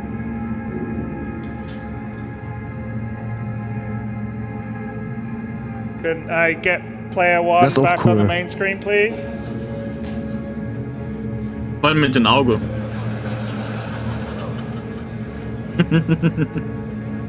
Player 1 main screen, thank you. Okay, that's player 1 on the screen right, main screen, please. Von der Macher, also von der Ausdrucksweise. Sorry about this, we had this going before, I don't know what's happening. Okay, there we go. All right, Glenn. Should you put, let's go exterior and then also get your landing gear back up. So you can see our pretty landing gear going up. Go underneath it. Okay, well, that's fine. All right.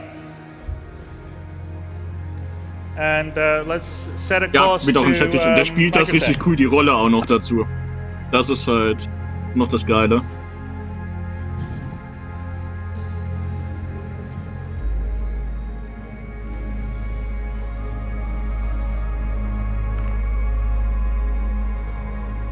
And can I switch to have player 3 on the screen to the right? The very right screen? Player 3, please.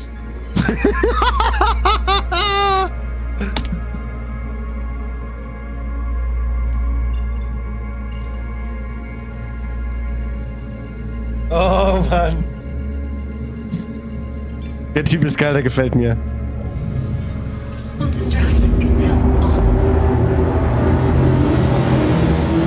4K ist echt super. The right screen is...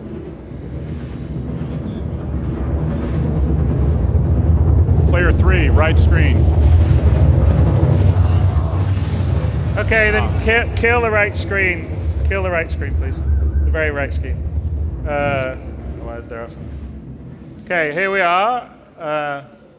Coming out. No. I know. Player 1, the center screen. Player 1 should be the center screen. This whole demo, please. Okay. So we introduced space stations around orbit, around the planets. They will have hubs and basically other shops and all of that. So that will roll out with 3.8. So every planet, Lorville, ArtCorp, Microtech, and then obviously we have Port Alistar. Yeah, this is Port Tresla, which is the orbital station around Microtech. And as we're going to descend down to Microtech, I want to bring Ian onto the stage. Ian Leland is our art director of the Persistent Universe. And so one of the big things that we're rolling out with 3.8 is Procedural Planet Tech V4, which is pretty amazing. And Ian, I want you to start talking about it. Okay, hi everyone. So, Planet Tech V4, this has been a major tech initiative for CIG.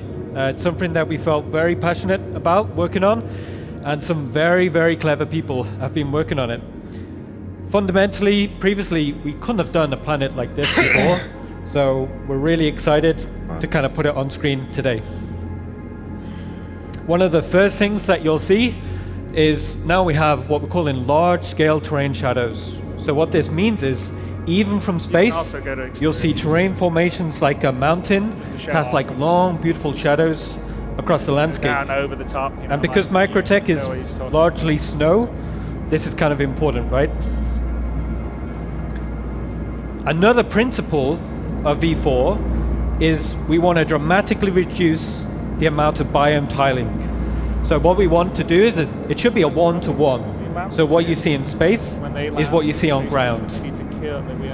The type of popping, crossfading, we want to get rid of that completely. So it should be a seamless transition. Also here, we knew we was going to do a cold planet. We thought it'd be really good to have a frozen ocean. So this was a brand new shader that we put into development. And what we have right now is it's physicalized. So we can walk and drive on it. Yeah.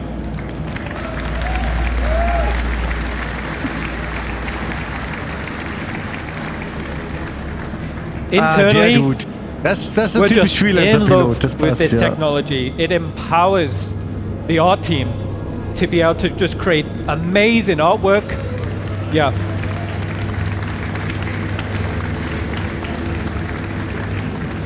So one of the things that we've added is basically, and this will tie again into the actor system that we show off later, but the planet, we call it the room system basically, and the room system allows us to have humidity. But it could be a planet system, yes, or but it's a planet system. Basically an environment container. So it allows us to do precipitation now, or humidity based, and it's all systemic. So if it's a humid planet, then you'll get precipitation on the cockpit or on your visor. Or yeah, and it will also affect things like the contrails and the effects, and it's all tied in, which later on today we'll show more of.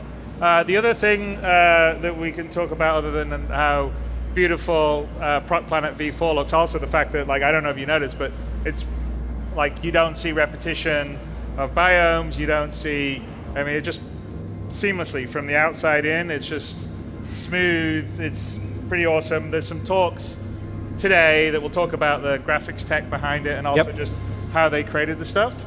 And as we're flying here, one other thing I want to point out, which is not necessarily the Planet Tech V4. Ich fasse mal ein bisschen kurz für euch zusammen, weil ich nicht weiß, wie lange jetzt hier gerade das Cosplay-Panel noch geht und danach geht es ja auch weiter. Was ihr heute Mittag eben verpasst habt, das seht ihr ja gerade. Interessant fand ich jetzt persönlich, dass wir orbitale Raumstationen kriegen werden und dass die Raumstationen generell auch Habitate bekommen werden, dass man da eben auch gescheit ein- und ausloggen kann. Dann habt ihr ja jetzt gesehen Planet Tech 4, dass man schon aus dem Orbit Schatten erkennt, also die Zeiten, wo man in Star Citizen Schatten irgendwie nur 10 Meter gesehen hat, die sind vorbei. Schaut euch mal hier die Bäume an, das schaut schon ziemlich klasse aus. Ja, man sieht auch ein bisschen vom HUD, was überarbeitet worden ist, dass man hier viel besser jetzt sehen kann, was für Anzeigen man im HUD hat mit dem Schatteneffekt. Ich hoffe, das kommt bald auch. Ja, und ich werde jetzt gleich mal auch die Klappe halten, weil bei New Babbage denken die meisten eigentlich an die Konzeptzeichnungen mit ein paar Kuppeln. Jetzt nähern wir uns mal so dem Außenbezirk von New Babbage und lasst das mal auf euch wirken. New Babbage, I'll give it to you, Ian. Also, another thing which is super interesting.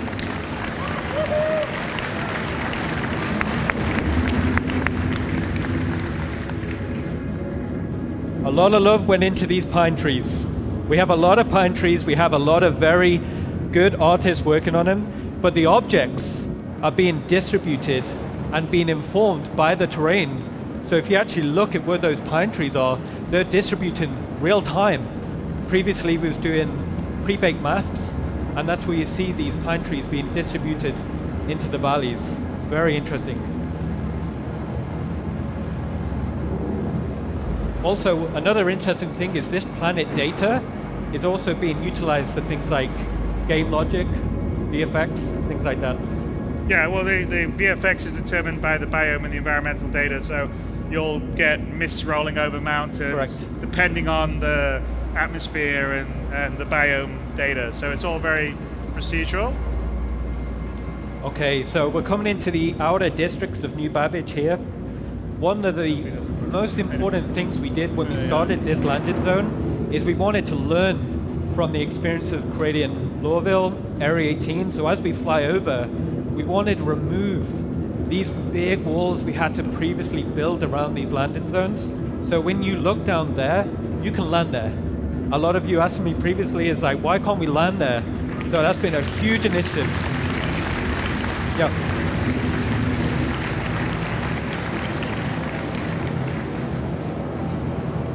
Well, we're also for 3.8 significantly improving the no-fly zone and how you visualize into it. So we won't have like this big ugly mesh that just gets in the way and blows you up. So I think that will help in most locations. But yeah, you can definitely see the sort of learning that's gone over multiple landing zones coming to fruition in New Babbage, which to me feels like probably the best of our sort of cityscapes so far. Yes, we're very proud of it internally. Here you can see one of the signature buildings of New Babbage. This is what we're calling the Aspire Grand. Good job, Glenn. See if we can get through that. Fancy dancy. Woohoo! One interesting. And the Aspire Grand is probably where, if you were starting on New Babbage, one of the places you would have your hab. I've got a slide to show you later on today. What the view out of that's where the hab's going to be. So if you want your home base or your hab to be on New Babbage, that's where it's going to be. Yeah, and we will not necessarily with 3.8, but we're going to start transitioning next year towards having people start on the various planets versus start on Port Olisar. So you sort of will choose your home base, whether it would be Hurston or Microtech or Crusader, or Area or Arccorp, and then that would be sort of your starting base in terms of playing the game.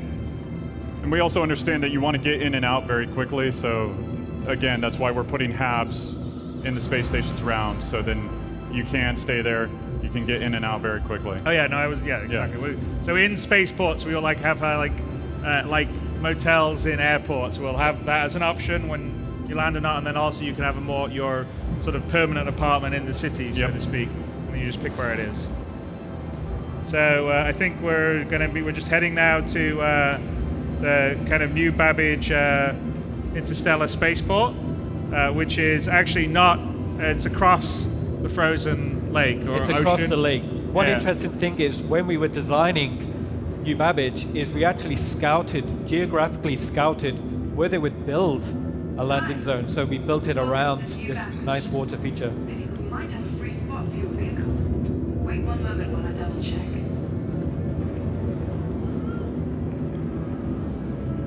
Glenn, you didn't ask to land, did you? What was that? That was I heard. Yeah, she's just greeting me. What's that? She's greeting me. Oh, she's greeting you. Okay, right.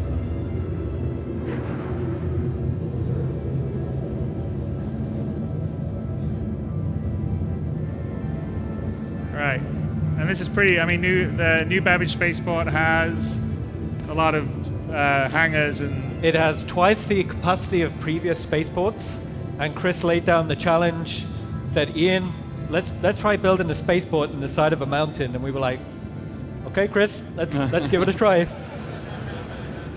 Oh, and to show off those nice Microsoft mountains.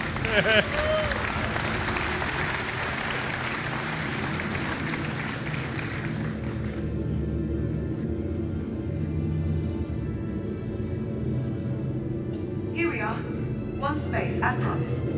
So we've been working on our comms calls internally to get what we would consider a gold standard on that, and then we will slowly roll that out to every AI. Yeah, and then we still we still have a little on the interaction in terms of requesting it and stuff like that. But yeah, let's head in.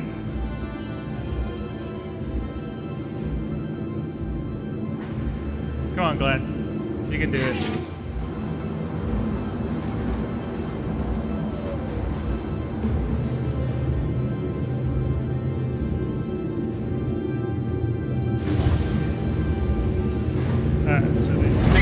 This is just as it touches down, they need to kill the very far right screen, keep the middle screen.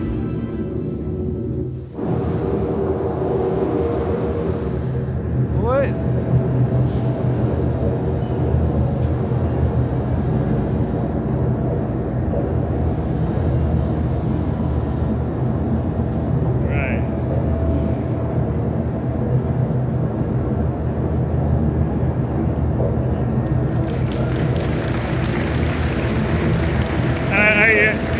And there's, you can see the AI, and this is just a small landing pad, right? This is a small. This is only a small one, just to let you guys know. I think we have small, medium, large, and extra large. So that's just to give you an idea of scale, which I think one of the things that's great with Star Citizen is just that level of scale that can go from, you know, a coffee cup all the way up to a planet.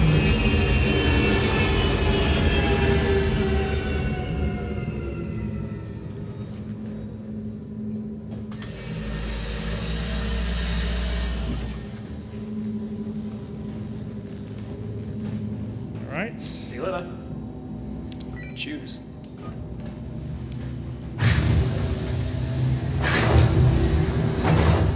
Okay, and let's go and find Rob, who's gone ahead of time and gotten us a Microtech Science coat and a fake ID. It's just like going out drinking when you're 16. That was. I never did that. Yeah. Don't worry about it.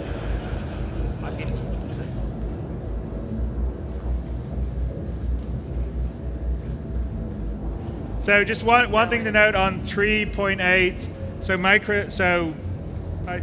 not sure I mentioned this, but Microtech will be there.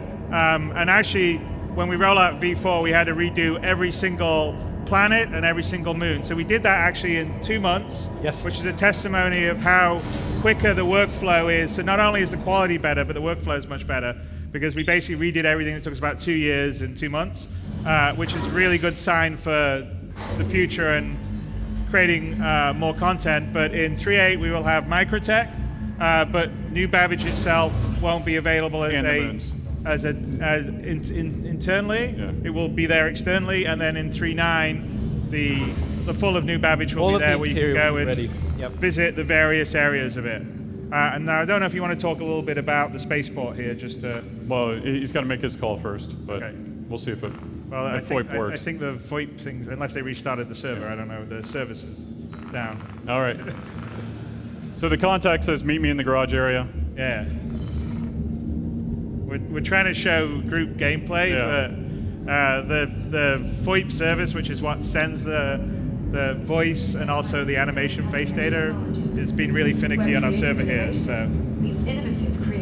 So as Chris mentioned, New Babbage is going to be our first landing zone where we're not building it in the utilitarian art style.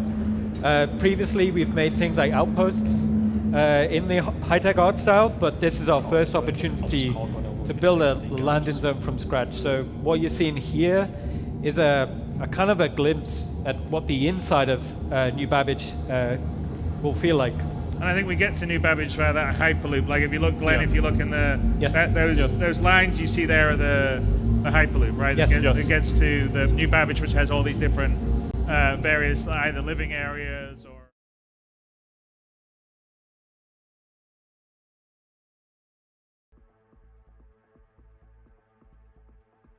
Und das replace den Main Cargo, wenn du die drin hast. Redest du von der Merchantman oder redest du jetzt von der Carrick? Kraken. Von der Kraken.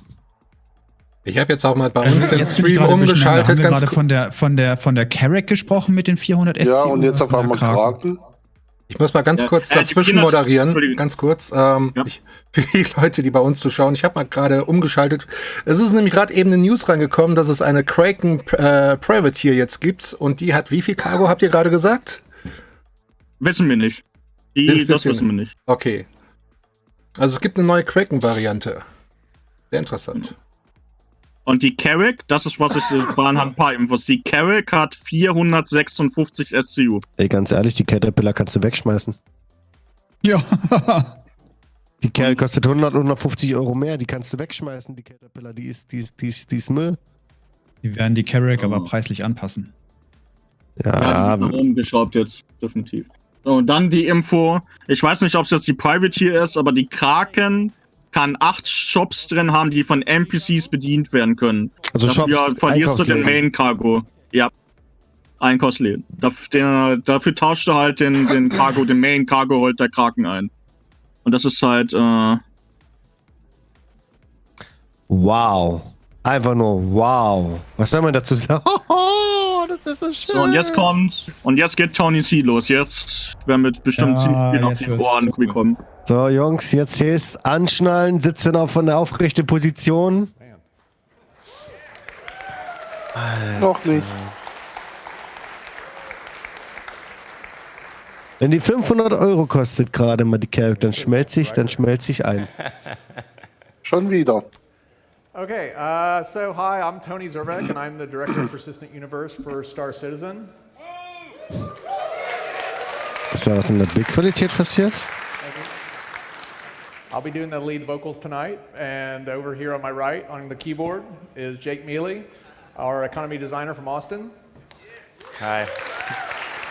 Die Caterpillar bleibt. Und jetzt, Jungs, wir haben wichtigere Themen. And we're going to be showing you something pretty interesting tonight, and I want to make sure to call out our guitar and bass players back in Montreal, Martin and Robert Lizy. Yeah, that's right. They spent a lot of time working with us over the last, 4, 5, 6 months. Mitch very intensely on. Nein, Astro, ich brauch dich hier. It's been a bit of a stealth project recently. We've actually shown it to very few people within cloud. Das ist euer Spezialgebiet, nicht meins. To a level of maturity to where it was very easy for people to understand what the benefits of this new technology were going to be. And I'm going to give you a glimpse of it tonight. But you're going to need some background information to truly appreciate it. So bear with me for a bit, and you'll see why we consider it a quantum leap. So, as everybody here obviously knows, Star Citizen is a very ambitious project. Our goal is to deliver a variety of incredibly detailed solar systems that behave in logical fashion and to then give you ample freedom to follow your interests, whatever they may be. Thus far, we've been focused entirely on a single system, Stanton, which includes 4 planets, 12 moons, 225 economic nodes, 44 trading outposts, 13 rest stops, and 50 asteroid fields. So yeah, it's really big. The point of this presentation then is to give you a better understanding of how, when the first one's taken so long, we're aiming to kick things into overdrive so that we can deliver new systems much more quickly. This involves, obviously, a lot of different areas: procedural generation of terrain, modular art sets, algorithmic detailing of buildings and interiors, and a lot of other stuff. For the purposes of this talk, though, I'm going to focus on what I call the dynamic content. So, what is dynamic Um content? kurz zu erklären, was uns jetzt hier zeigen wird, ist halt, wie sie halt jetzt in Zukunft die Sonnensysteme halt bauen und wie sie das halt verbessert haben, um das schneller zu werden und auch den Content jetzt ins Spiel hinzufügen können. Most missions should, of course, be dynamic in nature. They should only be offered when there's an actual need for something. This might take the form of a factory that needs some aluminum to create a retail product, a criminal that needs to be brought to justice, or someone that needs to lift from one location to another. At their core, missions are services provided by one party for the benefit of another, and they are therefore one of the fundamental ways by which imbalances in the economy can be addressed. Likewise, economic nodes, which include things like refineries, factories, and retail shops, need to be dynamic since they must continually take into account the various market forces and adjust accordingly. When demand for something outstrips supply, whether it's iron ore, bullets, or ship repairs, you expect prices to rise. And conversely, when there's an excess of something, you expect that prices will fall. There's more to it, of course. Concepts like marginal demand and price discovery require a fair bit of math. But in the end, it's all about the constant search for equilibrium as production and consumption levels vary. I'll get around to explaining probability volumes in more detail in a bit, but suffice to say for now that they dictate what you encounter as you travel through a given area. As such, they should definitely be dynamic. So, for example, if a new field of asteroids rich in valuable commodities is discovered, you'd expect to find a lot of NPC miners in the area, but as the resources are gradually depleted, their numbers should start to fall off. Pirates should gravitate toward areas with a lot of value to plunder and recoil as the amount of security ticks up. So let's look into each of these areas in a bit more detail and see why we've struggled to set up a single solar system and at the same time get a precise understanding of what needs to happen so that we can start moving a lot faster. We'll start with the missions. A Star Citizen mission is fundamentally just a container for code and data, similar in concept to a class in any of a multitude of modern-day programming languages. Inputs can be passed into a mission from either the runtime environment or services to allow for customization. This allows designers to do things like, say, inject the type and quantity of cargo, whether the ship should be damaged or not, and where the ship should be heading, into a generic transport scenario so that we can reuse the same framework for a lot of different situations. Missions can have content tags embedded within themselves to denote their composition, whether they contain security, pirates, freighters, miners, asteroids, or some kind of a combination. Missions can also have thematic tags applied. These don't specify physical content, but rather detail the headline story behind the scenario that a designer created. So designers can differentiate between a straightforward pirate encounter versus one that includes an ambush. Once these descriptors have been assigned, the missions are injected into a database that other systems can access so that they can be instantiated and customized depending upon the situation. Das ist jetzt echt schwer, das simultan zu This, übersetzen. however, is where Also we das start to run sollten wir into some dann major im Nachgang problems. Designers besprechen, have to aber explicitly link missions Das ist to halt echt certain schade. eines structures in Videos the bei game. euch, Ted. An NPC mission giver, Ja, for würde ich example, auch so, or das ist halt probability volume covering the area auch around schwer. Yellow. Ich kann aber nebenbei ein paar Sachen droppen, die jetzt gerade wieder gepostet sind. If a content tag like pirate Sie haben die Kraken, also die normale Kraken-Version hat 3792 SCU und die neue Privateer hat 768 SCU und dafür 10 Shops drin, aber auch keine Dragonfly-Base mehr. to specific NPCs and locations, so there's no evolution. The universe is completely static. Another major problem is that we don't have sufficient context to properly customize the mission. Und es gibt ein Bodenfahrzeug als Mining-Fahrzeug. Muss das Konzept gerade zeigen. Should be carrying, or what condition they should be in, or which direction they should be if they're if they're empty, heading towards a mine, or full, bringing the results of their efforts back to a refinery. This lack of context means that we can't exploit a mission's ability to have information injected into it for customization, and that means that you see a lot less diversity, despite requiring just as much work. The last problem, and it's a big one, is that there's no NPC regulation of the mission content. Missions are the basic units of work for the economy, and if someone doesn't do what needs to be done, then everything grinds to a halt. In a properly functioning system, NPCs need the ability to step up if players aren't going to, and the risk reward justifies the effort, and do the work themselves. If a commodity can be purchased at one location and sold at another for a dramatic markup, and there isn't enough cost or risk involved in the transport to warrant the differential, NPCs should seize the opportunity and move the material themselves until the price starts to make sense. So let's talk about economic nodes now. An economic node is an entity within the game which might be represented via an actual storefront, a kiosk, a UI interface, or an NPC that possesses an item manifest detailing the items it wants to buy or sell, storage capacity, and a fair bit of data related to determining prices. This includes refineries that process ore, factories that produce goods, and retail stores where you buy finished products. Factory inputs aren't explicitly denoted, but are instead derived from the production formulae of whatever they manufacture. Prices, what economic nodes are willing to pay for their inputs, and what they want in order to sell, are determined algorithmically based upon the rate of change of their inventory versus the tangent of a pricing curve. This means that they're smart enough to, say, raise the price of what they're selling even when their inventory is low if they detect that they're being resupplied at a sufficient rate to get where they want to be in a reasonable amount of time. So clearly there's some dynamism happening here, which is fantastic. Unfortunately, that's where the good news ends.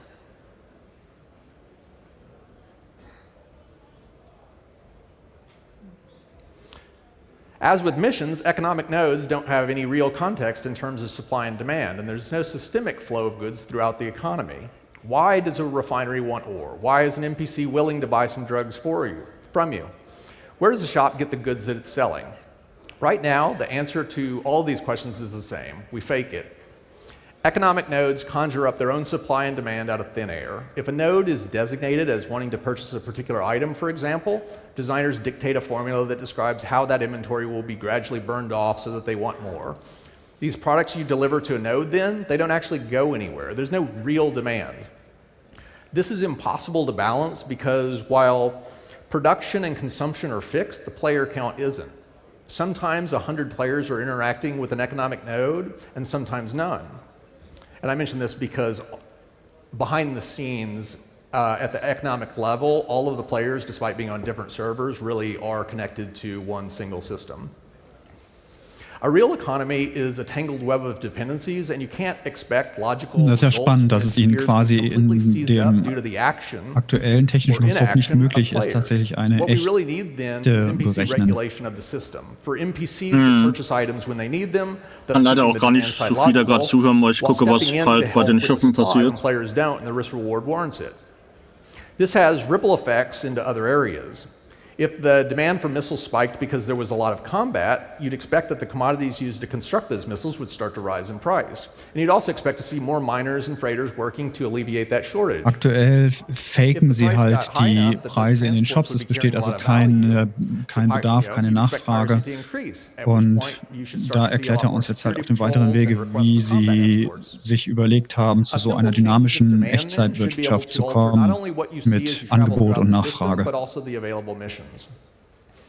These kinds of knock-on effects, in fact, should happen regardless of whether any player is in an area, and that's a separate problem I'll talk about more when we get to probability volumes.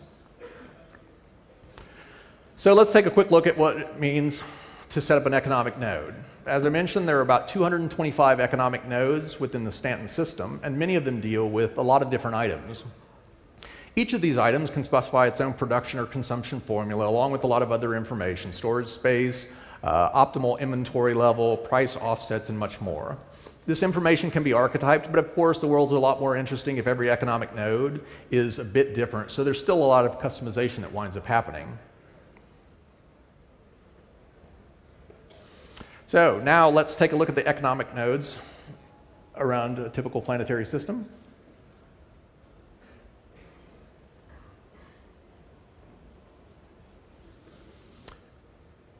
And finally, let's take a look at the economic nodes around the entire Stanton solar system.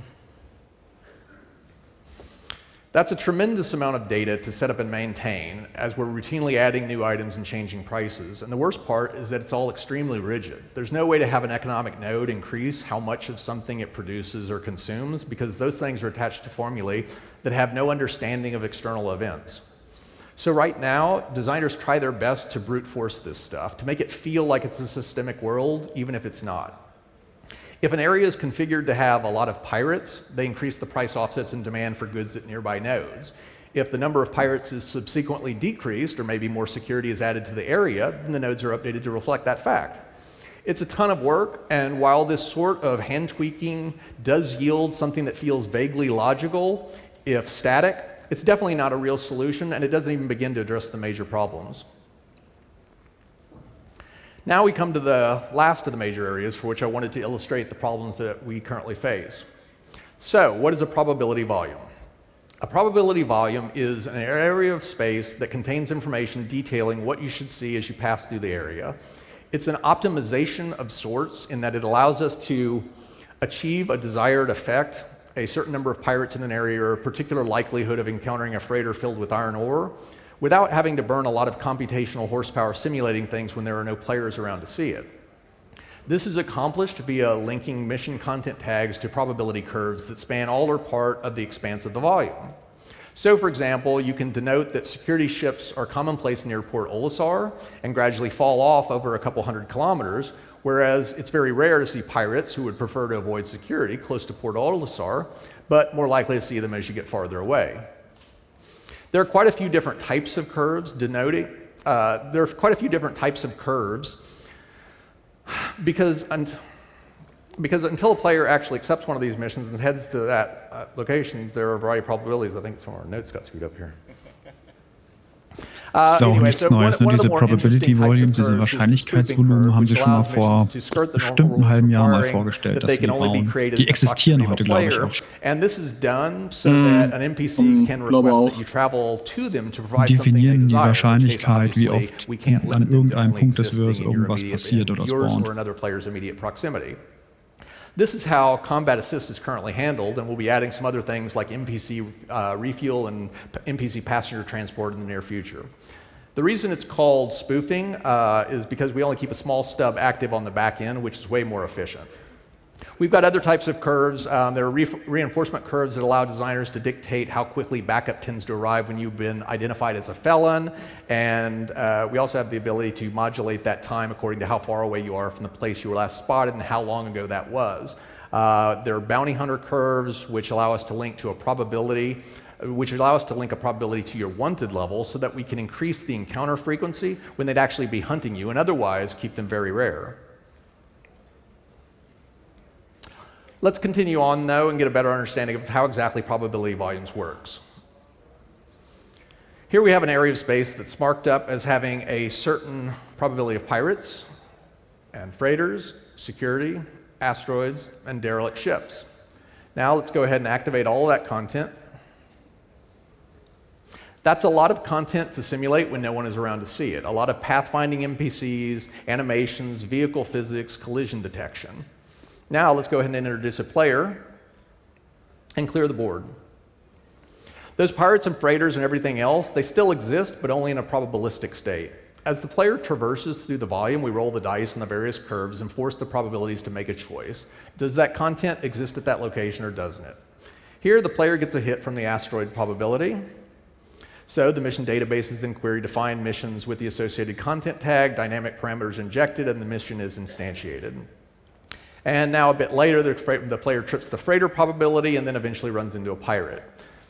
The key point here is that much of the world exists as a superposition of probabilities until a player gets sufficiently close that the wave functions collapse, at which point we instantiate them and start simulating the full-blown entities. One of the quirks with probability volumes is that they usually represent a variety of low-frequency events. Space is big after all, and even in a pretty heavily populated area, you shouldn't be running into other ships all that often. The problem is that the likelihood of multiple events happening simultaneously is a product of their probabilities, meaning that it's very unlikely you'd ever see two or more at the same time. So let's go ahead and see what this means in practice. Here's a player traversing a probability volume. He makes it through a good part of it before the freighter's probability curve determines that an encounter has occurred, at which point the probability volume queries the mission database with the freighter tag and instantiates a compatible mission. The player continues on, and shortly thereafter, the pirate's probability curve indicates a hit, which triggers another lookup into the mission database. There's nothing fundamentally wrong with this. In fact, it's a pretty accurate representation of what you realistically expect to see. Two rare events happening on their own schedule. The systemic behavior of the freighter and the pirate, even if spawned Deswegen separately, would kriegen wir allow immer them to zwei logically react to Unterbrechungen, one another. So if they were spawned in close enough proximity, the pirate might even weil diese attack the freighter. Probability-Blase bestimmt, wie viele Unterbrechungen wir auf einer Quantumreise maximal haben werden. And if you're not careful, this can lead to the gameplay starting to feel very formulaic. What we really want is the ability for designers to craft more custom content and then have a mechanism by which we can trigger it such that it all feels logical, if a bit lucky in the timing.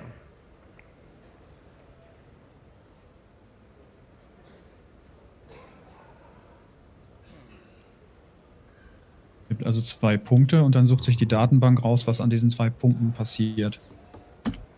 Aber das wollen sie irgendwie aufbrechen, habe ich verstanden, dieses Konzept, das tatsächlich mehr auf einer stochastischen Berechnung basiert. Yeah, we seem to be having a couple technical problems.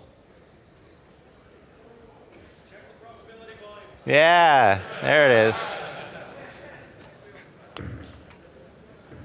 Hello. Oh. Nochmal kurz die Info, ich poste für euch im Chat gerade alles, was auf den anderen Panel passiert mit den Chips.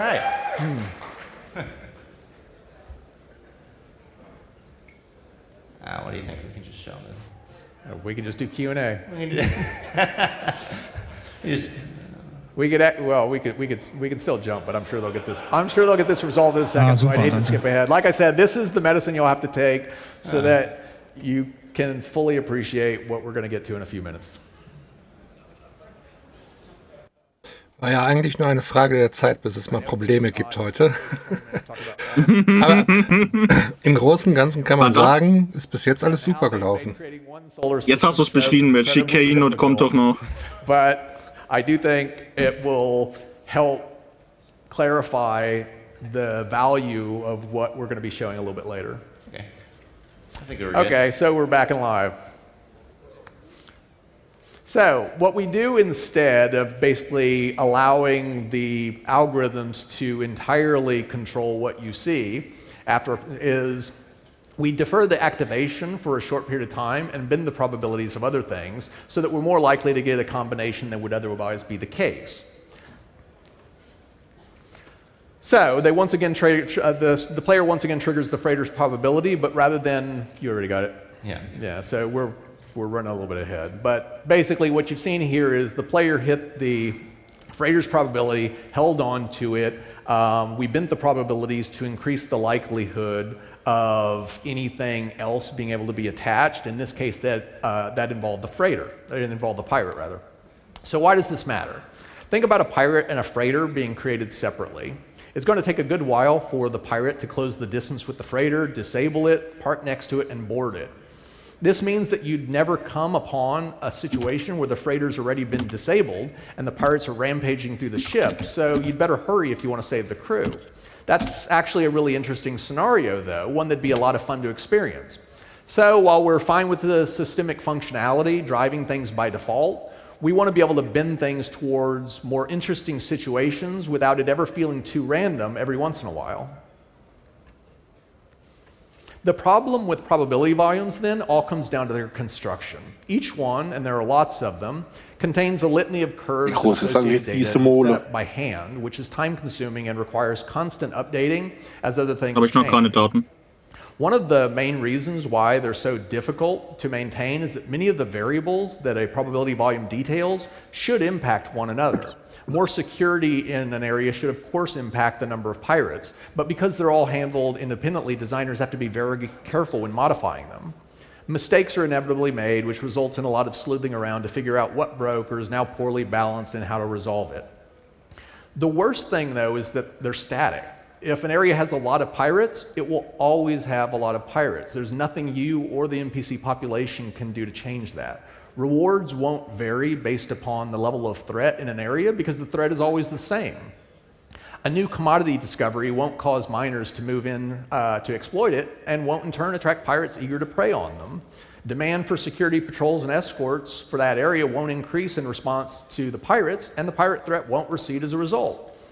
What we really need then is a way to dynamically derive the probability curves based upon what's happening, or rather should be happening when we manage to resolve all these problems I've been pointing out across the solar system. So I've called out a lot of very serious problems, things that require enormous amounts of bandwidth to set up and maintain and that still fail to deliver the experience we want. What we actually want is a dynamic, logical universe.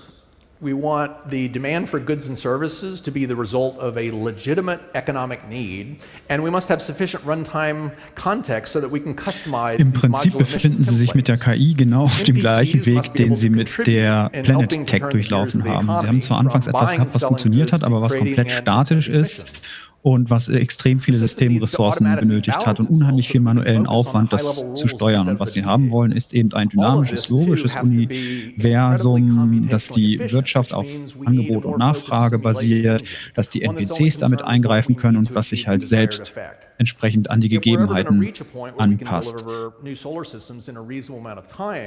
cool. Jetzt bin ich mal gespannt, wo Sie sich auf diesem Weg dahin befinden. Yeah, I'm supposed to flip. Ted, du kannst das auch die Links bei mir alle in den Flottenmanager packen. Ich habe gerade angefangen, das zu kopieren, aber dann verpasse ich das Pendeln hier. Achso, ja, mache ich. Ja, das ist die Arbeitsteilung. Du guckst Tony C, ich gucke Schiffe gerade. Mach ich. There we go. Yeah, there it is. So this is quantum, and I know what you're thinking, and I've seen this before.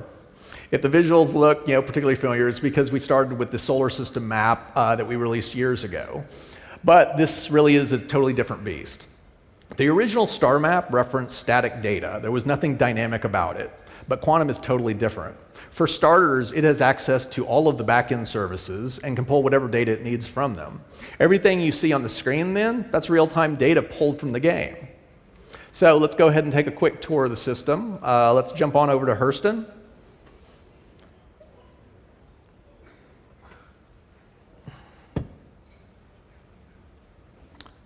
Actually, I'm not getting the screen over here. I'm going to go ahead and jump over with you. I can't see anything. Just get on over.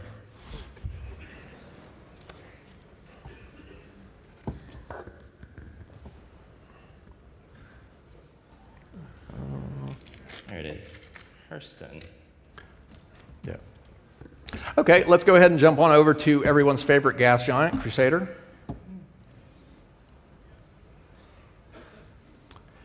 And in the background there, you can see Port Olisar. Let's go ahead and bring that up. Now, I mentioned that we're connected to all the real-time data. Let's go ahead and see what the players are up to. Nein, ne? Was denn? Ach, oh je. Was denn? Werft mal einen Blick auf den Livestream. Each of those red dots is a real player, thousands of them across well over 100 servers. Now, Sie haben also jetzt wirklich ein Webtool laufen. Und wir wissen ja, alles, was Sie als Webtool programmieren, kann auch ins Mobilglas transferiert werden. Und da kriegst du sämtliche Informationen. Also aktive Spieler, Warenpreise, Missionen, welche Shops dort sind. And you can see a number of people. Naja, die Leute feiern das, glaube ich, noch ein bisschen zu schnell. Viele Fanseiten, die sich hier mit Handelsrouten und so beschäftigen, die werden überflüssig. Ich weiß. Das war auch nur eine Frage der Zeit. Ja. War doch schon klar, dass solche Seiten überflüssig werden. Genauso durch dieses Mobilglas oder Gameglas.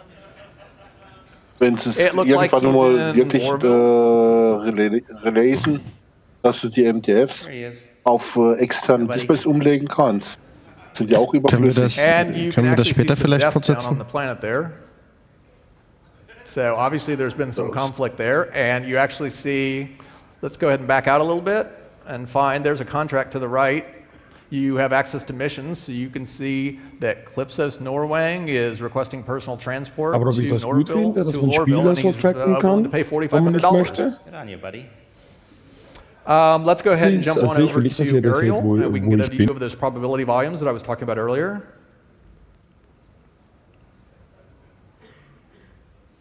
And so what you're seeing here, as I mentioned, there are a variety of different types and lots of different content and thematic tags for all these things. So you can see everything from the default tags, you can see the security reinforcement tags, the bounty hunter tags, the spoofing tags. There are a number of these. We'll be adding more. In general, what it's doing is, as I mentioned, it's basically representing things in probabilistic state because it's too expensive for us to fully simulate them. Now let's go ahead and jump over to a shop. Let's check out the Hicks Research Station that's on Cellin. Yeah, we've got to go over to Crusader.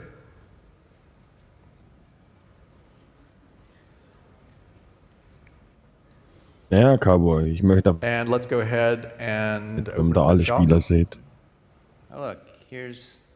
Yep, there's Outpost Korea, and you can see that there's a lot of death around there.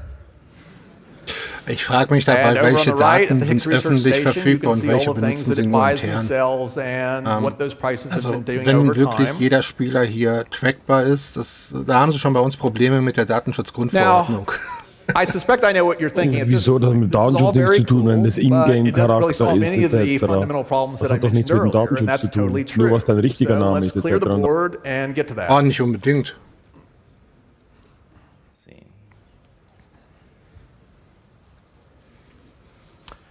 So, das ist interessant, Jungs. Primary reason Ja. for quantum Sind das die Echtzeitpreise?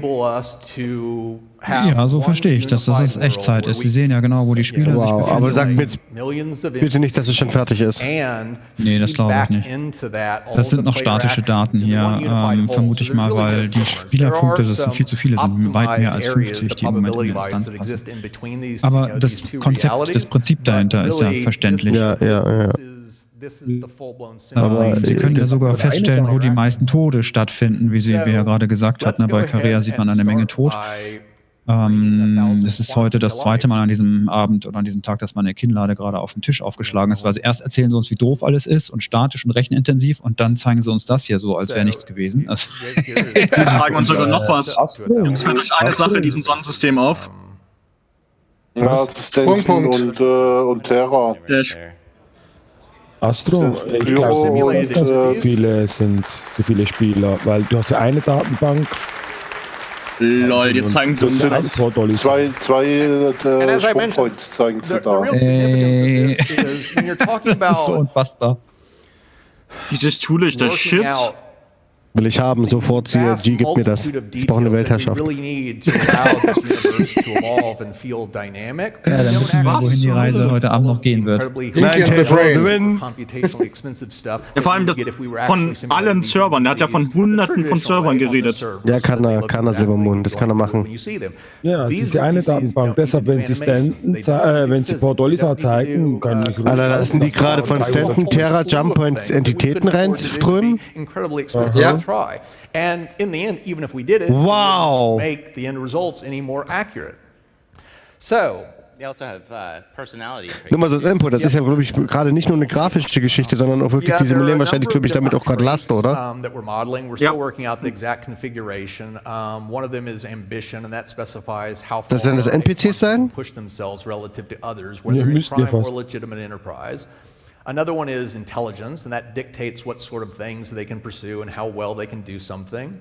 Happiness is a measure of whether a quantum, the singular form of quanta, is miserable or content, and unhappy quanta want to change their situation, change occupations, and that sort of thing.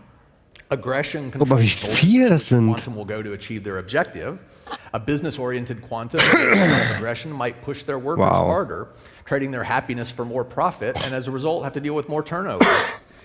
And lastly, criminality, that determines the amount of criminal behavior that a quantum will consider.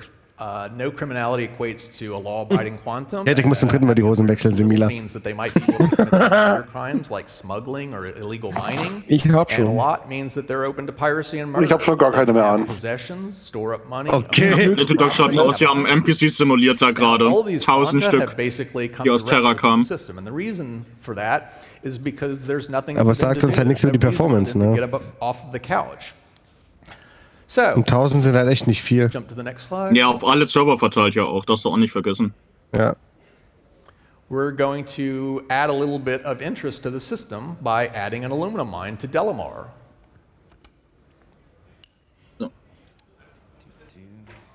So we've now Erster Schritt, sie haben die NPCs dazu hinzugefügt, jetzt kommen die Ressourcen. The Quanta still refuse to do anything, and that's because there's no economic reason for them to do it. There's nothing to do with the ore that they could go and extract.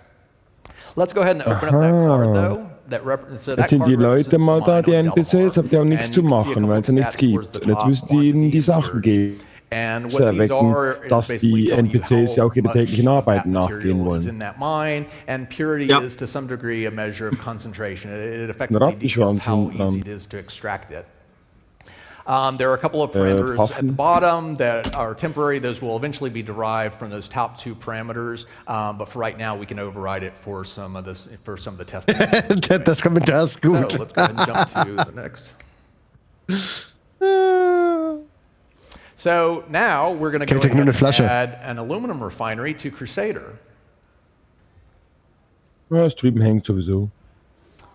And immediately you will see the Quanta start springing to life. Tiefe die Informationen verfügbar sind, dann muss ich euch tatsächlich wohl recht geben. Diese ganzen Homepages, die es im Moment gibt, diese ganzen Routenplaner und so, die sind alle obsolet geworden. Alle, wenn sie uns das in die Hand geben, ja, dann sind die alle obsolet auf einen Schlag. Aber wehe, da kommen die Mistgabeln, ne?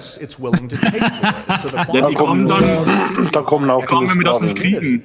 Wenn sie uns das gleich nicht geben, dann kommen die ganzen... Aber habt ihr jetzt gesehen? Wir haben jetzt auf Delamar Ressourcen gemacht und plötzlich all die so drüber, weil sie meinen wollen und gehen dann zur Raffinerie zu Crusader und schicken es dorthin.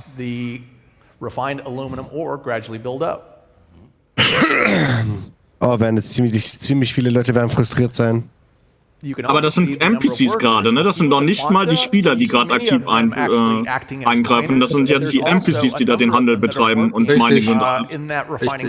Das muss man sich überlegen. Ist das drin dran, wo du jetzt die NPC-Spieler siehst, hin und her fliegen. Das ist nur jetzt. Weil so schnell könnt ihr nicht auf dem Planeten machen, meinen, zurückgehen etc. Das geht. Nee, das ist Simulation jetzt, das ist klar. Wir simulieren gerade halt. Sie simulieren das, ne? Also wurde auch gerade im Chat geschrieben. Ich habe das wohl irgendwie überhört. Hier geht es um die theoretische Annahme, dass 1000 Server irgendwie am Laufen sind. Genau. Wo die Reise hingeht, ist hier natürlich sehr deutlich. Dieses mühsam irgendwie von Hand irgendwelche Wirtschaftsparameter übertragen. Du kannst ja sogar sehen, wie viele Arbeiter in einer Raffinerie arbeiten. Das ist total verrückt. Ja, cool. Also ich bin abartig. Wow. Ihr seht ja unten auch 20-fach und 200-fach. Also es war vorhin auch schneller dargestellt. Ich bin froh, dass ich mindestens noch 40 Jahre Zeit habe, dieses Spiel zu spielen. Ich werde ein Imperator. Du junger Bursche, du. Top-Kommentar ist Tony C. delivers. Ist sowas von.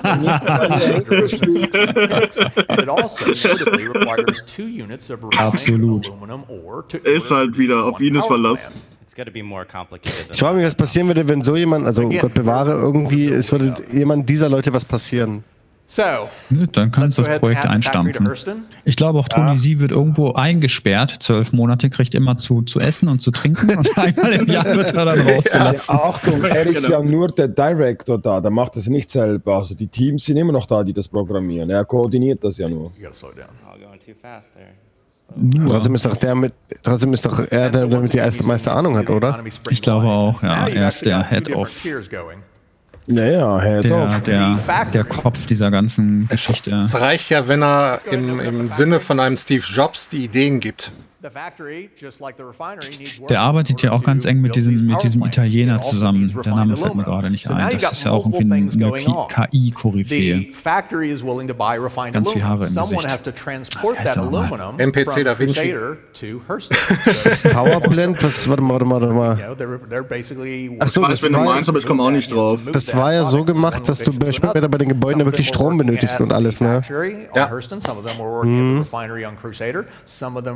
Back to Delamar to actually do more mining. So you've got an entire little, economic cycle going here.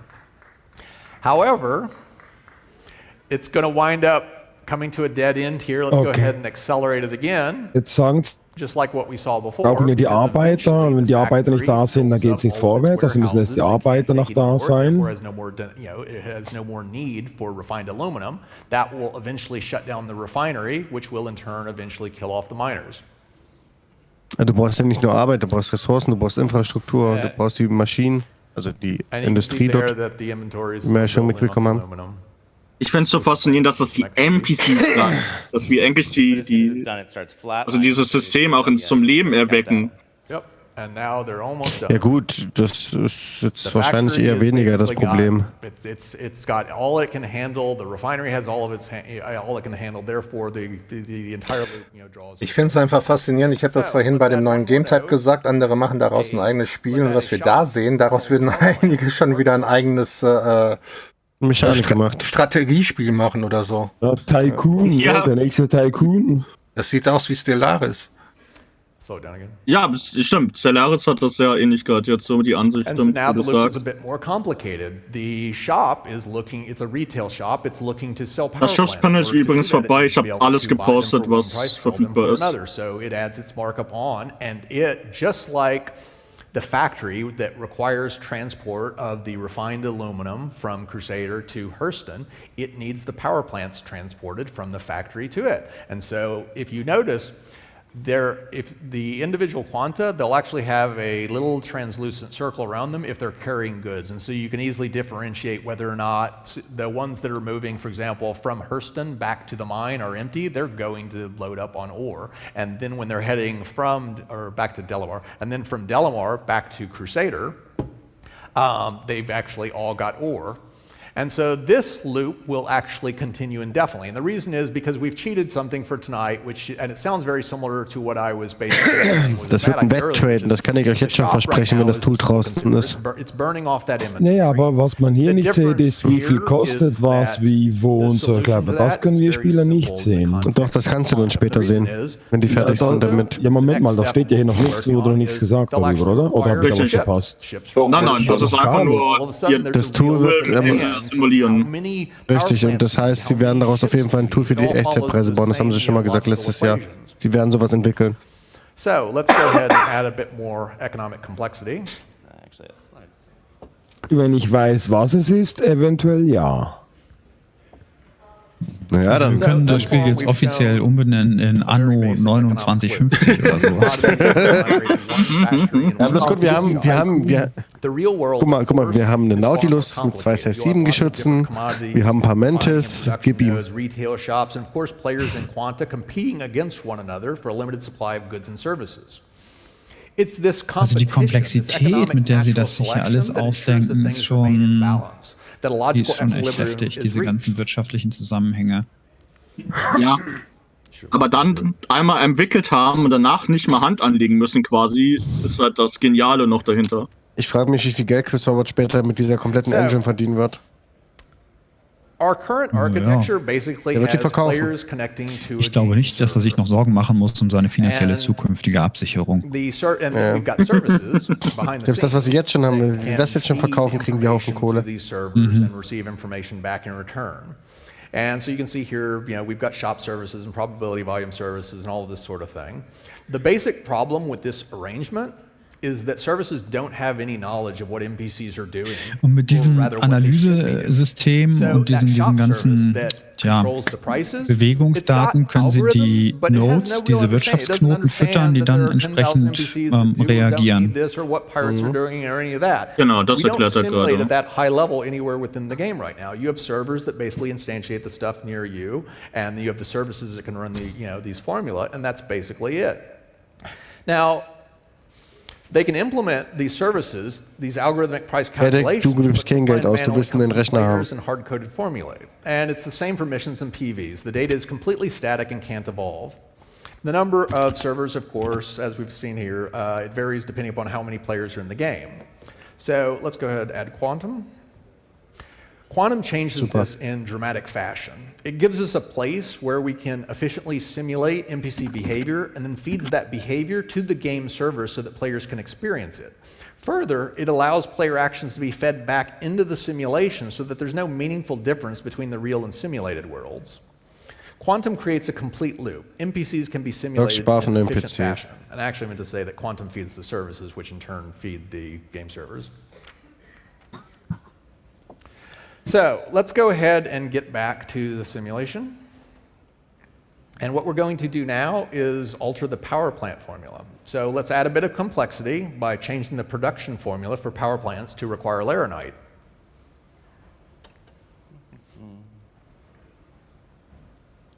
We're gonna add some. We need to change. No, we need to change the production formula. No, we gotta change the. We're gonna add laranite first. Oh, right. Yeah. Okay. Yeah, we do want to add the new mine first. So we're going to add a laranite mine to Walla. And then we want to go ahead and add a refinery for this laranite. We'll add that to the Hurston L3.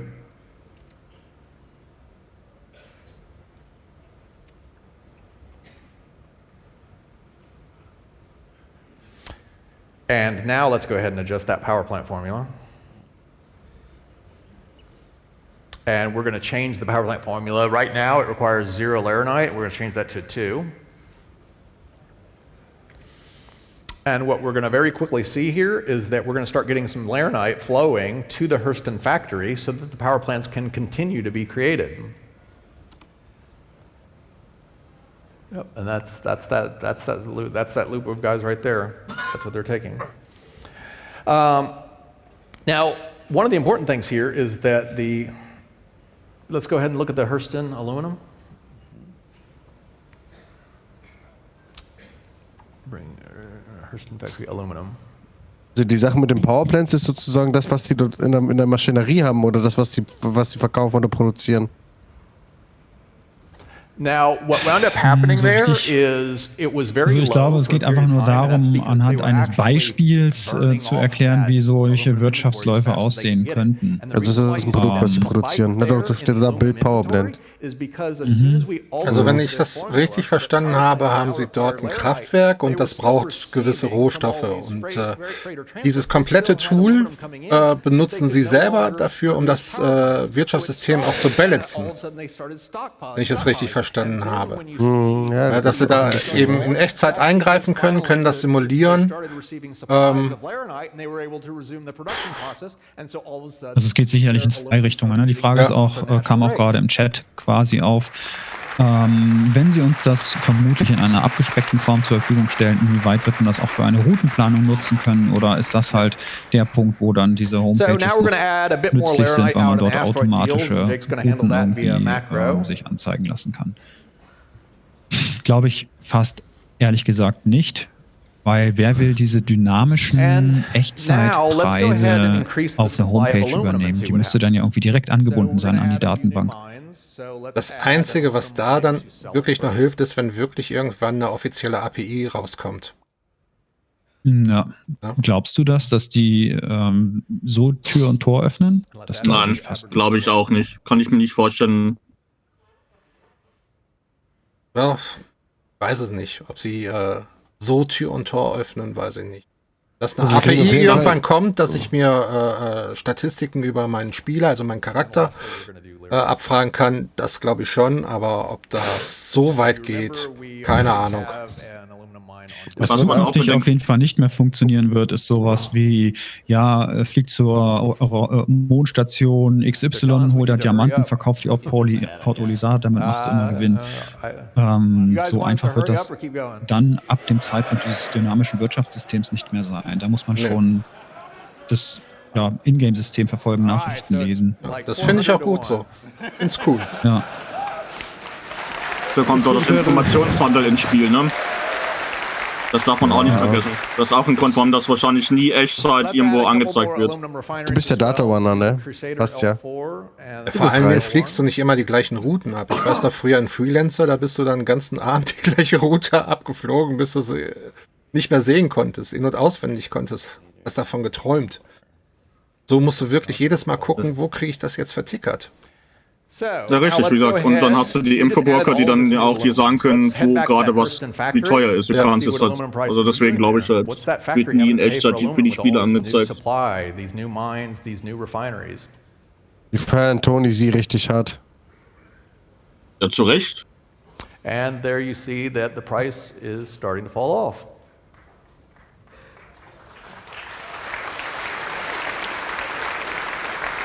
Can you speed it up a little bit? Let's see what it does. Liegestgott hat gerade gepostet, Tony C spielt 4D And if you Schach. see, it continues Also to plummet. klassischen Schach. So those prices are pretty much falling off a cliff now. From all that extra supply that's been brought on without us having to go back and rebalance anything. So let's go ahead and head on over to Cellin. And you can see that Cellin is in very close proximity to Crusader. So you've got an aluminum refinery and aluminum mining, yet there's very little activity. Wie bitte? War ein Matrix. Weißt du noch, wo er den Bildschirm sitzt und da laufen die ganzen Zeichen am Bildschirm runter. Ja, die Zeichen. So stelle ich mir Tony Z vor. Der sieht nur noch Zeichen. Das heißt, er sieht keine Zeichen mehr. Der sieht nur noch blonde, brünette, rothaarige. Mein Stream steht. Ach, jetzt läuft er wieder. Er sagt ja gerade, die kleine Veränderung, die sie gemacht haben, dass man noch Luminous rein musste, hat alle. Jetzt müssen sie alles andere wieder anpassen. Also es ist ein Rattenschwanz, das da dranhängt. So, let's go ahead now and increase the Laranite consumption. Wahnsinn. Let's just go with normal pace. Aber es ist noch nie dieser richtige Wow-Moment, weißt du? Viele grüne Punkte. Ach, ist So das let's make the schön. Laranite more difficult to work with and more rare and see what happens there. Ich weiß nicht, Ted, mit sowas habe ich schon gerechnet, weil sie seit 2 Jahren davon reden. So we're going to adjust the global Laranite schon länger refining time from 60 to 120. Ja, aber aktiv so, meine ich jetzt, dass sie so eine Überwachung brauchen. We're going to do both. Schon im Jahr 2012, 13 hast du schon die erste Idee von deinem Wirtschaftssystem gezeigt, wie sie sich vorstellen. 60 to 120. Laranite. So what we've just done is basically make it more time consuming, more difficult to refine it, and we've basically made it more difficult to pull it out of the ground. So let's go ahead and apply a macro also to reduce the default purity of Laranite from 50 to 16%, which means that refineries are going to need more ore to produce the same amount of refined product. Reactive.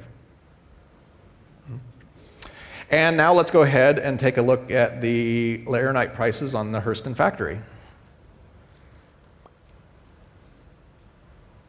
So we just did 3 different things to make it considerably, more expensive for Laranite to be utilized. Speed up that time. And you speed it up, and you can see that Laranite prices are going up. It looks like they're starting to skyrocket. This could be a complete economic disaster.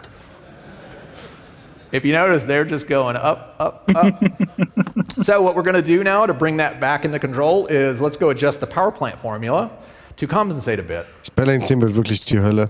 So let's adjust it from, instead of 2 Laranite, let's change it to 0.1. So we just reduced. Aber das bedeutet ja auch, sie können wirklich auf der Mikroebene steuern, was im Verse passiert. And let's head back and check out the prices again. Das ist jemand, den Praktikanten, der dich nicht mag und dann die Preise immer kaputt macht, weil er dich beobachtet. Das Spannende an dem Tool ist eben, da muss keiner in irgendwelchen Tabellen rumfuchteln, was ändern. Sie können hier wirklich mit dem Tool alles in Echtzeit ändern, theoretisch. Ja. Und simulieren. Das heißt, sie kriegen die Echtzeitdaten und können dann simulieren, wenn ich das jetzt ändere, wie wird es sich wahrscheinlich auswirken. Ja. Und somit können sie halt immer richtig reagieren, weil sie es immer ausprobieren können, wie die richtige Reaktion aussehen muss. Ich muss die ganze Zeit lachen über diesen Witz, Tony Z spielt 4D-Schach. Es ist so... Ja, genau. Dieser Typ, der ist aber auch geistig irgendwie auf einer völlig anderen Ebene, auf einer völlig anderen Sphäre unterwegs. Delamore looks pretty dead. There's a lot of economic activity happening over there. Aber wie gesagt, das ist gut, weil dann hast du dann bei CIG Leute, die immer dort arbeiten, permanent. Das sind dann die Wirtschaftsmanager, ne? Die immer gucken, da passen und solche Sachen. Ich will gar nicht wissen, was solche Leute wie Tony Z und Co. bei CIG später für einen Stein im Brett haben werden und für einen Kontostand. And then let's head on over to Hurston.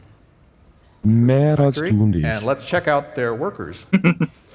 You notice that the workers wird are dann schon falling off a später, cliff. wird schon What ein is paar Millionen happening? gehen Well, dann. we just opened up a new power plant factory, and Das they're Ding getting offered erfolgreich wird. better wages from another place.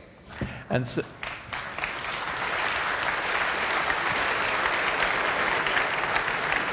and what are the wages on Bessere Löhne an einem anderen Ort und eine neue Factory eröffnet, dann zack, geht's wieder runter. Genau, also das haben sie jetzt ja demonstriert, ne, was Ted gerade. Ups, sorry, ich habe mich auch gemutet gerade. Jetzt demonstrieren sie ja das, was Ted, glaube ich, gerade gesagt hat, dass sie hier wirklich die Wirtschaftsabläufe simulieren können. Sie sehen, da in dem einen Bereich ist nichts los. Dann ändern wir hier ein paar Werte und schon, zack, ändern sich die Transportläufe. Und das ist jetzt nur mal die Powerplant. Mittlerweile ruckelt schon. Noch nichts anderes. Mittlerweile leckt es schon, ne? Ja, mittlerweile schon am Limit gerade. Und es zeigt jetzt nur an die Powerplant-Produktion.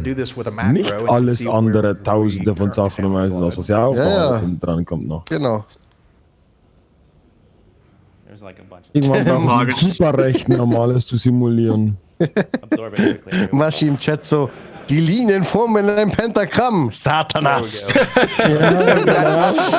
Titanium, and deuterium. And the entries that you see on the screen mark system. All of the moons now have deposits. Machst einen Account auf. We've added a bit more everywhere. We've also added a lot of new refineries. We've added cooler and quantum drive recipes to most factories, and they require aluminum, laranite, titanium, and degreasium. The demand for coolers and quantum drivers has been introduced, and we've also increased the demand for power plants. And lastly, we've increased, you can see there at the bottom of the screen, the number of quanta from 1,000 to 2,000 so that we've got enough workers to keep the economy humming.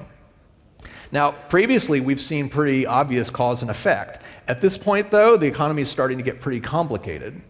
And we can look at a few graphs to just see what's going on with some Aber jetzt kommt dann noch ein wichtiger Punkt hinzu. And this is one of the most interesting things Du hast ja die Bär- und Entladezeiten deines Schiffs noch. Oh, das wird so lange gehen. Movement of quanta, this dynamism. These are all opportunities that you're going to be able to exploit within the game, and they're in constant logical motion.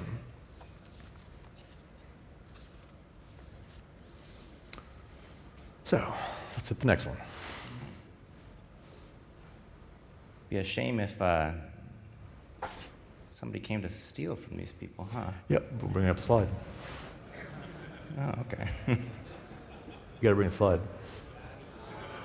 Wo ich wirklich so ein bisschen Bedenken habe, ist... we've introduced some pirates. Ja, genau. Also das ist ja jetzt schon extrem komplex und wenn du mehrere Systeme hast, dann sind ja genau diese dynamischen Zusammenhänge nicht nur systemintern, sondern auch systemübergreifend. Wie wollen sie das denn berechnen und darstellen? Schau dir das an, jetzt kommen noch Piraten dazu.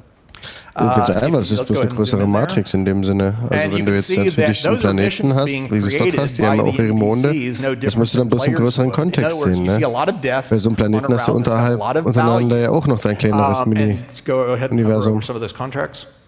Naja, these are contracts that are being thrown out by the NPCs on that route. What's happening is the NPCs are basically. Was du auch bedenken musst, die haben das gerade auf sehr hoher Geschwindigkeit auch simuliert und so. Da musst du halt gucken, wenn das später auf einfacher Geschwindigkeit läuft, wie das dann noch ablaufen wird.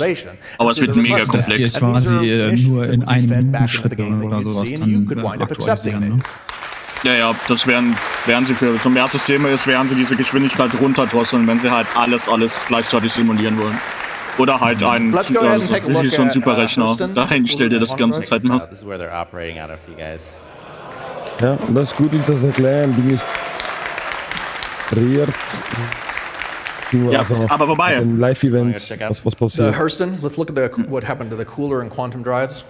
Was das aber auch zeigt, dass sie das ja in Engine dass sie das halt wieder simulieren, dass die Kraken jetzt auch da ist und so. Mal gucken, wie weit sie das runterschrauben können, dass das wirklich nur Punkte sind und nicht, dass die Kraken da wirklich ist und alles. Das ist ja auch Leistung, die sie ja sparen können. For a cool 500,000 UEC, you can get yourself your own power plant. I can barely see that.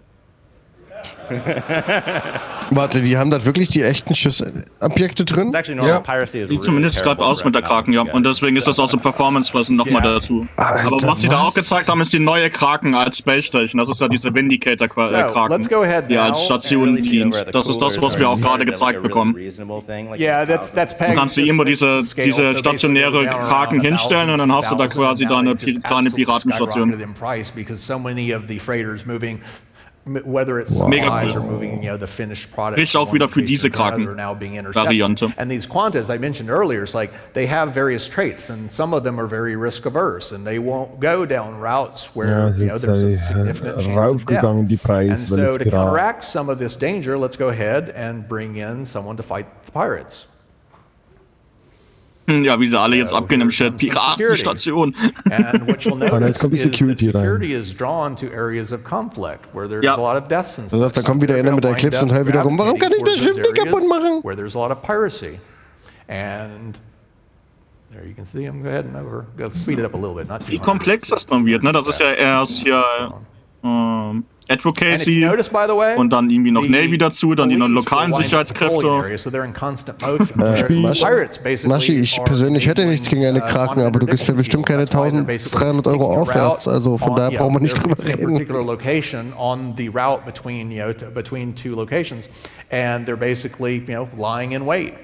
And the security, which doesn't know exactly where they are, ja, auch kein anderer. Looking for them. And so what you notice here is that the pirate situation is starting to look a lot better now that security's shown up. Schon ein schlechter Troll. And you would see this reflected over in the prices. And so what you have here is a perpetual game of cat and mouse to where the pirates look for the areas where they can reap the largest rewards with the least amount of risk, and security is then drawn to them. And as soon as you get enough pushback from the system in terms of security, then the pirates look for more opportunistic pastures. And again, this is very much like what you would expect to see in any logical functioning system.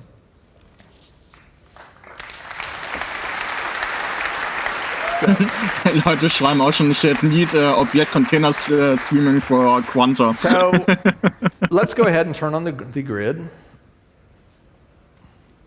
And what you're looking at here is one of the big problems I referred to earlier is how we wind up getting samplings of this, of how we generate volumes. And so what this is showing you is we can look at one of these high conflict areas.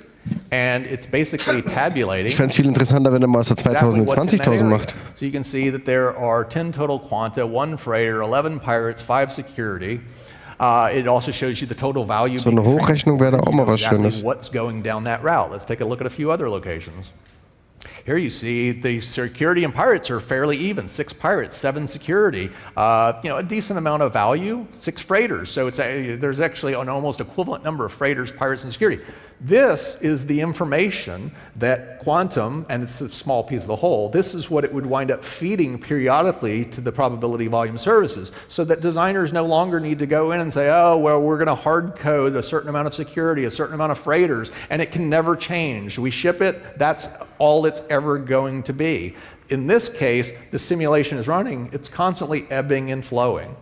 And your actions over on the game side get factored into this result, just like any of the Quanta in this simulation. Aha, das ist diese Das sind die Probability Volumes. Ich möchte nicht wissen, wie viele Leute bei Bethesda, EA und Activision gerade vor Wut in die Tischkante beißen. Wie bitte? Ich sagte, ich will nicht wissen, wie viele Leute bei EA, Bethesda etc. gerade vor Wut in die Tischkante beißen, wenn sie das sehen. Ich glaube, dass die auch schon solche ähnlichen Geschichten haben. Ja. Unterschätzt diese Publisher da nicht. EA hat Star Citizen definitiv auf dem Schirm, genauso wie Bethesda und alle anderen. Auf dem Schirm definitiv. Solche Tools sind ja auch eigentlich nichts Neues. Richtig. Aber in dieser Komplexität, alter Verwalter, Hut ab. Mein Problem ist, ich kann das Skill-Level nicht bemessen, weil ich kein Entwickler bin. Ich weiß nicht, ob das andere Studios auch haben können. Is vitally important to the price discovery machinery, and as I spoke about earlier, in a properly functioning economy, such things can and will generate a lot of ripples. Wie ist denn das bei Eve? Wie ist denn das bei Elite? Haben die nicht auch sowas? Eve ist Player-basierte Wirtschaft, nicht NPC-basiert. Das ist ein ganz anderes Blatt. Kannst du nicht vergleichen mit dem hier. Und Elite? NPCs machen. Elite ist auch keine NPCs, die täglich arbeiten gehen und was bringen. Dort wird einfach Magic-weise halt die Sachen wieder restockt und refilled. Ne? Was sie hier machen, ist wirklich, wenn es keine Ressource hat irgendwo, dann ist nichts mehr. Weil ich weiß, Elite hat immer wieder ein bisschen an Stock und solche Sachen dort und ist nicht plötzlich mal ausgeschossen. Criminal NPCs with a price on their head can move around the universe just like a player, making trying to catch them that much more fun. Vielleicht wird das die anderen Studios so gar nicht so stören, weil die sich denken, ja, wir machen halt viele andere Spiele und machen damit trotzdem noch mehr Kohle wie ihr mit euren krassen Tools. Thanks for listening. Ich will auch applaudieren für ihn. Wie bitte? Ich will für ihn klatschen. Das hat er so verdient. Pack den Penis wieder ein. Chris. Hi. Molly, you came from Austin all the way to Manchester for CitizenCon. Yes, So, I did. It was, große Finale, Leute, ne? It actually didn't seem it seemed kind of long, but compared to some Wer of the nochmal backers muss, that der we soll met this weekend gehen. who traveled from Jungs, Pinkelpause. and a couple from Canada. Ich bin gleich wieder da. Guck euch mal an, der Chris ist ein Schrank nebendran gegenüber die anderen beiden. I had to travel with Deutsche Bahn to the Frankfurt airport, and that was kind of tricky, but I made it here in time. Awesome. Glad you could make it. And Molly, what was your favorite moment of CitizenCon 2949 so far? I mean, the keynote's still coming up.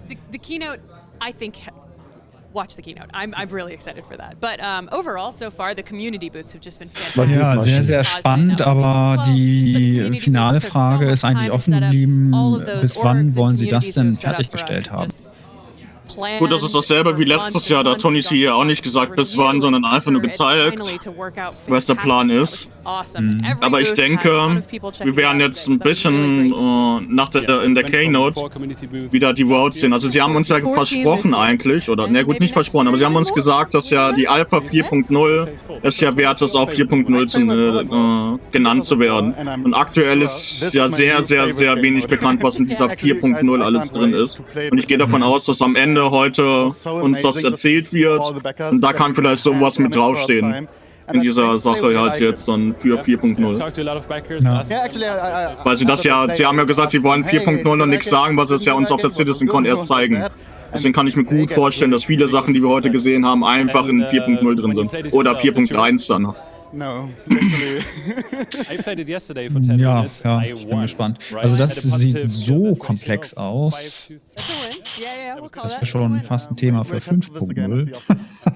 Ja, bin ich auch bei dir. Kann genauso auch passieren. Will ich gar nicht abstreiten. Gut.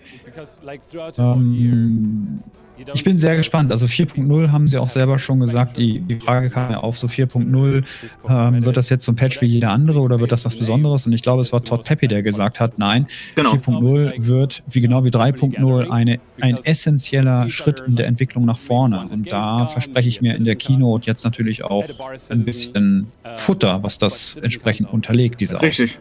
Genau.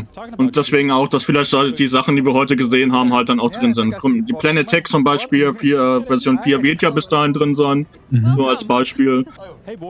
Das jetzt, die Simulation hat ja soweit funktioniert. Das ist ja schon sehr weit fortgeschritten. Also, wer weiß, wie weit sie wirklich damit sind. Er hat uns definitiv nicht alles gezeigt damit jetzt. Sondern einfach nur, das ist die Richtung, die sie jetzt einschlagen, damit wir mal sehen können, ne, was ist der Plan. Und wie weit er da wirklich mit ist mit seinem Team, hat er uns jetzt wahrscheinlich nicht gezeigt.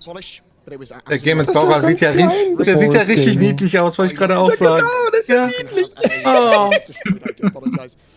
Ich dachte gerade, da habe ich mir ganz anders vorgestellt mit seiner Stimme etc. und alles. Ja, denkst du, so eine englische Bulle, ne? Bulldogge, so. Wollen wir kurz über die Schiffe schnell reden, die gezeigt wurden auf den anderen Panel, solange die da gerade reden? Dann gib Schub. Genau, also sie haben uns 4 neue Concepts gezeigt. Einmal ein Boden-Mining-Fahrzeug. Für 1 bis 2 Personen wird kommen. Das haben sie uns gezeigt. Mit auch Extended Inventory, also wie bei der Prospector scheinbar. genauso wie mit einem Scanner und so. Dann haben sie uns ein neues Cyan-Schiff gezeigt. In der WB. Wir reden kurz schnell über die Schiffe, die gezeigt wurden. In der Größe der Hull B bzw. der Max mit 300 SCU. Ein Multicrew-Schiff des Cyan, was sehr cool aussieht. Was haben sie uns noch gezeigt? Sie haben den Escort-Fighter der Prowler vorgestellt.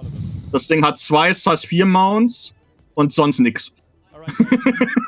Das Ding wird halt einfach nur mit den 2 Size-4 Waffen schießen können. Schildtech haben, aber sonst halt nichts Besonderes. Mal gucken. Und sie haben ein Starter-Einstiegsschiff für das Refinern von Quantum Fuel, soweit ich das, und von Erzrefinern auch vorgestellt. Und das Wichtigste, was, glaube ich, noch mit gezeigt worden ist, das ist die neue Argo, die Moody. Das ist das mittelgroße Mining-Schiff für 4 Personen, das 3 Mining-Lasertürme hat. Und genauso wie die Prospector außen diese Sattelbacks hat und die doppelte Kapazität der Prospector besitzt. Wow. Und dann halt als allerletztes, was wir ja schon ein bisschen vorher geredet haben, die neue Kraken, die statt in 3700 SCU dann nur noch 700 SCU hat, dafür aber 10 Shops und halt als mobile Piratenstationen fungieren kann, wie sie es jetzt auch in der Simulation gezeigt haben. Aber es ist halt wirklich so, wenn die Carrick nur 500 € kosten sollte, ne, als Beispiel. Was ich mir nicht vorstellen kann, die geht bestimmt bei 600. Bei 500 ist ja echt wahnsinnig günstig für das, was sie kann. Also die Argo Mole, da bin ich sehr stark versucht, die im Shop ist. Ja. Aber das geht nicht, ich habe ein Giveaway, also gehe ich diesen Monat leer aus. Ist nicht so schlimm. So. Genau, nochmal zu, das können wir auch noch kurz ansprechen, wo habe ich das da? Die Kraken, nicht die Kraken, die Carrick. Ich wiederhole, die Carrick hat 456 SCU.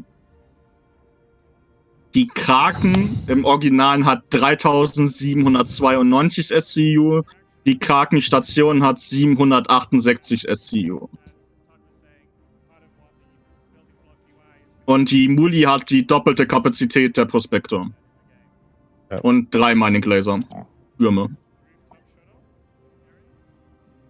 So, das ist so essentiell, was sie gezeigt haben auf dem Panel, was halt parallel zu dem von Tony C. lief. Es wurde schon ja irgendwo spekuliert, was die Mole sein könnte. Da wurde auch dann gesagt, naja, wahrscheinlich irgendwo etwas zwischen Prospector und Orion. Und das scheint jetzt ja auch wirklich so zu sein. Ne? Also genauso dieses Mittel, die Orion für große Organisationen, die Prospector für Einzelspieler, die Mole so genau mittendrin. Die Frage ist, für genau mittendrin, ist sie da nicht sogar ein bisschen zu klein? Hätte die nicht ein bisschen größer ausfallen müssen? Oder denkt ihr, nee, ist genau richtig so?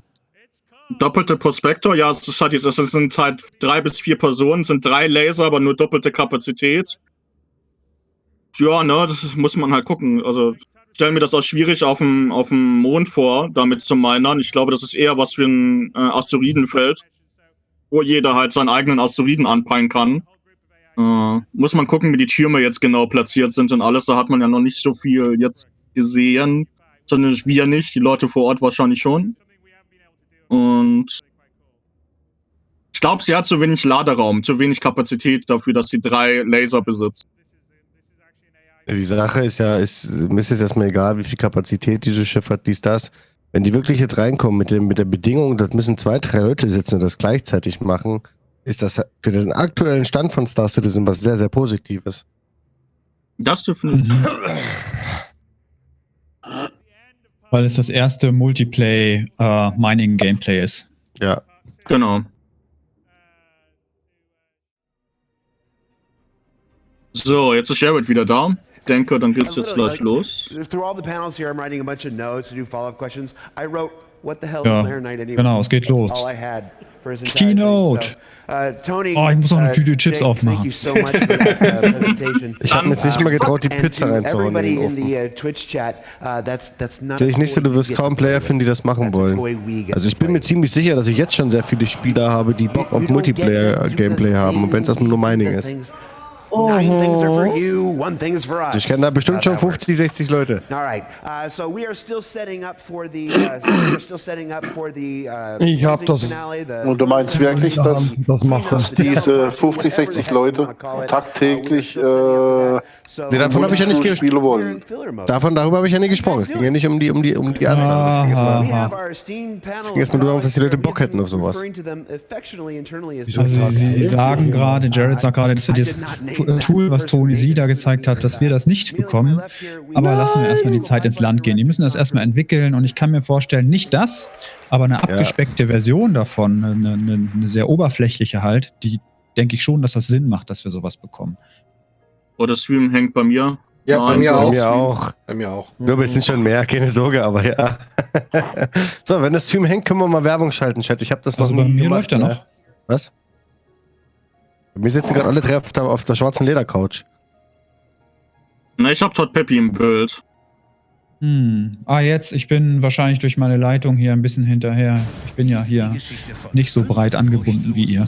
Selbst die Werbung hängt gerade bei mir. Geil, bei Emma bei Twitch. Ja, jetzt läuft's wieder. War nur 3-4 Sekunden. Ja, jetzt hab aktualisiert, jetzt läuft's wieder. Ne, jetzt ist offline bei mir. Nee, jetzt ist offline. Jetzt habe ich auch Stand. Oh nein, Danke, come on, so kurz vor der Kino gesehen hast. Ja, das Internet bricht jetzt zusammen. Jetzt ist wieder da. Was ist denn jetzt? Standbild? Jetzt wieder da? Weird. Hoffen wir, dass es jetzt stabil läuft. Auch ganz kurz für alle Leute, die um 14 Uhr nicht da waren. Wir haben quasi schon den ersten Teil der Demo gesehen und wir befinden uns gerade auf Microtech bei der Landezone und da haben wir quasi aufgehört und wir machen eine neue Mission. Kurze Frage an die anderen. Macht ihr die Keynote im Stream mit Facecam oder ohne? Ohne Reactions. Ohne. Da schließe ich mich dem da an. Okay.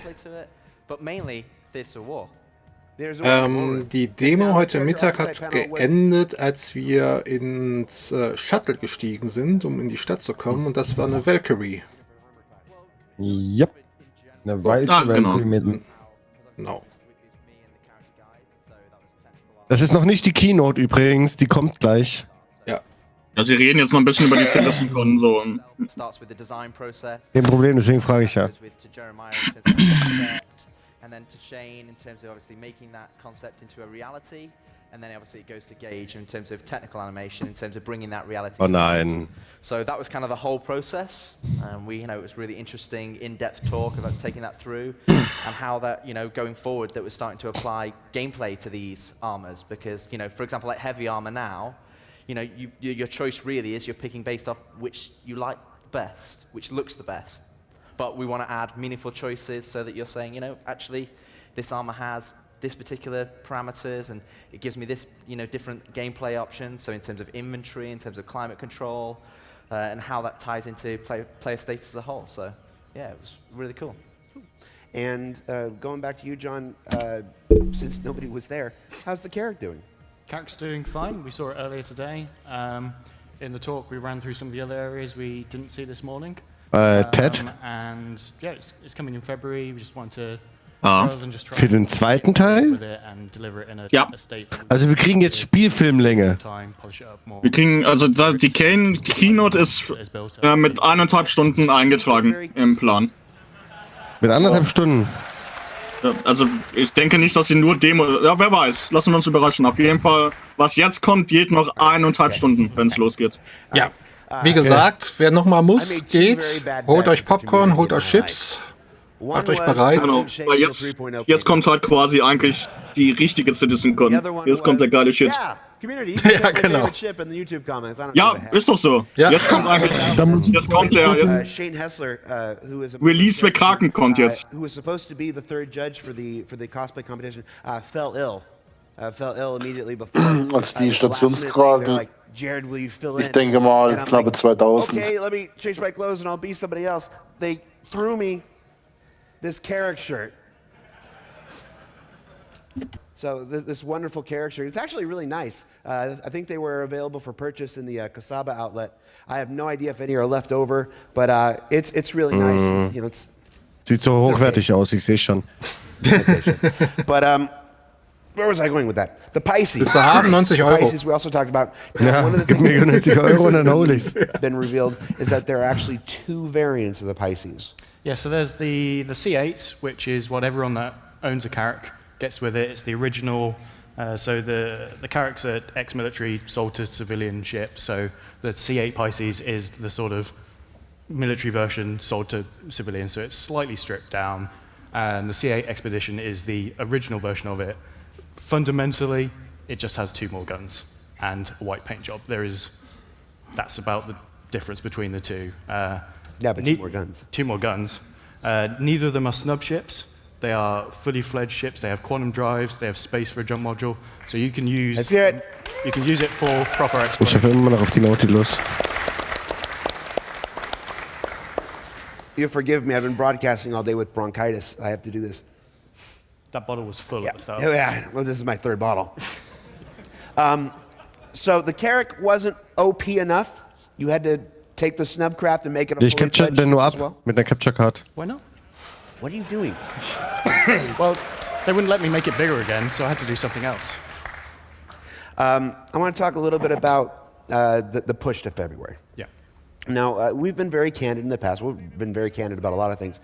Some of the ships that have released in the past, where, maybe were pushed out a little before their time. Yeah. Cutlass! Oh, I got to do that again.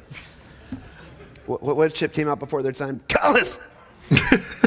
So which necessitated a rework. Yeah. Part of our new initiative, part of the continuing refinement of the vehicle pipeline is to try to avoid situations like that in the past. And that means that while, yes, we certainly want ships like the Cutlass, like the Carrack rather, to come out right when 3.8 is, rather than push it, rather than rush it, rather than cut corners, rather than have to go back and redo it later on. It's more important to us that we take the time to do these things right, especially with a ship that has as much weight with the community as the Carrack. I'm going to ask all 3 of you this. I know you guys aren't ship people, but I'm curious what your opinions are. And Mike, you got to do something. Why do you think the Carrack resonates so much with the community? I think it's because it's that ship that does a bit of everything. It's got everything in the kitchen sink in it, so it allows you to do a bit of cargo trading. You've got a medical facility on board, so you can do a bit of healing. You've got a repair facility on board, so you can do a bit of repairing. Scanners. It's got everything for you and your friends to do. Shields in the cockpit. Shields in the cockpit. Schönes Bild, ne? Antenna things that go. Yep. Will they go? They will. They'll make that noise. Get the audio to pump up. Will they? Yeah. If you go back there and Phil will record you. Sean Tracy absolutely recorded the voiceover for Theaters of War Identity. I didn't. Did? Yeah. He didn't. It sounded just like him. Definitely him. Yeah, a Doppler. Doppler. If he can do that, I can do the for the Carrack. Okay, wollen wir die Predictions machen? Wollen wir Wetten abschließen, wer recht hat? Was jetzt passiert? In der Demo? Oh wait, Phil Smallwood, audio director, you're in here somewhere. Let me do the for the Carrack. Scheinbar keiner. Beard. All right. Was ist denn deine Voraussage? Richard, when we were talking. Ich gehe sogar ich glaube, so weit.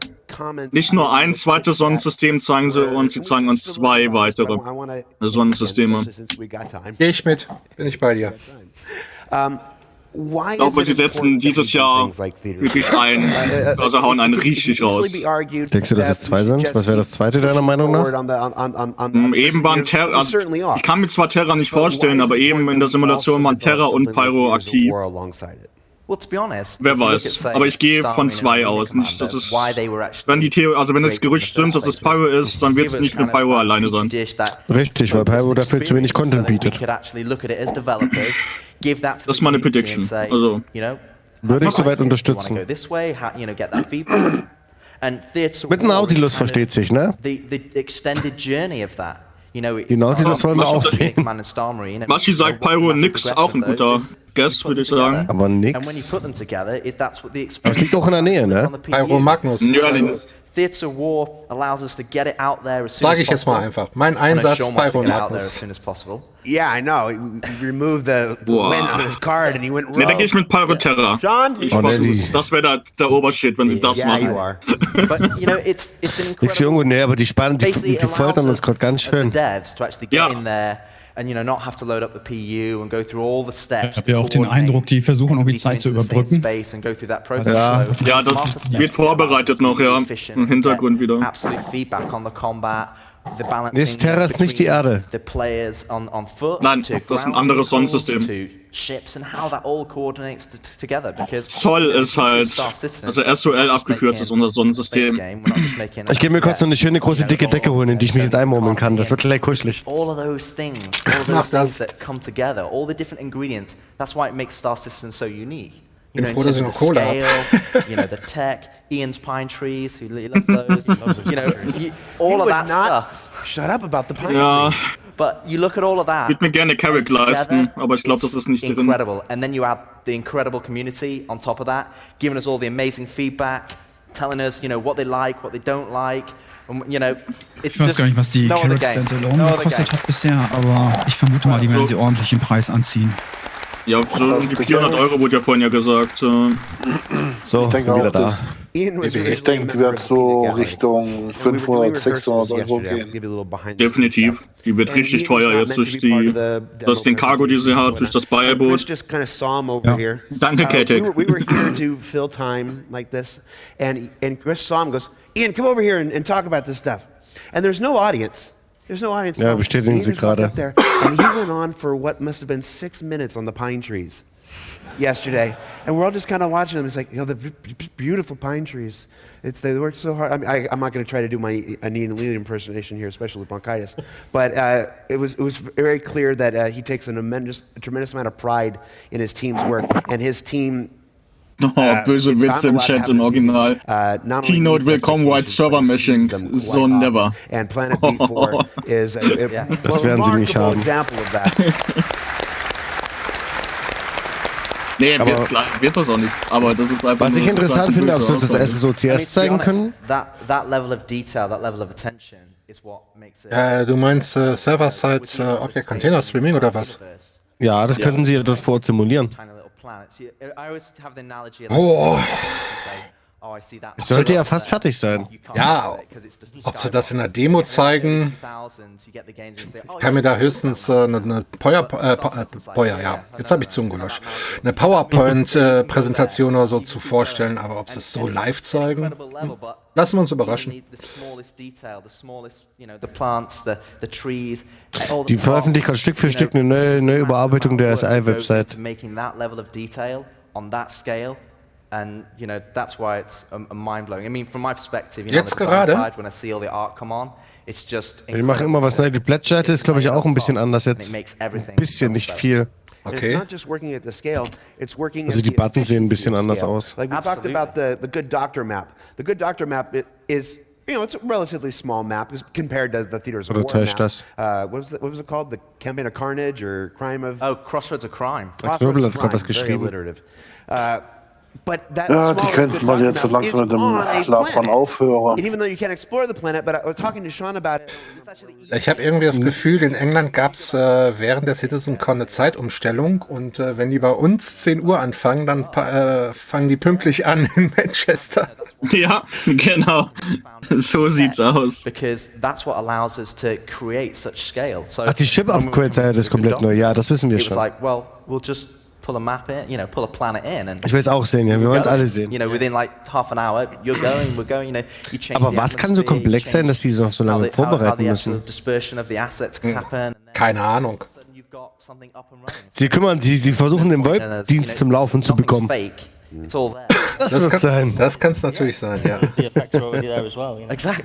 So, vielleicht so ist das nächste System. Vielleicht haben sie es verloren. I mean, some people actually have the Good Doctor. Oder Chris streitet sich hinten noch mit Sandy und sagt, du gehst nicht auf die Bühne, du weinst immer. How you doing, Mike? I'm doing okay. Yeah, I'm good.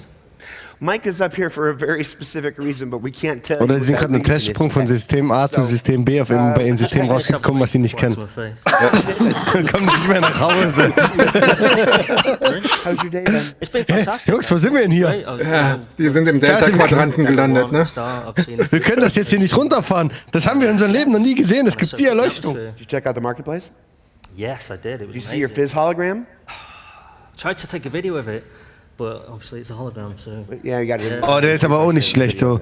Chris ist auf einen Sprung auf Sandy. Aha. You talked to Carrick. Ich wollte es nicht gesagt haben. Das kann man ruhig aussprechen. And then, of course, it'll be up on YouTube in the coming days. I don't know if it's days or in the next week. I don't have that schedule with me, but all those presentations from the Crowshot Auditorium, which were, hey, let's do that. Xenolinguistics and You, Ship Sounds, Locked Up, which was about prison gameplay.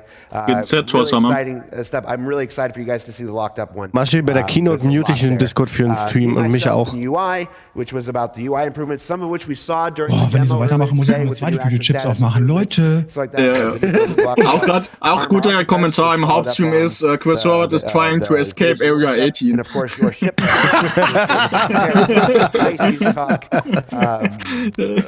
Kraken Privateer. Let's talk about the Kraken Privateer. Yep, so the Kraken Privateer is a Spielt Hangalator in Lorville. Wo ist mein Schiff? Ja. Nee, der versucht jetzt Tony Z im 4D-Schach zu schlagen. Ja. So you can just ship a humongous amount of stuff around the universe, or you could just dump it on a planet and you've got your mobile org base. The Privateer. Jetzt kommt, geht zum Punkt, Jungs. And turns it into. Wir haben doch keine Zeit. Could be best described as a mobile space station. Jungs, die sind alle alt. Die müssen ihren Baldrian-Tee trinken und ins Bett. Like Ian has showed, Die müssen im Krematorium bald. Ja, da würdest du nicht übertreiben, ja. It's like a competitor to the merchantman, and they're going to use the same sort of shopping systems. So you've got your alien-style one and your more human one, and it's pretty interesting. And then last, because I'm being told that they are just about ready. Ich glaube, da geht noch ein Kaffee. About the mole. Da geht alles noch, wenn das so weitergeht. Vor allem stell mal vor, das geht dann wirklich, also wenn das jetzt noch 1,5 Stunden geplant ist, sobald Chris jetzt wieder auf die Bühne kommt, dann sind wir ja echt noch ein bisschen beschäftigt. Was Celtic, was ist das jetzt ein Angebot? Bitte nicht. Bin nicht so jemand. Das funktioniert nicht. Those rocks that you need multiple prospectors to crack, the mole can come along and just do them by itself, or you can use 3 turrets and just tackle 3 things at the same time. So it sounds like the mole. Das ist spannend, was John Kruger da jetzt gerade erzählt. Er sagt, dass es zukünftig Ärzte geben wird, wo man mehrere Prospectors für brauchen wird, um die zu knacken, die man mit der Mole halt, also mit einem einzelnen Raumschiff dann entsprechend knacken können wird. Ja, ähnlich wie bei dem FPS-Mining hast du das ja auch. Es gibt Steine, die du sehr, sehr, sehr schwer alleine überhaupt hinbekommst und teilweise sogar gar nicht. Oh, was passiert? Ich habe gerade nicht zugehört. Ja, es geht ja nicht los. Ich glaube, es geht los. Er zerreißt seine Fragekarten. Ja. Release Record. Ja! Ja! Are you ready? All right, that sound ready. Yeah! Du Mistake. Es geht los, es geht los. Ruhe. So.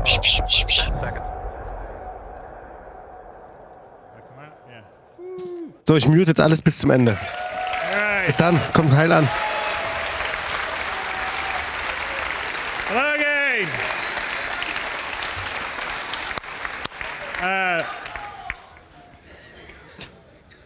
Carrot trailer. So, anyway, I was just going to say, hopefully you guys have had a good day so far. There's been a lot of really cool panels. I think Tony Z's last one was pretty cool. It's showing you how we're going to have a very dynamic universe on a high level. And obviously the stuff we had with the various things like the Planet Tech V4, ships, characters, UI. So hopefully you guys got to see some of that. And the marketplace was great. You guys are always great. Well, this is the end. So hopefully we've got something special for the end for you guys. So last year, at the end of CitizenCon, I had the sort of road to release roadmap. As of last year, we said, well, we've achieved 7 of those 12 that we'd set out to do, starting with the hangar and going all the way to location persistence and planet tech. But since then, we delivered the OCS and bind culling at the end of last year, which I think made a big difference on the client performance. We got a few things that we're doing this year. So if I go. So we've showed it, but Planet Tech 3.5 is what we did last year. Sorry, I'm behind on the... Can I not get this up here? Otherwise I'm going to have to look up here. Oh, forget about it. So we had ship purchases, ship rentals, which is actually quite cool because you don't have to buy with cash any of the ships. You can rent or purchase them with the money you're earning in the game. And we've also been shifting to quality of life staggered development, which is, you saw a little bit of that in Alpha 3.7. We're more serious about that. So we've moved the teams to 6-month cycles. We're still delivering patches every 3 months, but the teams themselves get 6 months to work on their features or their content that will go into whatever patch they're sort of designated for. And I think it gives them more time to do good work and iterate and give you a better experience. And we're slowly working on aspects of the gameplay, in terms of, say, the feel of flight or the feel of combat. We're doing things like, Sean was showing the sort of theaters of war where that's a good sort of contained mode that will allow us to sort of fine-tune what's really cool about Star Citizen, which is sort of the mixed arms, the ability to be on the ground or in a vehicle or up in space. And so we are increasing our focus to make sure that the game experience now is, 3.7 I think is probably our most stable release today. But the game experience now is good, and then is just improving as we go on. So this is what's coming up next. So in 3.8, we are going to have the very first iteration of server-side OCS.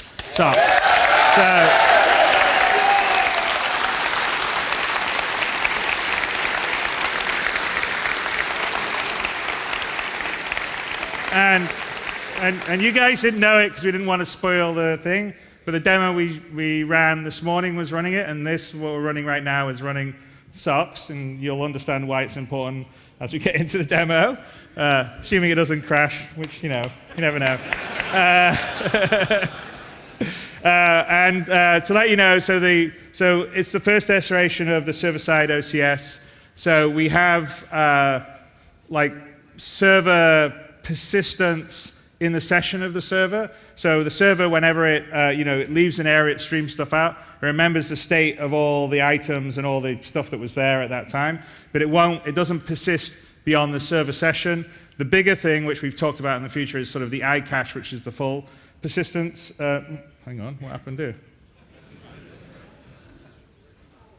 Weird. I don't know, it's not me. This is why I was on this main screen here. I've got a black screen here and a black screen here. Anyway, so I'll talk about persistence. So, okay, now we're back up. So platform persistence is one other thing that we're putting in the 3.8, which is is basically a halfway house to the very full persistence, but the platform persistence is going to allow us to save off the alpha UEC that you've earned, also any items or ships that you've bought or rented in the game are going to, so they're going to get saved off to the platform in the same way that we record all your shop cash purchases. And so when a new release comes, we can re-entitle it back to the account in the same way we do for everything that you do. And the plan with that is to not have to wipe between iterative releases on a major release, and potentially even from one release to the next. And we do reserve the right if there's like a major issue or a major rebalance, or we have to redo the database on a major release, then at that particular time we may have to wipe it. But in general, the goal is to let you guys make money in the game, earn things, collect things, and not have it wiped every time we do a new release.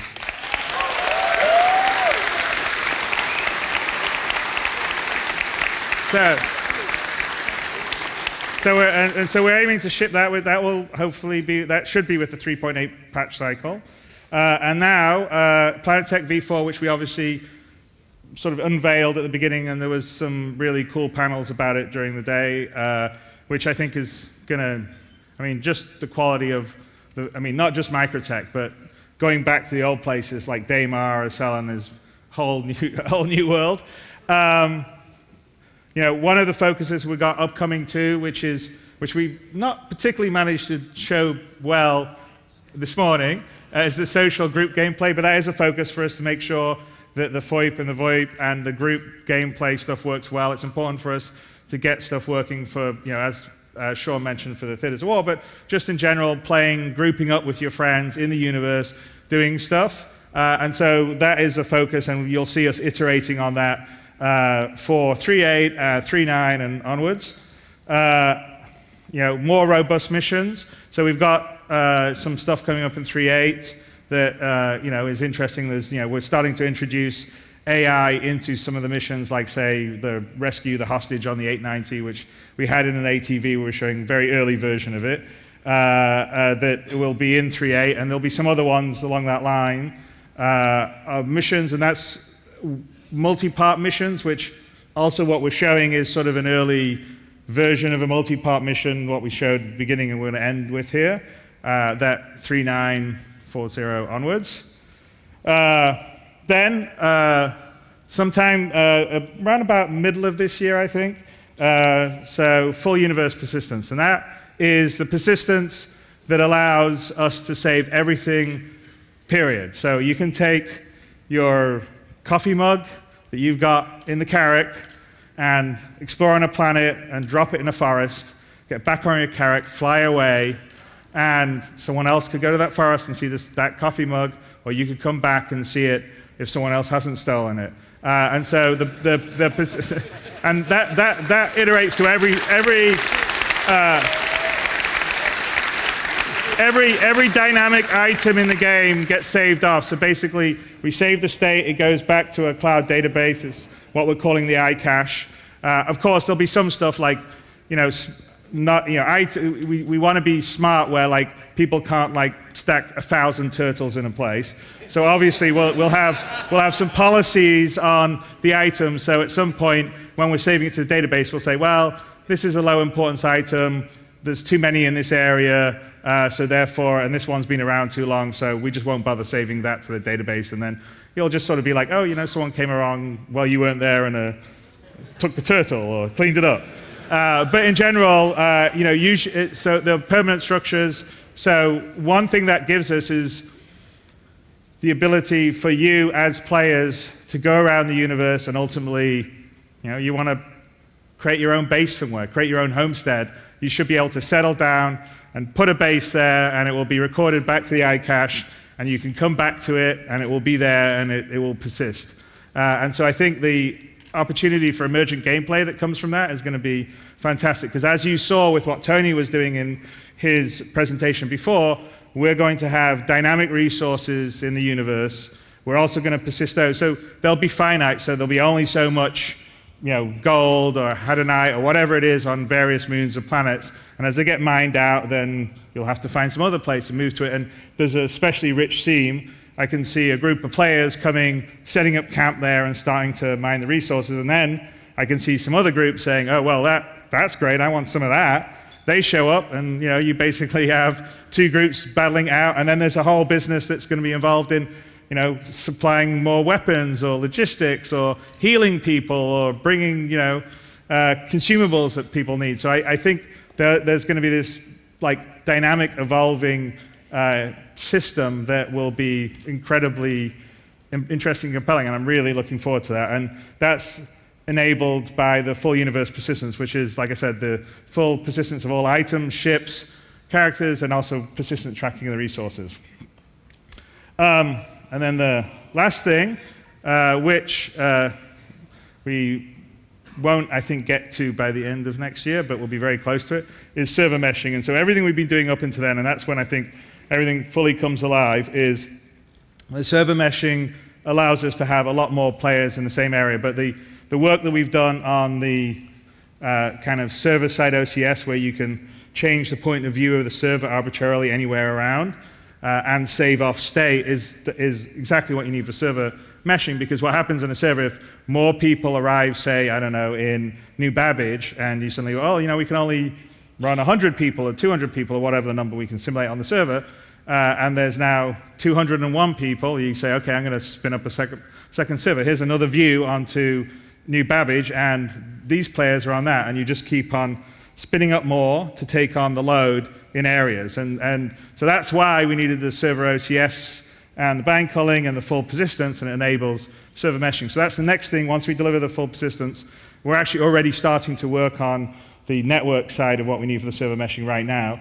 But we're really excited about that, because then that's going to allow a sort of dynamic, seamless universe that won't have the same player count restrictions. And by the way, we'll also, we don't know quite with server OCS what we'll be able to do, but we're going to start experimenting with some player counts in the future and maybe upping it, because at the end of the day, if we're not simulating the whole system and it's a smaller subset of that, we'll be able to have more players. So we'll see in the midterm, we get more players in. Ich wollte kurz für alle, die des Englischen vielleicht nicht ganz so mächtig sind, kurz zusammenfassen. Chris Roberts erzählt im Prinzip nicht viel Neues. Er hat natürlich für 3.8 gerade Server Object Container Streaming angekündigt. Das haben, glaube ich, alle mitbekommen. Es gibt aber keine dedizierten Termine für die nächsten Patches im Sinne von, was passiert eigentlich mit 4.0 zum Beispiel. Er sagt eigentlich das, was er letztes Jahr schon erzählt hat, dass die volle Persistenz kommt, laut Plan, und dass zum Ende nächsten Jahres avisiert ist, dass Server-Meshing, mit dem dann eben eine quasi beliebige Anzahl an Spielern sich auf einem Raum oder in einem Raum aufhalten können. Ansonsten halt viel Füllfutter, was er gerade sagt, und wie gesagt nichts, was er nicht schon letztes Jahr auch erzählt hätte in Bezug auf, man stellt irgendwo eine Kaffeetasse hin, fliegt weg, kommt wieder und dann ist die Kaffeetasse immer noch da. Genau, diese Plattform persistent kommt aber auch schon mit 3.8 und das, was sie uns ja schon die letzten Wochen erzählt haben, wir wollen versuchen, nicht mehr so aufzuwipen. Also, dass man wirklich ist, ne, wir verdienen Geld, es kommt ein neuer Patch, Quartalspatch und das Geld bleibt da. Das ist das, was sie jetzt versuchen. Er sagt aber auch, es wird immer noch zu Vibes kommen, aber sie wollen es reduzieren, soweit es geht. Ja. Und dann halt im nächsten Jahr dann die volle Persistenz. Und wenn ich ihn richtig verstanden habe, Mitte 2020 Full Persistenz. Genau. Jetzt haben wir endlich auch mal ein Datum. Zwar ein Wischiwaschi-Datum, aber wir haben ein Datum. Ja. Und Anfang ein größeres Universum dann im übernächsten Jahr, ne, wenn ich das richtig deute, nachdem dann das Server-Meshing online ist. Ja. Genau. So, mal gucken, was Todd Peppy noch zu sagen hat. Ja, der war ja eben auch dabei, doch bei der Präsentation einfach, dass man die zusammen wieder. Ja, aber ich meine nur, der Todd Peppy steht da jedes Mal dabei und sagt nichts, ne? Ja, der stand bei der ersten ja auch dabei.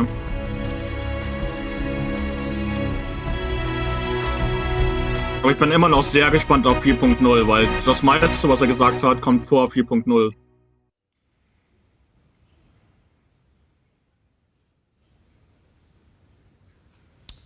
All right.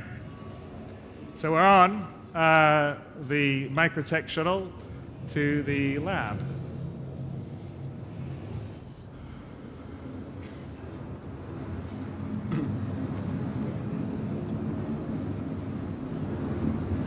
To get that. Can we get the quadrant?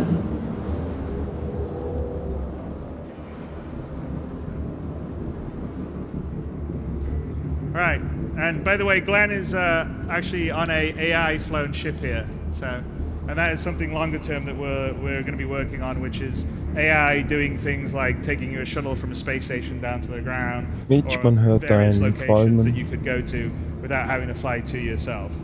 So think of it as a bigger version of the transit system.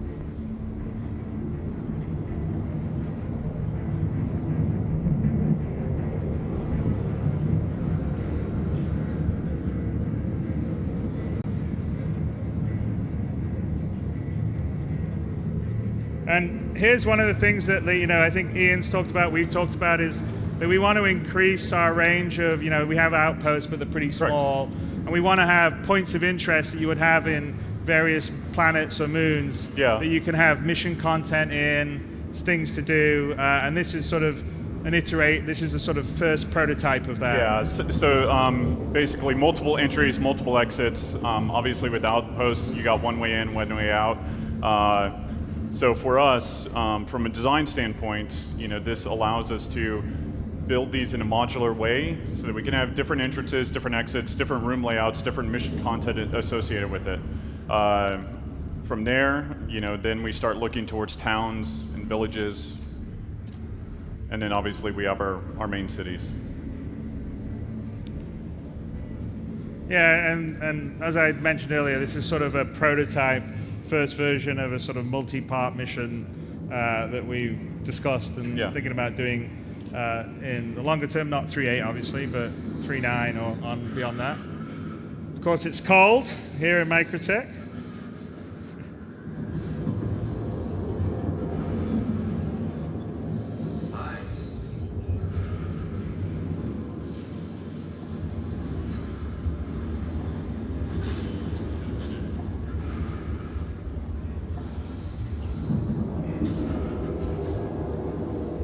So you'll see, now that we've entered into the room, the temperature that the character feels changes, and he actually starts returning back to normal.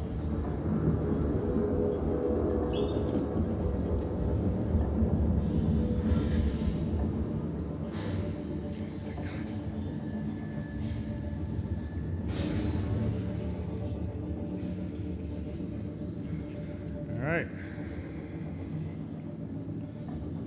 So hopefully our trusty ID card still works.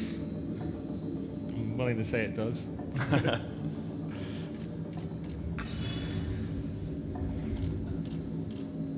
And if we take a look out the side, Glenn, out the window a bit, when you out the window out here.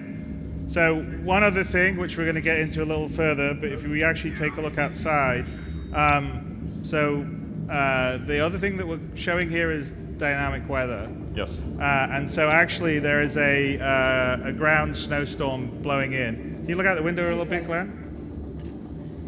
Or not? Glenn? Glenn, can you look out the window? Just take a look out the window quickly. So if you take a look, if we go take a look out here, it's where the trees. Go to the left a little bit. Should be, I think. Yeah, so you can see. So, all right, we carry on. So there's a storm blowing in right now. Come to that in a bit better. But the weather simulation takes into account the humidity, the wind, temperature. Yes, right? All of that. And it is dynamic. So it's set up. So not going to have. We've got a couple of elements still to come on the fully dynamic planetary weather, which would be volumetric planetary crowds and volumetric ground fog. We have a large amount of the pieces in place for our weather sims, and we'll get into that in a little bit, but let's carry on with our mission. So we're gonna go look for the data center to try and steal the algorithm. So it says it in the demo, or basically in the mission briefing, that you're looking for server number 5. So we'll be looking around and getting closer and working our way over there.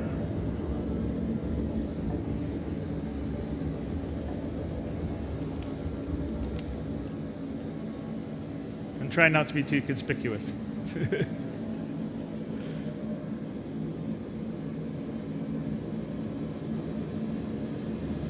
And the idea with these kind of missions in the longer term is to have the ability to do like stealth gameplay instead of combat gameplay, so, solve some puzzles, so it's not just going to be about shooting people all the time. Well, and it's something that Tony and you and I have talked about a long time ago, which is basically breadcrumbs as well, so it opens up to other aspects.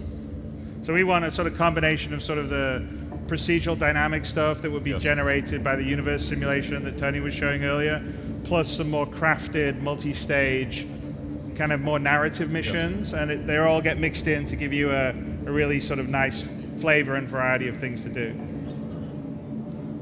So, like, we need to figure out a good way. We're gonna we kind of know a good way, but as a game player, you would actually have to suss this out.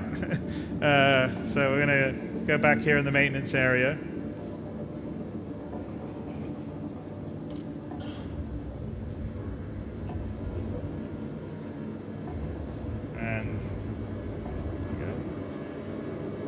Great.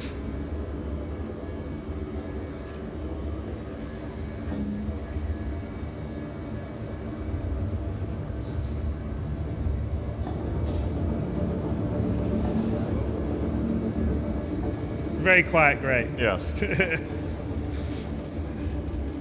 In the future, obviously, the AI will have certain stims that they can react to, and you know, audio is one of them. Having certain objects that the player places around would be another way to distract AI.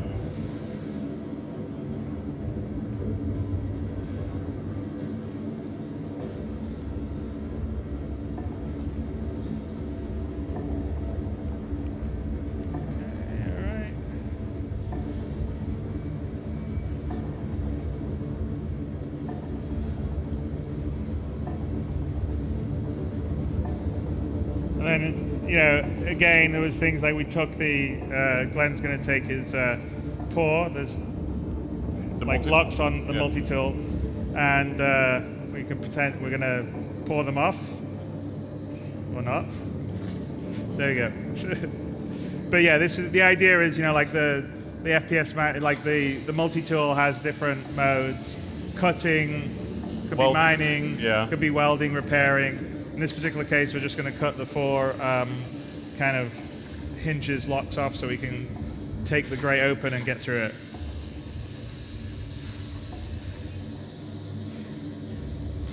And again, this is, you know, I think we've talked a little bit about, you know, especially with something like whether the weather or the temperature, it's about taking, like the physical inventory, taking the things you need. So do I need a tool to go and do something? Do I need to have an outfit that will keep me warm or you know, protect me from fire? And, I mean, I think even with our combat and everything like that, we want people to actually think about what they need to do first.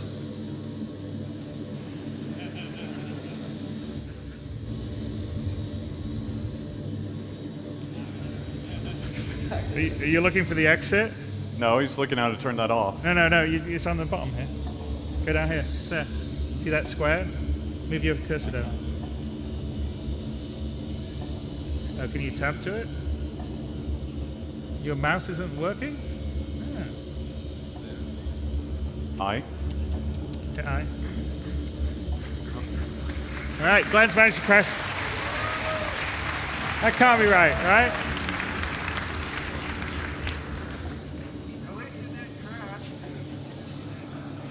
Come out, do that. That's one way. There we go. Okay, well done. So that's the, you know, as you guys know, there's an inventory. There's a personal inner thought system, which is Richard is the personal inner thought with 3.8 or 3.9.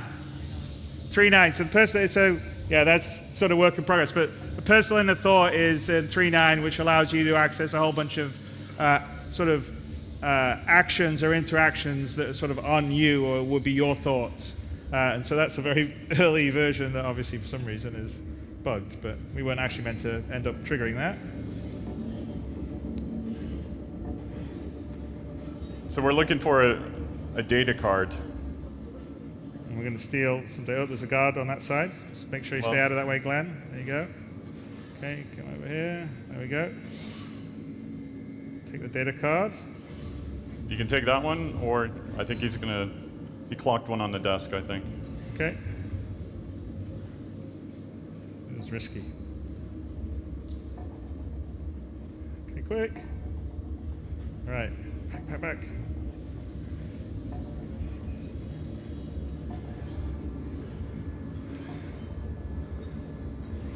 There we go. And then maybe under here to get to the other side.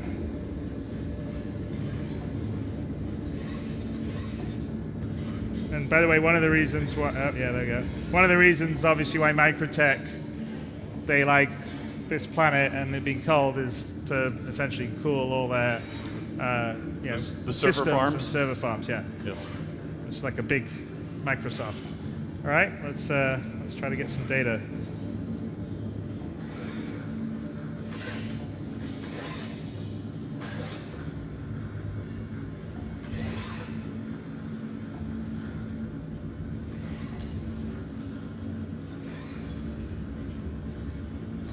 And again, this is building block UI, right? Yes. So that's all put together by a designer fairly quickly without having to have Flash programmers or...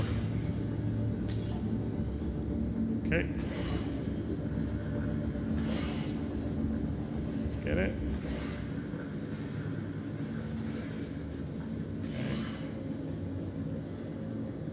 Let's get out of here with our ill-gotten gains.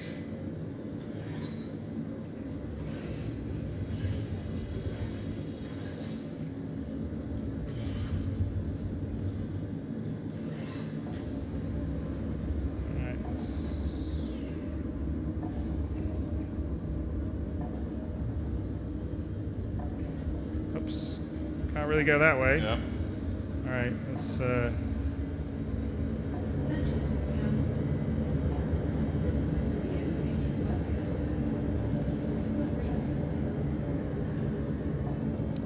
Alright, I don't know. This looks alright.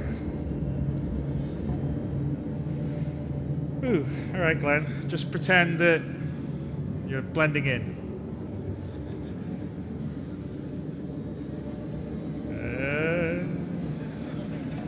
Okay. Do you mind telling us what the hell's going on?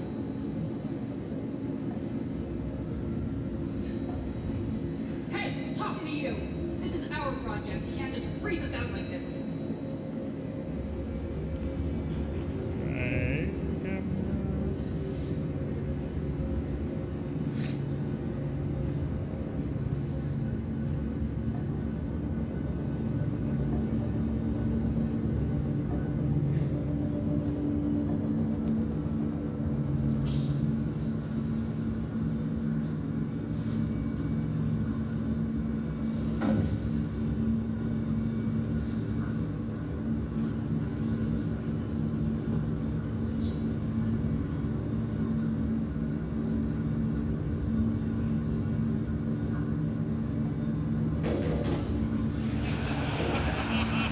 Ooh, jeez. That was close. You almost put it on top of his... Okay.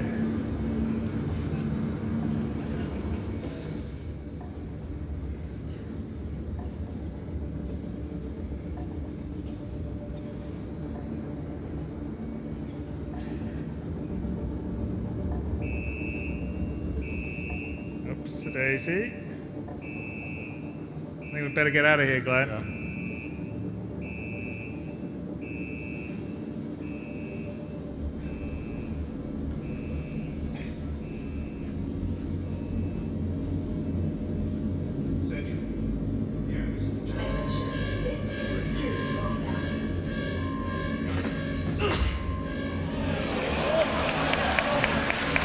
So we have non-lethal takedowns now.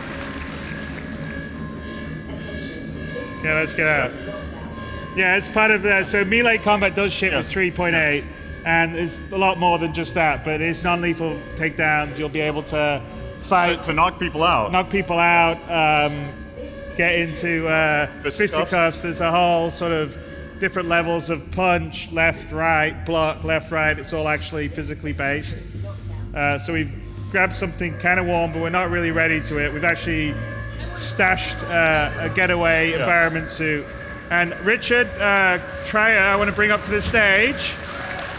So Richard's the lead designer on our actor feature team, and I'd like him to talk a little about what is happening right here and the beginning of the actor status system that will ship in 3.9. So what you're seeing here is basically an extension of the room system, and the room system contains temperature, wind speed, humidity, and it basically amalgamates all of that into what you're seeing on the HUD at the moment, which is the apparent temperature.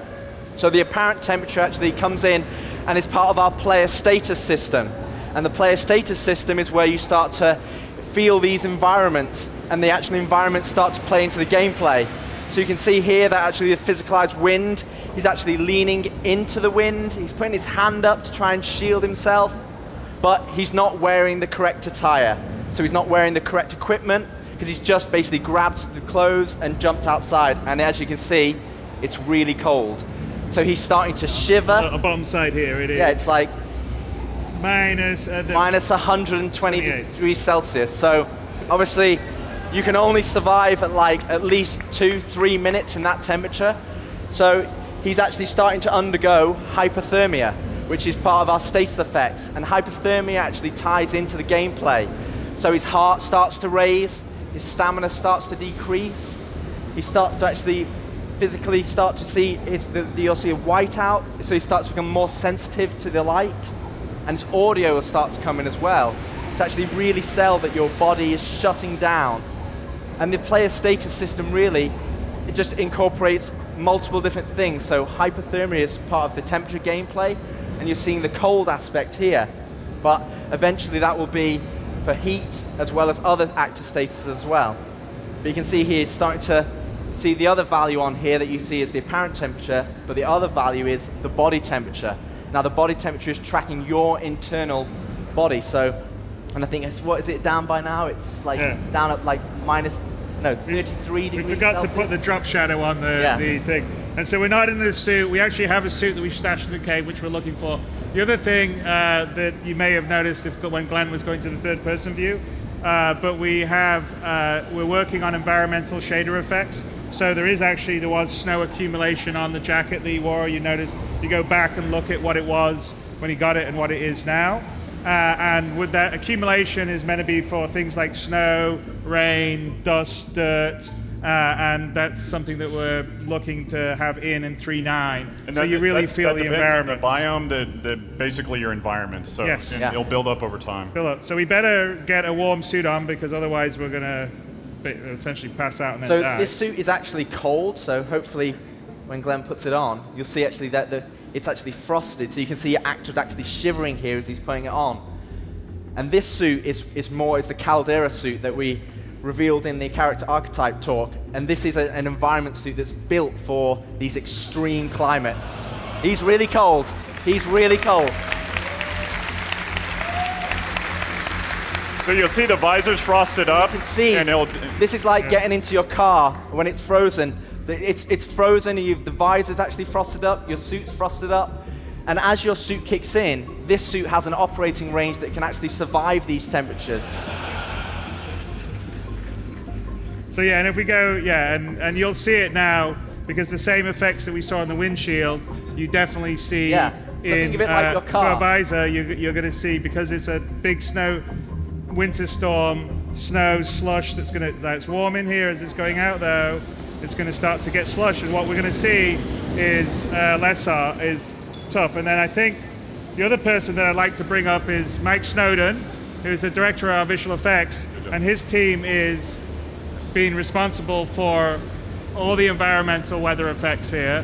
And this is what we're doing on the snow side, but it same could work in, a desert planet for dust, rain, and we've actually prototyped a lot of this stuff outside snow, but you're seeing the snow has been our first example. So I don't know if you want to talk about some of the stuff. Yeah, I mean, so this is all, the main thing about these effects is they're completely data-driven, so I'll put a lot of time into creating these rule sets. The way that we author the effects is completely different to anything we've done before, because we know that we can make beautiful looking storm effects, but the really cool thing about this, no pun intended, is that it's literally the data that the planet gives us, so this ties in with the Planet Tech V4, which obviously we're showing off today.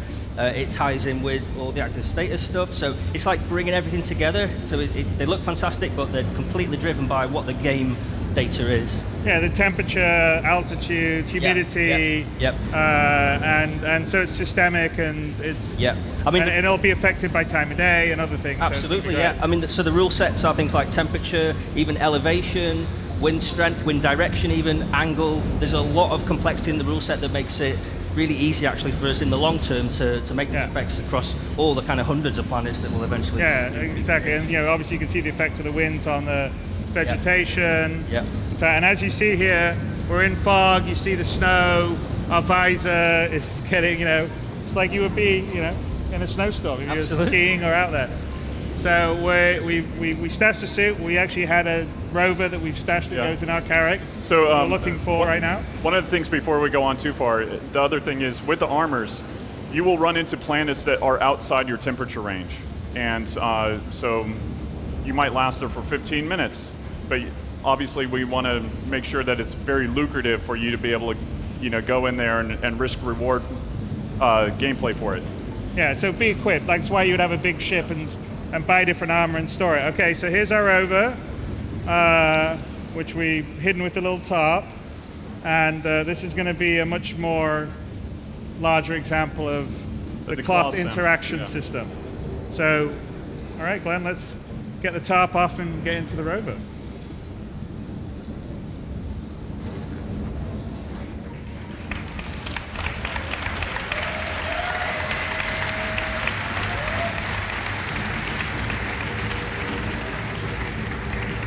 Okay, we can drop it now.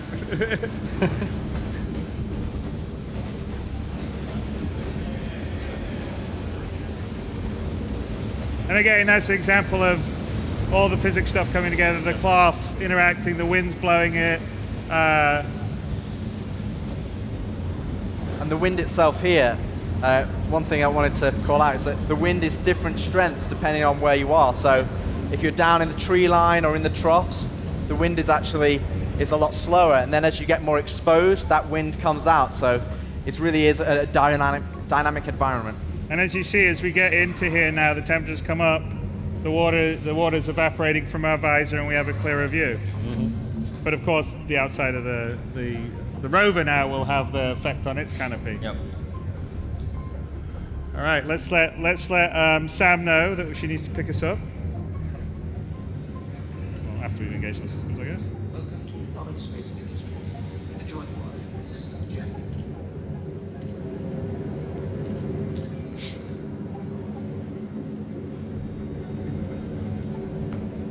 This isn't going to work because of the go-to setup. The go-tos break the dialogue.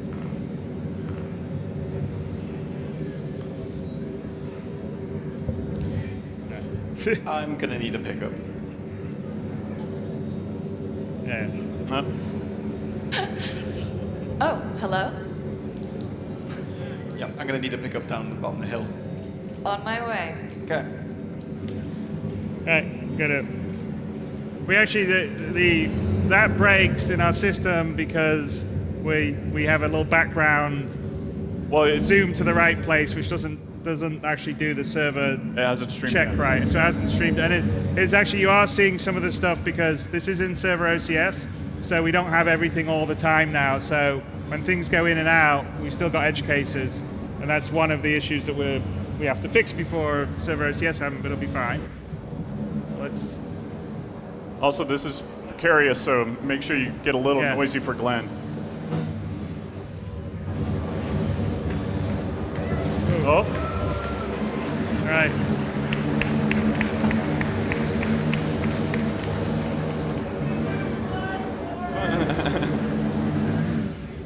Oh. Ooh, yeah, he's coming. He's coming.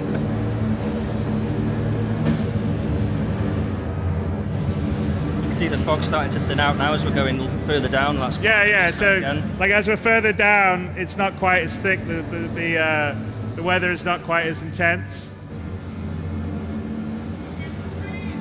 I know it's scaring the shit out of me.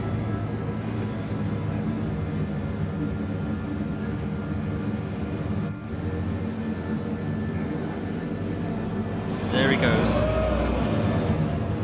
Show off, Glenn. Right.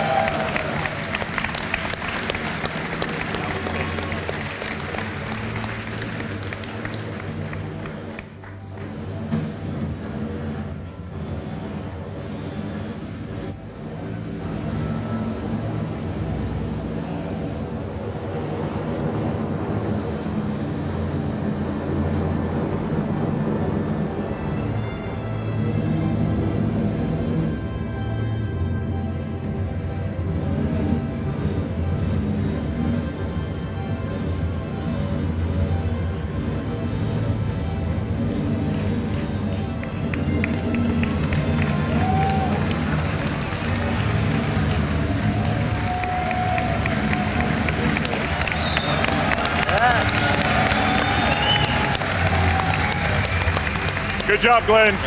Yeah.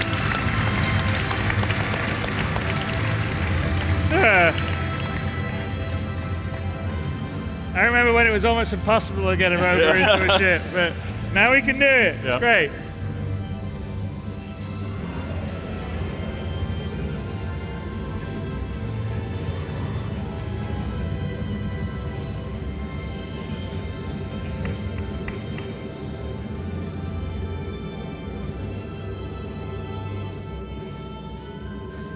here's an example of, so we're talking about storage. So these are actually meant to be for suit storage. Still kind of early days on the stuff, so it's a bit wonky, but we put our suit in there. We need it. So the idea is that you would have suits and stuff that you would store depending on what you would need on different planets.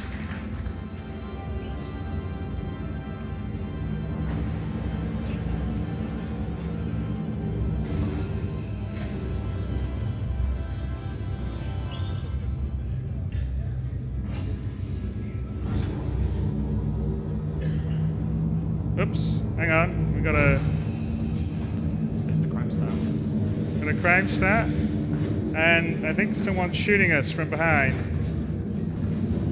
Yeah, I got a pretty hefty crime stat. We're gonna have to get out of here. We're being tailed. Get to the turret.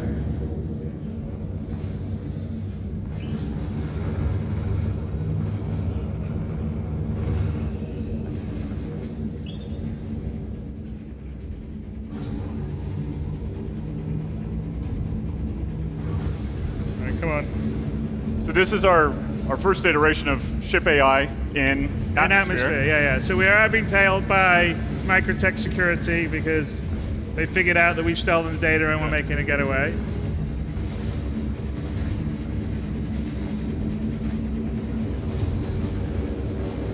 There we go. All right, come on. To our little turret.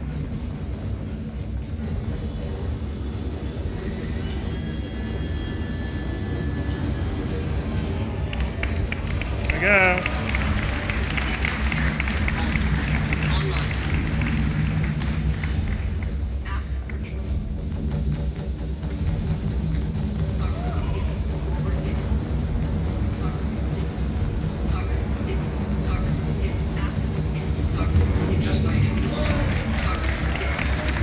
Okay, come on, let's get rid of it.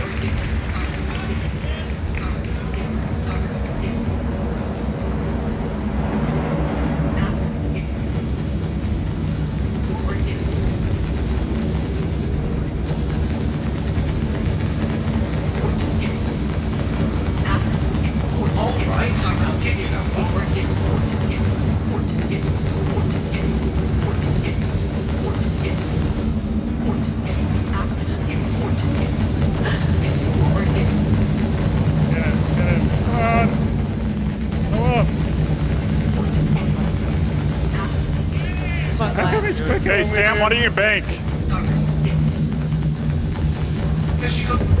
Alright, one more. Okay, come on, let's get him.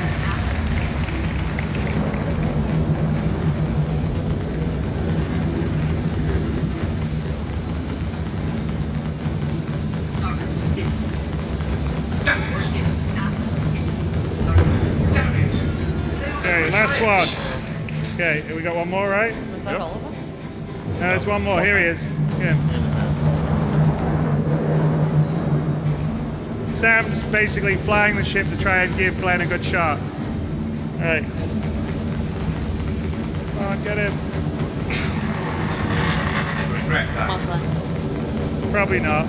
Don't make me take it. You gotta do it. Go on.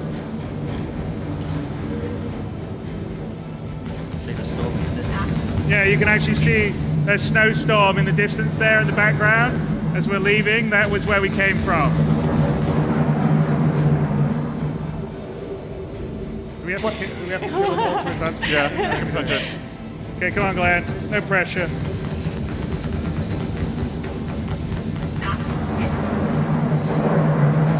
Joe, take him out. I don't know I was shooting down either.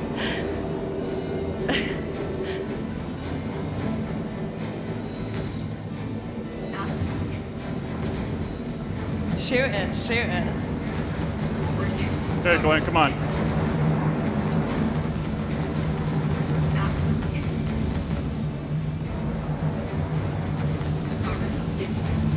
Did it take us this long? I don't remember.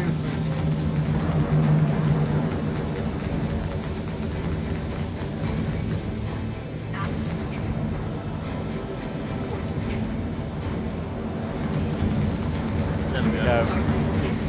She's got skills after all.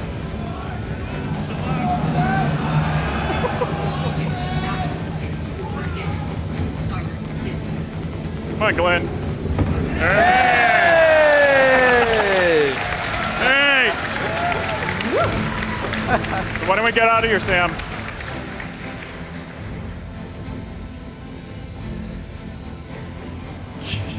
Here we had our mission update. We get it later. Okay. Let's get out of orbit then. That's a bit. It's kind of when we run these run-throughs, it did not take. That was the longest it's taken. Yeah. It was a bit Good nervous AI. on that one. Yeah. I'm gonna have to wait till.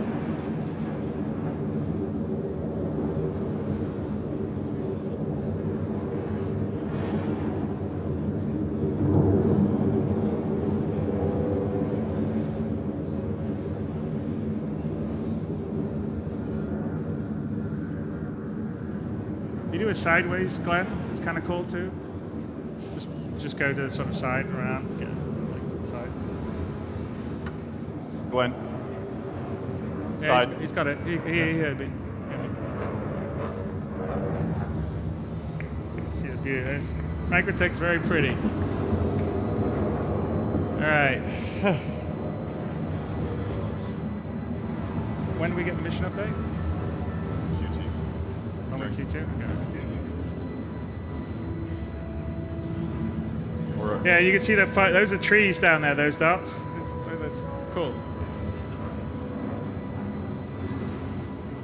So okay, so now we're going to QT, right? Yeah. Okay, let's get going. She's having trouble with the HUD. No, it's not set. With the what? She's having trouble with the HUD. Okay. Just get up, and then. Yeah, once I get out of atmosphere, it should help. I hope.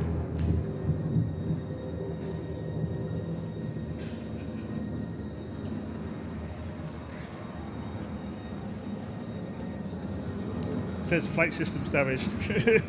Right, but the yeah. the attenuated panel. Oh, what's happened on that one?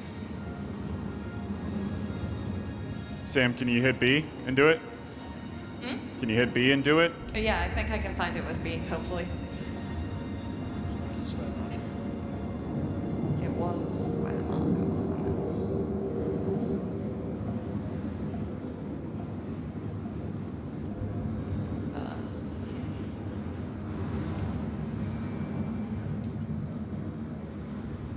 Hey.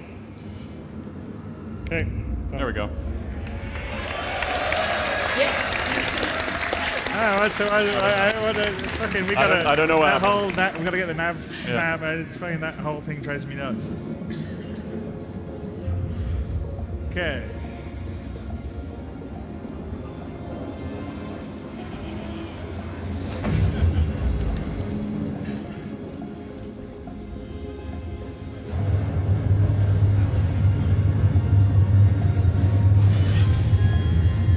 All right. Do we have the mission now to go to planet? Should be. Should be coming. Okay. So when's it come?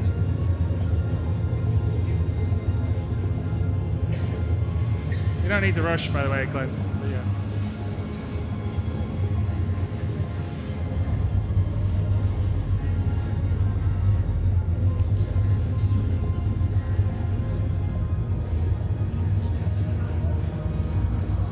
So should we get the mission now? What's that? You should see it up top. Okay, I haven't seen it.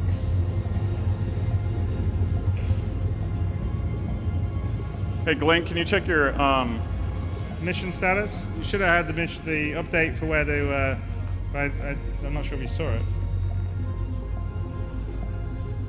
Yeah, delivered to Ruin Station. There you go. So, I told you we had the update of the mission. I guess we just missed it. Anyway, we got the data. We've now told where we got to go. We got to go to Ruin Station in. There we go. So here we go. Go exterior, Glenn. Exterior. There you go. Show it off. There you go.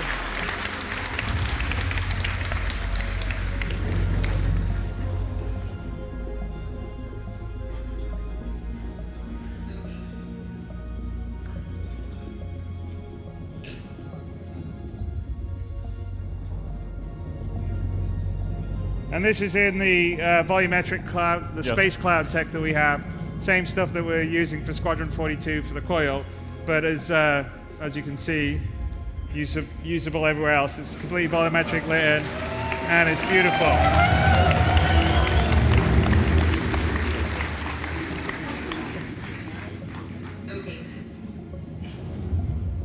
And here we're at the jump point to the pyro system. Now, you don't necessarily need infrastructure for jump points, but the more traveled ones are the ones that used to be traveled, which pyro used to be, but not particularly anymore, have what we call jump rings around them, and they help stabilize the jump point to make for a smoother jump. If you don't have one, then it's more difficult, and the entrance is harder and difficult. But sometimes you may want to try a sort of side jump point to get into a system, like if you're a smuggler, because the main ones would be more, essentially, they are like a checkpoint. It's like going through a border patrol or something. It is basically a port.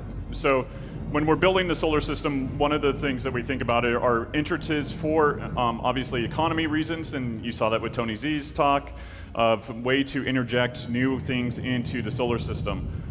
So around the Stanton jump points, the three major ones, we will have space stations, so that you can go and travel. And let's say you had a long jump point and you want to stop and basically drop something off there, or refuel, or do whatever you need to do.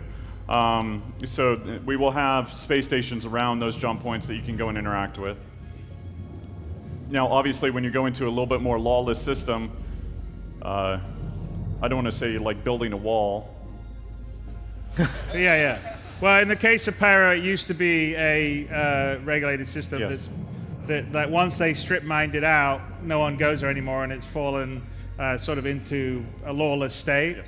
And so this is not really this isn't a very often traveled jump point, but we're going to take it because that's where we have to go to head to Pyro Station. So as you can see, the jump ring, which is delineating where the point is off in the distance, and Sam is going to line itself up for us to jump to Pyro System.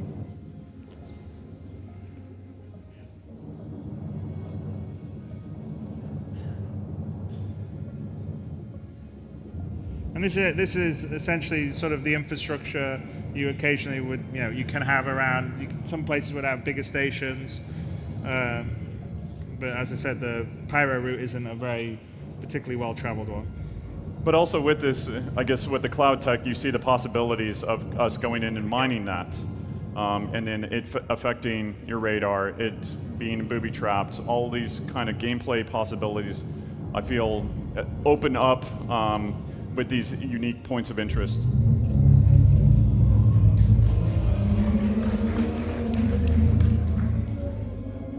Do you guys think we should open it? Yes. I think we should go.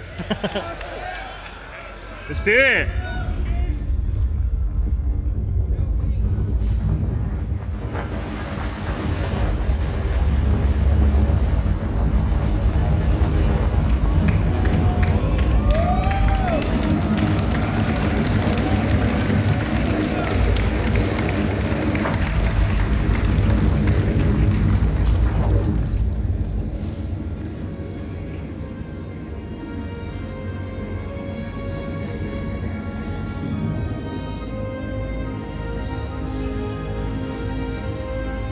That's actually a super cool view. You see that one? Oh, yeah. How good that is. That looks awesome. Yeah.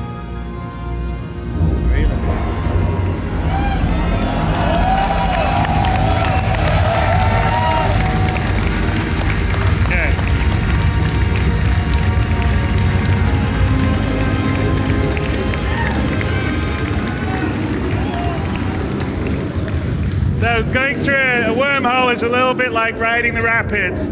You don't really have much. You have lateral control, but it's a little bit being of on a but you're being pushed on a current, and you've got to keep inside the boundaries of the wormhole. And actually, if Sam gets a little close, you'll sort of see interference on his screens. And of course, Stanton's just going away in the background, and Pyro's coming in here.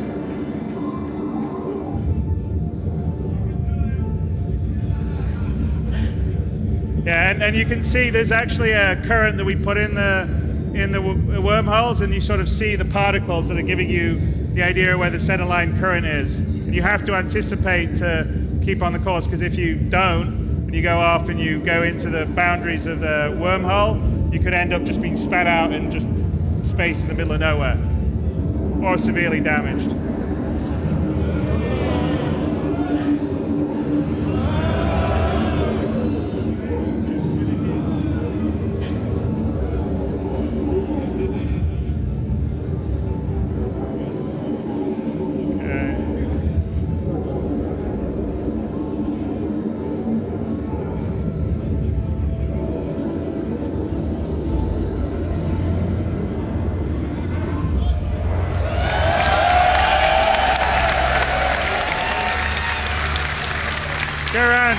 Around, Glenn. Okay, so we are now in the pyro system, and we streamed out Stanton as we were traveling, and streamed in pyro. The other side, by the way, has got an awesome light on the side. Yeah.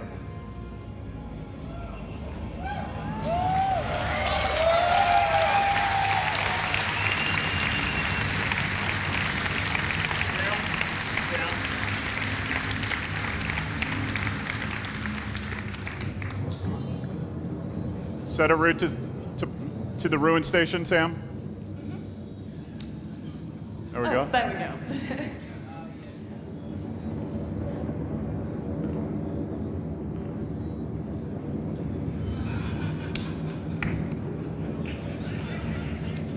You ready? All right, Ian. Hit it.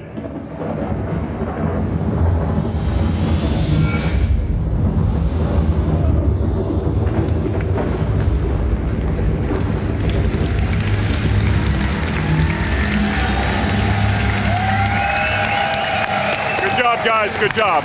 Good job. We made it. No crashes. Woohoo! Close one on the interaction. Good job. Good job, guys. Good job, man. All right. Sorry. Hang on a sec. I get another. There should be a slide that we go to. Not a ship. A slide. Come on. What's the slide? There you go.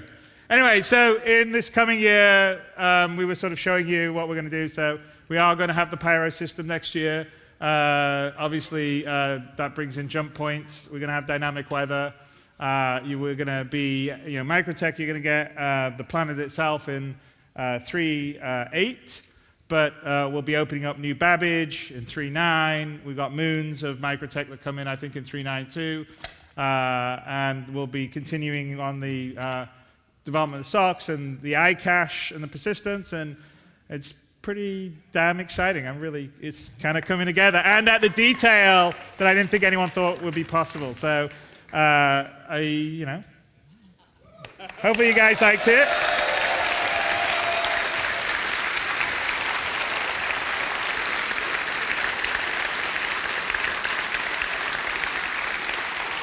So I'd like to give a big shout out to everyone on stage that's helped with the demo here. Glenn and Simon, Joe and Rob are backstage somewhere. Thank you very much. They did a great job. Todd, Mike, Richard, John, who I didn't pull up. He got lucky. He didn't have to go in front of people. Jared over there.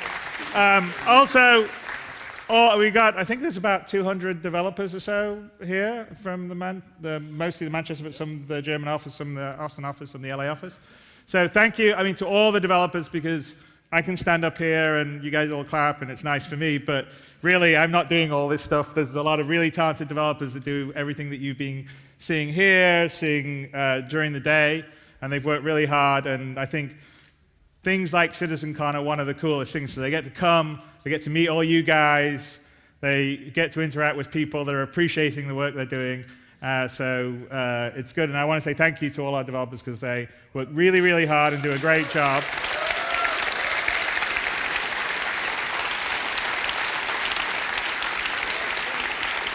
And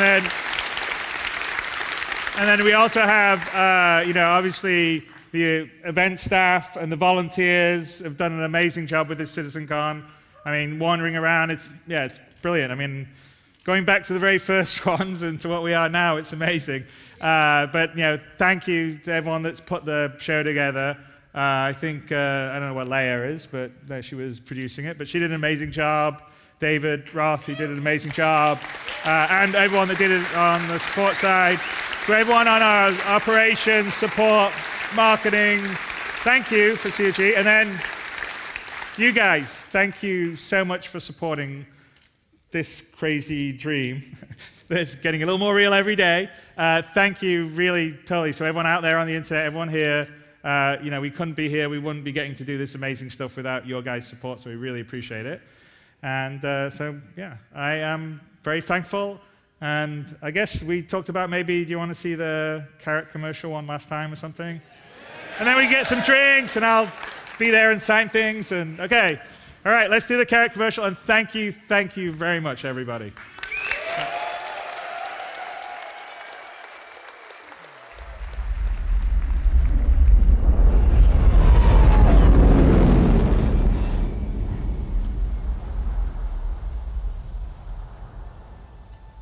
So, das war's mal wieder, ne?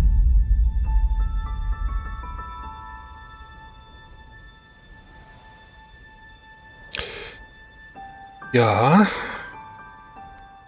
Ich warte eigentlich noch auf die richtige Bombe, aber die kommt irgendwie nicht. Nee, ich glaube, da kommt keine Bombe mehr. Nein. My father always used to say, I had Was willst du denn noch mehr? Kein Schiffsverkauf, rein gar nichts, nicht mal eine klitzekleine Bombe.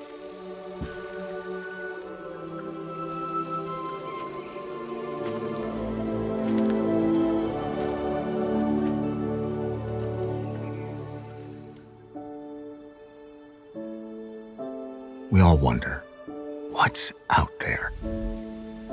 But for me, it was more than that.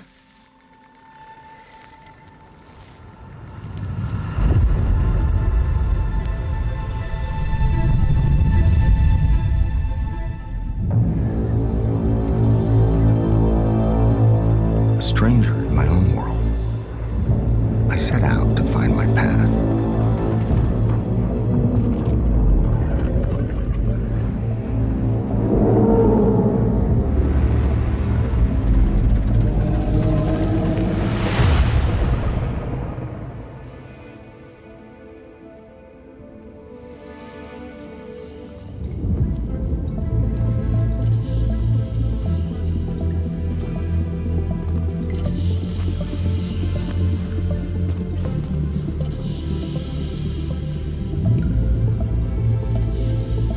Ach, ich bin die ganze Zeit gemutet. Ah! Oh. Muss ich ja nochmal von neuem anfangen. Ah, blöd.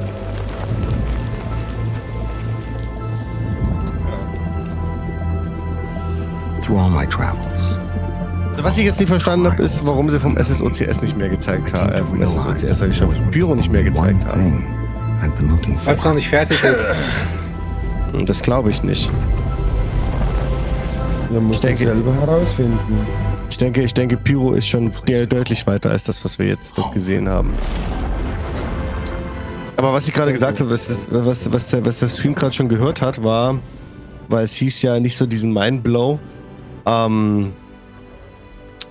Ich glaube, es ging heute weniger um inhaltliche Dinge, sondern vielmehr um dieses Technische in dieser kompletten CitizenCon. Also uns damit zu flashen, wie krasse Szenarien sie haben. Ich glaube, das war gar nicht so der Anspruch dieses Mal. Sondern einfach viel mehr zu zeigen, hey, wir haben jetzt Komponenten, da sind wir am Ende angekommen mit unserer Entwicklung. Wir zeigen euch, wie diese Hauptkomponenten jetzt fertig aussehen, wie zum Beispiel die Blendech V4.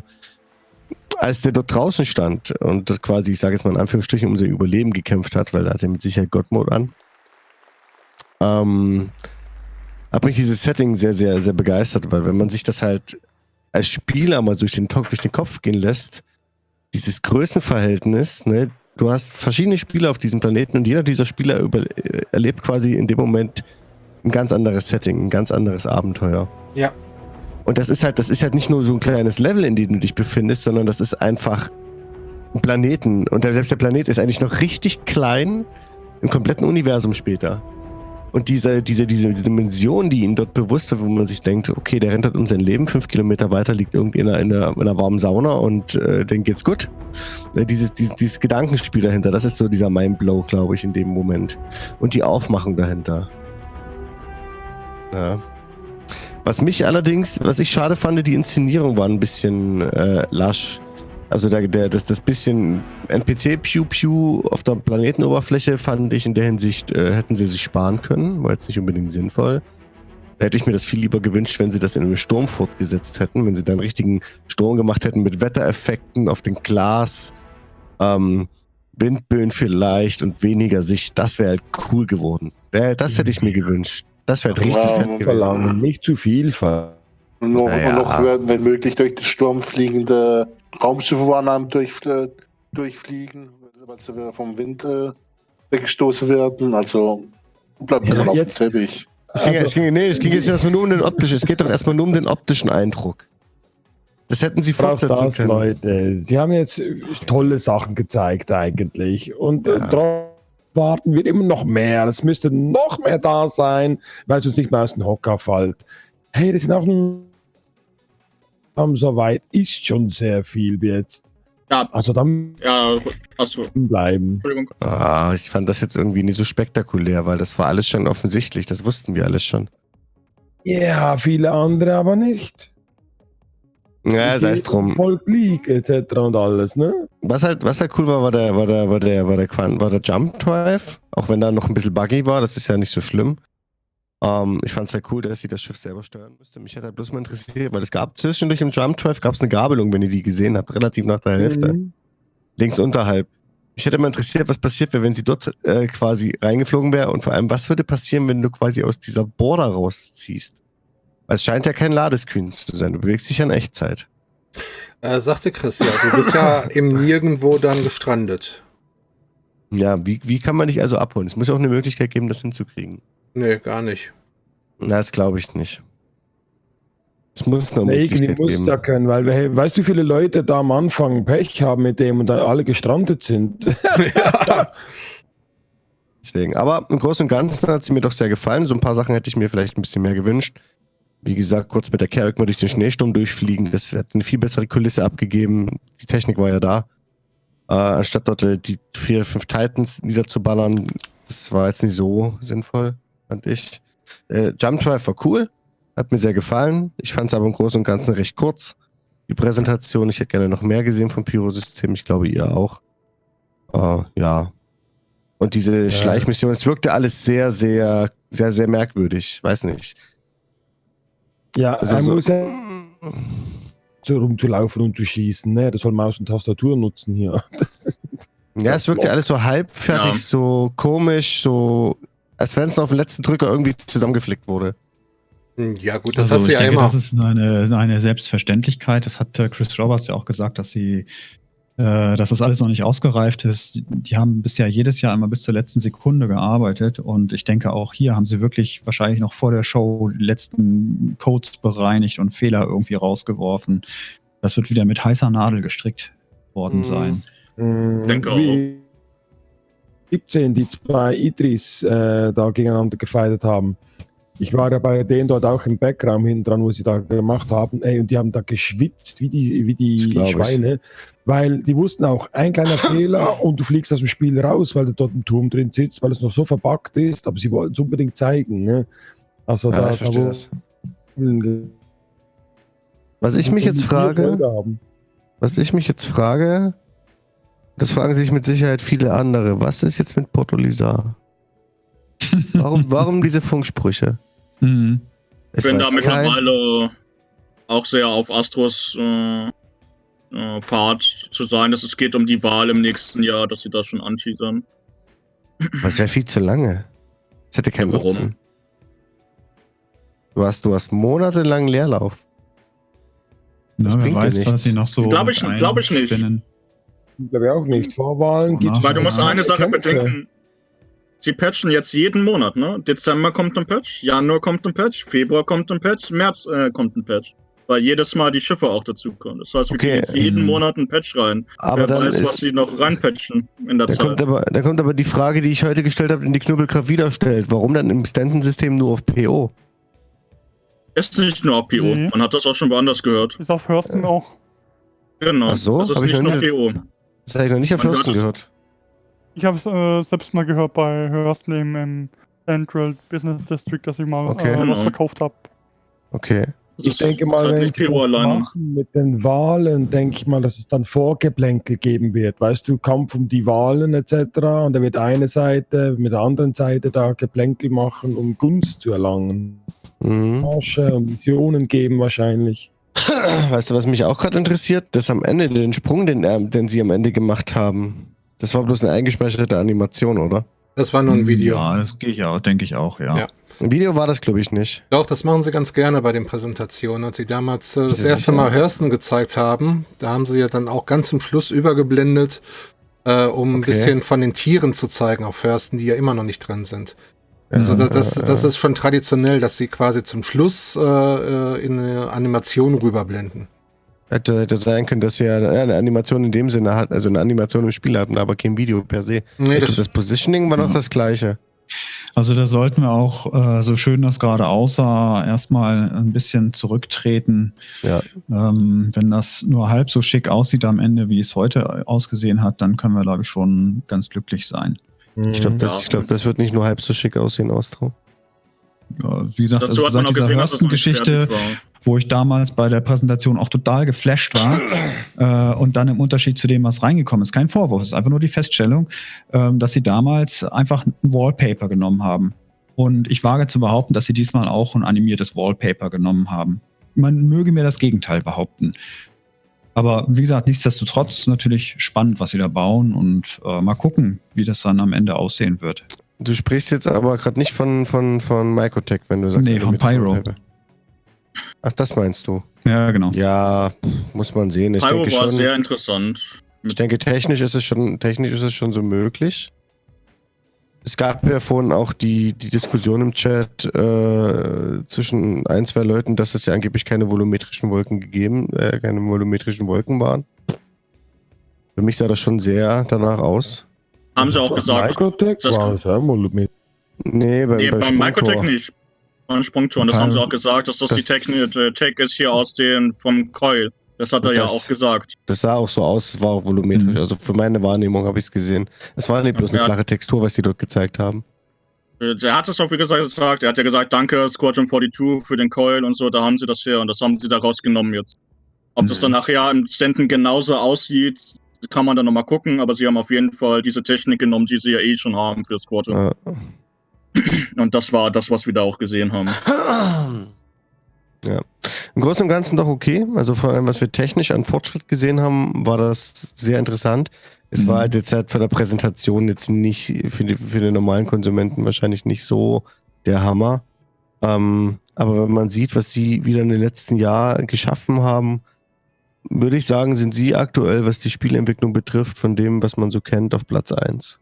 In meinen Augen. Die legen schon ein ganz schönes Tempo vor.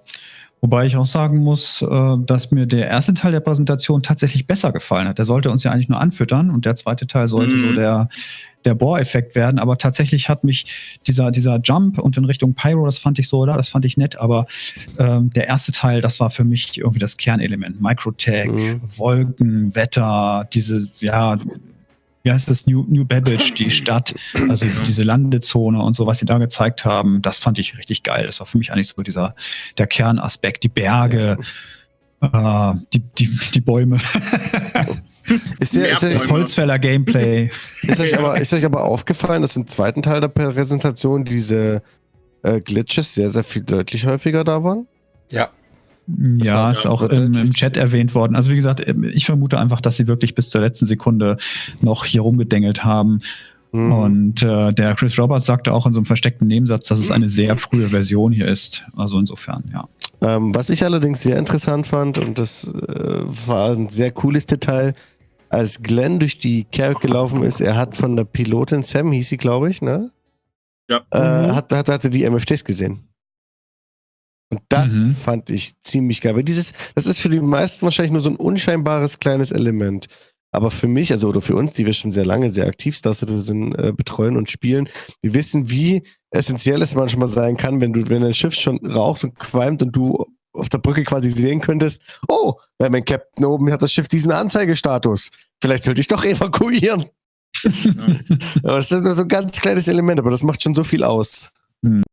Es waren noch viele andere Sachen, die mir sehr gut gefallen haben. Die hatte anscheinend auch keine Schildlöcher, die Kerk, auf den ersten Blick. Gut, also die wurden nicht richtig beschossen und die hat Ladschilde und Co. Also mit den kleinen Waffen, die da hatten, kommst du auch erstmal nicht durch. Und wenn da ein Schildloch ist, du machst das Ding auch nicht so schnell kaputt. Also ich glaube nicht, dass sie den Fehler der 890 so schnell wiederholen, gerade mit den Schiffen in so einer Präsentation, in denen zu wenig HP geben. Also das Ding wird mehr als genug HP gehabt haben, um nichts anbrennen zu lassen, weil das wäre Worst Case. Was läuft mit Crusader? Wurde da auch nichts gezeigt? Von Crusader wurde erstmal nichts gezeigt. Aber wieso, was sollte denn da gezeigt werden? Was läuft da? Dass einfach der Gasplanet dann reinkommt, bumm, und dann die Stadt da oben drauf. Das Problem am Crusader ist, dass die Cloud-Tech noch nicht komplett fertig ist. Die Landezone selber, wenn man da Wortman guckt, die ist sehr, sehr, sehr, sehr weit fortgeschritten, diese Schiffswerft, die an dem Wolkenstadt ja ist. Die haben sie wahrscheinlich bald fertig, je nachdem, wie sie da arbeiten. Aber das Problem ist, sie können halt nicht weiterarbeiten, bis die Cloud-Tech komplett fertig ist. Deswegen ist der Crusader komplett auf 4.0 verschoben worden. Deswegen kommt das ja ganz, ganz zum Schluss. Aber er hat ja auch gesagt, 4.0 gibt uns dann halt Crusader und Pyro. Also das ist halt dieser Patch wird schon cool im Mitte nächsten Jahres. Weil wir kriegen, da muss man überlegen, was kriegen wir alles jetzt bis dahin. Was hat er uns jetzt so angefixt? Wir kriegen das serverseitige Objekt-Container-Streaming mit 3.8. Version 1. Version 1, ja klar. Aber wir kriegen das serverseitige Objekt-Container-Streaming.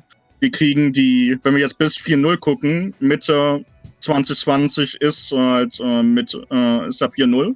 Heißt, 4.0 wird die volle Persistenz bringen. Und danach kommen wir halt ist zumindest ungefähr geplant, Anfang 2021 kriegen wir das Server-Meshing. Das heißt, das nächste Jahr wird wieder essentiell für Star Citizen und ich denke, da werden wir eine Menge sehen und vor allem auch Performance-Sprünge wieder nach vorne bekommen ein bisschen, wenn diese Technik dann mal funktioniert. Am Anfang wird sie nicht funktionieren, das kennen wir ja alle, sind wir alle gewohnt, aber wenn sie dann gefixt wird über das Jahr lang, dann denke ich, wird die Performance schon geil. Du sprichst ja gerade mit der Performance einen sehr interessanten Punkt an. Wie wir heute schon mal in der Planetentech V4 gesehen haben, ist es ja so, dass dieses optimiert wurde, dass sozusagen ein paar Berechnungsaufwendungen reduziert werden konnten. Und dann hat der CIG nach der ursprünglichen Aussage, dass SSOCS da keine so großen Performance-Schub bringen wird, doch er seine Aussage revidiert und gesagt, okay, der Performance-Schub ist doch eine Ecke größer als gedacht. Und die beiden Sachen jetzt kombiniert, ne, SSOCS Version 1 wohlgemerkt und Planetech V4, was ja kommen soll, mit 3.8, ich bin gespannt, was das für einen Performance-Schub geben wird. Ja, zumindest wird es hoffentlich der KI ein paar Flügel verleihen. Ja, das ist richtig. Ja die Server werden endlich entlastet. Das ist ja der Hauptaspekt. Wir wissen ja, die Server laufen fast auf Anschlag oder komplett auf Anschlag, je nachdem. Und das wird den definitiv halt befreien, weil, wie gesagt, sie begrenzen es ja erstmal auf 50. Sie haben auch gesagt, sie wollen die Spielerzahl erhöhen, wenn das alles ein bisschen weiter ist. Das hat er ja auch gesagt. Mit 3.8 wird das wahrscheinlich nicht passieren. Das heißt, was wird passieren? Der Server muss maximal 50 Orte laden. Wenn dann am besten noch keiner in den großen Landezonen ist, was sehr unwahrscheinlich ist, aber sollte mal keiner vor Ort sein, auf ARCOP oder Hurston, kannst du eigentlich davon ausgehen, dass der Server relativ entspannt läuft und auf jeden Fall mehr Kapazität hat als jetzt. Viel mehr. Also ich denke mal, vom heutigen Abend werden die meisten wahrscheinlich, lass mich jetzt auch mal lügen, 2 Sachen mitgenommen haben. Das ist Planetech 4, wo sie ausführlich gezeigt haben, zusammen mit Microtech. Und dann, was Sean Tracy noch gesagt hat, mit dem zusätzlichen Spielelement, das reinkommt, da mit dem Theater of War, was wahrscheinlich ein paar dann noch recht freudig antizipieren werden und ausprobieren. Und dann denke ich mal als dritten kleinen Aspekt nebenbei, was aber sehr wichtig ist, aber viele Leute wahrscheinlich zu sehr war, ist Tony Zurovec seine Sache mit dem ganzen Simulationszeug. Ansonsten der Rest, denke ich mal, heute Abend, den konnte man so vernachlässigen. Und vor allem, wir haben ja nicht alle Panels bisher gesehen. Ne? Die restlichen werden jetzt noch auf YouTube veröffentlicht. Und zwar die von der Stage 2. Die haben sie ja dies Jahr nicht gestreamt. Und da können wir ja auch noch ein paar Informationen her. Definitiv. Ja. Dementsprechend, also für uns ist die CitizenCon auch für euch in dem Sinne ja noch nicht vorbei. Ja. Es gibt ja noch ein paar kleine Bonbons unterm Weihnachtsbaum sozusagen. Ja, der Sale, also die Woche jetzt dürfte nochmal spannend werden. Aber so Fazit der CitizenCon, was denkt ihr? Wir haben die Carrick gesehen, die Preiskist, wir haben Microtech gesehen, Ubabbage, Wetter, dynamisches Wetter, Sprungpunkte, Pyro, Erwartungen erfüllt, nicht erfüllt. Wie sieht das aus? Also da ich ein sehr technischer, also mir die technische Seite von Star Citizen sehr genau angucke, sind meine Erwartungen eigentlich vollkommen erfüllt. Ja. Meine Meinung. Ja, Erwartungen sind erfüllt auch von meiner Seite her. Weil, ich meine, was will man mehr erwarten? Klar sagt man immer, ich hätte gerne noch eine Bombe mehr, mich muss vom Hocker hauen. Aber wir sind mittlerweile so verwöhnt, wenn man ein bisschen auf dem Boden bleibt, hat die CC hier heute eigentlich alle Erwartungen getroffen. Was sie zeigen wollten und was auch der Effekt sein sollte. Also was mich erstmal positiv begeistert hat, ist, ich glaube, das ist die erste CitizenCon, die so streamtechnisch stabil lief. Also wir reden jetzt mal diese EN2 Aussätze, aber ich glaube, das lag nicht an dens. Also das ist schon mal das erste große Ding. Ich glaube, sie haben echt nochmal gelernt nach dem letzten Jahr. Das war ja auch nochmal ein bisschen chaotisch, obwohl sie die Kohle da investiert haben. Das ganze Geld, das ganze Budget. Ich weiß gar nicht, wen sie dieses Jahr engagiert haben für den Stream. Ob es jetzt nochmal die gleiche Firma war. Das war Punkt Nummer uno, also damit lief alles sehr, sehr gut und ja, der technische Aspekt, klar, braucht man gar nicht drüber reden. Ne? Diese Einblicke sind einzigartig in die Entwicklung eines Projektes und die gibt dir niemand so schnell. Letztes Jahr war ja viel kreativer Bereich, was sie uns gezeigt haben. Mhm. Ja, und dieses Jahr ging es halt wirklich auf Core Mechanics, die einfach erstmal grundlegend da sein müssen, um Star Citizen überhaupt ein Standbein zu geben, damit du irgendwann diese kreativen Aspekte der letzten Jahre integrieren kannst. Und jetzt sind sie halt an dem Punkt, wo sie uns zeigen konnten. Sogar noch, ich würde noch einen Schritt weiter gehen. Wir wissen, dass diese Technik, also das Server-Side, Object-Container, Streaming und Co., ist essentiell, damit sie weitermachen können. Das ist ja das, was Sie auch gesagt haben. Das darf man ja auch nicht vergessen. Sie können ja aktuell nicht weitermachen, nicht mehr Instanten, also nicht viel mehr reinprügeln quasi, sondern es war essentiell, dass diese Technik fertig werden muss. Und deswegen fand ich es halt auch gut, dass sie es uns gezeigt haben und dass sie es halt geschafft haben, die Probleme zu lösen, die sie ja die letzten Jahre damit einfach hatten. Und was Saurus Gökchen hat auch gut was angesprochen. Keine Sales wurden heute an der Präsentation praktisch angekündigt. Das fand ich auch merkwürdig. Gehypt. Das fand ich nicht merkwürdig, fand ich eigentlich irgendwo gut. Sie haben sich endlich mal auf das besonnen, was sie eigentlich zeigen sollten. Und Sales haben sie ja jetzt dann eine ganze Woche lang. Ne? Du musst nicht jetzt noch mal hypen für Sale, weil wir wissen ja, das kommt sowieso jetzt dann. Und da können wir uns zu Tode kaufen, wie wir wollen. Okay, anders formuliert. Es ist ungewohnt, dass es nicht zur CitizenCon kommt. Korrekt, das eher, ja. Das stimmt. Was aber ja, Sandy hat gefehlt, aber was auch gesagt wurde auf dem Ship-Panel ist, dass die Muli soon kommt. Ich weiß gar nicht, an welchem Tag Argo dran ist. Vielleicht bringen sie das Schiff halt am Argo-Tag halt mit raus. Was ist denn Muli? Mole heißt das Ding. Ja, stimmt, Entschuldige. Mole, ja, hast du recht. Das ist von Argo. Ein Esel, oder nicht? Nee. Ja, ich war da. Ja, war da ein bisschen.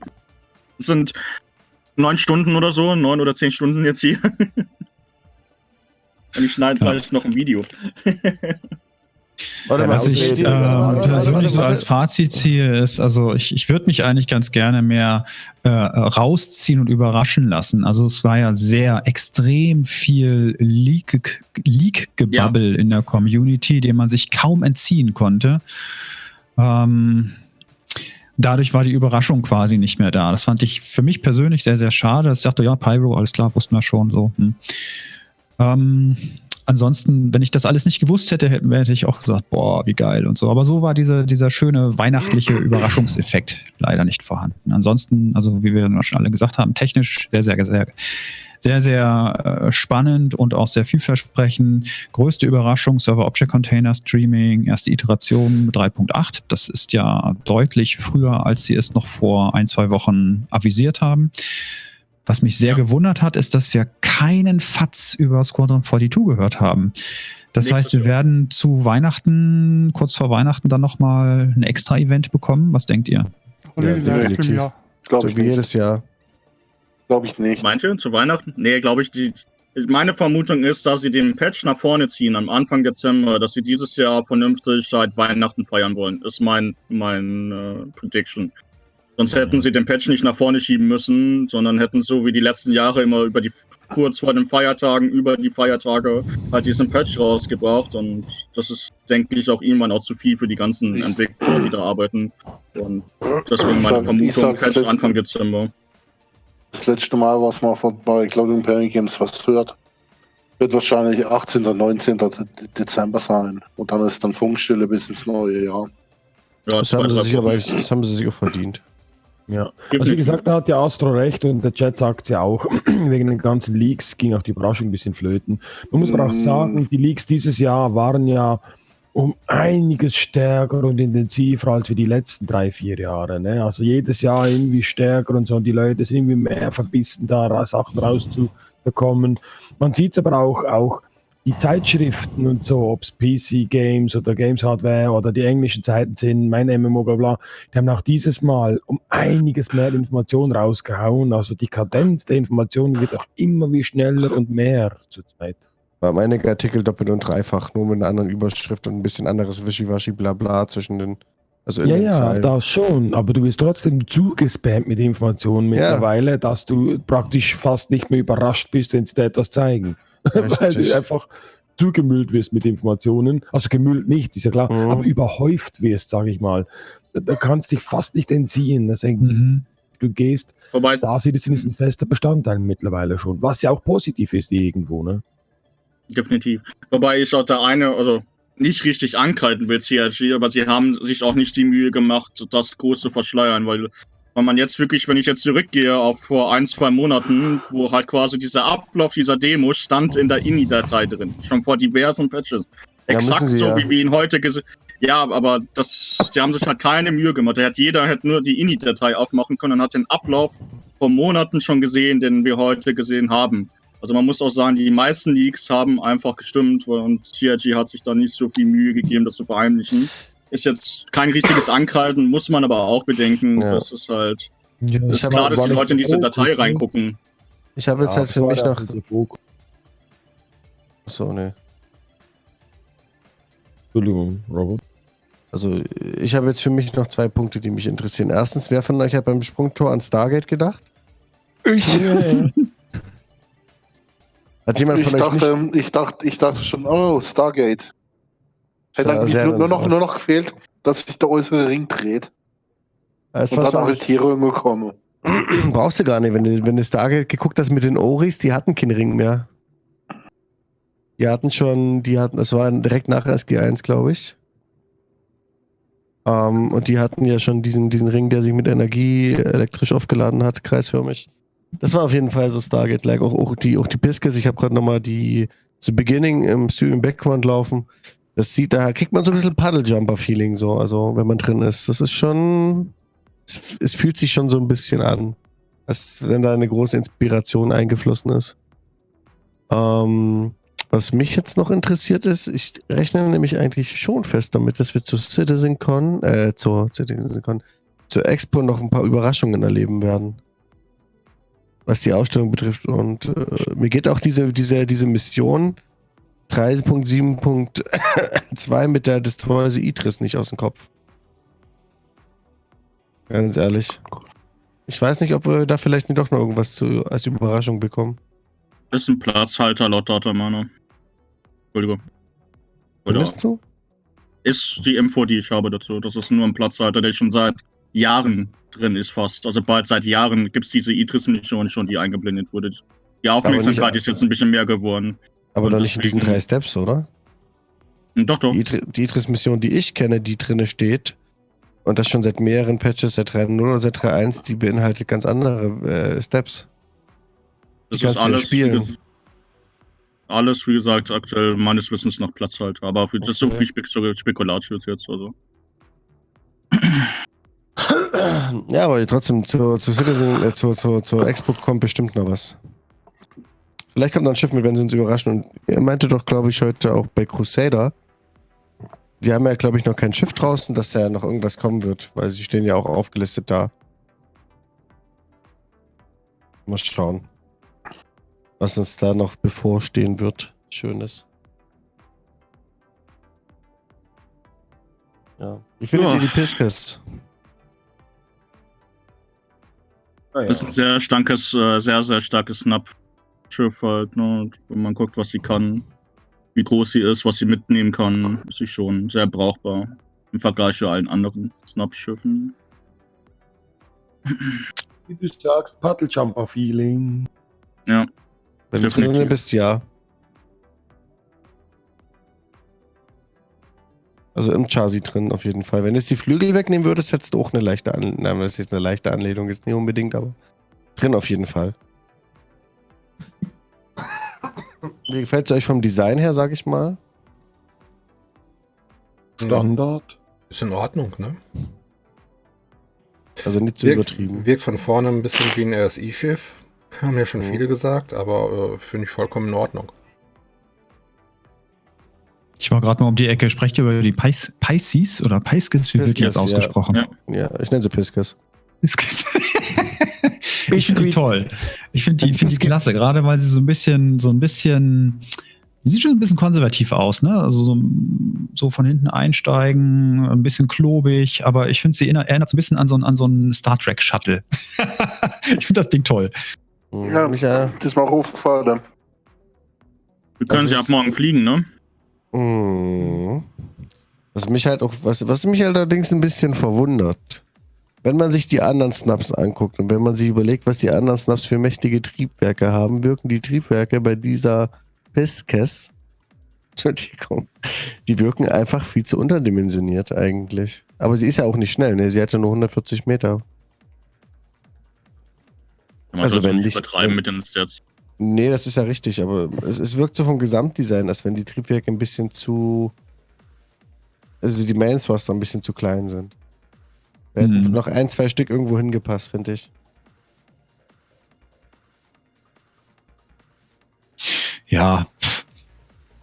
Weiß ich nicht. Also da hat es mich nicht so sehr gestört. Wo es mich mehr gestört hat, ist tatsächlich bei der Carrack. Da fand ich die Konzepttriebwerke hinten schon schöner. Diese wuchtigen, eckigen Dinger da hinten drin. Aber gut.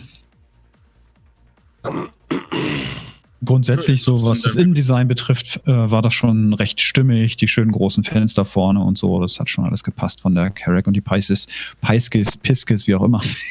Pisces. Ja, weiß ich nicht. Also es ist jetzt ja auch kein Schiff, mit dem du große Reisen unternimmst oder so. Das ist ja wirklich nur ein kleines Shuttle und dafür finde ich es in Ordnung designt. Ja, und für mich in meinen Augen macht es mehr Sinn als eine P52 Merlin oder sowas. Definitiv, für mich auch. Oder hat es eine 85X.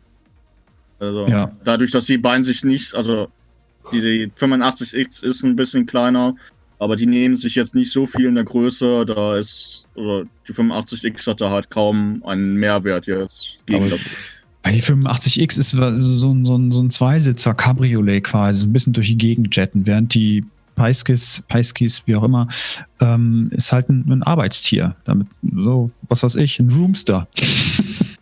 Könnte man so sehen, ja. Sie wäre quasi genau eins der Schiffe, die mir noch so von dieser Handhabe her fehlen. Weißt du, es gibt ja diese Mission auf der Namar, Astro. Und theoretisch ist so eine P52 und eine P72 eigentlich ganz praktisch, wenn du einfach nur Crewmitglieder irgendwo dort finden musst, bei einer abgestürzten Starfare, Conny etc. Das Problem ist allerdings aber aktuell folgendes, dass der Navigationscomputer und der Quantum Drive beide an den Quantum Drive gebunden sind. Das heißt, wenn du jetzt zwar die Leichen gefunden hast, du hast halt ein Schiff, weißt du, das hat keine Signatur, du wirst nicht so schnell gespottet, du hast halt sowieso keine NPC-Feinde und du hast keine Verschleißkosten, weil eine P52 hat keinen Verschleiß. Weil sie ist ja, wenn sie verschleißt, bricht das Ding auseinander. Also ideal eigentlich, um Geld zu verdienen für solche kleinen Aufträge, fliegst kurz raus, fliegst wieder zurück.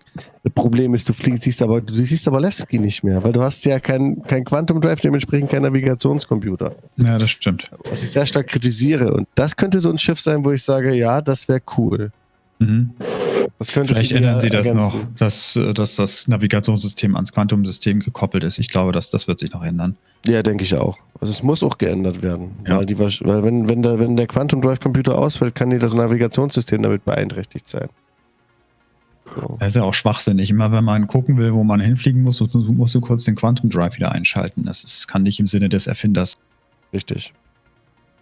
Aber das sind Kleinigkeiten. Ich sehe gerade nochmal, wie sie hier jetzt über die Vororte von Microtech fliegen. Und es sieht auf jeden Fall sehr... Ich wünsche euch was. Gehst du jetzt ins Bett? Ja, mir reicht's. Jo, gute Nacht. Tschüss. Nächte. Dr. Oversteer, wie hast du die CitizenCon wahrgenommen? Du warst ja die ganze Zeit gemutet. Ich? Ja, ich habe mich Oder wer? relativ Ach so, zurückgenommen. Doktor. Ich habe damals einmal den Fehler gemacht und habe mich zu sehr für die CitizenCon gehypt. Weiß nicht mehr, welche das war. Ich glaube, das war 2016 sogar. Und bin dann halt diesmal, also seitdem ja ohne Erwartungen an die CitizenCons herangegangen. Und ich muss sagen, für mich hat es gepasst. Mhm. Die ganzen anderen Panels, mir hat das mit dem Banu sehr gefallen. Da bin ich auch dann die Tage mal am reinschmögern. Mhm. Ja. Microtech auch ein sehr, sehr schicker Planet. Planetech Version 4 auch richtig nice geworden. Wobei ich sagen muss, also so Schneelandschaften sind normalerweise nicht meins, aber da haben sie schon ordentlich was abgeliefert. Ja. Carrick auch ganz schick. Okay. Ganz schick oder so? Wow. Ich bin sowieso nicht so der Carrick-Fan. Nicht so wie 90% der Community. Aber ja, mir gefällt auch das, was dir vorher, ich glaube, du hast es vorher mal angesprochen, die war sie zu hell und zu weiß, glaube ich. Ja, zu steril wirkend. Gerade das gefiel mir, weil das, die hat mich von innen so an ein Star Wars Schiff erinnert, an die koreanische Korvette, an die Tante 4. Und das Weiß, das hat mir sehr gut gefallen, auch mit diesen trapezförmigen Gängen. Hat mich sehr an Star Wars erinnert, also das gefiel mir dann doch sehr. Ja gut, dass sie von Star Wars auf jeden Fall Steiger jetzt haben oder sich sehr stark inspirieren lassen. Ja, und gerade bei Anime haben sie das mal, glaube ich, genannt, dass sie da bei Star Wars sehr viel abgeguckt haben. Ja. Deswegen. Bereust du es nicht, hingefahren zu sein? Natürlich wäre ich gerne da gewesen. Aber es war halt einfach nicht drin. Diesmal hatte ich Weiß ich. andere finanzielle Prioritäten gesetzt. Da habe ich mir jetzt ein komplettes Wordpiece bestellt. Das war mir momentan wichtiger. Aber nächstes Jahr vielleicht. Spätestens dann in Frankfurt wieder. Klingt doch ganz vernünftig. Ja, wenn es nächstes Jahr in Frankfurt ist. Nee, also nächstes Jahr wird höchstwahrscheinlich wieder LA sein. Nach dem Schedule. Ach so, okay, wie schade.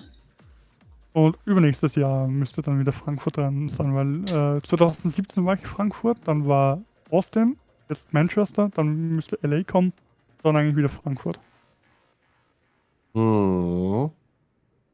Ja, mal gucken. Vielleicht schaffe ich es nach LA. Wäre mal cool. LA wäre sowieso so eine Stadt. Eine der wenigen Städte, die mich mal interessieren würde, anzugucken. Maschi, ich bin noch nie unzufrieden. Also bitte. Aber wie gesagt, spätestens in Frankfurt bin ich wieder dabei.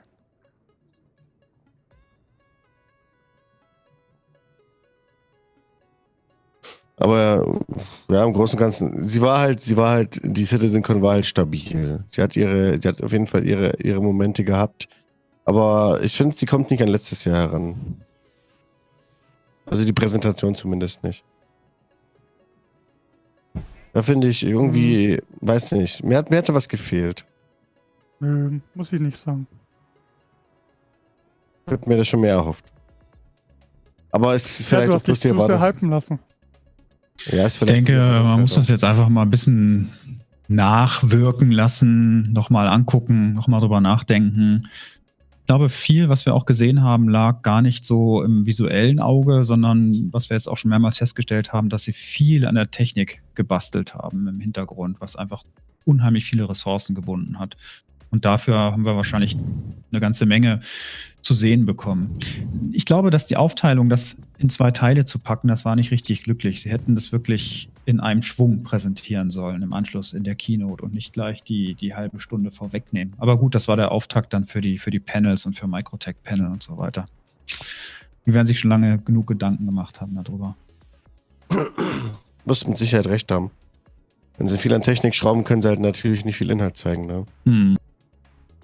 Also so, ich teile dein Gefühl, auch so, ich habe am Ende gedacht, so, jetzt machen sie noch irgendwas in Pyro, weil theoretisch vom Plan her hätten wir eigentlich noch eine halbe Stunde Zeit gehabt. Und das war so ganz plötzlich zu Ende. Ich war regelrecht überrascht, auch so gefühlt ein bisschen enttäuscht, aber ich sag mir dann selber, Beschwerden erst nach 24 Stunden. Also erstmal hinsetzen, nochmal überdenken, überschlafen, nochmal angucken und dann nochmal bewerten. Was mir gut gefallen hat, und das sind so kleine Details, sind die Fahrstuhltüren. Die sind jetzt nämlich anscheinend sehr, ich glaube, die schließen sich ja nicht alle identisch. Mit denen, wo der im Hangar gelandet ist, relativ am Anfang, ich glaube, das war sogar die beim Hangar, als die zugingen, ging erst das Außenshot zuerst zu und danach das innere Shot. Die sind sozusagen nacheinander von außen nach innen haben die beiden Türen sich geschlossen. Beim anderen Fahrstuhl wiederum gingen die gleichzeitig zu. Aber trotzdem langsamer als wie in der aktuellen Live-Version. Also es wenn da ein bisschen Vielfalt sozusagen drin ist. Die Frage für mich ist gerade eben Thema Roof Elevator. Ob wir jetzt auch maybe in den kommenden Versionen in den anderen Städten die Möglichkeit haben, oben auf irgendwelchen Häusern zu parken. Das wäre mal interessant zu wissen. Nee, dass man immer, was weiß ich, jetzt um in unser Hub zu gelangen auf dem Planeten, zum Spaceport fliegen müssen, mit der Bahn sozusagen in die Stadt fahren müssen. Das wäre halt nervig. Aber es wäre cool, wenn man die Möglichkeit hätte, auf ARCOP in den Wolkenkratzern zu sagen, hier oben ist meine Hood, ist mein Hub, da ist mein Fahrstuhl, ich fahre in mein Apartment. Zack. Das fände ich nett. Ja. Ich glaube, das wirst du aber erstmal nicht sehen. Das kommt erst später, wenn über. Ja. Ich sag ja in der Zukunft, ich sag ja nicht sofort. Das ist übrigens auch eines der Highlights, wie ich finde, die Ankündigung, dass wir mit 3.8 unseren Spawn-Punkt jetzt wirklich im Menü selber bestimmen werden dann. Unsere Wohnung.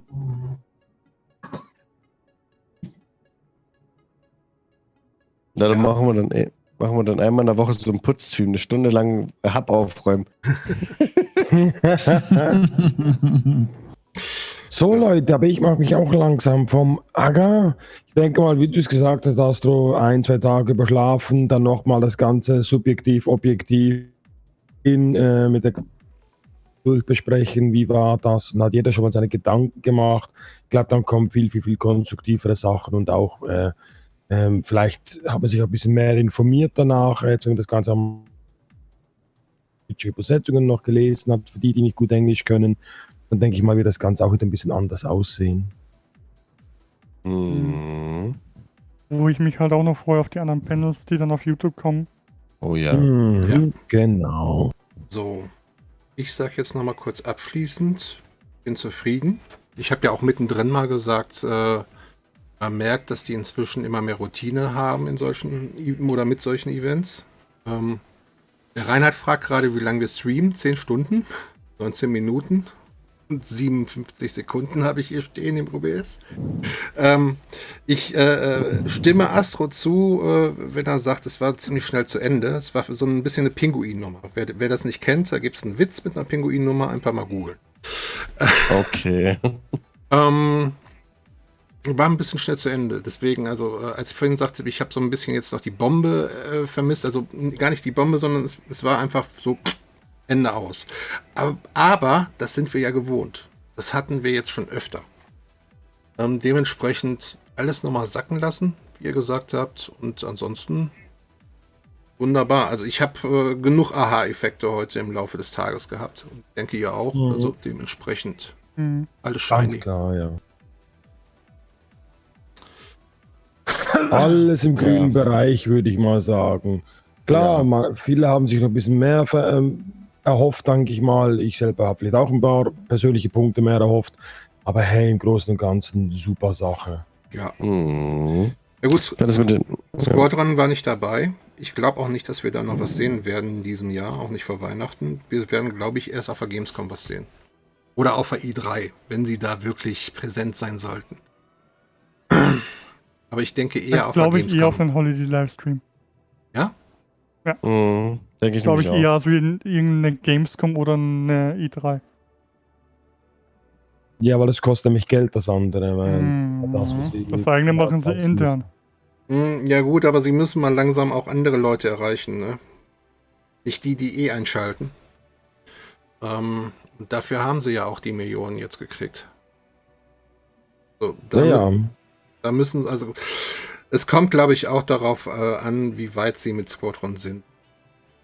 Wenn sie es wirklich schaffen, die Roadmap einzuhalten und im 3. Quartal kommt die Beta, dann denke ich, werden wir die auf der Gamescom auch sehen. Ob es dann Stand wird gemischt mit Star Citizen und Squadron oder nur Squadron oder nur Star Citizen, gut, das wird man sehen. Aber irgendwie müssen sie jetzt noch weiter andere Spieler auf sich aufmerksam machen. Auch dann teilweise Spieler überzeugen, die bisher immer nur die negativen Kommentare gelesen haben. Ich bin jetzt mal immer wieder überrascht, wie viele Leute es noch gibt, die eine ganz falsche Vorstellung von dem Spiel haben. Star Citizen, das war doch diese Wirtschaftssimulation, dieses Aufbauspiel. Was? Ja, hab ich auch schon gehört. Habe ich noch nie gehört. 4D-Schach. Unglaublich. 4D-Schach, mehr sagen wir nicht mehr. Ja. Ein Meme wird das werden. Ein Meme, das sage ich euch mit Tony. Was ich faszinierend finde, ist, dass CIG in jedem Jahr weniger Fakten rauslässt. Und ich mich frage so, warum? Die kriegen doch eigentlich eine immer höhere Planbarkeit, denke ich. Jetzt, wo sie die ganzen Technologien fertiggestellt haben oder kurz vor der Fertigstellung stehen. Letztes Jahr haben wir noch eine Roadmap bekommen mit den einzelnen Patches. Die ist ja so ein paar vage Informationen und auch wirklich nicht viele Details. Es waren ja nur so 3, 4 Kernpunkte und das war's. Nichts zu Squadron 42. Kein Schiff-Sale. Also das fand ich schon sehr erstaunlich, dass so, ja, wenig, in Anführungsstrichen, klar, wir haben diese technischen Informationen bekommen mit den Panels, die haben wir jedes Jahr bekommen, aber alles, was wir so die letzten Jahre immer noch zusätzlich on top bekommen haben, da kommt gar nichts mehr. Mich wundert das. Warum? Was steckt dahinter? Ich meine, vor 2, 3 Jahren, da war es ja noch so, dass sie wahrscheinlich gar nicht wussten, ob sie das jemals so realisieren können, wie sie es vorgestellt haben. Oder wie sie es auch versprochen haben. Da haben sie uns immer schön die Möhre vor die Nase gehalten. Jetzt wissen sie doch eigentlich, wo sie drauf los wollen. Sie wissen, dass sie es technisch umsetzen können und geben uns aber fast keine Informationen mehr an die Hand. Das finde ich echt seltsam. Ich fand das schon dieses Jahr seltsam zum Geburtstag von Star Citizen. Ich fand dieses Geburtstagsprogramm auf der Website, ich fand das ein bisschen sehr mager, ehrlich gesagt.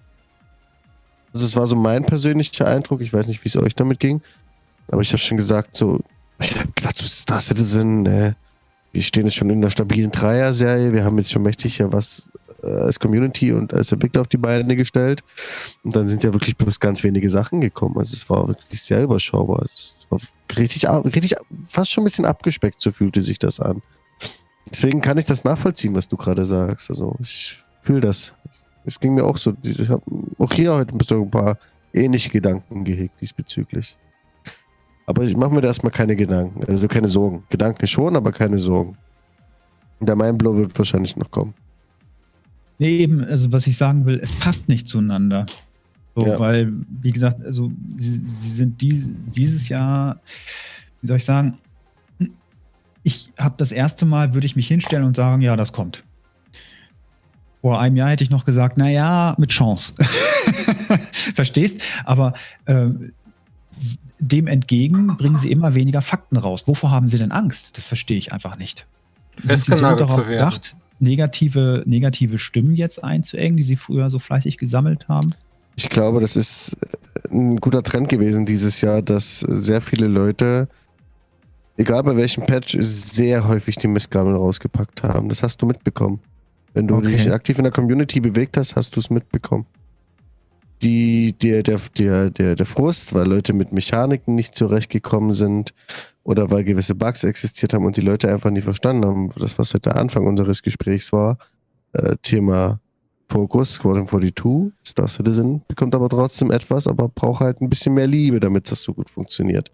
Das haben die meisten Leute halt nicht bedacht. Und bei fast jedem Patch hatten wir immer im Streams die Diskussion, wie die Leute die Mistgabeln rausgeholt haben gegen CIG. Ich kann mir gut vorstellen, dass es einer der Punkte ist, warum sie dieses Mal so vorsichtig sind. Mhm. Das habe ich gar nicht so mitbekommen. Ich hatte eigentlich eher den Eindruck, dass die Community der Entwicklung viel positiver gegenübersteht. Mit Sicherheit auch, ja. Aber der Hover-Mode zum Beispiel war ein großer Punkt. Ja, das stimmt. So. Es waren aber auch andere Sachen, die stellenweise vom Gefühl her genauso ähnlich waren, von der Intensität. Und da kann ich das schon irgendwo ein bisschen nachempfinden. Ne? Das ist halt, weiß man nicht.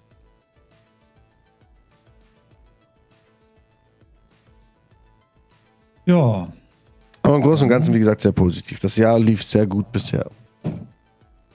Das geht auch gut weiter.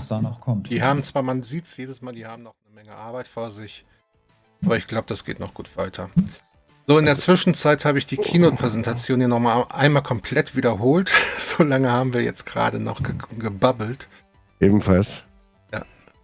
Und Feierabend. Ich würde sagen, wir machen Feierabend. Jetzt muss ich mal ganz kurz gucken. Am 10. Dezember gibt es die Verse Night wieder. Und da haben wir dann, wenn ich das richtig sehe, den Pseikshot und den Ted zu Gast. Da habe ich das jetzt falsch verstanden. Ja, wunderbar. Also merkt euch den 10. Dezember. Zweit. Bitte? Nee, alles gut, ich habe nur gesagt, das ist richtig. Alles klar, okay. Also 10. Dezember, 21 Uhr, ist der zweite Dienstag. Ansonsten haben wir noch im Dezember, so viel Zeit muss eben sein, ich glaube am 14. den Treber bei Nerds and Geeks und der zeigt dann Retro-Sci-Fi-Spiele. Also, wen das interessiert, mal bei Nerds and Geeks vorbeischauen. Ja, und jetzt haben wir 10,5 Stunden gleich gestreamt. Ich sag hier bei uns schon mal danke, dass ihr dabei wart. Und ja, wir werden uns jetzt gleich mal so schön noch irgendwie ein Bierchen aufmachen und den Abend ausklingen lassen. Jeder so für sich allein, glaube ich. Mit einem Bierchen, genau. Ja, Mitch, vielen Dank fürs Streamen, für deinen ganzen Aufwand, den du hier hast. Hast du super gemacht. Alles makellos. Top. Ja, ich bin froh, ist alles gut gelaufen.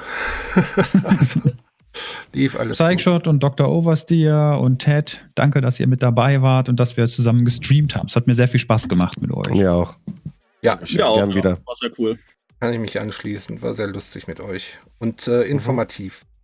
Also in diesem Sinne, macht's gut. Wir sehen uns, beziehungsweise hören uns in 3 Wochen wieder, wenn ich mich jetzt nicht verrechnet habe. Pi mal Daumen. Ich freue mich. Alles klar. Dann mal Tschüssikowski. Ciao. Gute Nächte. Genau. Gute Nacht. So.